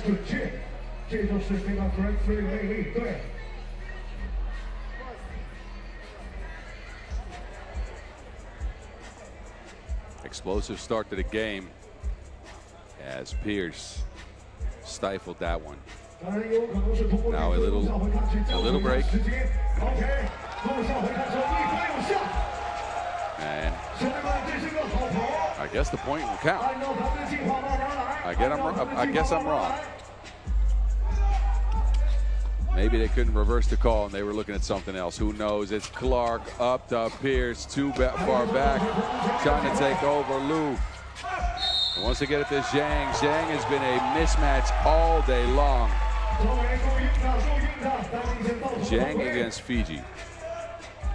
Kept doing this. Stayed in the paint.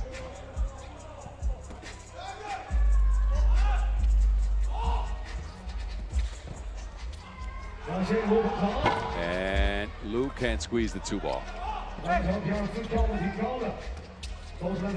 Fudge, he'll try one from range. Fudge back irons it. China, they want to get it to Zhang again. Wu, they shared. High speed action for China. Wu gets it poked away by Warren, and it's a foul. Zebin Wu and Peng Cheng Lu, they're going to try to keep on running and running and running. These fellas do not stop. China play at a high pace. Zhang out to Lu. Screening action. Now Lu a look. No good. Zhang will grab the board. He'll put it in. He's in the paint like Monet. 12 against Fiji for Zhang Wei, and he continues where he left off. Gets that ball and puts China up 2-0.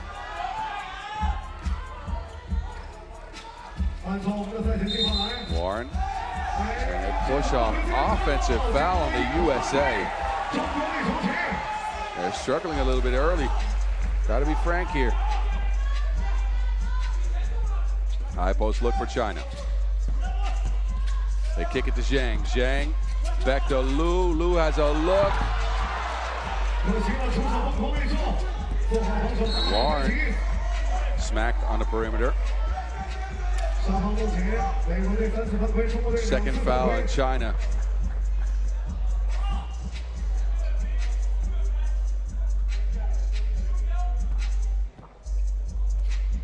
USA also go with some high post screening here.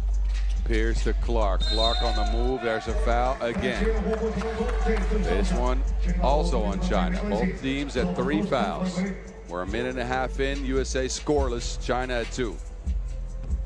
And you wonder how long China can hold on. Playing with 3 is ridiculously hard at 3x3. Warren, that one. Oh no, but Pierce is there, got his buddies back. First points USA. Caden Pierce, a backdoor cut for Wu. Lu's open, contested, 2-ball, don't matter to Lu. Better than Lululemon. The man is unconscious from range. Pencheng Lu had 2 two-pointers against Fiji. Gets his first one here. China up 4-1.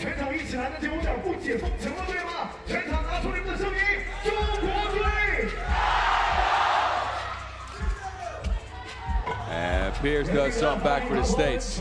Pokes it in the paint. Zhang lets one fly. Off the mark, Clark snatches it. USA should win the rebounding battle with their size, specifically against Wu and Lu. And Pierce should be dominant in that paint. He has been so far. Lu trying to shake Clark. Clark right in his face. Lu no make. It's Fudge with it. He gets funky. 4-4. A pass for a Wu, jumps into that 2-ball. He can't follow his buddy Lu, but Lu now gets a steal on Fudge. They got Zhang in the paint. Zhang patient with it. Lays. Fudge on the move. It rolls around the rim. He'll speed in. 5-5. Wu wants another 2. Well, China are going to try to make this a race. No clear on Pierce. Oh, China playing with 3. All you got to do is try to shoot it, and with Wu and Lu on the team, why not? Meanwhile, Zhang's established himself under the basket already. First TV timeout, a 2-point lead for the Chinese as we look at that toilet bowler from Alex Fudge. It is a former Ivy League Player of the Year, Caden Pierce, together with 3 G-Leaguers, Clark, Fudge, and Warren. A take on Wu, Lu, and Zhang for China, who are trying to do the impossible here. Winning with 3 against a power nation in basketball.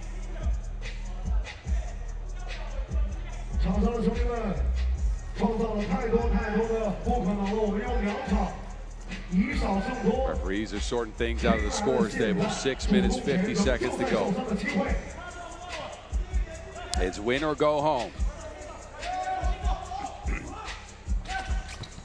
Zhang, a lot of action here for China. Lu can't separate, kicks it. Zhang a 2-ball, back irons. He'll check it down, throws it to Fudge though. Clark wide open. That one no good. Fudge skying for the board, gets a dunk. The length of Alex Fudge. Endless range on those arms. Zhang another 2-ball, knuckles it. No. Wu to Zhang. To Lu. Oh, Zhang with the pass fake. He had me confused.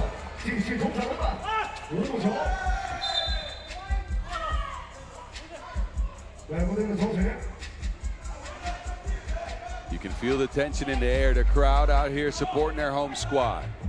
USA, they only got their staff and the women's team in the building. Warren on the move with Pierce. Warren, that is easy money. Oh, the pass, Lu to 2. And Wu looks like he got hit in the mouth. He'll have to contend with the strength of Pierce. Warren will now attempt a long-range shot, and that goes missing. Hits the rim, bounces out of bounds. China will get it back with a fresh 12. Clark will take a seat. Fudge comes back out in the court. China, of course, no sub, no rest for the wicket. Handoff action. Wu will pull the trigger again. The man is ablaze. Wu, what the fudge? Fudge booming in the paint. Throwing it in reverse. Lu again, contested, side iron. Now Fudge from the corner. That won't go. Zhang on the move on Pierce. He'll try to get it to Lu. Good pass. Fudge is on the floor. Lu sprays another one. There's Pierce in the paint booming. It's ones and twos. China, they're fighting with long-range artillery here. The USA attempting the shots from close by. Lu, another one. Ends up at the back of the rim. Zhang has a rebound. Zhang to Lu. Lu's running. Pierce locks him up. He's on the floor. It's out of bounds. Lu wanted a foul, didn't get it. How long will China keep up the breakneck pace of the game here? They have been shooting 2 after 2 after 2 after 2.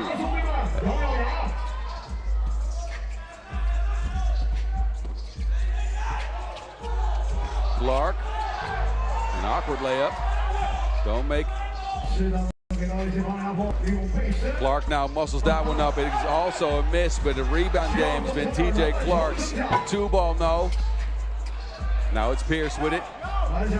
Trying to try to do quick transition. They got Wu in the corner. Pierce got 5. Wu down to Lu on the drive this time. Lu lays, and China's up 2. Every time these fellas do something good, the crowd's cheering. Wu bumped. Zhang back to Lu. Back to Zhang. Pick and pop game. Zhang. That 2 is no good. Wu will snatch it though. These Chinese guys are putting in a lot of effort. They continuously go. They get a foul call here. You got to respect the hustle. USA have played a good game so far. Don't want to take anything away from the States here.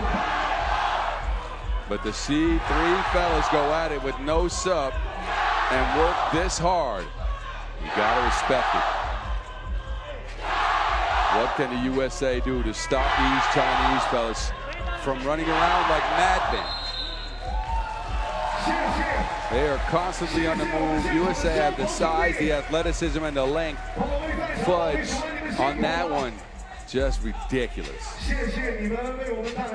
It's speed against size.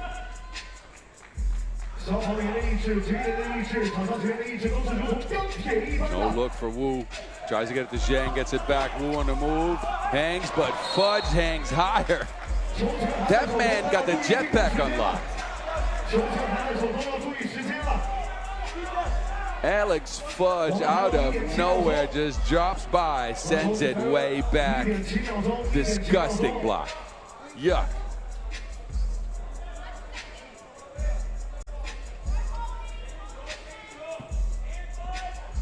Lu, high arcing 2, it's good over Fudge. 4-point lead China, 3:40 on the clock, win or go home here. Pierce has it, to Clark, down to Pierce. He can't get it to go off the front of the rim, gets it back against Wu. Wait a minute, there's a whistle. The crowd is really trying to help out these Chinese guys because they have to be gassed by now. 8 points for Lu so far. He's losing it. I hope somebody out there laughed. I was laughing. Anyways, 4-point lead for China. What can the USA do to make a comeback here? They haven't been able to shoot the 2. They've gone by ones. Haven't been able to keep up with the Chinese when it comes to running around the court like crazy. These men are continuously running like a leaky faucet, and it's provided them with a lot of scoring opportunities. Warren with a deep bomb, no. USA will keep the possession. Pierce trying to set up Fudge. Pierce now out to Warren. Searching for that first 2, no good. Zhang to Lu. To Wu, who's wide open, and oh my goodness, Fudge. That man has he's got some bounce to him.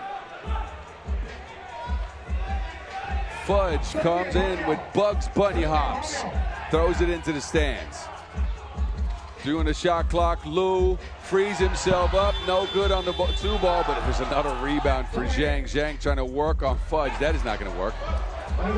Fudge takes it. Warren now, difficult drive, that ends up a foul. Lu stuck with Warren, but couldn't quite contain the physicality. Look at Fudge protecting the paint. It's a block party. Where's Dave Chappelle? Warren on the stripe will get one.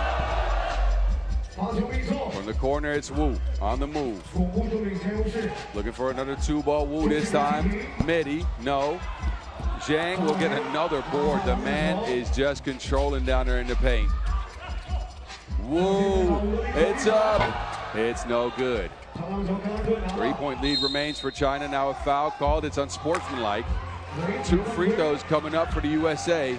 A player that's been broken through to the basket can't be held up. 2 fouls will be assessed to China. 2 free throws will come up as well. China is now in the bonus. 7th foul on them. Next defensive foul will put the USA in the stripe again for 2. This game is crazy so far. And Pierce with a miss. The crowd cheers.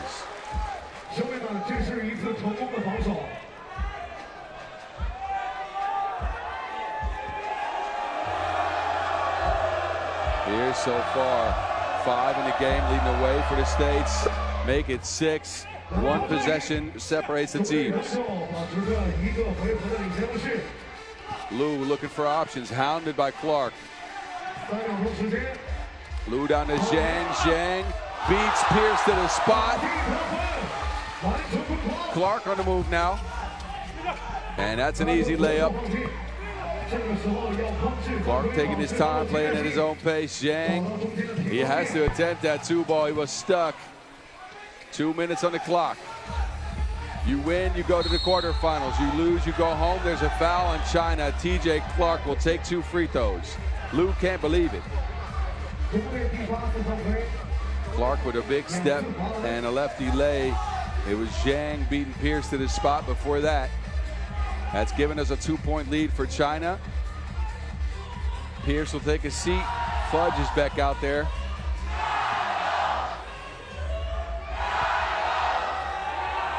And Clark, oh, he misses the freebie. Important free throws here.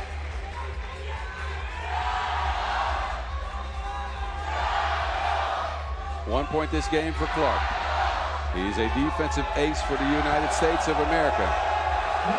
And an offensive ace as well on that free throw.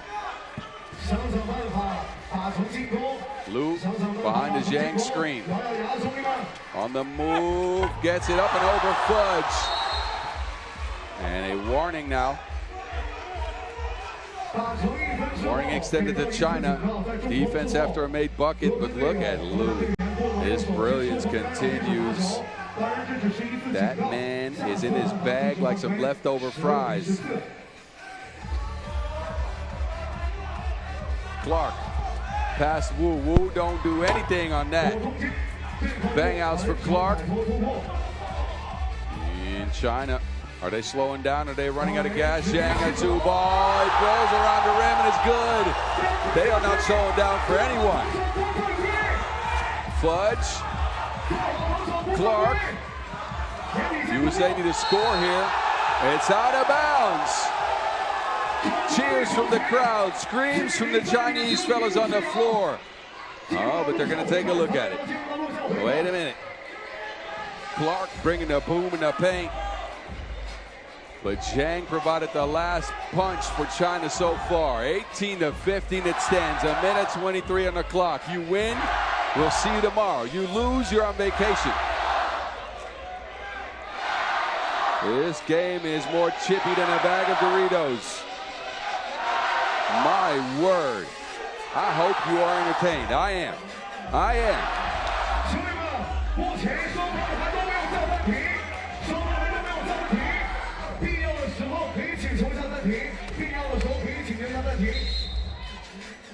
It will be China possession here. Clark is on the bench for the United States. They go with Warren, Fudge, and Pierce, a gigantic lineup. They have to guard 3 Chinese fellas. Liu And Zhang try to link up. They get it to Wu. Wu on the move. Tries to beat Pierce and Fudge at the same time. It's in off the back of the backboard. That is a crazy shot. What is happening? 19-15. USA need to score. We got 60 seconds left. Warren out to Pierce. Pierce on the move.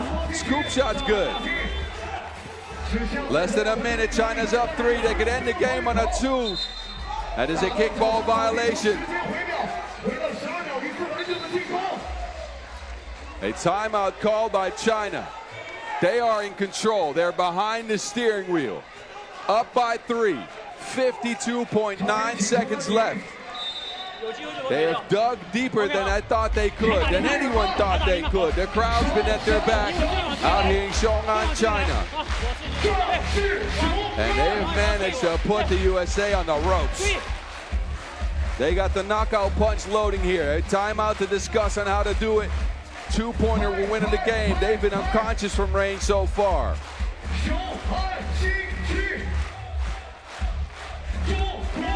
You get to 21, you get to the quarterfinals for China. USA need to stop. They put Clark on the ball. I would have done the same thing. That man is a menace. Liu will take the check. Zhang set up in the high post. Wu is on the wing on the other side.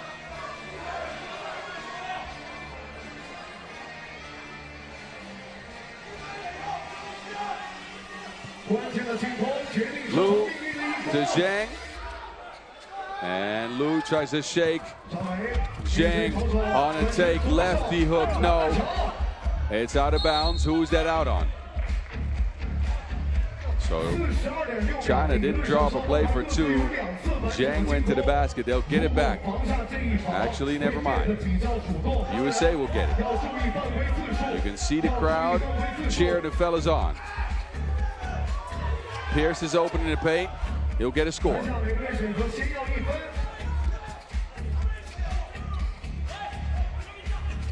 Zhang operating behind the screen, gets it to Liu. Liu a look.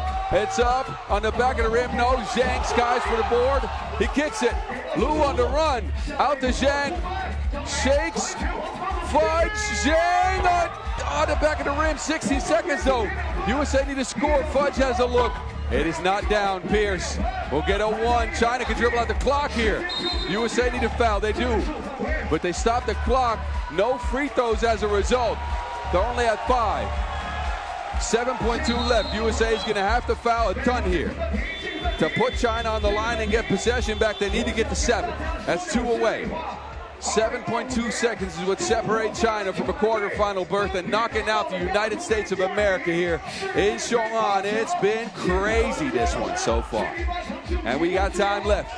What will the USA do? Will they go for a steal and try to get a score? Or will they put China on the line? They'll get 2 free throws, but 2 free throws made means game.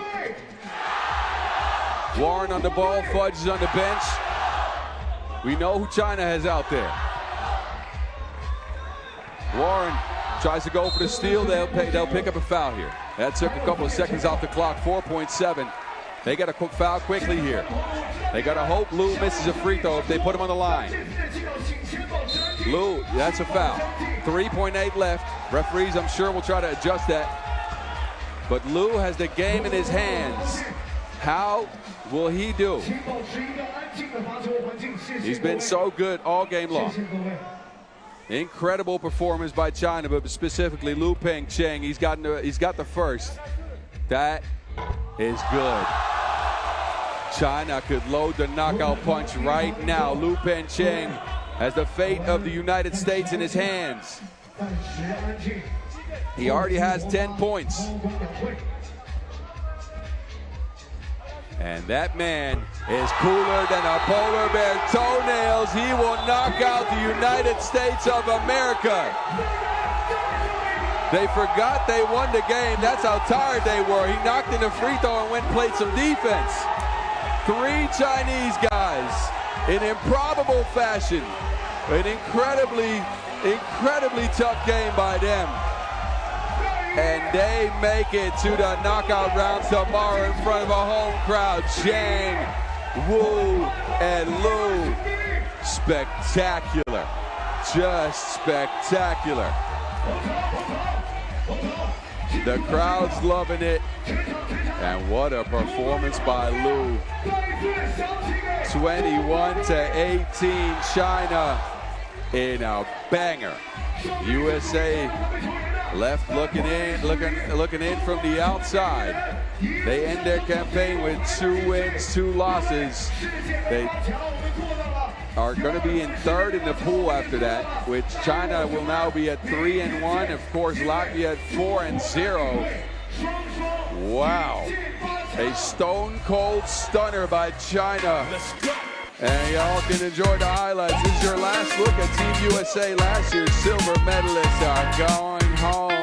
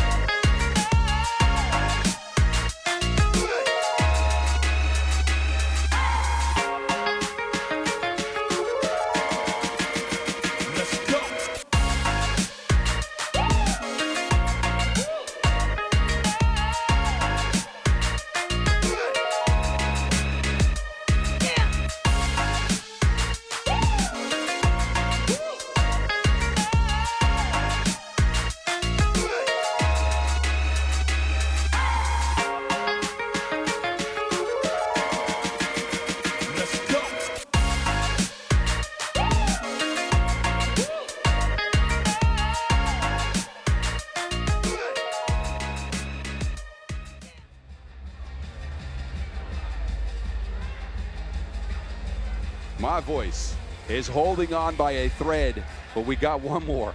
We got one more, and then I can get some tea and honey. Please, someone, I need some. My, oh my, we've lost the gold and silver medal winners from last year on the men's side. Germany was already out, now the USA is out. One more 10-minute sprint, this one's for honor.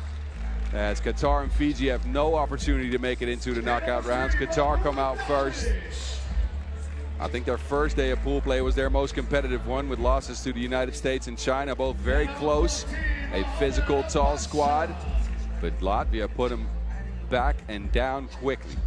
21-11 earlier today, and only Darwish had it going. Everybody else was just not sharp for Qatar. They make it to the court. It's now Darwish, Hashim, and Jama. And they're going to try to win for honor here. Try to pick up a W. And they're going to have to do so against Fiji. Speaking of trying to be competitive, Fiji did that. They won as well. 21-14 against Latvia was, I think, their best game so far of the tournament. Then they lost to the USA, also a competitive game until about 3 minutes to go. Got ran off the court by China earlier today, 21-9. Hughes makes it out. And it's their top scorer, Isaac Jovili Sewabu. 14 in 3 games for him.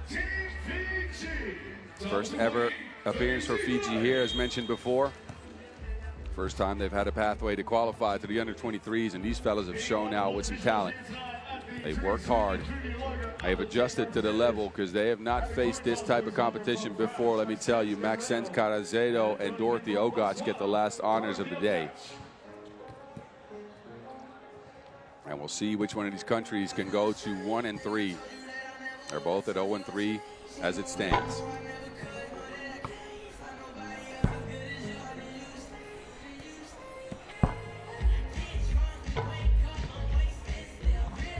They'll get their last warm-ups in. As as I try to drink some water for my voice. The 80th 10-minute sprint. We'll put a cap on pool play, a bow on men's Pool D action with this. Before we move on and show you, of course, what the medal rounds will look like. That action slated to start tomorrow. I'll let you know what time. Don't you worry. We'll get to it. Because we got 16 more 10-minute sprints tomorrow to determine the winners of the gold.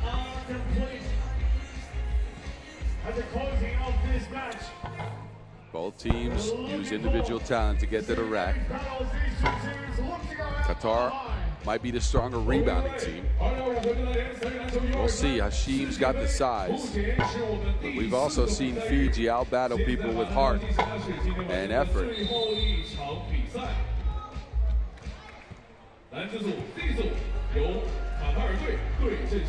Fiji, of course, on the court with Sebabu, Hughes, Tuivanuavu, and Vochea.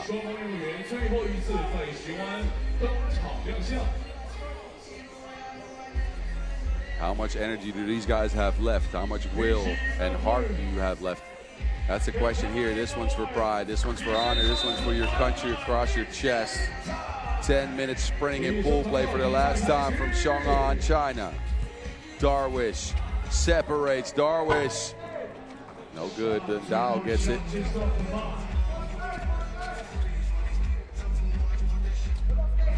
Darwish will try again. Spinning free.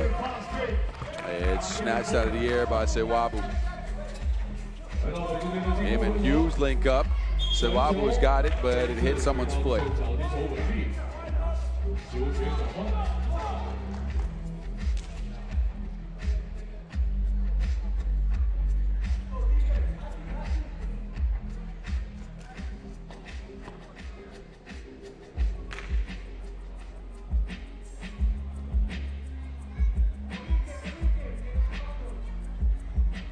Court's being dried up to make sure these fellas don't get injured, of course. Some wet spots are being taken care of. It's Ndao, Barak, and Hashim. Ndao on the move. Jumps into Tuivanuavu.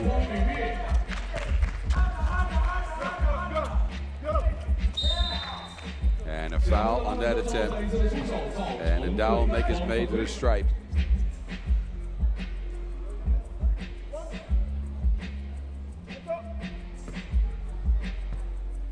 Ndao here on the line and gets Qatar on the board. The energy has shifted here in the venue. Of course, it was electric just now.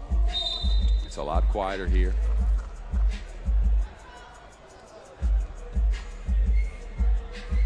But there's still some people that have stayed to see these two teams battle it out. Tuivanuavu, Vochea's on the cut. Oh, Vochea.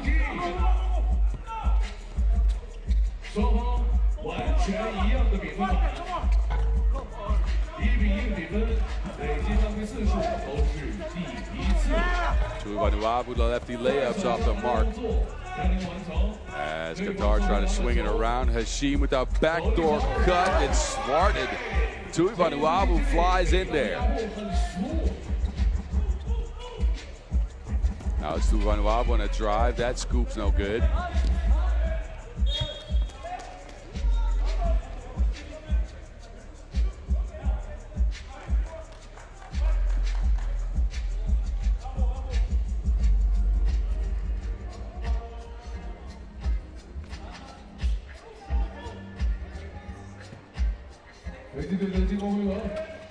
Hughes got it.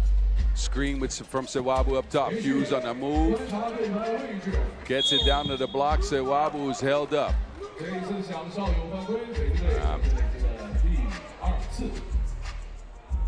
Actually, that was a foul on Sewabu. So Qatar get it back. Hashim in the post. And Ndao puts it up. 2 balls good. Qatar's got a 3-1 lead here.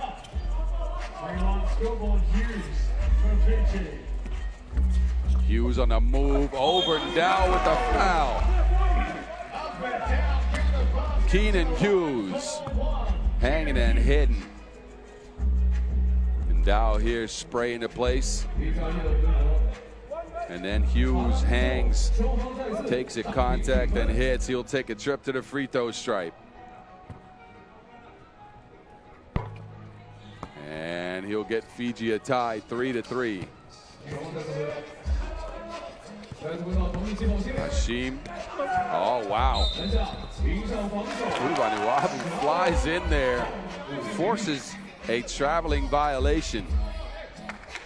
Tuivanuavu, youngest on the squad at 18 years of age, got the length and the athletic ability to contend out here. Here he is. Looking to attack, runs into Bochea. It's with Hashim, hustling hard. Darwish clears out space, and another miss under the basket. Sewabu, 2 balls good. Pure cloth as Fiji takes the lead. Now out to Darwish. Darwish on the move is fouled. Big shot by Sewabu. Freezes the defense, lines up a 2-ball, and it's all net.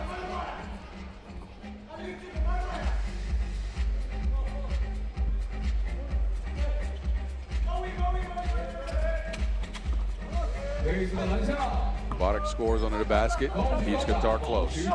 That's the deal with Hughes now. Hughes righty hook, nuh-uh.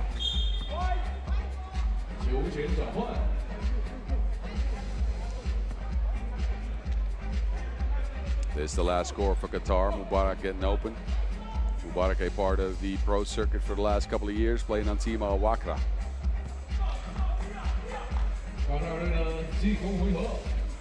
Now, out to Darwish, steps back. Darwish, wild shot.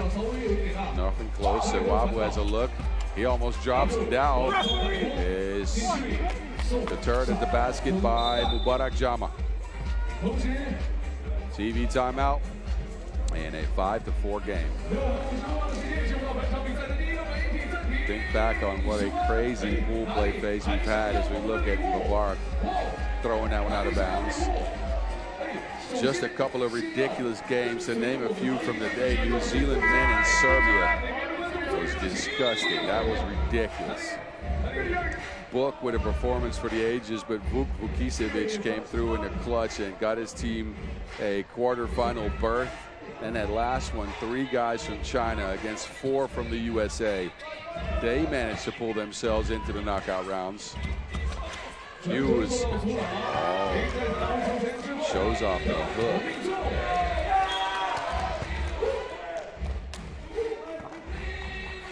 Fiji showing some heart in this game, trying to fight to get a win. Down.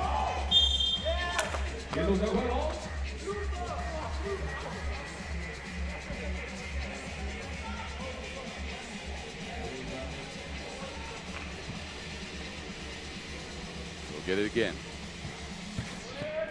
Out to Hashim, doesn't want to shoot it. He'll step back and try one. That is heavily undershot. Sewabu spins.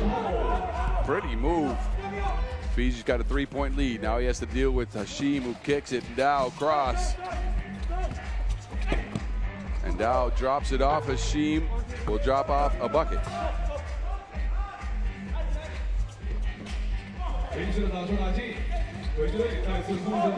Tuivanuavu with a filthy hesitation, can't squeeze the lay down from range.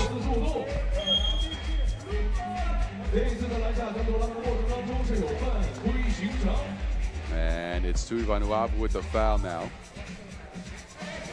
Under 6 minutes to go in this last pool play game of all the pool play games here in Chong'an.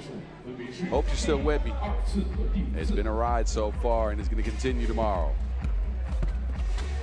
Hashim, no. Mubarak skies, nothing there. And fouls Hughes. 3rd on Qatar. Fiji will get possession and a fresh 12-second shot clock. Tui Vanuatu will take the check.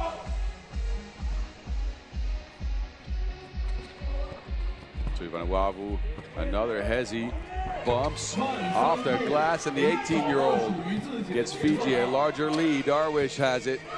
It's with Fiji again. Hughes hanging and hidden. Oh, rocking the cradle.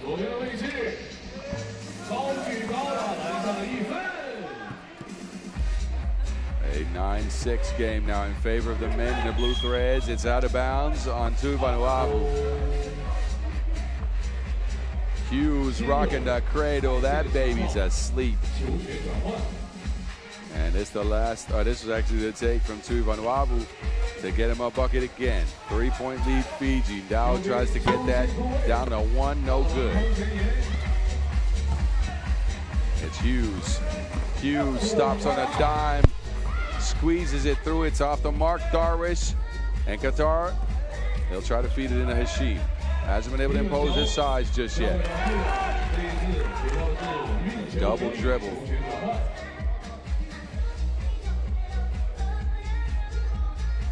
Hughes will take a seat. Ochea back out there for Fiji. Darwish on the bench for Qatar. Sewabu, another 2-ball. He already has 1. Why not 2? Suva stand up. It's Fiji now with a 5-point lead. Mubarak over to Vanuatu. No, it's Hashim who comes away with it, and a foul on the play.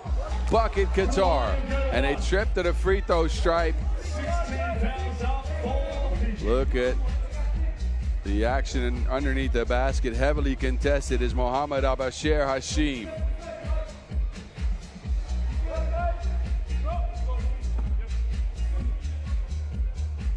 Can he get Qatar to 8?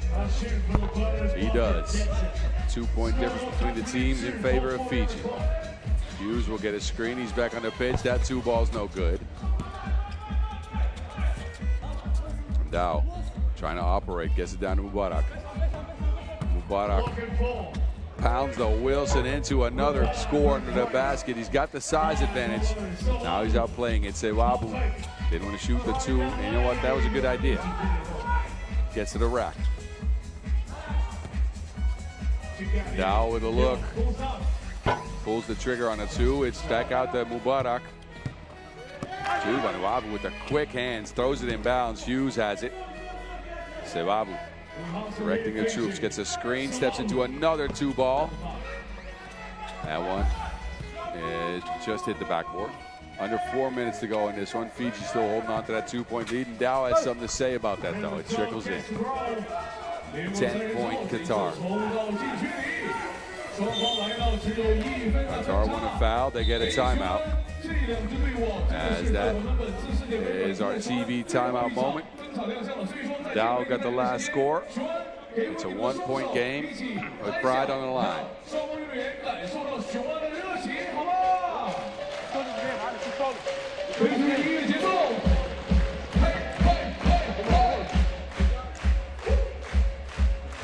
Who will come up at the end of this 10-minute sprint?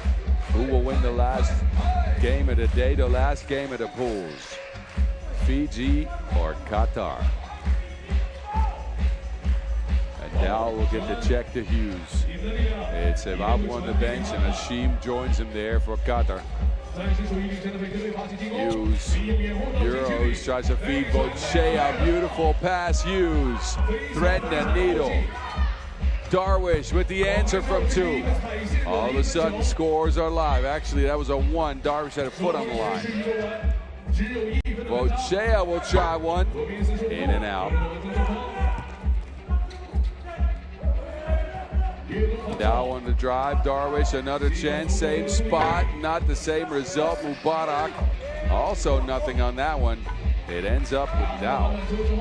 Tied game here. Bochea under pressure. Bochea to the basket. That scoop is just off the mark.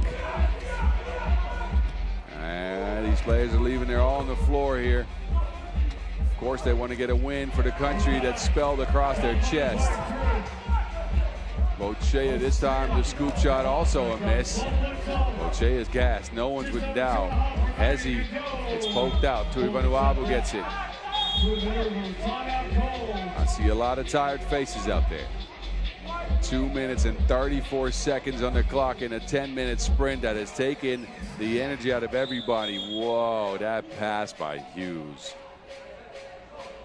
That is precision passing right there. Take a look at all these guys are giving. They're laying it all on the line. Gassed, tired, gasping for air. And they still have time left on the clock to go.